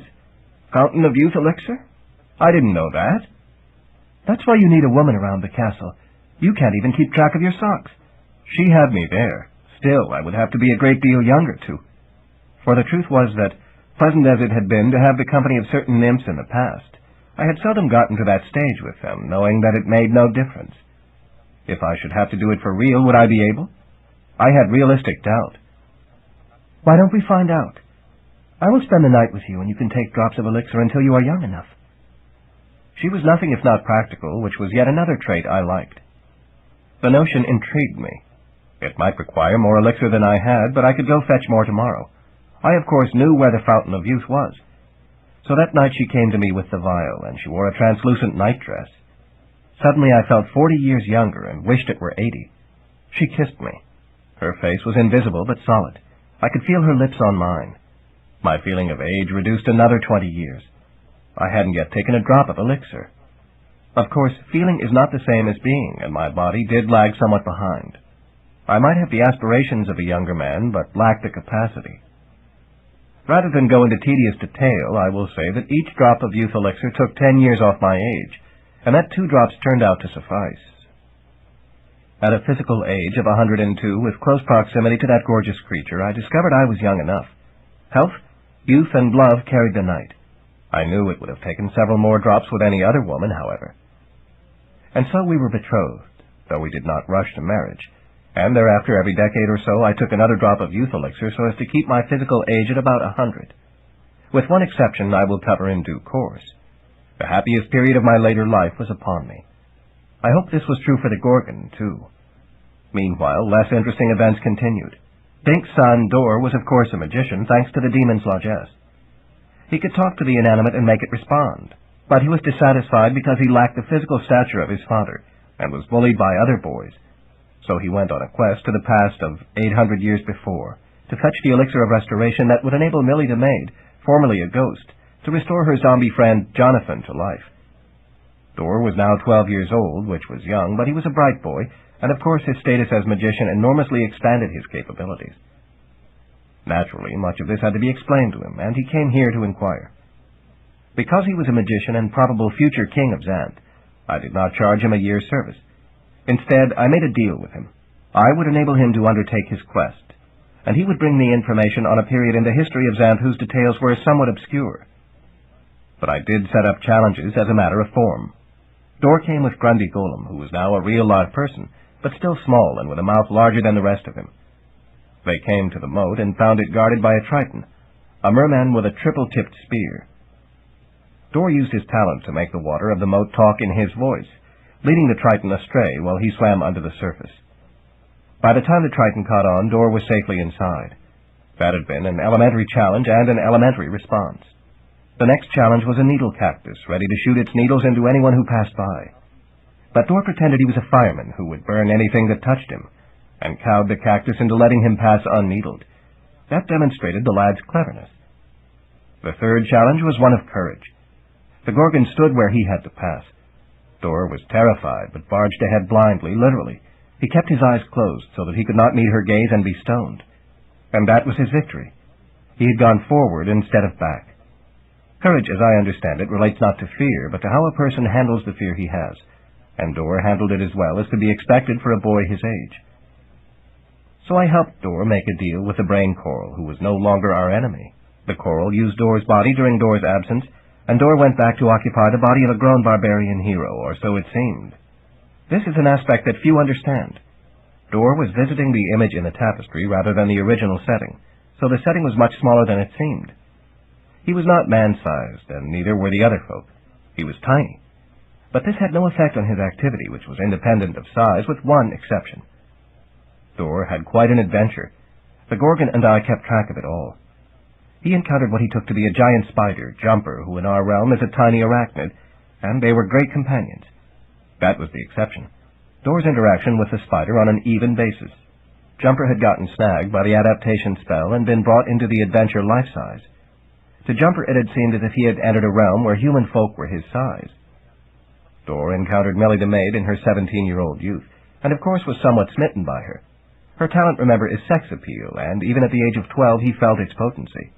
He helped King Rugna save his castle from encroachment by the goblins and harpies, who were at war with each other. He met evil magician Murphy and neo-sorceress Vadney, who in a fit of jealousy rendered Millie into a book. That was why Millie became a ghost. When the book was found and restored in contemporary times, Millie became a maid again. In the end, Dor learned something about manhood and brought back the elixir of restoration and used it to restore Jonathan the zombie, who turned out to be the zombie master who had first occupied this very castle. Thus, Dor had an effect on my life, too, for Jonathan and Millie married and moved in with us. There was nothing to do but share the castle, as the zombie master did have a prior claim on it. Later, he built a new castle zombie and moved there with his family, so we were no longer so crowded. You may wonder how all this came to pass, when Dor had entered only the magic tapestry of history, rather than the real period of Xanth's history. The answer is that there are intricate connections between the two, and the magic worked to make what Dor did have real effect. He might not have been there physically in the way he thought, but what he did was real. A fuller understanding is impossible for anyone not well versed in esoteric magic. Millie's talent was sex appeal, remember, and she was certainly the sexiest creature I encountered. Naturally, it took almost no time for her and Jonathan to summon the stork, and the effort was so effective that the stork brought 2 babies. Those were Hiatus and Lacuna, with the talents of growing eyes, ears, and noses on things, and of changing print. They were cute tykes, but capable of enormous mischief. In fact, they performed remarkably when the Gorgon and I got married 4 years later in 1059. Prince Dor was then 16 and serving as temporary king while King Trent was visiting Mundania, so it fell on him to perform the ceremony of marriage for us.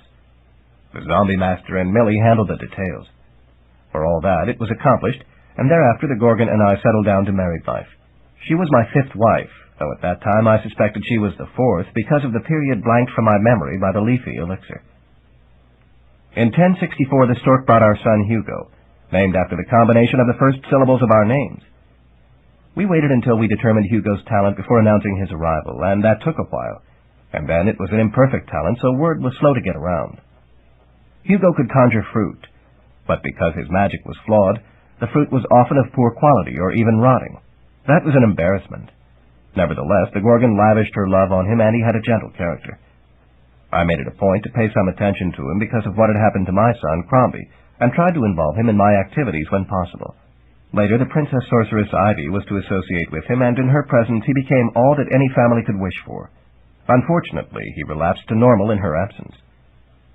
Meanwhile, things were proceeding elsewhere. Crombie and Jewel, the nymph's daughter, Tandy, grew up to the age of 19, suffered the attentions of the demon Fiant, and managed to flee on a nightmare. She came to this castle in the year 1062, asking how she could be free of the demon, and served as a housemaid for a year, awaiting my answer. I did not mention the fact that she was my granddaughter to her. That was not relevant to the issue. Presumably, Crombie would inform her when he deemed it appropriate. But I must admit that I rather liked her spunk. She was a pretty girl with brown hair and blue-green eyes, and her personality was pleasant. I wanted to do right by her so that she would not think ill of me at such time as she learned. I must admit it. I was proud of her. Now, some answers are more complicated than others. Those involving demons can be troublesome because demons are more or less immortal and are difficult to bar from any place. My castle was specifically spelled to exclude them, but when Tandy departed it, she would be subject to the attentions of her demon lover again. I did not have any spell which would adapt to a particular person to discourage demons. What could I tell her? Then, the following year, just as Tandy's term of service finished, Crunch Ogre's son Smash arrived with a question he had forgotten. Ogres are not the brightest creatures. Fortunately, I knew what was bothering him. He was dissatisfied with his life. You see, Smash was not an ordinary ogre. His mother was a curse fiend, which is a euphemism for human stock. So he was half-human. Regular ogres, remember, were justly proud of 3 things: their outrageous strength, their grotesque ugliness, and their horrendous stupidity.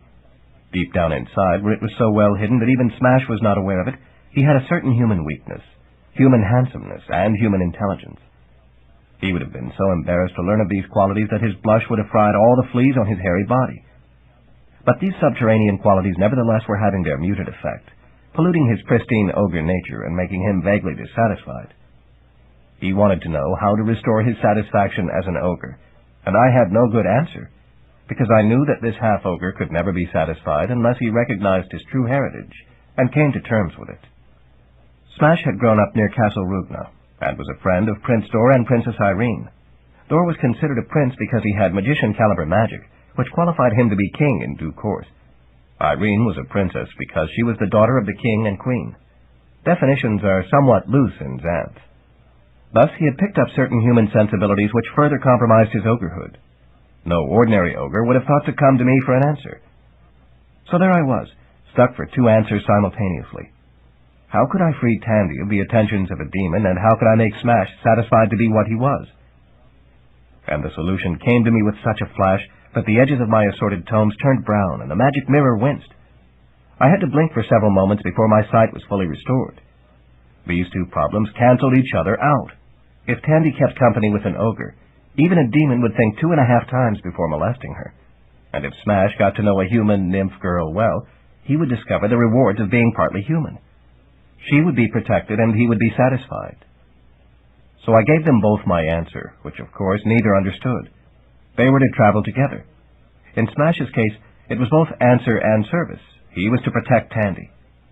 Smash was too stupid to formulate his protest well, but it was obvious that keeping company with the human girl was somewhere near the top of his limited list of things not to do. Tandy was more specific. "If he gobbles me up, I'll never speak to you again," she told the Gorgon. They had what I found to be an instructive adventure, because Smash did something so stupid only an ogre could have managed it. He looked into the peephole of a hypno-gourd. He got locked into the realm of the bad dreams, but remained too stupid to be afraid, and did significant damage to the dream settings. He terrorized the walking skeletons, who were not accustomed to having their tables turned in this manner.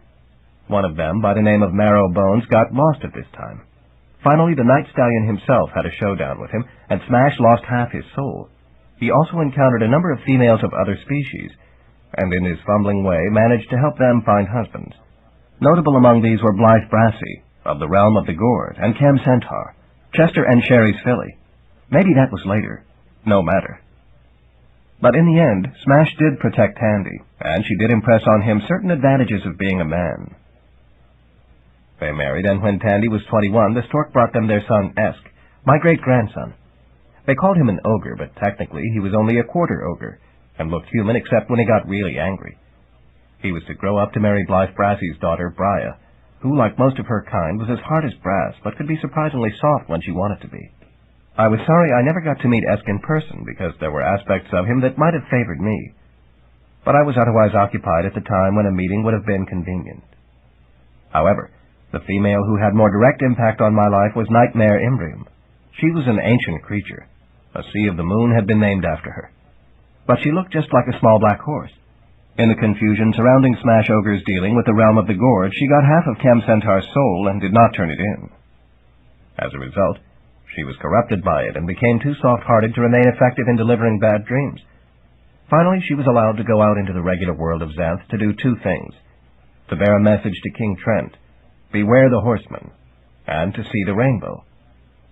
But things seldom go right when minor characters of this drama become major ones. The horseman was a creature who could assume the aspects of both man and horse, not in the manner of a centaur, but as one or the other separately. His talent was the making of a line of sight that could not be broken between a person's eye and the peephole of a gourd. He used it to connect King Trent to the gourd, making him unable to function. This occurred just as the next wave came, for the shield no longer protected Xanth. The horseman was working with the next wavers. It was a bad time for Xanth. When Dor assumed the crown of Xanth, the horseman did the same to him. Then the zombie master assumed the role, and he too was taken. Then it was my turn. I had to do the thing I detested and be king again. All because Mayor Embry had not been able to deliver the warning message in time to avert disaster. I was properly disgusted. It was Grundy Golem who rode the nightmare to bring me my bad dream. I was not exempt from this one because it was real. My castle defenses were useless against Mayor Embry, of course. She galloped right through the walls and stepped out of my bookshelf. I looked up from my tome. "So it has come at last to this," I grumped. "For a century I have avoided the onerous aspect of politics, and now you folk have bungled me into a corner." Technically, it was only 96 years since I had quit the throne of Xanth, but I had not meddled in politics for the last decade of my kingship, leaving that to the maiden Taiwan. "Yes, sir," Grundy said with seeming humility. "You have to bite the bullet and be king. Xanth has no bullets. That's a mundane anachronism." But that wasn't quite accurate, because there before me on the shelf was a row of magic bullets. I'm not the last magician of Xanth, you know. But they would have none of it. They did not realize that Bink was a magician, and Arnold Centaur wasn't human, and Iris and Irene were female. So I was stuck with it. The worst of it was that I knew I would fail, because I was destined to do something calamitously stupid. That's what really bothered me, making that mistake. For it was written in the Book of Answers, "It is not for the good magician to break the chain." The chain of lost kings, obviously. I had prepared by removing the spell from the Gorgon's face. Now she was heavily veiled, so that her aspect would not stone any creature who gazed upon it. But if she encountered the enemy, she would whip that veil aside. Well, she knew the danger. "Oh, my lord," she said with unaccustomed meekness, "must you go into this thing? Can't you rule from here?" She had packed my lunch and a change of socks, knowing my answer. I had already told her to fetch her sister the siren for this encounter, and I had restored the siren's broken dulcimer, so that she could summon mundanes to their doom. But I knew that I would not be the king for whom they served. It would be one of my successors. I told Grundy to watch my castle while I was gone. The Gorgon would use my magic carpet to fetch her sister and reunite her with her dulcimer. Meanwhile, I mounted Mare Imbrey, who was solid by daylight now, and we headed for Castle Rugna. How I hated all this! I was too old for such adventure, but it had been thrust upon me. Mare Imbrey, being female, was naturally curious about what was none of her business. She formed a dreamlet, which showed her as a black-gowned and rather attractive human woman, her hair in a long ponytail. "Why didn't you let the Gorgon be with you?" this dream woman asked me. "She really seems to care for you." "Of course she cares for me, the idiot," I snapped. "She's a better wife than I deserve. Always was. Always will be." "But then—" "Because I don't want her to see my ignominious doom. My wife will perform better if not handicapped by hope." "That is a cruel mechanism," the dream woman said as the mare carried me into the eye of a gourd for rapid transit. "No more cruel than the dreams of nightmares," I retorted. But of course Imbrey herself had lost that meanness. That was why she was no longer a nightmare by profession. We arrived at Castle Rugna. I made clear to Queen Iris that Bink was to be the next king after me. His talent of not being harmed by magic might be useless against the mundanes, but he was a full magician, and that was what counted. After that, I informed her it would be Arnold Centaur. "And after him?" Iris asked tightly. "If the full chain of future kings were known," I pointed out, "our hidden enemy might nullify them in advance." "What can I do to help save Xanth?" she asked. She evidently thought I was getting senile. "Bide your time, woman. In due course you will have your reward. The single thing you most desire." For so that too was written, though I had forgotten what it was she most desired. Then I took a nap, and Mare Imbrey trotted out to the zombie graveyard to graze. Later we went to the place of my ignominy, the baobab tree. There I met Imbrey's friend the Day Horse, a handsome white stallion, and there it was I performed my most colossal act of folly. I failed to recognize my enemy when I saw him, for the Day Horse was the equine aspect of the horseman, and he connected my vision to the gourd, and I was gone. I found myself locked in the realm of bad dreams, instead of passing through it as I had when riding Mare Imbrey.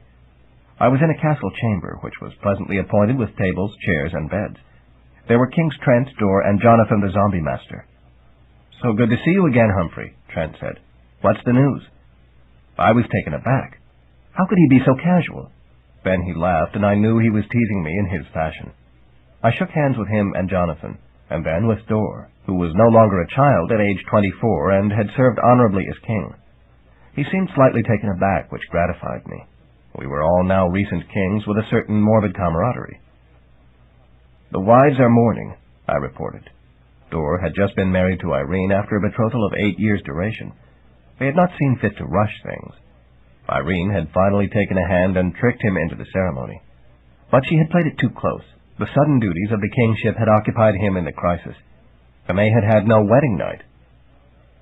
I told Iris that Bink and Arnold Centaur were to follow me as king.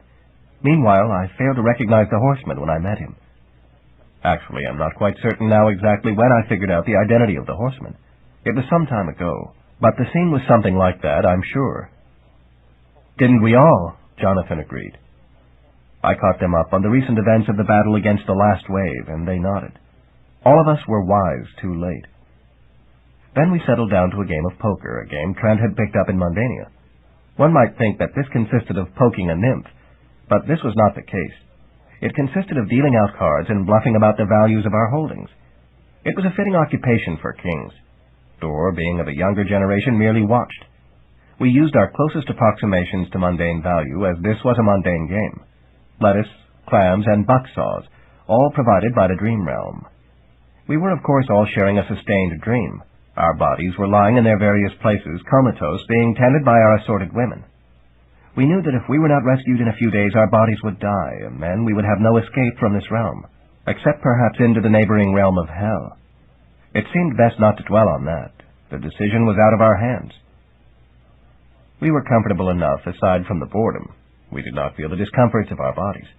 Our bodies seemed solid here because we were all spirits, none of us having any more solidity than the others. The night stallion checked in on us every so often and provided anything we wanted within reason, but he could not provide us with our freedom. In due course, Bink showed up. We welcomed him, especially his son, Dor, acquainted him with our situation, and learned the latest details of the Battle of Xanth.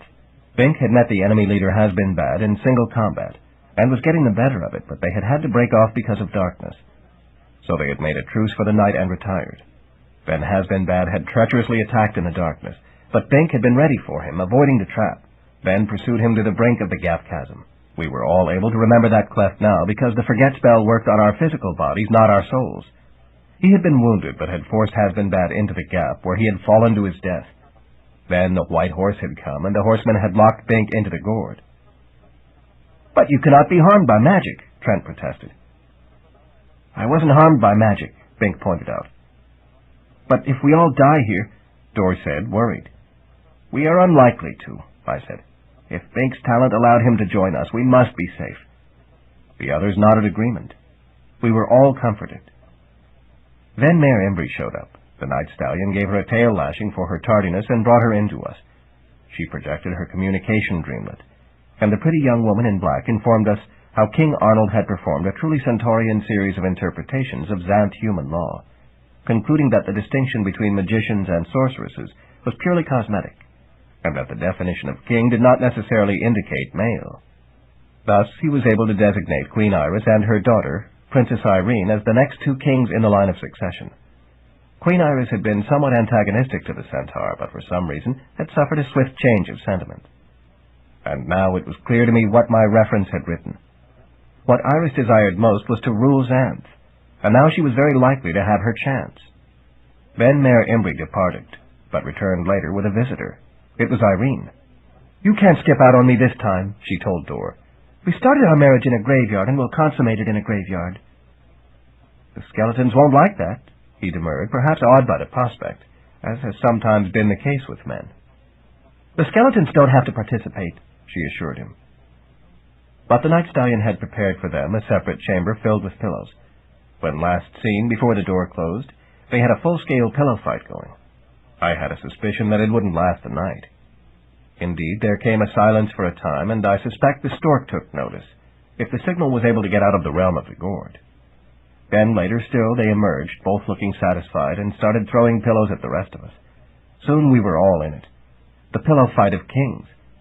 I had forgotten, in the course of the last 120 years or so, what fun pillow fights could be. Too bad the Gorgon wasn't here. I was sure she could handle a pillow well.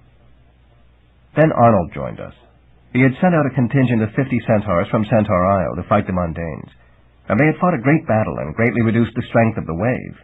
And then the horsemen had taken him out too. Iris was now king of Xanth. But all too soon King Iris herself showed up. She had crafted a horrendous army of monsters and tricked the Mundanes into walking into the gap chasm, decimating their number again, and taunted the horsemen via her illusion image. And he had made a gesture at that illusion and taken her out.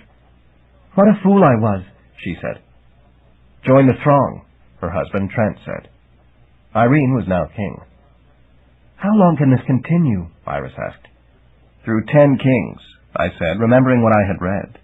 "The chain is to be 10 kings long." "And I was number 7, Iris said ruefully. "Irene is number 8. But who next? We are out of magicians and sorceresses." Then King Irene arrived, having tried to lull the horsemen while her plans encircled Castle Rugna and sealed him in. But he had caught on too soon and banished her to the gourd. She had designated Chameleon as her successor, but in only 2 minutes more, King Chameleon arrived too. She was in her smart ugly phase and had planned a course of action to destroy the horsemen. She had designated as the final king, Mare Imry, and the king-mare killed the horseman and destroyed his magic ring of power by throwing it into the void. That freed us all. But she lost her body in the process, for the void took her too. Fortunately, she retained the half-soul she had gotten from Cam Centaur, and that maintained her existence. She became a daymare, bringing pleasant daydreams to folk. After that, King Trent retired, turning over the throne to King Dor. The rest of us faded back into our quiet existences. I returned to my castle and to the Gorgon, who had performed well in battle, stoning a number of mundanes. It was good to revert to normal. Chapter 15. Ivy.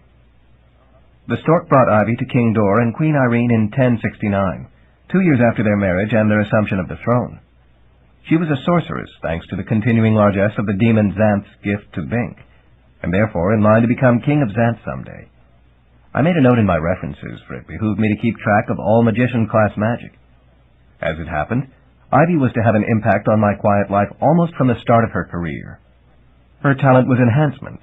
She could increase the power of the magic of any creature. But that was only part of it. The creature itself tended to become what Ivy chose to believe it was. If she thought an ogre was gentle, that ogre would be gentle. If she thought a mouse was vicious, beware of that mouse. Thus, she had an insidious effect on those around her. Indeed, her mother Irene had been classified as neo-sorceress, her talent of growing plants not being of magician caliber. But after Ivy arrived, or perhaps before, I lose track, Irene was recognized as a full sorceress by no coincidence. Her daughter perceived her that way, and so she was. It occurred to me that Ivy's magic could be useful in my business. Suppose she enhanced all my spells. Suppose she met my son Hugo and perceived his talent as strong instead of marginal. He might then be able to conjure fresh fruit instead of rotten fruit. That would do wonders for the smell of our castle. Hugo was also a bit slow. Some said retarded. And if little Ivy happened to see him as smart, that too would be nice. So I looked for a pretext to meet her without being obvious. She was a cute, bright child by her perception, and therefore in reality, so that even at the age of 3 was impressive. So it was that I elected to make a personal appearance at a function to which Ivy was invited. That was the debut of the Zombie Master's twins, Hiatus and Lacuna, then just 16. Actually, there was business, too, because the dread Gap Dragon, the terror of the chasm, had somehow found a way out of the gap and was menacing the neighborhood of southern Xanth. Perhaps this was a result of the fragmentation of the Forget spell on the chasm. That spell had been detonated by Dor in his youth, when he visited King Rugna to make the goblins and harpies forget their war and not overrun Castle Rugna. It had been permanent, until the time of no magic. That had shaken the spell, and indeed had abolished most of it. But it had been soaking into the chasm for 800 years, and now that residual forgetting was sifting out and drifting away in whirls and eddies, causing any creatures who walked through them to suffer amnesia. This represented more mischief, and my tome suggested that a Wiggle swarm was about due. Wiggles were always trouble, because they zapped through anything in their path, leaving Wiggle-sized holes. Actually, there was evidence that we misunderstood the nature of the Wiggles, but I had not yet gotten around to researching that. In addition, I had run out of youth elixir, and the Gorgon had hinted that it was time to get more. So I planned to make a side trip to the Fountain of Youth, which was an easy carpet distance from the Newcastle Zombie, and refresh my stock. I think all in all there was enough business to justify a few hours away from my tomes, though I remain uncertain about that. Thus it was that my wife stayed home to tend the castle, and I took Hugo, then 8 years old, on the carpet to Newcastle Zombie. Little did I know the mischief that would result from that excursion. Somehow it is impossible to start any trip on time. There seems to be a hostile spell which prevents it. Thus we were an hour late taking off. We were flying somewhat slow and uncertain because I was trying to teach Hugo how to operate the carpet. Then we encountered some unfriendly clouds and an adverse wind, and were further delayed in the air. I picked up a suitable eddy current near the ground and zoomed along it. But there was a dragon obstructing the current, and I had to slow until it got out of the way. Always some idiot making a left turn when you're in a hurry. So we were well behind schedule by the time we reached Newcastle Zombie. Well, I would just have to condense things. So we flew into the window where Dor, Irene, the Zombie Master, and Arnold Centaur were gathered. "We have another chore," I told them. Then I spelled out the problems. The Gap Dragon had to be contained but not hurt, for it was necessary to the welfare of the Gap. And the Forget Whorls had to be sprayed with fixative and moved out to Mundania, where they would do less damage. "Take it up, Hugo," I said. And, narrowly missing the wall, we lurched up and sailed out of the window. In retrospect, I fear I was too brief with them. The Gap Dragon bore down on the castle, and in the resultant confusion, little Ivy got lost in the jungle beyond the castle. I should have warned them about the proximity of the dragon, but forgot. It's hard to keep every detail in mind when you're in a hurry. We flew on to the Fountain of Youth, landing a short distance from it. It had once been a full fountain, but had worn down into a more ordinary spring over the course of centuries, or perhaps the rocks around it had youthened into sand. The Zombie Master had known its location and informed me, and I had found it useful. But naturally I did not tell others about it. What would Xanth come to if everyone used this elixir to stave off old age, and so no one ever died? I had never used it myself until the Gorgon suggested it, and gave me reason to want to be younger. I left Hugo and the carpet a safe distance away, because it wouldn't do to have him reduced in age or it accidentally youthened into a doily. I brought out a disc, free to catch, and it sprang out into a 10-foot pole suitable for touching unpleasant things. Why anyone should want to touch 10 feet I'm not sure, but I did need a good long shaft. I tramped to the edge of the spring.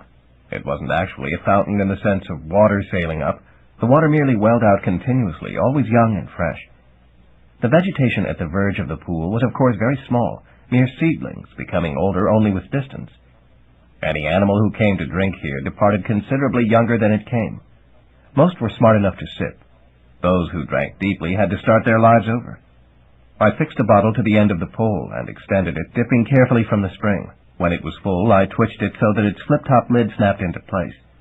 I shook it dry, then brought it in and wrapped it in cloth. I retreated from the spring. Someone watching me might have thought my exaggerated care foolish, but youth elixir is dangerous. I returned to the carpet and handed the wrapped bottle to Hugo with an admonition so that I could condense my pole to packable length. It resisted in the manner of the inanimate, but finally I got it back into cylinder form and then into its original disc, and put it in my pocket. There was a sudden roar and the ground shook. I looked up, and there was the Gap Dragon steaming toward us. It must have continued to run after visiting Castle Zombie. My spells were on the carpet with Hugo. I would have to get my portable dragon net and fling it over the monster, subduing it. "Hugo!" I cried. "Toss me my bag of spells." But Hugo fluffed it. He grabbed at the fringe of the carpet instead, and it mistook the gesture as a command and took off. Hugo, unbraced, rolled off. The carpet sailed into the air, carrying my bag of spells with it. I was suddenly without my magic, except for the compressed 10-foot pole, and the dragon was still bearing down on us. That pole was too clumsy to serve as a weapon, and the dragon could probably steam us from beyond its length anyway. Then I saw the wrapped bottle of elixir. It had fallen beside Hugo. "Hugo!" I called. "I'll distract the dragon. You unwrap that bottle, lift the cap, and sprinkle some elixir on its tail." For the youth elixir did not have to be imbibed. It would work on any body it touched in the manner of the healing elixir. We could make the dragon young enough to be harmless. No younger than necessary, of course, because it was needed in the Gap Chasm. Perhaps even trace youthening would confuse it, so it would leave us alone. Hugo, never clever with his hands, struggled to get the bottle unwrapped and the lid off, while I dodged about as briskly as I could, avoiding the steam snorts of the dragon. There were larger dragons than this one, and there were flying dragons, while this one had only vestigial wings, and there were fire-breathers and smokers who were frightening to see in action. But this was nevertheless one of the most ornery and fearsome creatures of Xanth, because it normally hunted in the Gap Chasm, and its prey could not escape it. That steam could cook prey where it stood. Worse, this dragon could not be spooked or frightened. It pursued its prey relentlessly until catching it. I had to neutralize it in some fashion, or it would steam and eat us both. I glanced back at the fountain. Could I lead the dragon to that? No, it was between me and the pool. It had to be the elixir from the bottle. "Hurry, Hugo!" I yelled. I was in excellent health for my age, but my age was old. The boy finally fumbled the bottle out and the lid opened, but in his haste he did not pour a few drops on the dragon's tail. He held the bottle and made a throwing motion that sent an arc of elixir flying toward the dragon and me. "No!" I cried, too late. The elixir scored all too well. It wet down the dragon solidly, and some of it also splattered against my skin. Disaster! The dragon youthened rapidly, becoming smaller with brighter green scales. But so did I. We were both overdosed and were losing a century or more of age. As it happened, we were both over a century old. Otherwise, we might have dwindled all the way into pre-delivery. But it was bad enough. The dragon became a baby dragon, and I became a baby man. I saw us both changing rapidly, and I saw Hugo gaping at the sight. I tried to call out something to him, but my youthening prevented me from making much sense, even to myself. Perhaps I was even speaking backwards. Hugo, dismayed and confused, began to cry. The baby dragon shook itself, then scooted away, evidently as alarmed as I. But I could do nothing, for I was now too young to talk.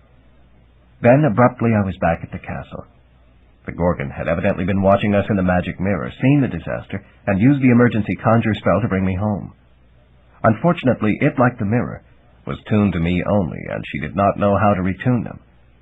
That meant that Hugo remained out in the wilderness, alone. The following years are a bit vague for me. I aged at the normal rate, except when Zora Zombie, whose talent was accelerated aging, came to babysit me. My wife managed somehow and worked with Queen Irene to keep things in order. But it was 3-year-old Ivy who did the most. It seems that she, lost in that region of the jungle, encountered the Gap Dragon and used her talent to tame it. Then she met Hugo, and her talent made him a virtual knight in shiny armor, as she put it.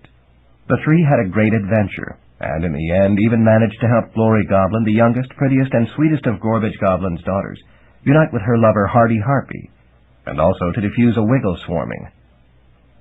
Then, when Ivy was 5, she came to ask me a question. She felt, been grounded for no reason at all.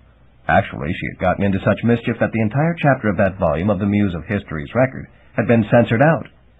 The missing chapter turned up years later in A Visual Guide to Xanth, where no one would notice it. These things happen in Xanth. All children got into mischief, but Ivy could enhance mischief to an excitingly new level. Now she was compounding it by sneaking out to visit me. I had managed to age rapidly and was now about 7 years old physically, and the same actual size as she was. Ivy had had considerable effect on me because she enhanced Zora's aging talent, enabling me to age much faster than otherwise. However, I was now old enough to remember my principles, so I made her go through the challenges. Ivy used stepping stones to step across the moat. She used a dark lantern to get through a region of intolerable brightness. She nullified a flying kitty hawk by intensifying its hawk and kitty aspects, until the two got into a fight with each other and the fur and feathers really flew. Then she encountered a headstone who sounded the alarm so that she would get the brush off, and that huge flying brush really terrified her. But she buried a dead moth by the headstone so that it became silent like a moth and could not alert the brush. So she won through as I had known she would. I couldn't turn her in, of course. That would have been in violation of the juvenile conspiracy, to which I technically belonged until I got old enough to rejoin the adult conspiracy. Okay, what's your question? I inquired graciously.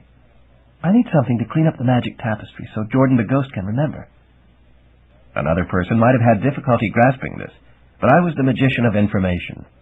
I knew that she referred to a ghost of Castle Rugna, who had died in the year 677 and been dead for 397 years, approximately, and who was now trying to tell her the story of his life, to alleviate her boredom while she was grounded. They were using the tapestry to show pictures and refresh his memory, but the tapestry was somewhat dirty after 838 years, approximately, and its cruel stitchery needed cleaning by caustic lye. So I gave her the recipe for the cruel lye, and she took it back to use the caustic on the yarn. The tapestry brightened immediately, and Jordan the ghost was at last able to tell his sad tale of an unkind untruth. It was replete with swords and sorceries, and goods and evils, and treacheries, and thud and blunder, and Ivy of course loved it, even though some of the juicier parts got censored out. After she heard it, Ivy managed to get Jordan restored to life, and then his girlfriend Threnody, who was half demon. I knew the type. Everyone was happy except maybe for Stanley Steamer, her pet little Gap Dragon, who had gotten accidentally banished by a misinvoked spell. So naturally that led to more mischief. Ivy was going to send her shape-changing little brother Dolph out to find a dragon. But Dolph was only 3 years old when she decided this. To stave this off, Grundy Golem did something unusually caring and volunteered to go on this search himself. And of course the first thing he did was come to me for an answer. I told him to ride the monster under the bed to the ivory tower. I had, of course, already researched it. Little did he know then that the ivory tower contained the maiden Rapunzel, Ivy's pun pal, who was the distant descendant of Jordan the ghost back in his barbarian years, and Bluebell Elf, who had used an accommodation spell to have a rather special tryst with him. As a result, Rapunzel could change sizes, being of elf stature or human stature or anything between or around. But her magic was in her hair, which was marvelously long.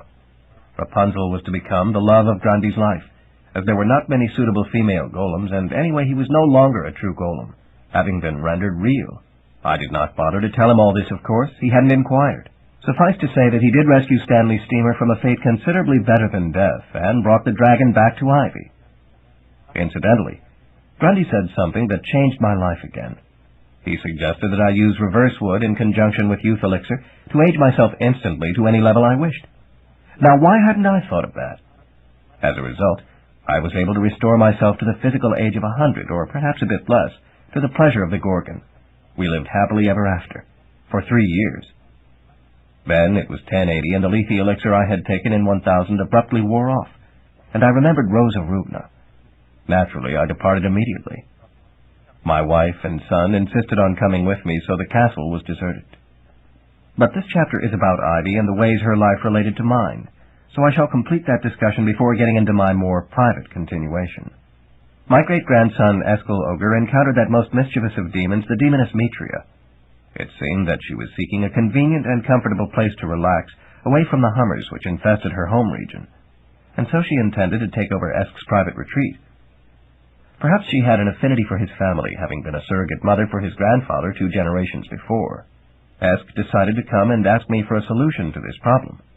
Meanwhile, Czech Centaur, the winged offspring of Chem and Xanth Hippogriff, was unable to fly, so was coming to ask me how to do it. She was only 7 or 8 years old at the time, but had matured rapidly because of her animal parent, and was now a young adult. It helped that she was a centaur, for even the youngest of centaurs is uncommonly intelligent, educated, and poised. So she met Esk on the path leading to my castle.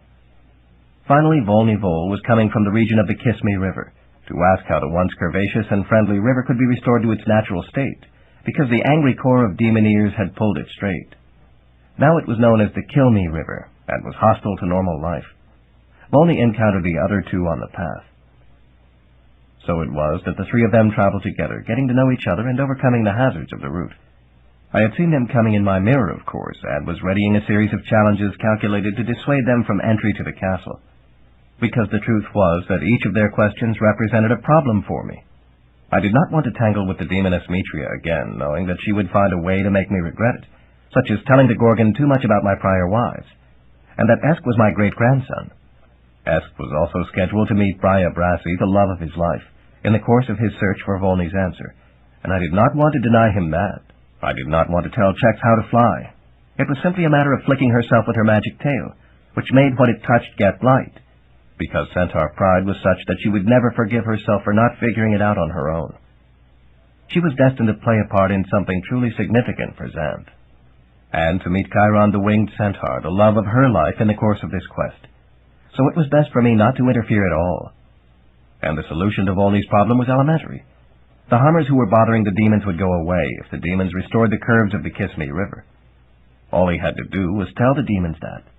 But my tones indicated that Volney could find lasting happiness if he solved his problem the hard way, a happiness he would lack if I made it easy for him. This was because in the course of searching for the answer, he would encounter Wilda Wiggle, who was both to educate Xanth on the true nature of Wiggles and to become the love of Volney's life, Wiggles being another branch of the great family of Voles in Xanth. So I had excellent reason to avoid giving the answers. But how was I to accomplish this if they made it into the castle and insisted on asking their questions, and agreed to pay their year's services to their mutual loss? The sound of tearing hair reverberated through the castle, and I hadn't even started doing that yet. But something suspiciously like fate solved my problem, because about a day before the dread trio arrived, the Leafy wore off, and I remembered Rose. So I was gone, and the castle was vacant. In our rush to depart, we forgot to shut down various ongoing activities, which was a nuisance. One of them was an amnesia ambrosia, ironically, that I was brewing in the cellar. That stuff could be extremely awkward to handle. The trio arrived and navigated the reduced hazards of the defunct castle. They were perplexed, but of course unable to ask their questions or get their answers. So they went on to Castle Rugnar to inform the king of the mystery of my disappearance. There they met Princess Ivy, now just about 11 years old, and the growing Stanley steamer, her pet Gap Dragon. Ivy insisted on helping them in their quest, for they had decided to work with Volney to save the Kiss-Me River. Thus Ivy got involved in this adventure. Because her talent of enhancement can be devious, it is not possible to say to what extent she changed things. But by the time their adventure was done, they had explored new aspects of the gourd, and brought out Marrow Bones, one of the walking skeletons who was to remain as one of the solid, or at least bony, citizens of Xanth. Remember, he had gotten lost when Smash Ogre bashed up the Dream Realm. But they did not figure out what had happened to me. So 3 years later, Prince Dolph, then 9 years old, decided to go on his own quest to find the good magician. It was Ivy's fault, really, because at age 14 she was an insufferable nuisance to her little brother, and he felt he had to prove himself. His mother, Irene, insisted that he be accompanied by an adult.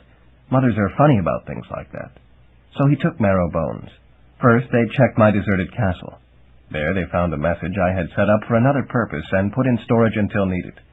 Skeleton Key to Heaven Sent. It was for Dolph, actually, but only when he came of age and had to go rescue a sleeping princess.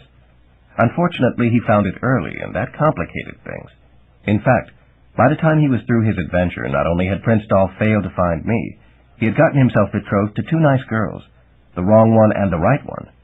They came to live at Castle Rugna for several years while he tried to make up his mind which one to marry, because his mother was being unreasonable again and said he couldn't marry both. They became fast friends of Ivy. Thus her insufferability to her little brother had resulted in her gaining two excellent companions, which was surely a miscarriage of justice. And Dolph's misadventure had resulted in Queen Irene's dictum, one wife at a time. This was to complicate things for me in yet another way, because it meant that I could not bring Rosa Rugna back to life while married to the Gorgon. But that complication must wait for the end of this narration. 3 years later, at age 17, Ivy got into it with both feet. She decided to look for me. She invoked the Heaven Scent, which was a magical device that sent the user where most needed, assuming that that was where I would be. That was specious logic, of course, but one does not expect common sense in a princess. The scent sent her to Mundania, where lived the one who really did need her most, Grey Murphy. He was the son of evil magician Murphy and neo-sorceress Vadney, who had escaped the Brain Coral's pool in a time of no magic and fled to Mundania. It took the Brain Coral so long to complete its inventory after that shake-up that it never knew they were gone and was still claiming to have both of them in storage decades later. Grey and Ivy made their way back to Xanth and looked up my temporary address in the gourd. That was a real nuisance. You see, I was down here in the anteroom of hell waiting to see the demon Xanth, and I did not want to be disturbed. My body was resting peacefully in a coffin at the address on Silly Goose Lane, where no sensible person would ever think to look, and protected by a spell of illusion. But Grey Murphy's talent was the nullification of magic. His parents had signaled the stork before leaving Xanth, so he had magic despite being delivered in Mundania.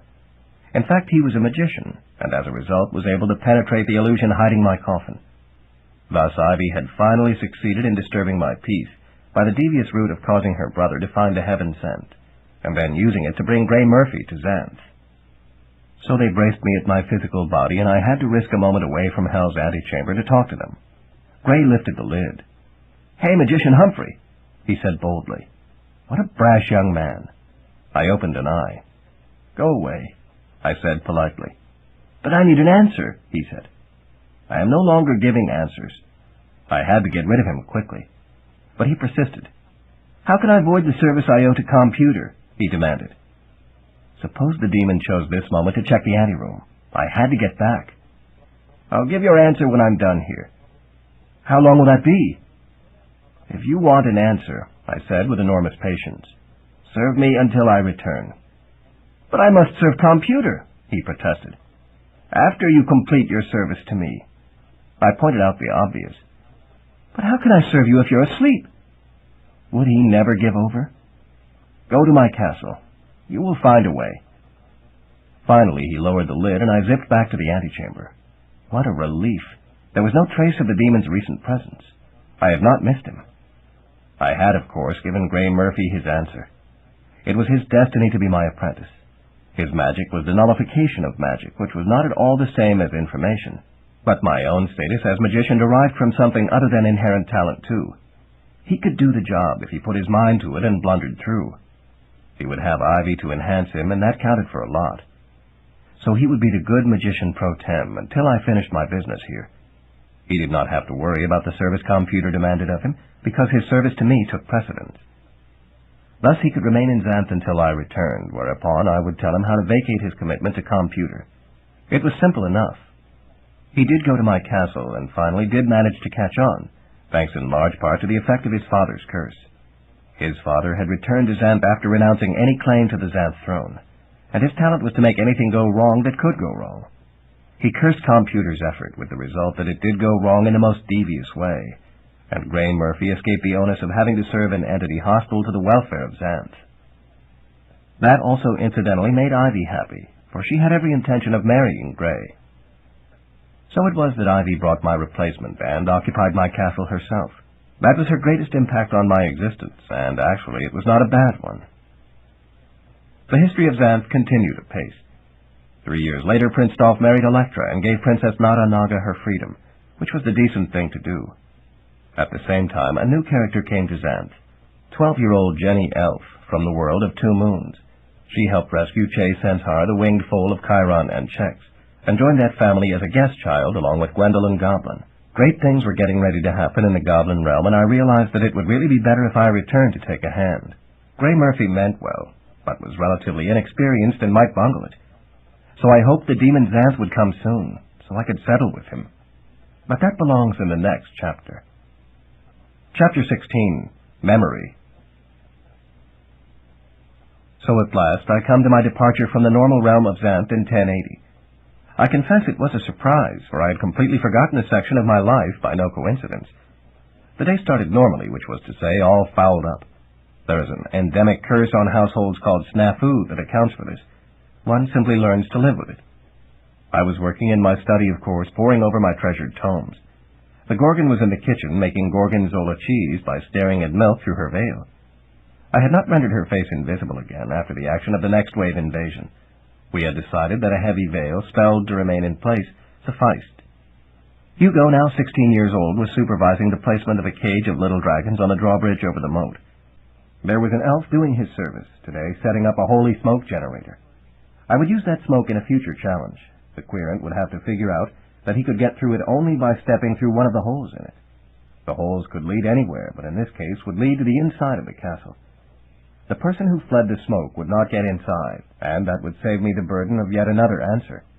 I had the magic mirror tuned to Hugo, knowing that he would foul up at some point. Only when he was with Ivy did he become truly competent, because Ivy had never quite lost her image of him as a knight in shiny armor.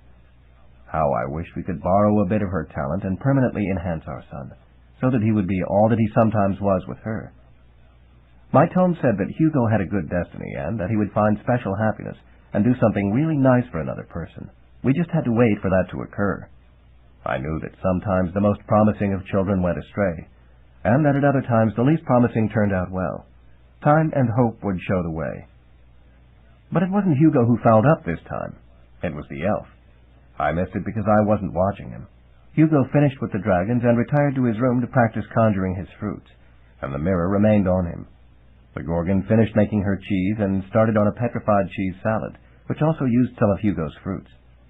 Because the fruits were of all types but tended to be overripe, a bit of petrifaction improved them. All was reasonably well there, as it was with assorted other creatures working around the premises. But not with the elf. Holy smoke is tricky to handle. It is best made in small quantities and bottled. Then the bottles can be opened separately, keeping the amount measured. When it is actually being manufactured, there has to be a strict containment spell, similar to those used to confine summoned demons. The elf forgot that. He simply set a chunk of knothole wood in the brazier and ignited it with a lightning bug. He assumed it would burn slowly, allowing him to siphon the smoke into the bottles. Instead, the entire chunk of wood burst into flame. Suddenly, there was a rapidly expanding billow of smoke. The elf should have doused it immediately with a bucket of unholy water, but he panicked and retreated, coughing. He was afraid the smoke would surround him and send him through a hole, and the holes were not yet defined. He could wind up anywhere in Xanth. The smoke expanded, filling the chamber. It was enjoying this. The inanimate is always perverse, but holy smoke is more perverse than most, with more power of mischief than most. It was out to catch the elf and send him through that hole regardless. The smell of the smoke reached the Gorgon's sensitive nose. She perked up, sniffing. She recognized the smell and screamed warning to me. Now I reoriented the mirror and saw what was happening. I hurried down to deal with it. Hugo came down bearing a bunch of blue-speckled bananas he had just conjured. The smoke did not wait on our convenience. It doubled its effort and coursed from chamber to chamber, filling them all, hot on the trail of the fleeing elf. We converged, meeting the elf, who gesticulated wildly as he explained. "The wood! It all caught fire at once! The smoke chased me out!" "Cease babbling, elf," I snapped, justifiably annoyed. I searched through my memory for a smoke containment spell, but naturally couldn't remember the formula at the moment. Meanwhile, the smoke, with inanimate cunning, circled around to fill the chamber behind us. I couldn't remember my free-breathing tunneling spell either. A curse on my aging mind. There was nothing to do but step into the one remaining clear chamber to give me a breather while I cudgeled my memory for the spell I knew was at the tip of my brain. We clustered in the center of the chamber. The smoke, knowing it had us trapped, encircled us in a smiling wreath. Then it expanded inward, filling the room. I focused on the errant spell, about to remember it. I did a brief exercise to enhance my memory. In a moment I would have us free and the smoke under control. That was when the leafy wore off. It had been wearing thin anyway, and my effort of memory banished the last of it. "Rose!" I cried, stricken. I have a banana, not a rose, Hugo replied. The love of my life. The Gorgon turned to me. What? She inquired, with somewhat more than ordinary interest as the smoke swirled up to enclose us in a constricting bubble of air. My third wife. She's in hell. Don't you mean your first wife, the demoness? No. Rose was human, a princess. I must go to her. If you go, I go too, the Gorgon said firmly. I can't think why she was interested. Hey, don't leave me behind, Hugo protested. Now the smoke was filling in the last of the air around us, but that was no problem. I uttered a spell to orient the nearest hole. Then I took hold of my wife's hand and my son's hand, and we stepped through. What was to be one of the great temporary mysteries of Xanth was commencing. Our abrupt disappearance from the scene. We stood on a nearly barren terrain. Nearby we heard the surge of ocean breakers. There were a few trees and a great many weeds. Ahead was a tumble-down shack. The Gorgon peered around. Her vision was not good because she had to look through her thick veil. Where are we? The Isle of Illusion, I said. It is fallow since the sorceress Iris left to become queen. Her fabulous residence? No more than this? No more than this when stripped of its illusion. I sent her here long ago, and she used her talent to make it a region of wonder. But you were going to see your third wife. Is she here? I have come here to have a suitable place for my body, I explained. It has to be well hidden so that I will not be disturbed while I'm in hell. I don't want to go to hell, Hugo protested. Nobody asked you to, son, I pointed out. You are free to return to the castle or to go anywhere else you choose. He looked disgruntled. Let me make sure I have this straight, the Gorgon said. You are going to sequester your body here and send your soul to hell? Precisely. To be reunited with your third wife who died some time ago? Rose didn't die. She went to hell in a handbasket in the year 1000. I lacked the means to rescue her from hell, so I took my full supply of Lethe, which happened to be 80 years' worth. I assumed I would be dead before it wore off. It seems you miscalculated, she noted. Do you have the means to rescue Rose now? That set me back. Not exactly. But I have more experience now and should be able to figure out a way. And if you bring her back to life, and she is your wife again, what of me? I began to get her drift. Why, you are my wife too. I wouldn't give you up. That's nice to learn, she remarked to no one in particular. The two of you can divide the tasks. One can cook while the other sorts the socks. A fair division, she agreed, but she seemed to lack conviction. But that can be settled at the time, I said. First, I must recover Rose. Perhaps Hugo and I will wait for you elsewhere, she said. We do not care particularly for hell. It's too hot, Hugo agreed. Fruit must spoil very quickly there. He had a point. Perhaps we can make a deal with the Night Stallion to fashion a nice dream for you until my return. Perhaps, the Gorgon agreed doubtfully. I realized that she might not consider the dreams of the gourd to be very pleasant. How long do you expect to be? I hadn't considered that. Perhaps a day, I opined. We can survive a bad dream for a day, she said. She looked around. We shall have to find a sheltered place. Then we shall have to devise a strategy. A strategy? Dearest husband, dealing with the Night Stallion is one thing. He does owe you a favor or two. But hell is not strictly part of the dream realm. It is, I understand, administered directly by the demon Xanth. He owes you no favors. She had another point. I shall just have to reason with him. Surely we can make a deal. What kind of a deal? You know he isn't much interested in the affairs of lesser creatures like us. Don't pester me, woman, I snapped with righteous ire. I will figure that out on the way down there. She knew better than to argue with me. Very well. Let's find a place to sleep, and then we shall see the Night Stallion. Once Hugo and I are comfortable, you will be free to proceed without worrying about us. Exactly. She had always been a bit quicker to formulate my thoughts than I was. So we cast about on the isle, and to our surprise, found a sheltered place with a collection of coffins. Evidently the sorceress Iris had used them to form the walls of her residence when she lived here before becoming queen. Her power of illusion would have made the structure seem like a palace, or anything else she wished. It didn't matter what she used in the real world as long as it was solid enough to last. Why all the boxes? Hugo asked. I had never thought to do a survey of this island or any other, so I didn't know. But I could conjecture. Evidently I am not the only one to regard this as a suitably private spot. Someone must be storing coffins here. Indeed, they seemed quite solid and were evidently resistant to weathering because they remained in good condition. Hugo tried to lift the lid of one, but it was nailed on. There may be someone in it, the Gorgon said, with her veil suggesting a smile. Her facial expressions were evident when one learned to interpret the configurations of the veil. She could even wink. She had been able to do that while her face was invisible, too, though I can't be quite certain how it showed. Hugo hastily left the coffin alone.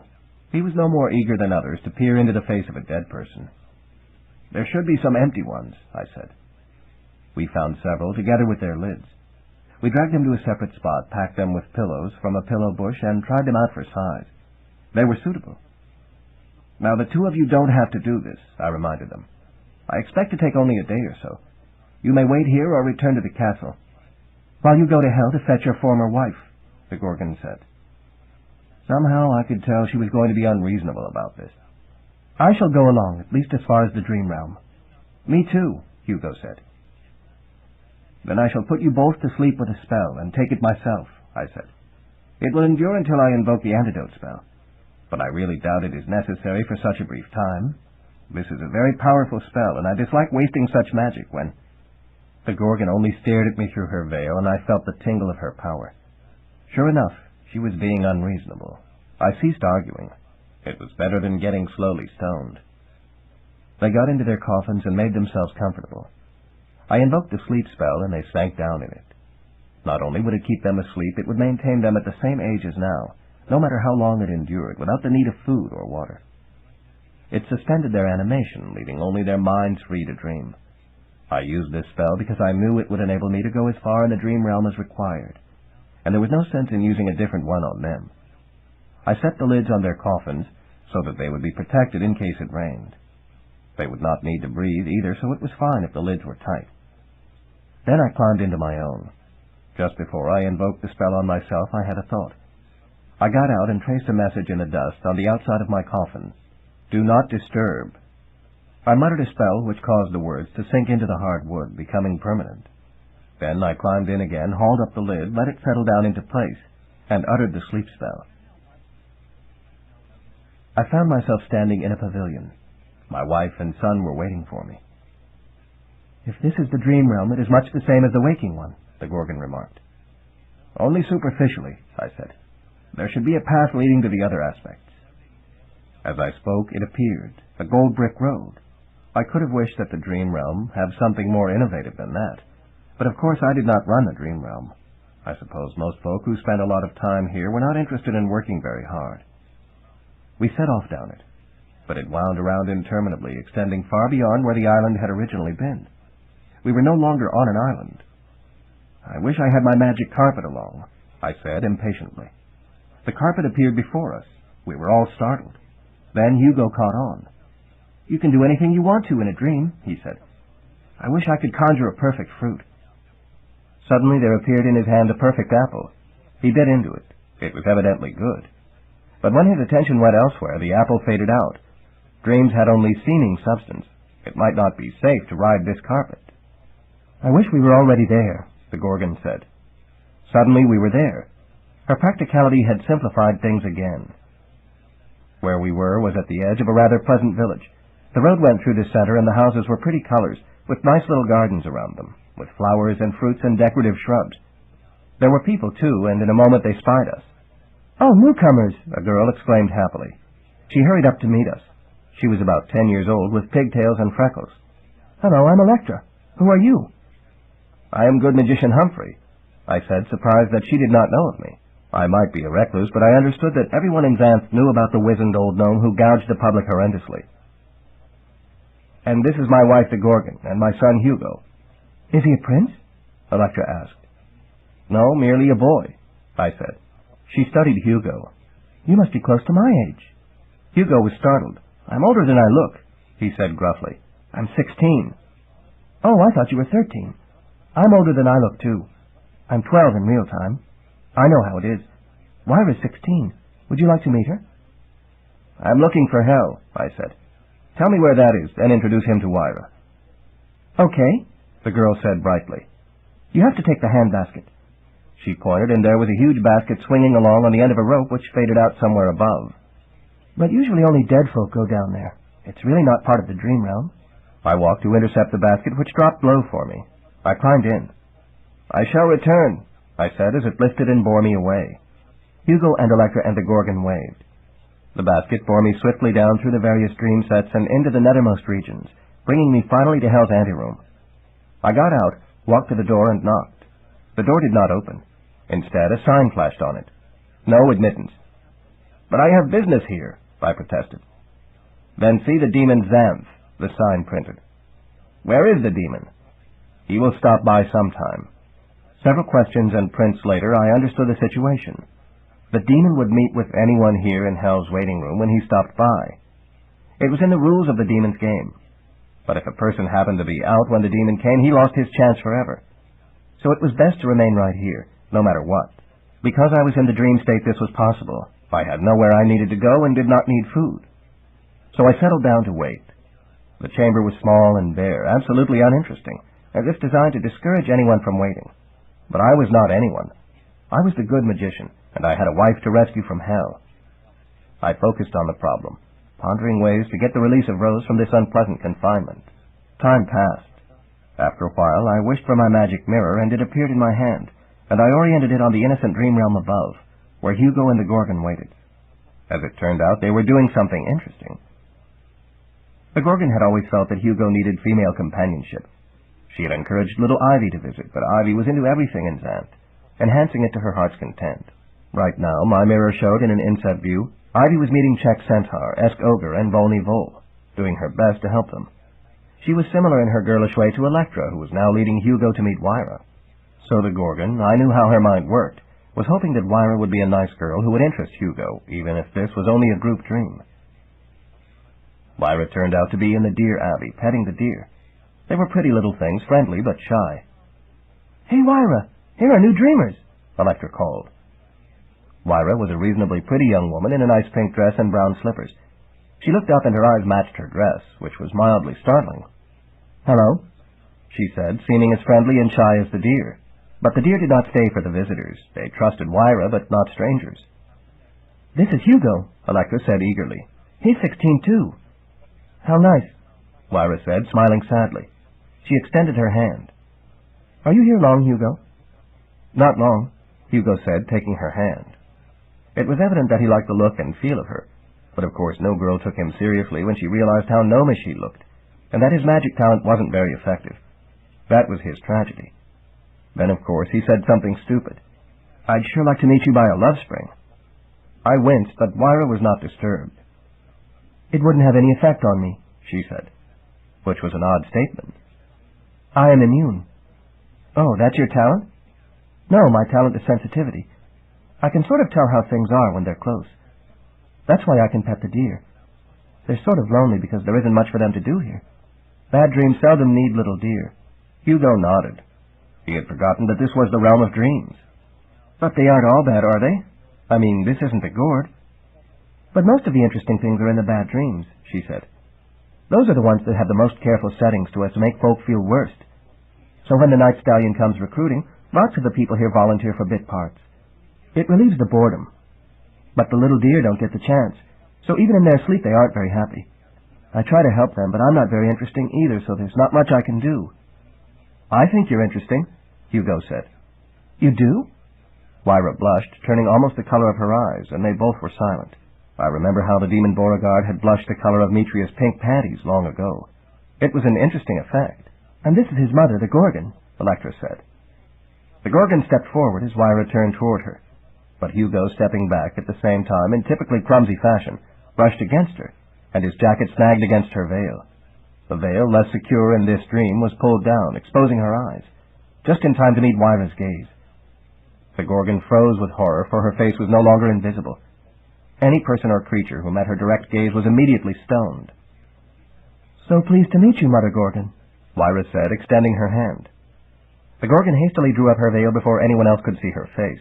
As it was, two butterflies directly behind Wyra plummeted like the little stones they now were, striking the ground with separate plinks. You're alive!" the Gorgon exclaimed. "Asleep, but alive," Wyra agreed. Is something wrong? You looked into my face and didn't turn into stone. Wyra blinked. I'm sorry, I didn't mean to offend you. I didn't see you. You what? The Gorgon asked, confused. Oh, I guess I forgot to tell you, Electra cut in. She's blind. She can't see you at all. She goes by your voice. Blind, the Gorgon exclaimed. Now it was coming clear why the girl's eyes were pink. It was the albino hue, the blood vessels showing their color through the colorless lenses. That could be a factor in her lack of sight. This also explained why a love spring wouldn't affect her. It would make her love the first man she saw after touching its water, but she would never see a man. She would be similarly immune to a hate spring. I'm sorry, Wyra said. I did not mean to mislead you. I understand why you're upset. The Gorgon recovered most of her somewhat scattered wits. My dear, I'm not upset. I'm astonished. Your lack of sight just saved your life. Wyra shrugged. It wouldn't have made very much difference, I think. I am of no use to anyone. That's why my folks had me put to sleep. The Gorgon was taken aback again. She had the most fearsome power in Xanth, and the gentlest heart. I happen to know. She was becoming increasingly interested in this young woman. Do you mean to say it wasn't an accident or bad fortune? Your family wanted to get rid of you? Because you are blind? They didn't exactly say that, but I knew. They were tired of always having to take care of me, and they knew I would never be able to take care of them. They saw how the boys avoided me, so I probably wouldn't get married. So they decided to have me put to sleep until they could find a better situation for me. I'm sure they looked for one. Of course they did, the Gorgon said righteously. Surely they will find it any time now, and come to wake you up. You were one of the folk in the coffins on the Isle of Illusion? Yes. We are all here because we have a problem in the real world of Xanth. Electra's been here longer than any of us.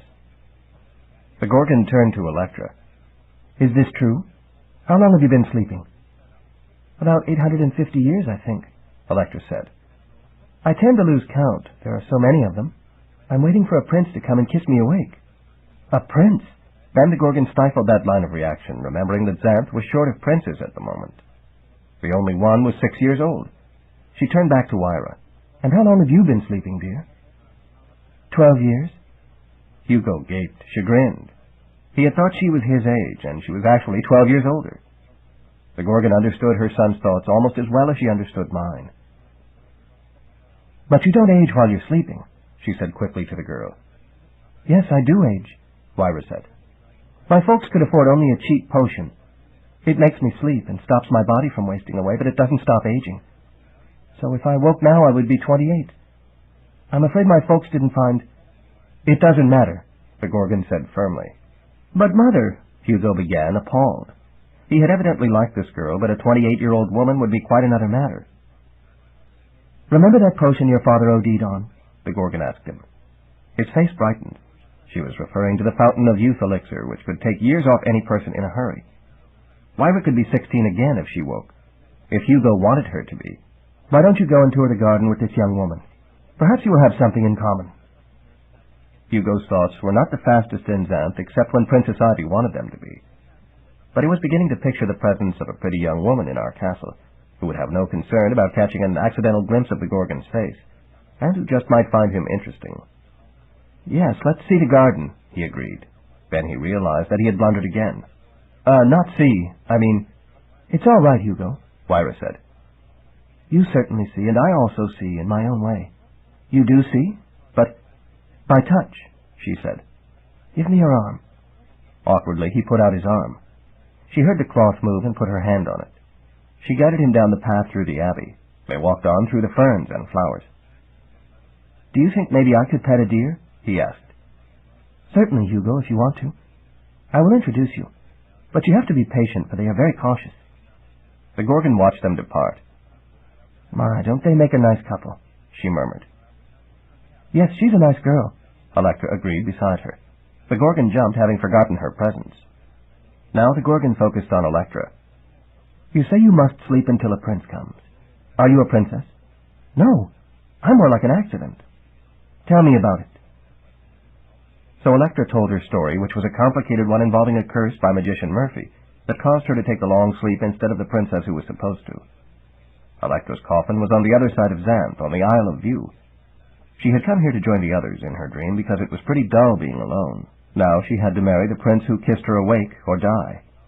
That was awkward because she was only 12 years old and looked 10 and wasn't a princess. But she hoped to do her best. Meanwhile, Hugo was getting to know Wyra. She showed him how she could see him with her hands, by lightly touching his face and body. Then he managed to do something stupid again when she was close. He kissed her. But it turned out not to be as stupid as it might have been because she rather liked having someone like her. Time passed while I waited for the appearance of the demon Xanth. I realized that this was not a daily matter with him, but I didn't dare depart even for a moment lest I miss him.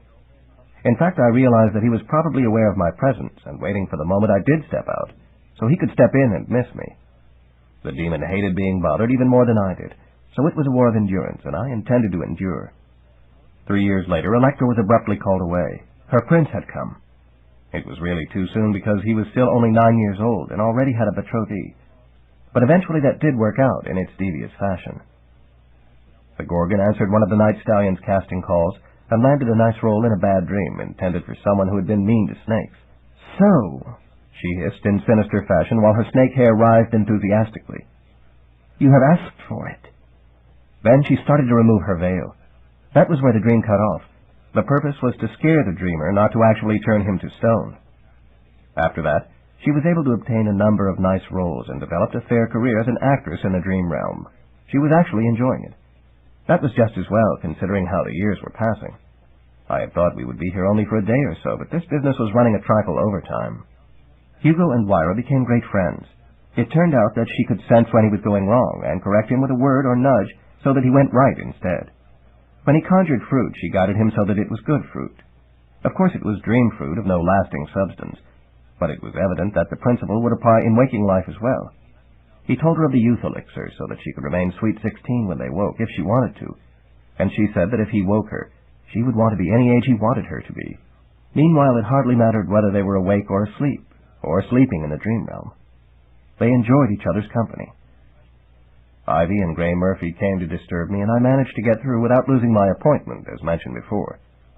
The years continued, and I continued to watch what was going on both within and without the dream realm.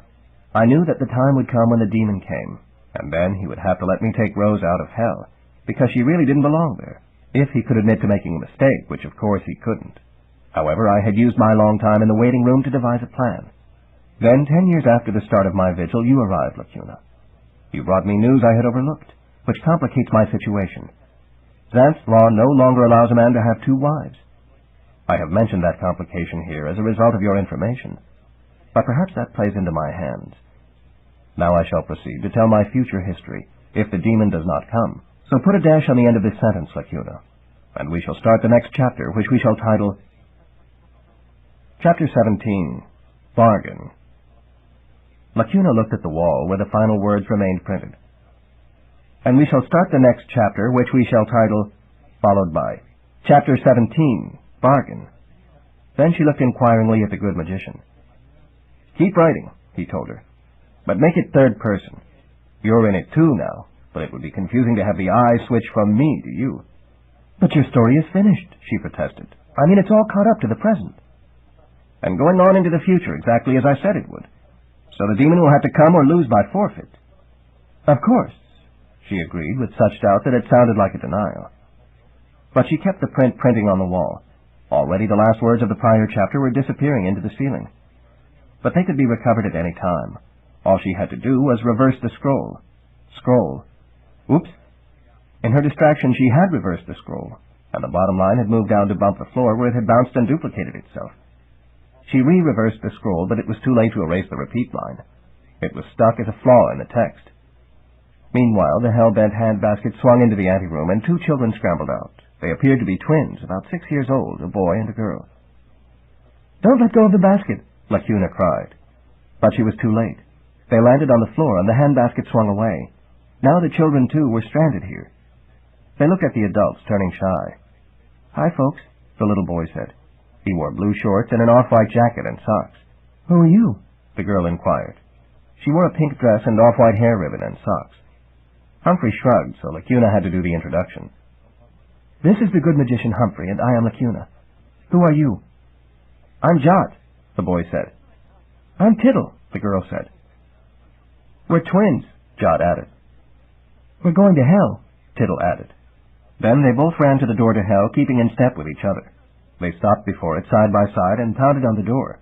Let me in, they cried together. Wait for the demon Xanth, the sign on the door printed.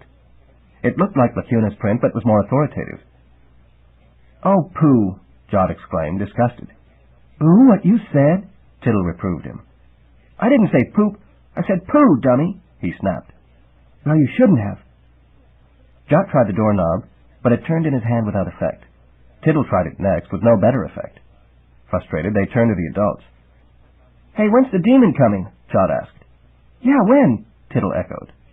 I don't know, Lacuna said. The good magician's been waiting for him for 10 years, but we think he will arrive soon. Well, we can't wait, Jot said. We're too little to wait, Tittle agreed. They walked in step away from the door. Stay, Humphrey said suddenly. Lacuna and the children were startled. Surely you don't want to keep them here, Lacuna said. They should get on home to their mother. I came here to talk to you, Humphrey said firmly to the children. And now I shall, Demon Xanth. You cannot depart until you have settled with me. The two children looked resigned. You have named me, Jot said. What gave me away? Tittle asked. Two things. First, I knew that you had to appear very soon if you were going to, so any arrival was suspect. Second, you used a term only a member of the adult conspiracy can use. You said the word hell. But this is hell, Jot protested. It's waiting room anyway, Tittle added. That doesn't matter. Only an adult can use the term. Therefore, it was obvious that you were not a child or children. Not of our culture, anyway, and since you are speaking the human language, you must be pretending to be human. I shall be more careful next time, Jot said. Well, out with it, Tittle added. What do you want? I want to free my wife from hell, Humphrey said. The woman I love. She does not belong there and must be released. You have a wife who is not in hell, Jot pointed out. And you can only have one wife, Tittle reminded him. I shall have to choose between them, Humphrey said. If Prince Dolph was able to choose between his two loves, I can do the same. But first things first, release my wife. I have to listen to your plea, Jot stated. But I don't have to do your bidding, Tittle finished. But you do have to deal with me, Humphrey said. You have to satisfy me that you have given my plea fair consideration. Why do I have to do that? Jot asked. Yes, who says I have to? Tittle added. You said it, Humphrey said. You laid down the rules of your game, and this is a footnote to those rules. Jot sighed. I said too much. You've done your homework, Tittle said. Well, I am the magician of information, and I have had some intercourse with demons. I have a notion of their nature. You can't say a word like that to a child, Jot cried. You have violated the adult conspiracy, Tittle added. Lacuna kept her mouth shut, but found that she was rather enjoying this dialogue. She knew that the business at hand was deadly serious, but the children were little darlings, even if they weren't what they seemed. There are no children here, Humphrey reminded them. Only facsimiles. Anyway, that demoness was my wife. The twins considered. I will make you a deal, Jot said. Yes, a fair deal, Tittle said. But if it is not fair, I don't have to make it, Humphrey said sternly. I will complete your question quest, Jot said. I will ask you the one question you can't answer, Tittle added. There is no honest question I can't answer. If you answer it correctly, you will win, Jot said. And if you don't, you will lose, Tittle said. But it must be a fair question, Humphrey said. It's an easy question, Jot said. Anybody could answer it, Tittle agreed. Lacuna knew that it would be nothing of the sort. Humphrey had explained that at the beginning. How did he plan to handle it? Let me be the judge of that, Humphrey said. Tell me what the question will be, should I choose to answer it. Lacuna knew that trick wouldn't work. The demon would require him to agree to answer it before he gave the actual question. But she was surprised. Jot said, It will be this. What is the color of Mela Merwoman's panties? Tittle asked. Objection, Humphrey said. If you ask me that one, I will be unable to answer it because she doesn't wear any panties. So that is a question with no answer, and therefore unfair. But she will wear panties, Jot argued. When she makes legs to walk on Xanth, Tittle continued. Why would she ever walk on land? Humphrey demanded. She prefers to swim in water. In search of a husband? Jot said. In the next volume of the history of Xanth, Tittle finished. Humphrey nodded as if persuaded. So you will ask me to name the color when she does don them? Yes, Jot said. When? Tittle agreed. And the correctness of my answer will determine whether my wife is released from hell. Right. True. Lacuna knew that Humphrey knew that the demon would see that Mala chose panties of a different color than Humphrey predicted. So how could he possibly win? That seems fair, Humphrey said after a bit. But it would be tedious to have to wait for her before recovering my wife. It will be a year before she walks on land. What was he doing? How could he agree to the fairness of a manifestly unfair question? You will just have to wait, Jot said. Not that it makes any difference, Tittle added. Humphrey arched a wrinkled eyebrow. I was not speaking only of me. I was speaking of you. It will be tedious for you to have to keep this matter in your mind for that year, when it would be preferable to dispose of it immediately. I have demonic patience, Jot said. I can wait forever, Tittle agreed. Unless there is a shift in the fortunes of your game and you are called away from Xanth in the interim, Humphrey said. Then you would not be able to attend the panting. Lacuna was perplexed, then realized that he meant the donning of the merwoman's panties, which meant the demon could not dictate their color, and Humphrey would win. Of course, in that event, the magic would be gone from Xanth, because of the absence of the demon, changing everything. But the demon still would have lost, which would probably gripe him somewhat. You have a point, Jot said. But only one point, Tittle said. I should think you would prefer to avoid both the inconvenience of keeping the matter in mind and the chance of missing the event, Humphrey said, considering that there is an easy way to accomplish that avoidance. What? Jot said, caught by surprise. How? Tittle asked. By plea bargaining, Humphrey said. It is obvious that if I answer the question, we shall both have to wait a year before verifying its validity. It's a mutual inconvenience and annoyance, despite knowing the outcome. But if we compromise now, we can each get part of our desire without further nuisance. We can skip the question and answer. You are beginning to make sense, Jot said. For a human being, Tittle amended. He was? Lacuna could not see quite how, but she was neither a magician nor a demon. Let me reside in hell for a month, Humphrey said. Then let Rose out for a month. The average attendance will be the same. Naturally, I would rather have Rose out without penalty, and you would rather keep her in, but this may be a feasible alternative. No, you're too smart to live in hell, Jot said. You would get the denizens all worked up, Tittle agreed. But who else would be willing to fill in hell? Humphrey asked. It has to be me. There is another. Yes, another. Who? The Gorgon, Jot said. Your other wife, Tittle clarified. But I wouldn't ask her to do such a thing, Humphrey protested. But I would, Jot said. Yes, I would, Tittle agreed. The two of them gestured with their 4 little hands. Suddenly the Gorgon stood in the chamber, regal in a black dress and veil. Humphrey, she exclaimed. Are you finished here yet? I am plea bargaining with the demon Xanth, he said, to mitigate the sentence on Rose. I have offered to spend time in hell equivalent to the time she is released from hell, but... The Gorgon's veiled eyes narrowed. So you can spend time with her both in and out of hell? She asked. Neither of you much noticing where you are? Yes, that's it, Jot said. He's a cunning one, Tittle said. The Gorgon's veiled gaze focused on them. Children? They are the present form of the demon, Lacuna explained. The Gorgon refocused on Humphrey. Well, I'll have none of this. I'll visit hell instead. Humphrey looked surprised, but Lacuna was catching on to his ways. He had anticipated this, too, and was maneuvering both the Gorgon and the demon into agreement with his compromise. I would not ask you to... The Gorgon looked at the children. If I resided in hell, would I be allowed to pursue my career in dream pictures? If the Night Stallion asked for you, Jot said. Hell is a bad dream after all, Tittle agreed. But, Humphrey said. Then I'll do it, the Gorgon said. I agree, Jot said. She can sub for you, Tittle agreed.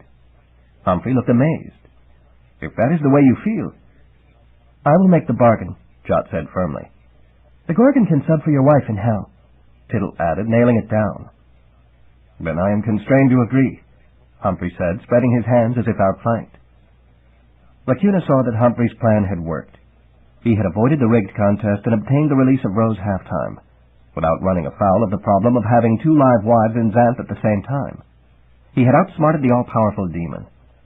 Jot turned toward her. I wouldn't say that, he said. Tittle also turned toward her. I would say he just makes sense, she said. Lacuna was aghast. The demon knew what was in their minds. So Humphrey had not prevailed by trickery, but by offering the demon a good compromise. Jot extended his hand, and a rolled scroll appeared in it. "Here is the agreement," he said. Tittle extended her hand, and a huge feathered quill appeared in it. "Sign it," she said. Jot unrolled the scroll and held it against the wall, covering part of Lacuna's ongoing printed narrative. Tittle gave Humphrey the feather. Lacuna peered over Humphrey's shoulder to read the scroll. It said, in script more elaborate than she could render, "It is hereby agreed that good magician Humphrey shall be allowed to exchange one wife for another in hell, etc., and so forth." There was a decorative line below, separating the text from the space for signature. Humphrey squinted at it through his spectacles, then shrugged and signed. Then Jot took the quill and signed, "Demon." Tittle took it and signed, "Xanth." Then she handed the quill to Lacuna. "But I'm not part of this," Lacuna protested. "You have to witness it," the Gorgon explained. "I can't. I'm a relative." "Oh." Lacuna brought the quill to the paper, but something nagged her. "I'm not sure that—" "Sign it," Humphrey said shortly. So, doubtfully, Lacuna signed it too. "Well, that's that," Jot said. "Yes, that's that," Tittle agreed. "So let's get on with the exchange," Humphrey said. "What exchange?" Jot asked. "Yes, what?" Tittle added. "The exchange of wives," Humphrey said. "As agreed." Jot and Tittle exchanged one glance. "I think he didn't read the small print," Jot said. "Yes, I think he didn't," Tittle agreed. "Small print?" the Gorgon asked, her veil twisting in perplexity. Jot extended his hand, and a big magnifying glass appeared in it. "Use this," he said. "Yes, read the small print," Tittle said. Humphrey took the glass and held it over the decorative line. The line expanded and turned out to be 2 lines of very small print, now legible. "But only in the changes of moon, on days beginning with letter N." "But only in the changes of moon, on days beginning with letter N," Lacuna read aloud, getting it right for her own text. "But when does the moon change?" "And what day of the week begins with the letter N?" the Gorgon asked. She looked at Humphrey. "Dear, this is nonsense." "Tough udder," Jot said smugly. "You signed," Tittle said smugly. Humphrey shrugged. "Did you suppose I got to be the magician of information without understanding the concept of small print?" he asked. "It can merely modify, not reverse the contract. That's according to the rules demons follow. We have only to interpret it." "Well, go home and interpret it," Jot said. "Yes, and stop bothering me," Tittle added. Humphrey waggled a finger at them. "Not until I have completed my mission. If I leave beforehand, I will default." He turned to the Gorgon. "You interpret the changes of moon." Then he turned to Lacuna. "You find the days beginning with N." Lacuna exchanged 2 glances with the Gorgon. Then both fell to concentrating. Lacuna thought about the days of the week, and found none that began with N. There were 2 beginning with S, 2 with T, and 1 each with F, M, and W. There was a month beginning with N, no remember, but no day, yet it seemed that there had to be a day. What could it be? Then she suffered a blinding inspiration. There were N days, if the days of the month were numbered alphabetically, the 9th and the 19th. "Lacuna has gotten her notion," Humphrey remarked, blinking as the flash of light faded. Then a flashbulb went off just above the Gorgon's head, making Lacuna blink. The other part of it had been solved. "The moon changes every month, just like a woman," the Gorgon said. "So it's every month." "On the 9th or 19th, Lacuna added. "And what is today?" Humphrey inquired, as if bored. "The 9th of October," Lacuna said. "Then what in hell's annex are we waiting for?" Humphrey demanded irritably. Jot and Tittle exchanged half a glance and half a shrug. It was evident that the demon's little trick had been found out. He had tried to outweight Humphrey and not succeeded. So he had tried to fool him with the appearance of the little twins and not succeeded. So he had tried to pose an unanswerable question and not succeeded. This contract was the 4th trick which had failed, thanks to Humphrey's determination and insight. Would there be another trick? If so, what would it be? Lacuna looked up. The others were looking at her. Oh no, she had been automatically transcribing her thoughts, and they were now being printed on the wall. There were no secrets here. "There will be one more trick," Humphrey said, "but it will be possible to navigate it if we are sensible. The demon cannot actually cheat. There must always be a way through, however devious, or he defaults." Only one more trick. That was a relief. Lacuna turned away from the wall, preferring not to see her thoughts displayed. Fortunately, she was such a dull person that no one else was really interested in her thoughts anyway. Right you are, Humphrey agreed absently. Don't mind him, dear, the Gorgon murmured. He only speaks when he's interested, even if only to grump. That made Lacuna feel better, but she tried to cut off her thoughts without much success. Well, let's go, Jot said, walking toward Hell's door. Yes, let's make the exchange, Tittle agreed, pacing him.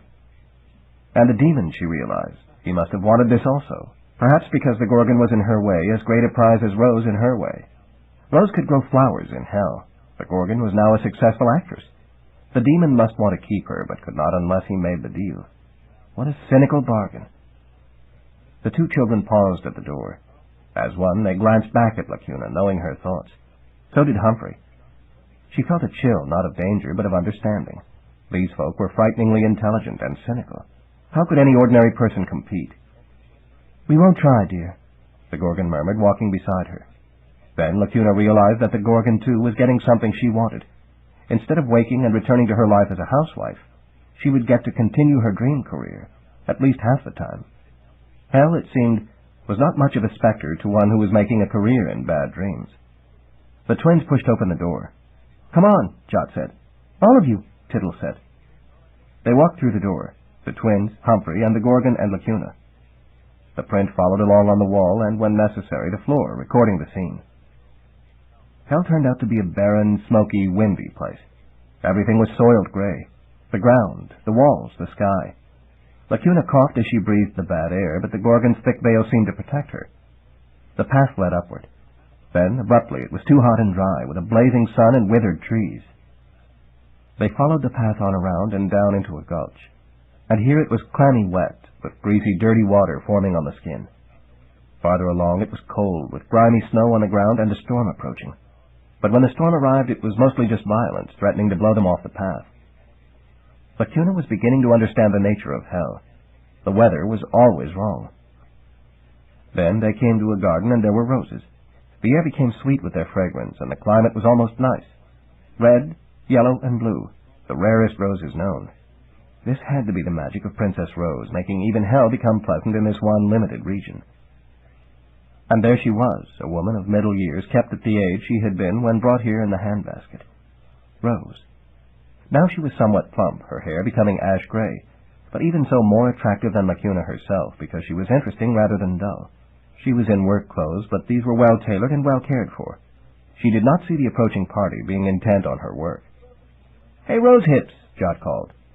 "Someone to see you, Petal Ears," Tittle added. Rose looked up from the orange-striped rose bush she was tending. Her mouth curved into a rose-petal bow of surprise as she peered past the twins to fix on Humphrey. "My husband, you have come at last." Then she saddened. "Or did you die?" "I did not die," he said, walking up to her. "But I had to compromise. I can free you only part-time." She brushed herself off and embraced him. "Part-time is better than no time. But how is it that you have come now, after 90 years? You don't look 90 years older." "I've been using youth elixir.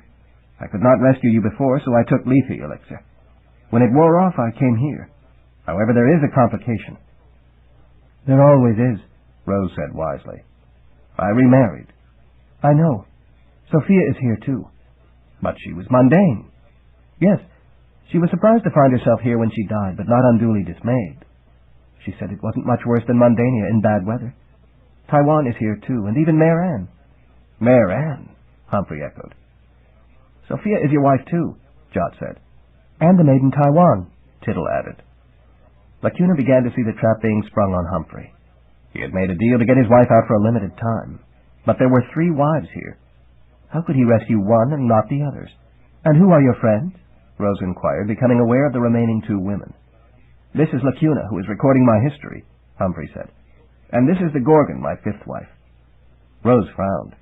It was almost as if she were becoming aware of a problem, but she kept it to herself. "So nice to meet you, Gorgon. Are you alive or dead?"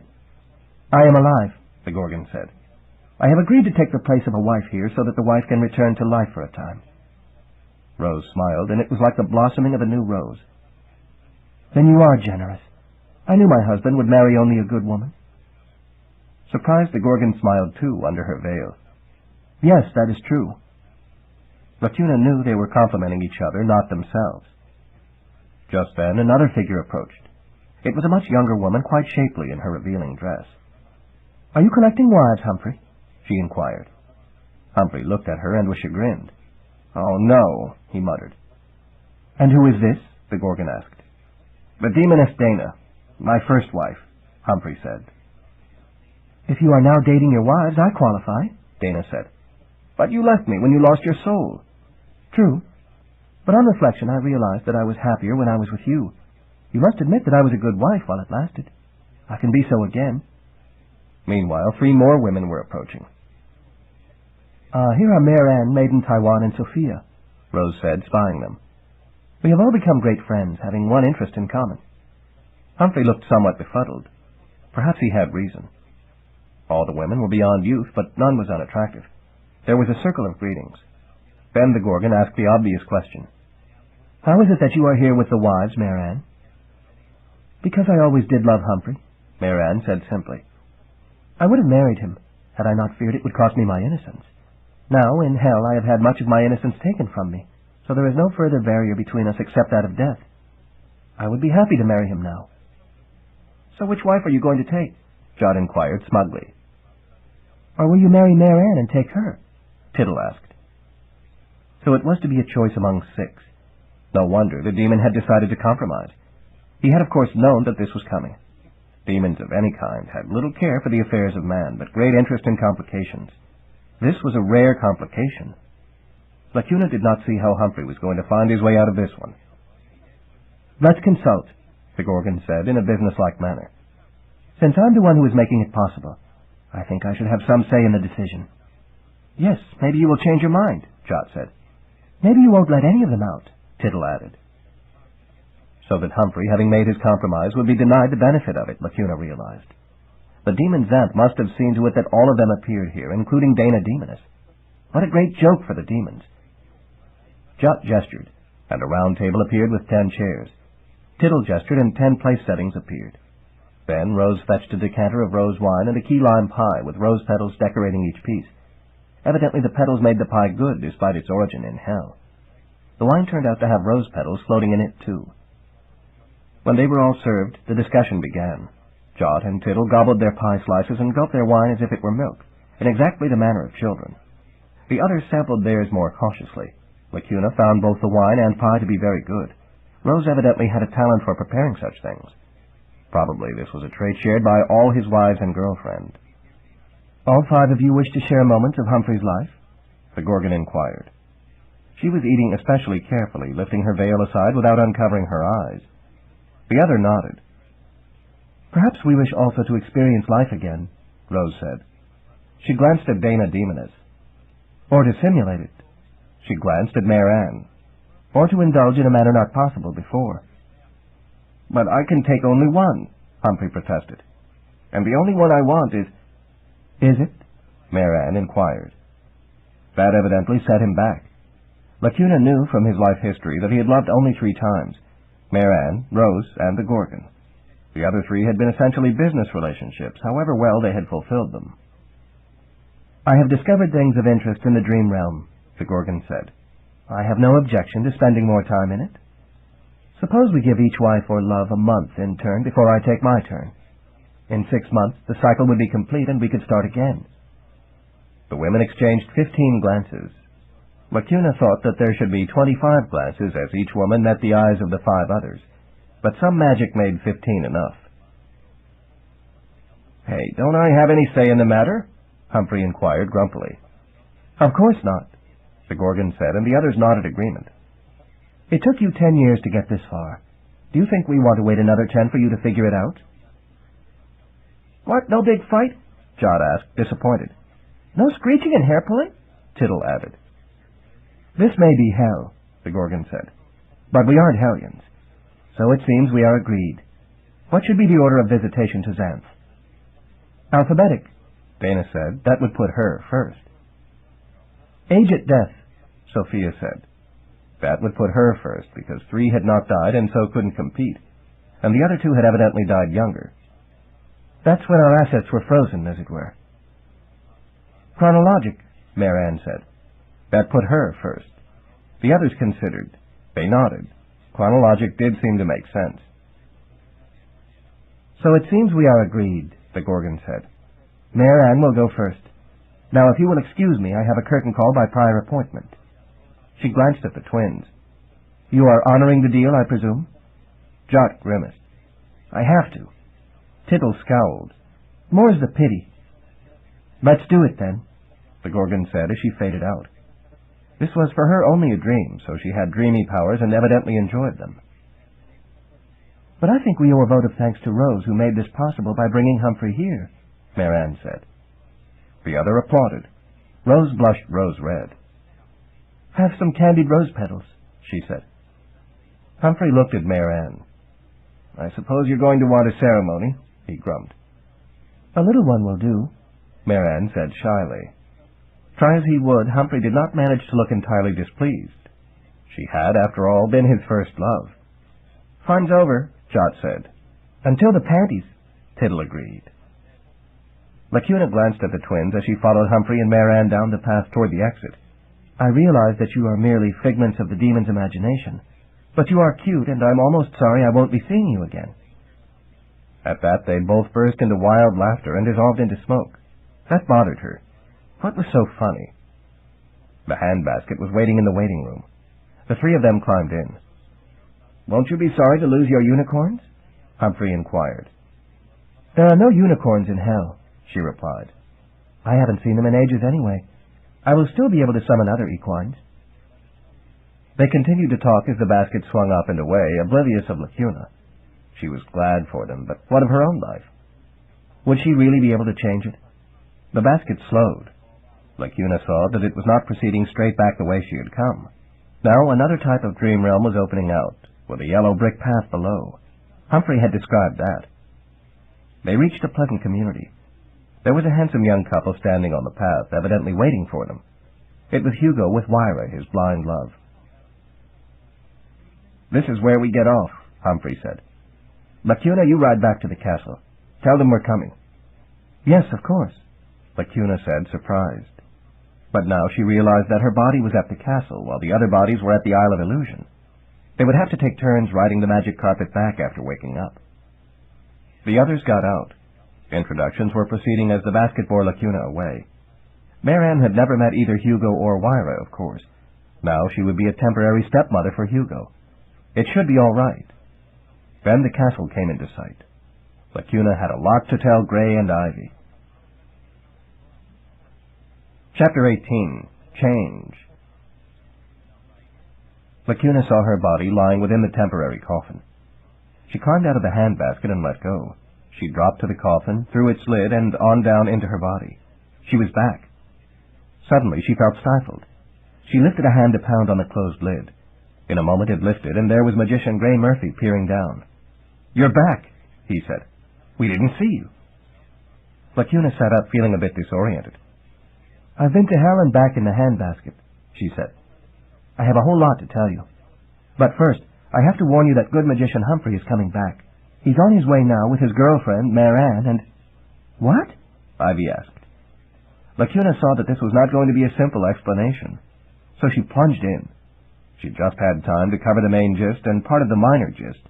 Gist was the sort of stuff that needed to be covered quickly, before Humphrey's magic carpet arrived. He had evidently used a lightning spell because all four were on it together. Then Lacuna had to perform the introductions because she was the only one present who had had personal contact with everyone, though some of it only through her printing of Humphrey's history. Wyra was now a woman not a lot younger than Lacuna herself, but Humphrey located his youth elixir and gave her a dose. Then she became her real age of 16. Lacuna wished she could do that. But of course, youthening wouldn't do her any good. It was her whole life that was blah, not just her physical age.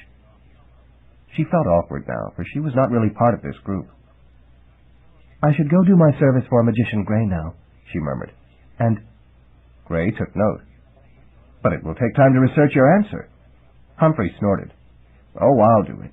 I don't like reunions much anyway. He stalked off toward the study, and Lacuna followed. Humphrey squinted at the old pages. Ah, here it is. You must take the key to success and go to the Mountain of Change before the Statue of Limitations runs out. He went to his shelf and picked up a large wooden key. Bring this back when you are finished with it. He handed it to her. "But," Lacuna said blankly. "Nonsense. The magic carpet will take you there after you deal with Computer. Be sure to return it, too." He walked out of the study. "But," Lacuna said, following helplessly. "Oh, by the way," he said, pausing. "Thank you." "You're welcome, but—" "Here's the carpet. Get on it." She did so, bemused. Then it took off. "But—" she protested one more time, despairingly, to no better avail than before. She was on her way. The carpet seemed to know where it was going. It flew out a window and looped around the castle before heading north. It soon went out over the awesome Gap Chasm, but instead of crossing it, it turned to fly west along it. Then it flew south a short distance to a small mountain and looped down to a cave in the base. It entered this cave, flying unerringly in the sudden darkness, until reaching a large, bright chamber. It landed. Before Lacuna was a rather junky metallic box with knobs on the front and a pane of glass sticking up at the top. Part of it was fashioned from a pewter pitcher, which Lacuna now realized the demoness Mitria had sneaked from Humphrey's castle to bring here. It was amazing how things integrated, now that she knew Humphrey's life story. This was Computer, the dread nemesis of Xanth. "A greeting," the pane printed. "I think you don't know who I am," Lacuna said, nerving herself for her effort. She had spoken blithely of changing its print, but she knew that the evil machine had a lot of power, and a doubt was starting to nag at the edge of her mind, with a qualm, a twinge, and even a compunction waiting in line behind. Computer's power was to change reality in its vicinity by printing the reality it preferred on its screen. She could change its print, but would it remain changed? Why hadn't she thought of this problem before? "I don't even care who you are. You are obviously supremely dull. I will use you as a servant." "I don't think so," she said, and concentrated on the magic formula she had rehearsed to dominate the device. The print on the screen changed. Now it said, "Computer is reprogrammed to be a nice machine. It has no use for the services of Gray Murphy and renounces them. Save and compile." The last word was the key. That constituted a special spell that would change Computer's nature. The pane of glass blinked. "Huh?" it printed with something less than machine-like precision. Lacuna had had the sense not to get off the magic carpet. "Well, I'll be going now," she said. Print rolled across the screen. "Woman decides to remain longer." And Lacuna found that she couldn't tell the carpet to go. She had indeed changed her mind. The evil machine was fighting back. In a moment it would decree that she decided to reverse the reprogramming she had just accomplished, and she feared she would not be able to deny it. But she could fight back too. Even as the print appeared, she changed it. Woman is sent on her way by Computer, who prefers time alone to meditate on its new niceness. It worked. The carpet lifted and sailed down the cave tunnel out of the mountain. Not only did Computer's print change the local reality, it changed the evil machine's mind. Once it was printed, it was so, even if the machine didn't like it. And it seemed that Computer could not reprogram itself. It was stuck with her new prime directive, to be nice and to renounce the services of Gray Murphy. Lacuna had accomplished her mission. Now she had only to get her reward. She stared at the wooden key she still held in her hand. What had Magician Humphrey said? She had to take this key to success to the Mountain of Change before what? Something was going to happen, but she didn't remember what.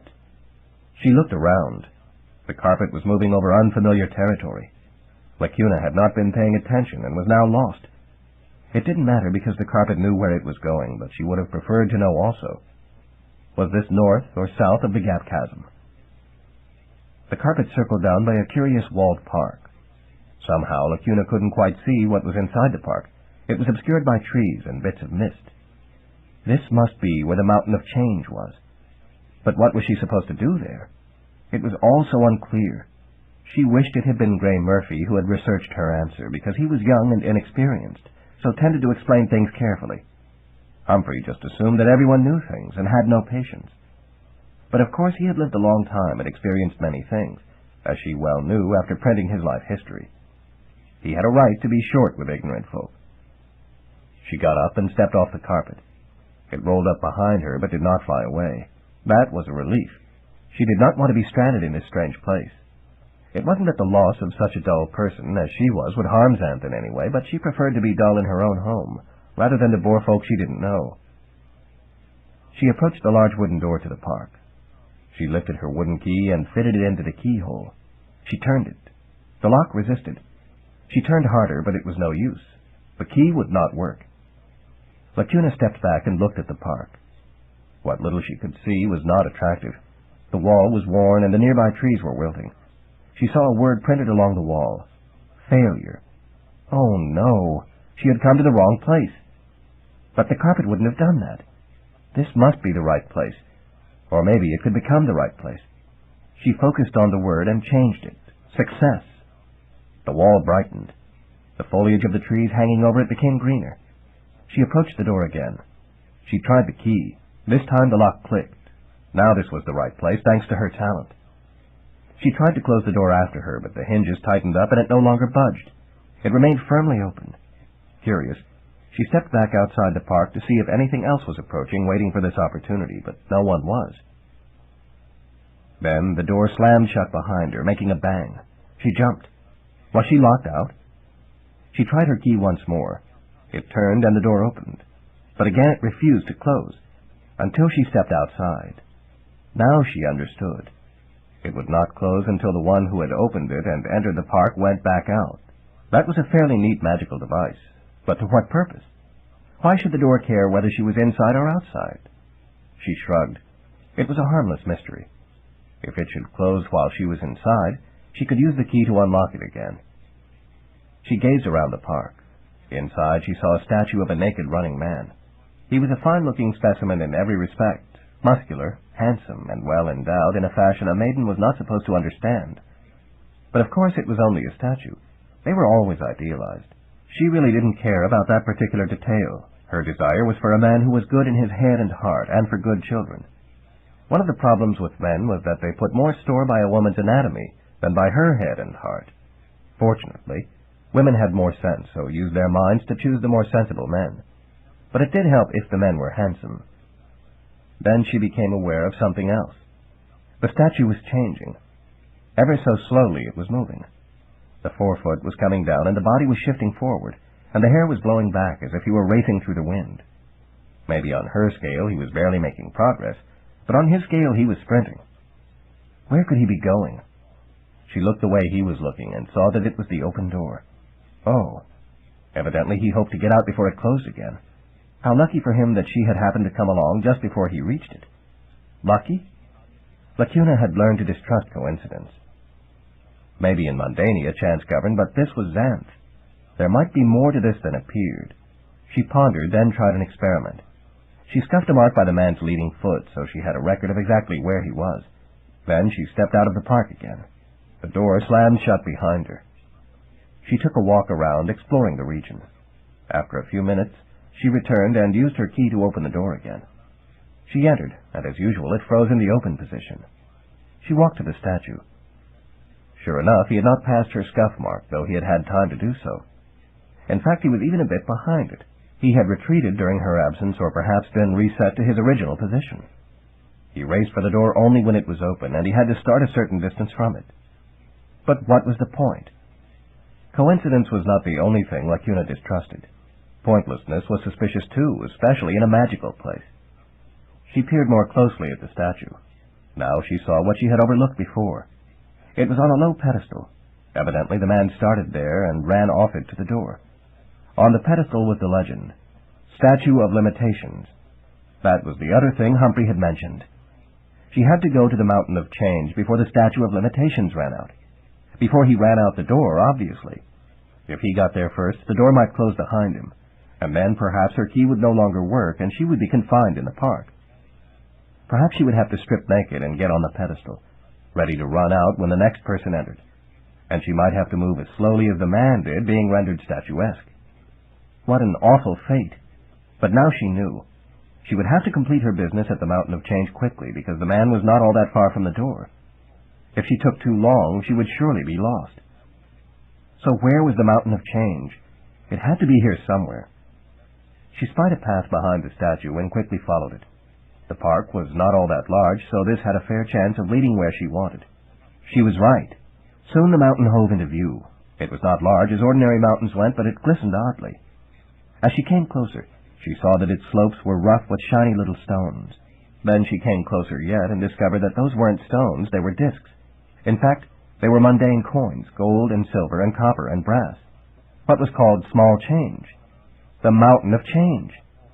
She had assumed that it would be a mountain where things changed, and perhaps her life would change too, so that she could somehow be fulfilled instead of deadly dull blah. She should have known better. Still, this was supposed to represent the solution to her problem, so maybe it was both kinds of change. What was she supposed to do here? Well, what did anyone do with a mountain? Anyone climbed it simply because it was there. Everyone knew that, so she would climb it. She started climbing it, but the moment her feet got on the coins, they lost purchase.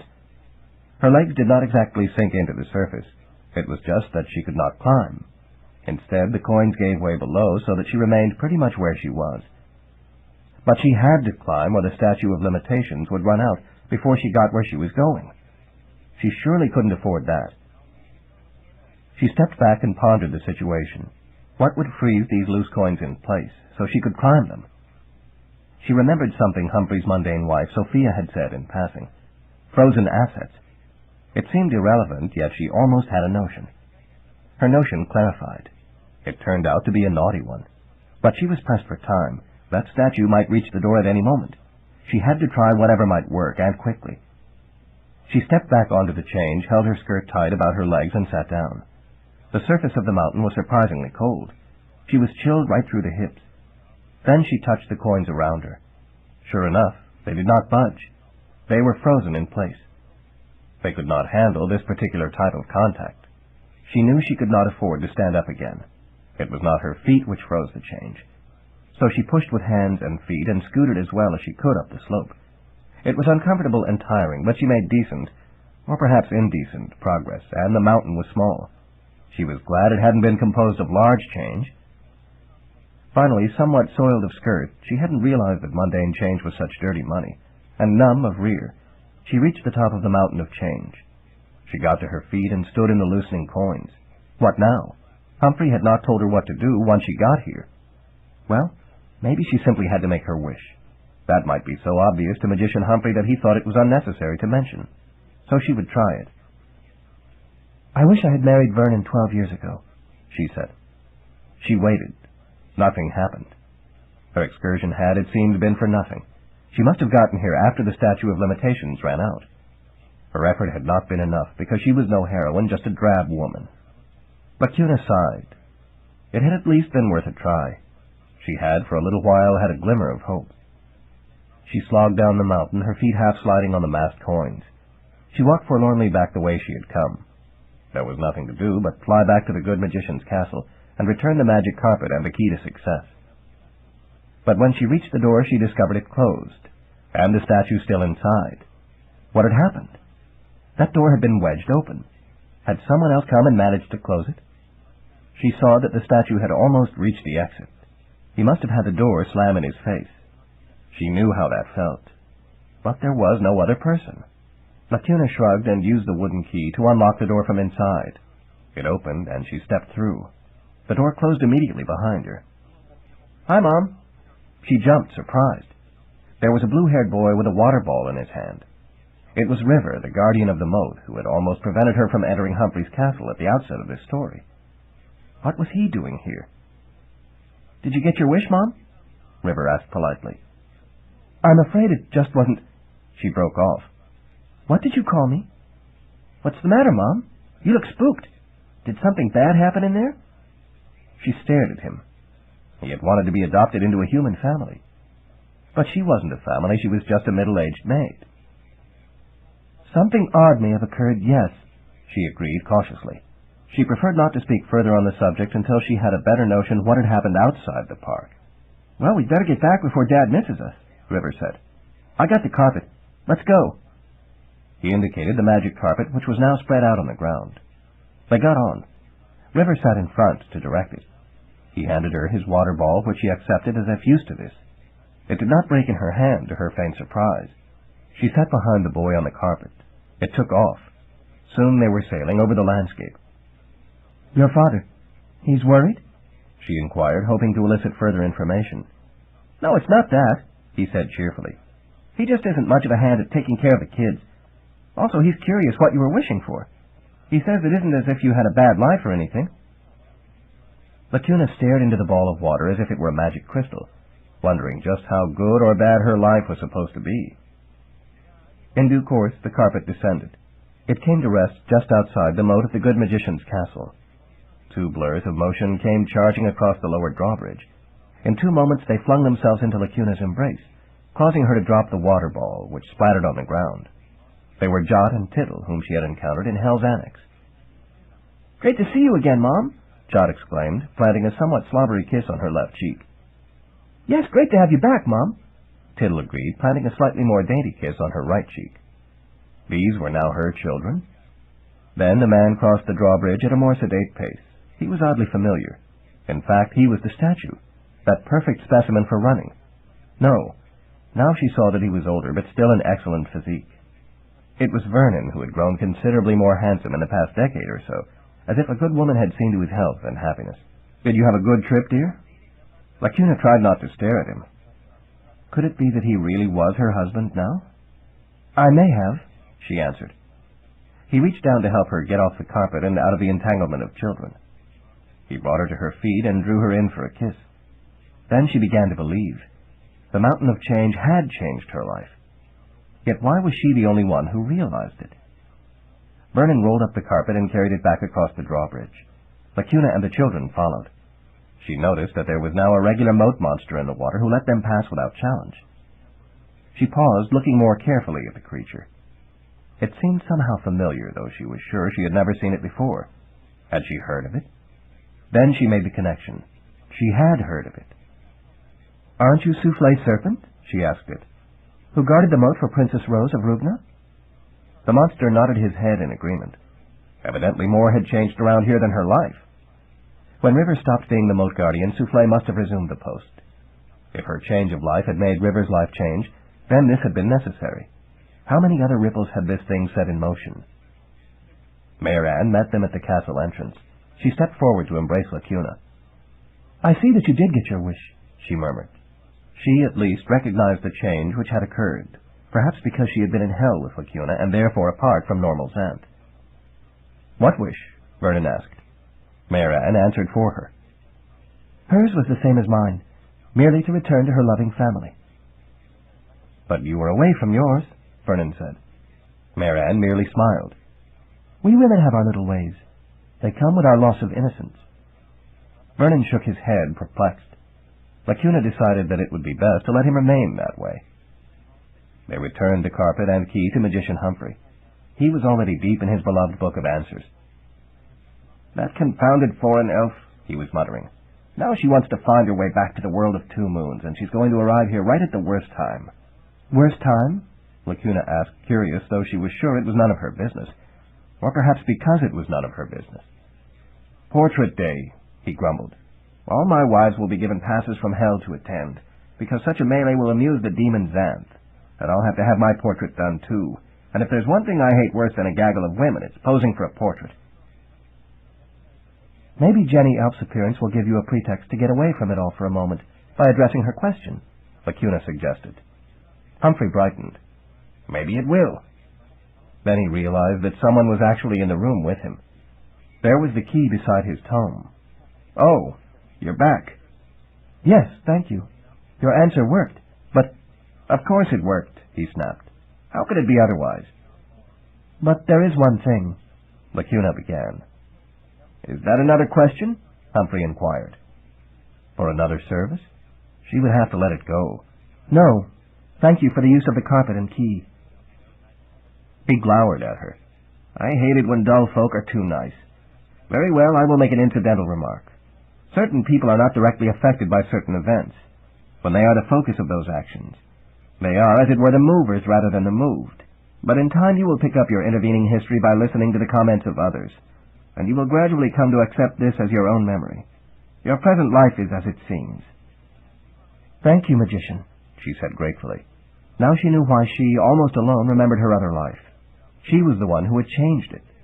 Some few others who had interacted with her before that change, and who had had their own lives changed by her actions, also remembered. But the rest of Xanth would not realize what had happened. To them, the present situation was the one which had always been true. Humphrey nodded. Then he did an extremely rare thing. He smiled.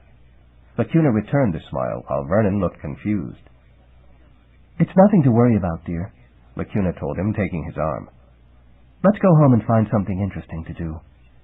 She nudged him in a way that suggested all manner of wild creatures, such as lovebirds and storks. She had dreamed for years of doing that, but had never before had the opportunity or courage. What a joy it was! His eye glinted. "You have always been the most interesting person in my life," he said. Lacuna intended to remain so. History of Xanth, Simplified, by E. Timber Bram. -4000. Presumed arrival of the demon Xanth, plus or minus 10,000 years or multiple thereof, causing magic to slowly infuse the region from the trace leakage of his essence. -2200. Around this time, a colony of human folk arrives from Mundania. It grows for a while until magicians and sorceresses manifest. One of the early sorceresses is the Sea Hag, mostly unknown to others because of her frequent change of bodies. She survives until 1077, when she is banished to brain coral storage. The hag apparently forgot her history, remembering only that she is thousands of years old. -2100. About this time, Xanth is cut off from Mundania, becoming a true island. -1900. The human colony fails, with the humans becoming assorted magic species through interbreeding or change by magic. Harpies, merfolk, naga, sphinxes, ogres, goblins, elves, fauns, nymphs, fairies, and other crossbreeds and variants may derive from this. They tend to be close-mouthed about it, evidently preferring not to admit the debasement of their lineage by human stock. Thus this colony is unknown to history, except by the mute evidence of the surviving species. -1000. The isthmus is restored and limited contact with Mundania is resumed. -800. Centaur species begins around this time. -85. Prince Harold Harpy delivered. -73. Prince Harold Harpy exiled to brain coral storage. 0. First wave of human colonization arrives in Xanth, establishing current permanent settlement. 1. Civilized voles leave their main camp near the Gap Chasm. 35. Second wave occurs, killing men and children of first wave. 200. Third wave occurs several generations later. 202. Magician Rugna delivered to third waver. 204. Fourth wave occurs. Women surviving the third wave kill their rapist husbands and bring in better men. 216. The princess is delivered to the king preceding Rugna. 219. Millie the maid delivered in West Stockade. 224, 225. Electra delivered to West Stockade. 228. Rugna crowns himself king. 233. Electra goes to the Isle of Yew to help the sorceress Tapis by making the heaven sent. 236. The princess goes to Tapis to have a coverlet made for her sleep. 236. Altercation between magician Murphy and sorceress Tapis at the Isle of Yew. Murphy's curse causes Electra to bite the apple and start the 1,000-year sleep scheduled for the princess. 236. Fifth wave advance scouts enter Xanth. 236. Thor's adventure in fourth wave Xanth, wherein he detonates the forget spell in the Gap Chasm. 236. The Great Goblin Harpy War occurs. 236. Prince Harold Harpy released from brain coral storage, and the spell on goblin females is revoked.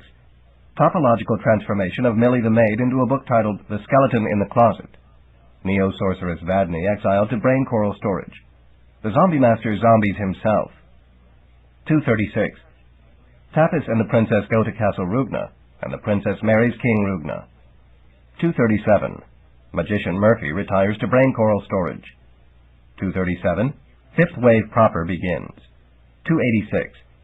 King Rugna dies in battle with the sixth wave. 367. Zombie Jonathan encounters a phantom at Spectre Lake. 378. Seventh wave. 591. Stork brings Magician Gromden. 623. Magician Gromden assumes the throne. 657. Stork brings Magician Yin Yang. 658. Stork brings Threnody as the result of mischief of a demoness with King Gromden. 659. Stork brings Jordan the Barbarian to Fen Village. 677. Jordan commences his adventure in medieval Xanth. 677. Jordan has a tryst with Bluebell Elf. 677. King Gromden dies. Castle Rugna deserted. 677. Magician Yang assumes the throne. 677. Jordan becomes a ghost. 677. Threnody marries King Yang. 681. Threnody becomes a ghost. 682. King Yang remarries. 684. Stork brings Lord Bliss, son of Yang. 689. Stork holds nose and brings evil magician Muerte a Fid. 698. Eighth wave. 704. Lord Bliss marries Lady Ashley Rose. 705. Stork brings Rose of Rugna to Lord Bliss and Lady Rose. 719. King Yang assassinated by poisoning. 719. Muerte a Fid, magician of alchemy, assumes the throne. 721. Lord Bliss receives poison pen letter. 725. Lord Bliss dies. Rose sent to Castle Rugna for safety. 753. Ninth wave. 797. 10th wave. 866. 11th wave. 883. Stork brings magician Ebnes. 897. Mare Imbrium Fold as Nightmare. 909. Magician Ebnes takes the throne. 917. Last wave. 12th. 932. King Ebnes adapts the Death Stone into the Shield Stone to protect Xanth from mundane waves. 933. Stork brings Humphrey. 933. Stork brings Mare Anne. 949. Stork brings Storm Magician. 949. Humphrey hired by King Ebnes to do a Xanth census of talents as royal surveyor. 952. King Ebnes dies. 952. Humphrey declared magician and assumes throne. 952. King Humphrey marries Dana Demoness, wife 1. 953. E. Timber Bram appointed historian of Xanth. 954. Daffrey delivered to King Humphrey and Dana Demoness. Dana takes off. 954. Humphrey marries Maiden Taiwan, wife 2. 955. Ticks mutate. 971. Humphrey abdicates throne. Matron Taiwan abdicates their marriage. 971. Storm Magician assumes the throne. 971. Humphrey rediscovers Castle Rugna. 972. Humphrey achieves degree from University of Magic and becomes a true magician of information. 972. Magician Humphrey marries Rose of Rugna, wife 3. 973. Rosetta Bliss Humphrey, Roy, delivered to Magician Humphrey and Princess Rose. 975. Storm King decrees that any resident without a magic talent will be exiled from Xanth. 994. Rosetta marries Stone. 994. Sherry Centaur folds south of North Village. 997. Stork brings Magician Trent to North Village. 1000. Rose goes to hell in a handbasket. 1000. Magician Humphrey takes 80 years' worth of leafy elixir. 1000. Magician Humphrey marries Sophia Mundane, wife 4. 1001. Stork brings Sorceress Iris to an unwary family. 1002. Crombie the Soldier delivered to Magician Humphrey and Sophia. 1005. Magician Humphrey trains Magician Trent. 1007. Magician Humphrey trains Sorceress Iris. 1017. Magician Bink delivered to North Village to Roland and Bianca. 1021. Magician Trent transforms the fish in Fish River into lightning bugs. Also others, including a winged centaur filly who flees to Brain Coral's pool.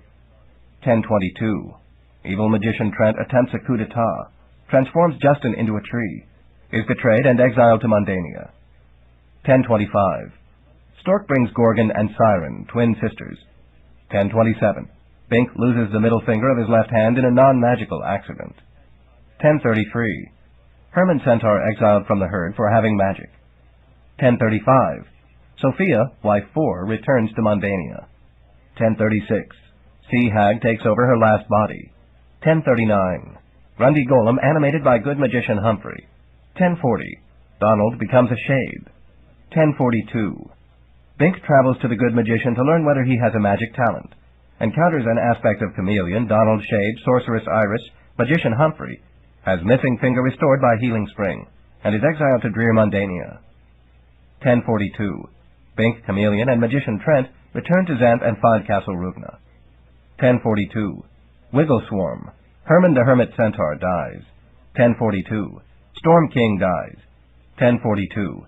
Magician Trent becomes king and deactivates Shieldstone. 1042. Magician Trent marries Sorceress Iris. 1042. Bink marries Chameleon. 1042. Chester Centaur marries Sherry Centaur. 1042. 13th Wave. Trent's former army settles peacefully.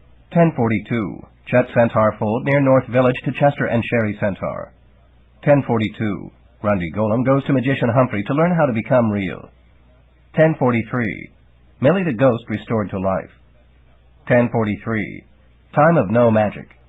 1043. Magician Murphy and Neo-Sorceress Vadney escape from brain coral storage and make deal with computer. Get them safely to Mundania and their child will serve the evil machine if he ever comes to Xanth. 1043. Brain coral starts inventory of stock in pool. This requires 2 or 3 decades to complete, so Murphy and Vadney are not yet missed. 1043. Crunch Ogre marries Curse Fiend Ogress. 1043. Demon Xanth makes Grundy Golem alive. 1043. Magician Door delivered to Bink and Chameleon. 1043. Crombie marries Jewel Nymph. 1044. Princess Irene delivered to King Trent and Queen Iris.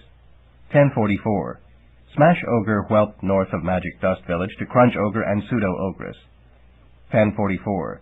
Tandy delivered to Crombie and Jewel. 1046. Goldie Goblin delivered to Gorbage Goblin. 1047. Chem Centaur fold to Chester and Sherry Centaur. 1051. Stork brings Xavier in South Xanth to the Witch Xanthippe. 1052. Stork delivers Wyra into an undistinguished and probably undeserving family. 1054. Gorgon returns to Xanth and asks good magician Humphrey a question. Would you marry me? 1055. Thor goes to 4th Wave Xanth to get the zombie restorative formula from the Zombie Master. Uses it to restore Zombie Jonathan to life as the Zombie Master. 1055. Zombie Master marries Millie the Maid. 1055. Hardy Harpy hatched in South Xanth. 1055. Gorgon, having served a year, gets her answer. Magician Humphrey would marry her. She's not surprised.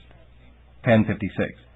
Hiatus and Lacuna, twins, delivered to Zombie Master and Millie. 1056. Stork brings Glory Goblin to Gorbage Goblin. 1057. Zora dies of grief for her false true love and is zombied. 1057. Stork brings Rapunzel. She is raised in the ivory tower by the sea hag. 1057. A centaur and winged horse happen to drink at a love spring. 1058. Chiron Centaur fold, a winged centaur. 1059.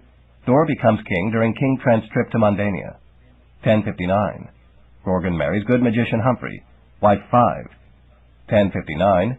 Zombie Master assumes the throne, while Dor, Irene, Arnold Centaur, Smash Ogre, and Grundy go to Mundania to rescue King Trent and Queen Iris. 1059. Ichabod Mundane learns of Xanth. 1062. Tandy rides a nightmare to Humphrey's castle. 1063. Chem Centaur maps Central Xanth. 1063. John Fairy and Joan Fairy married. 1063. Siren marries Morris Merman. 1063. Smash Ogre marries Tandy.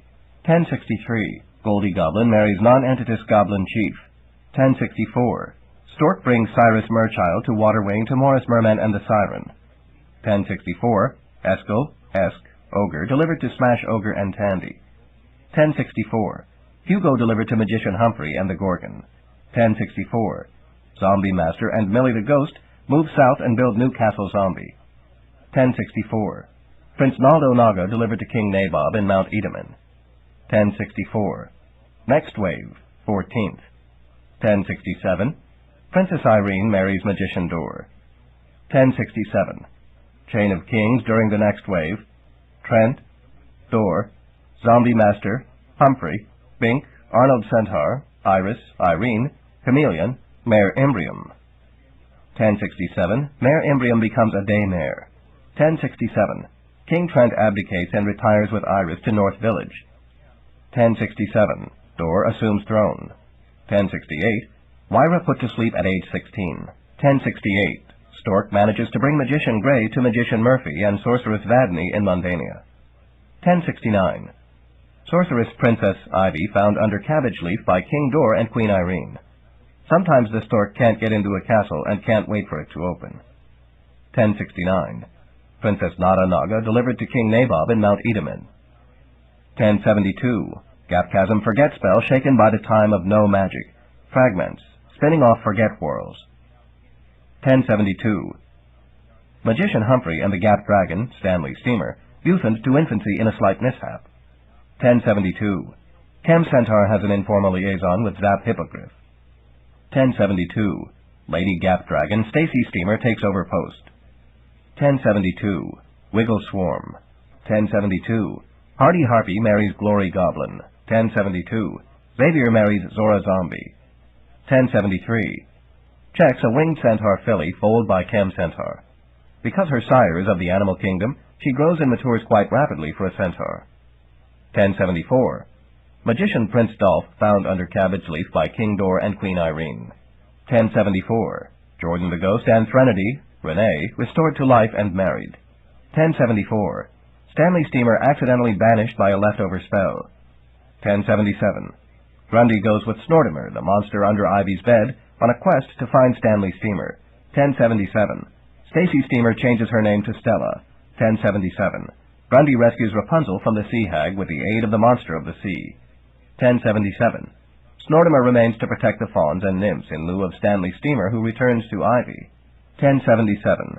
Grundy Golem bests the sea hag, who is banished to the brain coral storage. Grundy shows the demon Xanth how to play to win. 1077. Godiva Goblin marries Chief Gouty Goblin. 1077. Grundy marries Rapunzel. 1077. Gwendolyn Goblin delivered to Gouty and Godiva Goblin. 1077. Jenny Elf born in the world of two moons. 1078. Lacuna marries Vernon retroactively. 1079. Gobble Goblin sneak to Gouty Goblin and a tart. 1080. Good Magician Humphrey's dose of leafy elixir wears off, and he remembers the Rose of Rugna and goes to rescue her from hell.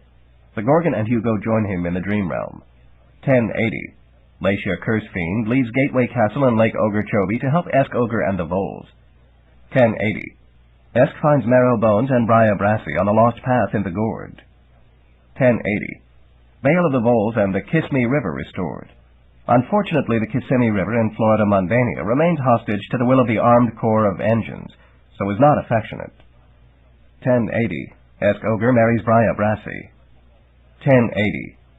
River retroactively delivered to Lacuna and Vernon. 1083. Prince Dolph undertakes a quest to find good Magician Humphrey, accompanied by Marrow Bones. 1083. Vida Vila wishes to marry Prince Dolph, but he is too young. 1083. Marrow and Dolph find Graceful Ossian on the Isle of Illusion. 1083. Melantha, Mela, Merwoman, captures Dolph. To win free, Dolph undertakes to recover the Firewater Opal from Draco Dragon. 1083. Chiron Centaur marries Czech Centaur in a ceremony performed by the Simurgh before the winged monsters. All present swear to protect the foal of this union, whose life will change the course of the history of Xanth. 1083. The goblins of Mount Etamond raid Draco's nest and abduct Marrow Bones. 1083. King Nabob Naga betroths his daughter, Princess Nada, to Prince Dolph, making a Naga-human alliance. The Naga rescue Marrow and the dragon's treasure. Marrow and Dolph return 2 Firewater Opals to Mela. 1083. Dolph and Nada enter Mundania through the Gourd and meet Turnkey, who provides a way to locate the Heaven Sent. 1083. Marrow, Graceful, and Dolph use a Hypnogore to enter the realm of dreams and find the sleeping princess. Only it turns out to be Electra, awakened after 847 years. She got time off for good behavior. 1083. The Night Stallion puts Graceful Ossian on trial with Dolph as defense attorney. Dolph succeeds barely in vindicating her and gains the respect of the stallion. 1083. Jot and Tittle, twins, delivered retroactively to Lacuna and Vernon. 1085. Che Centaur, foal to Chiron and Czech Centaur. 1085. Computer acquires a Castle Rugna magic mirror from a traveler. 1086. Princess Ivy, Princess Nada, and Electra recover the magic mirror from the evil machine. 1086. Ivy invokes the Heaven Sent and is transported to Mundania, where she meets Grey Murphy and brings him to Xanth. 1086. Grey and Ivy encounter the Goblinate of the Golden Horde, led by Grotesque Goblin, and rescue Donkey Centaur. Ivy affiances Grey. 1086. Grey learns his talent at Mount Parnassus. He is a magician of nullification. 1086. Computer's plot to take over Xanth using Grey Murphy is revealed. 1086. Magician Murphy and Sorceress Vadney return to Xanth, and Murphy lays his curse on the Geis on Grey to serve Computer. The Geis is thus fouled up, and Grey is freed to work for Magician Humphrey. 1089. Che Centaur is full-napped by the goblins of Goblin Mountain. 1089. Jenny Elf and Sammy Cat come to Xanth from the world of two moons and give comfort to Che. 1089. Siege of Goblin Mountain resolved when Che agrees to be Gwenny Goblin's companion, and Gwenny and Jenny go to live with Che's family. 1089. Prince Dolph marries Electra as she turns 18 in normal living time. 1090. Humphrey rescues 5½ wives from hell in a fashion. 1090. Lacuna's change of life. Author's note. I try to discourage my readers from sending in puns and notions, because I have an adequate imagination of my own, and the letters piling in take time to answer. I answered 553 in the first 3 months of 1990, and that slowed the start of this novel. But because the story of good magician Humphrey covered over a century of Xanth's history, to be precise 157 years, from his delivery in 933 to his return in 1090, and because he is the magician of information, there was occasion to see more aspects of Xanth than usual. So this time I used more reader notions, and I have a bundle of credits to give. Just bear in mind that I am unlikely to be this free with reader notions again, and that I am turned off by fans who pester me with ideas or puns in the hope of getting their names in print. Indeed, I tend to favor notions by folk who are not seeking that kind of recognition. Here are the names of the contributors, roughly in the order of the appearance of their notions. Jessica Timmons, talent of making others experience vertigo. Tyler Stevenson, River the Water Boy. Eileen Kelly, the Library. Colette Bezio, Lacuna's ability to free Gray Murphy by changing computers' print. Karen Tsai, literal figures of speech. Miles T. Grant, ticks to tell time. Marshmallows, wolf spiders, adder, tumbleweeds, beachheads, bedrock. Cheryl Eisler, Mayor Ann, who summons equines. Frank Shaskus, dumbbell. Chris Swanson, warehouse. Anonymous, Chrissy Centaur. Yes, it is you, Chrissy, but he won't admit to sending in your name. Ask him and he'll deny it. See? Proof. Asia Lynn. Dana, the demoness with a soul. Teresa M. Brown. Keystone Cops. Amanda Wagner, Darklight. Eva Piccinini. Maiden Taiwan, Dear Abby. Margaret T. Price, the Centaurpede. Margaret is gone from Mundania, but her nice drawing of this creature remains for Xanth. While Barbara Hay Hummel sat in her wheelchair and waited for her pain medication to take effect, she diverted her mind with fancies of Xanth. From this diversion came almost the whole of Rose of Rubna and her times. Her description, her clothing, her nemesis Muerte A. Fid, her wedding, her distraction by Dread Redhead, and her sad letter from hell. Thus it was that I discovered why Humphrey so suddenly disappeared from Xanth, and who had planted the enchanted roses of Castle Rubna. Philip Mangum, Cross-Country Snail Race. David Davis, Moonrock. Stephanie Erb's father, The Undertoad. Stephanie's own suggestion, The Talent of Erasure, is slated for Xanth 16, Demons Don't Dream. Margaret Love, The Cross-Faced Stitch and Related Poem. Mark A. Mandel, Metamagic. Stephen Bigfoot Hassenbuehler, The Talent of Animating a Thing Briefly. Beth Stackpole, realizing that magic makes love last in Xanth. It has a harder time in Mundania. Chris Progar, realized that magic dust can bring magic to Mundania. Yes, that accounts for a lot. Stephen Neal asked for the background of Crombie the Soldier. That turned out to be a surprise. Colette Bezio, the problem Iris' parents had raising the Sorceress of Illusion. W.G. Bliss, Mundania's zip code directory snafu. Star Trenier, the hummingbirds Herman, Helen, and Hector. Tanya Espadel, Centaur Who Splits. Susan Teitelbaum, The Night Stallion's Dream for Writers. I wonder how she knew about that. It has hitherto been part of the literary conspiracy hidden from non-writers who think that writing is fun. Amy Piers, Hugo's blind girlfriend, immune to love and hate spring. J.D. Norris, Key to Success. Ken Wheeler, Statue of Limitations.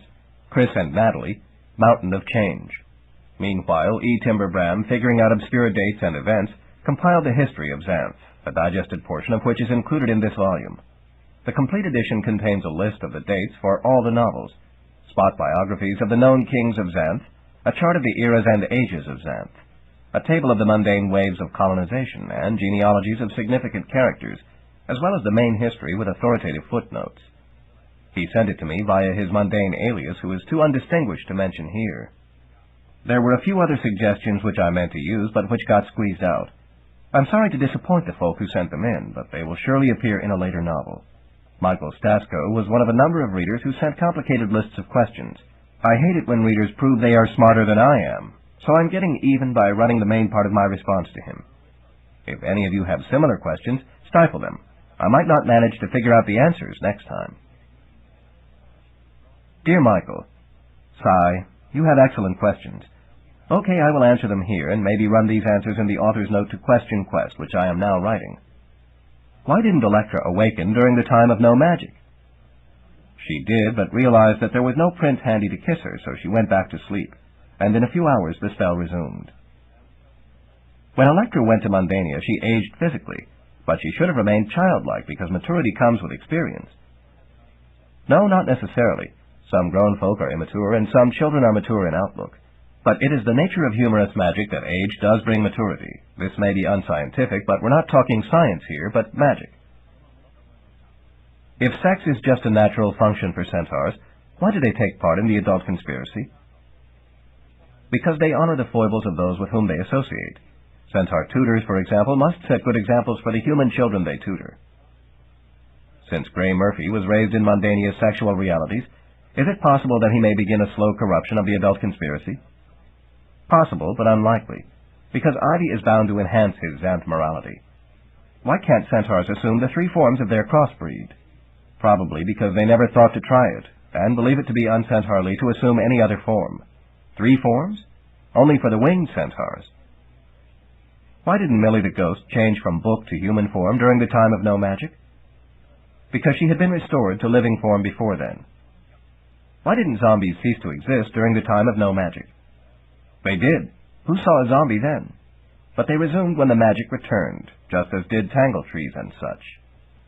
Why didn't Murphy and Vadney age rapidly when they went to Mundania? Because the brain coral's pool had kept them in suspended animation, in contrast to Electra's magic sleep. If wiggle swarms aren't as bad as they are thought to be, then why did the Simurgh panic? I don't recall the Simurgh ever panicking. Are you sure this isn't someone's slanderous story? Could Xavier use reverse wood to fill the holes made by Wiggles? Why should he want to? Few folk would care to be patched together with reverse wood slivers. If Ivy touches reverse wood, would her reverse talent then lessen the effect of the wood? Yes, so she has little to fear. Would a combination of Ivy, Arnold Centaur, and reverse wood in Mundania make a mundane magical? No. The reverse wood would make Arnold's magic isle into a mundane isle, and nothing would change. Would trace amounts of Xanthian magic in Mundania account for people like Uri Geller, whose power is to bend spoons, and the amazing Randy, whose power is to prove that Uri Geller cannot bend spoons with magic? No. Fakery and the exposure of it require no magic. If Hitler had released a couple on the condition that their son come and run Auschwitz, would it be dishonorable and unethical for the son to tell Hitler to go to hell and not run Auschwitz? Technically, the answer may be yes, but the reality of the situation says that dishonor is okay if honor causes more evil to occur. So why couldn't Gray just tell Computer to go to hell? Because Gray Murphy has a better sense of honor than you do. Just as an honorable son will pay off his father's debts left when the father dies, he will honor his father's other lingering commitments. The idea that an existing commitment can be renounced just because you decide you don't want to do it is sheer mischief. Try telling the IRS that you won't pay your income tax, because the income tax law was passed before you were born. Try telling the government that you refuse to obey its laws because you don't like the way it spends money on missiles designed to kill people. The fact is, it is not your province to decide what prior deals you will honor unless you are prepared to pay the consequence of breaking the law. That is a decision that some folk do make, and they do pay the price. The ends do not justify the means. The end of making your own life better does not justify the violation of solemn prior commitments. If you run for president and win, then maybe you can see about changing things. As I was completing the novel came a fan letter. Actually, I answered several hundred letters in the course of the novel, but this was one of the last, from the West Indies. What I noticed was the stationery. Hand-pasted pictures of roses on each sheet. Rosa Rugna had sent me a fan letter. Well, almost. It was a nice Xanth fan letter from an exotic place, but the lady's name was Sharmila Ramsingh. Still, she may be related because of those roses. And of course we have a Jenny update. Jenny Elf appeared in Isle of View, and has only a bit part in the present novel, but she will play a larger role in The Color of Her Panties. No, they aren't her panties in question. What kind of a series do you think this is? but it's Jenny of Mundania I'm concerned with at the moment, and her life is not as pleasant as that of Jenny Elf. For those who did not see the note in the last novel, Jenny was struck by a reckless driver when she was 12 and almost killed. She was 3 months in a coma, until my first letter to her brought her out of it. I have written to her regularly since, and met her and her family in November 1989 at Psychon 11, a convention in Virginia, when she was 13. Richard Pinney of ElfQuest, who attended, and his graphic, that is in comic form, edition of Isle of View, was made and published. Jenny looks like Jenny Elf, only with more fingers and less pointed ears. Jenny is slowly making progress. She is now home after about a year in the hospital, and going to a special school that caters to those with disabilities such as hers. There was a newspaper article about her, and that resulted in many calls and offers of help. A clown came to entertain Jenny and her friends, and she was given tickets and an ambulance ride to see a program by the New Kids on the Block. She is working to move both arms instead of just one, and to move her legs when she is held upright. She is learning to speak words one by one. She understands words, you see, but the connections between her brain and her mouth are scrambled, so she can't just say them. In short, Jenny has not given up on the recovery of the use of her body and intends somehow someday to walk again. She will be a young lady of 15 when this novel is published. Also, during the course of this novel, I attended my one convention of the year 1990. I don't like to travel, which was Phoenix Con in Atlanta, Georgia, Mundania. I went only because of friendship with Bill Rich, who was one of the convention organizers. He had helped me get computerized in 1984. I was on several panels, read a selection from my mainstream historical novel, Tatum Mound, and met with business associates, deciding how to handle the Xanth calendars. By the time this novel is published, you may have seen me on TV hawking calendars. Thus, the convention was both business and fun. Then disaster. I had to attend 2 more conventions that year. Back in Florida, my elder daughter Penny graduated from college, achieving her BA in Human Resources, social work. No honors, no awards. She takes after me, being scholastically indifferent. The educational establishment has yet to recognize whatever special talents folk like Penny and me possess. I once applied for a position as a college teacher of writing. I had my teaching certificate and a teacher's test score in the 99th percentile, but I learned that they weren't interested in having a real writer teach that subject. They wanted a PhD, so I am now the subject of papers on writing, not a teacher of the subject. But Penny did seem to have the longest hair in her class, which made her easy to spot across the crowded auditorium. Meanwhile, a problem that developed as I wrote the prior novel may have carried through to its conclusion in this one. My tongue hurt. I thought it was getting scratched on a tooth, so I saw the dentist, and sure enough, 2 of my onlays, those are like inlays, but more so, were wearing thin and developing edges that my tongue touched. The dentist tried smoothing them down, but the problem continued, so reluctantly he replaced the 2 onlays with 2 gold crowns, and my tongue was still sore. I had to use bubble gum to protect my tongue. Regular gum falls apart too readily. Could it be that roughness on the lower teeth was responsible? He made me an appliance to cover the lower teeth, and still my tongue hurt. But we were catching on to the pattern of it. My tongue gets most abraded when I'm talking, and when I'm editing novels such as this one, because I read them aloud to myself, getting the sonic feel of them. Maybe my tongue was hitting a rough spot when I talked, then settling back to an innocent spot when I relaxed. And so I felt it in the innocent position. That could account for a lot. So the dentist made an appliance to cover my upper jaw, trying to nail down the problem once and for all. And as this novel finished, my tongue was on the way to recovery, we hope. And yes, I hear those muttered remarks from readers about how I should tone down the temper of my remarks, so that I won't melt any more onlays and burn my tongue. I would answer you, if my answer weren't apt to prove your point. That was about it for excitement. Mundania, as you know, isn't much. Piers Anthony, Mayhem, 1990. End of Question Quest by Piers Anthony. Narrated by Bruce Hunty, in the studios of the American Printing House for the Blind, Louisville, Kentucky, for the Library of Congress, May 1992. For special distribution as authorized by Act of Congress under Public Law 89-522, with the permission of the copyright holder and the publisher, William Morrow and Company, Incorporated, 1350 Avenue of the Americas, New York, New York, 10019.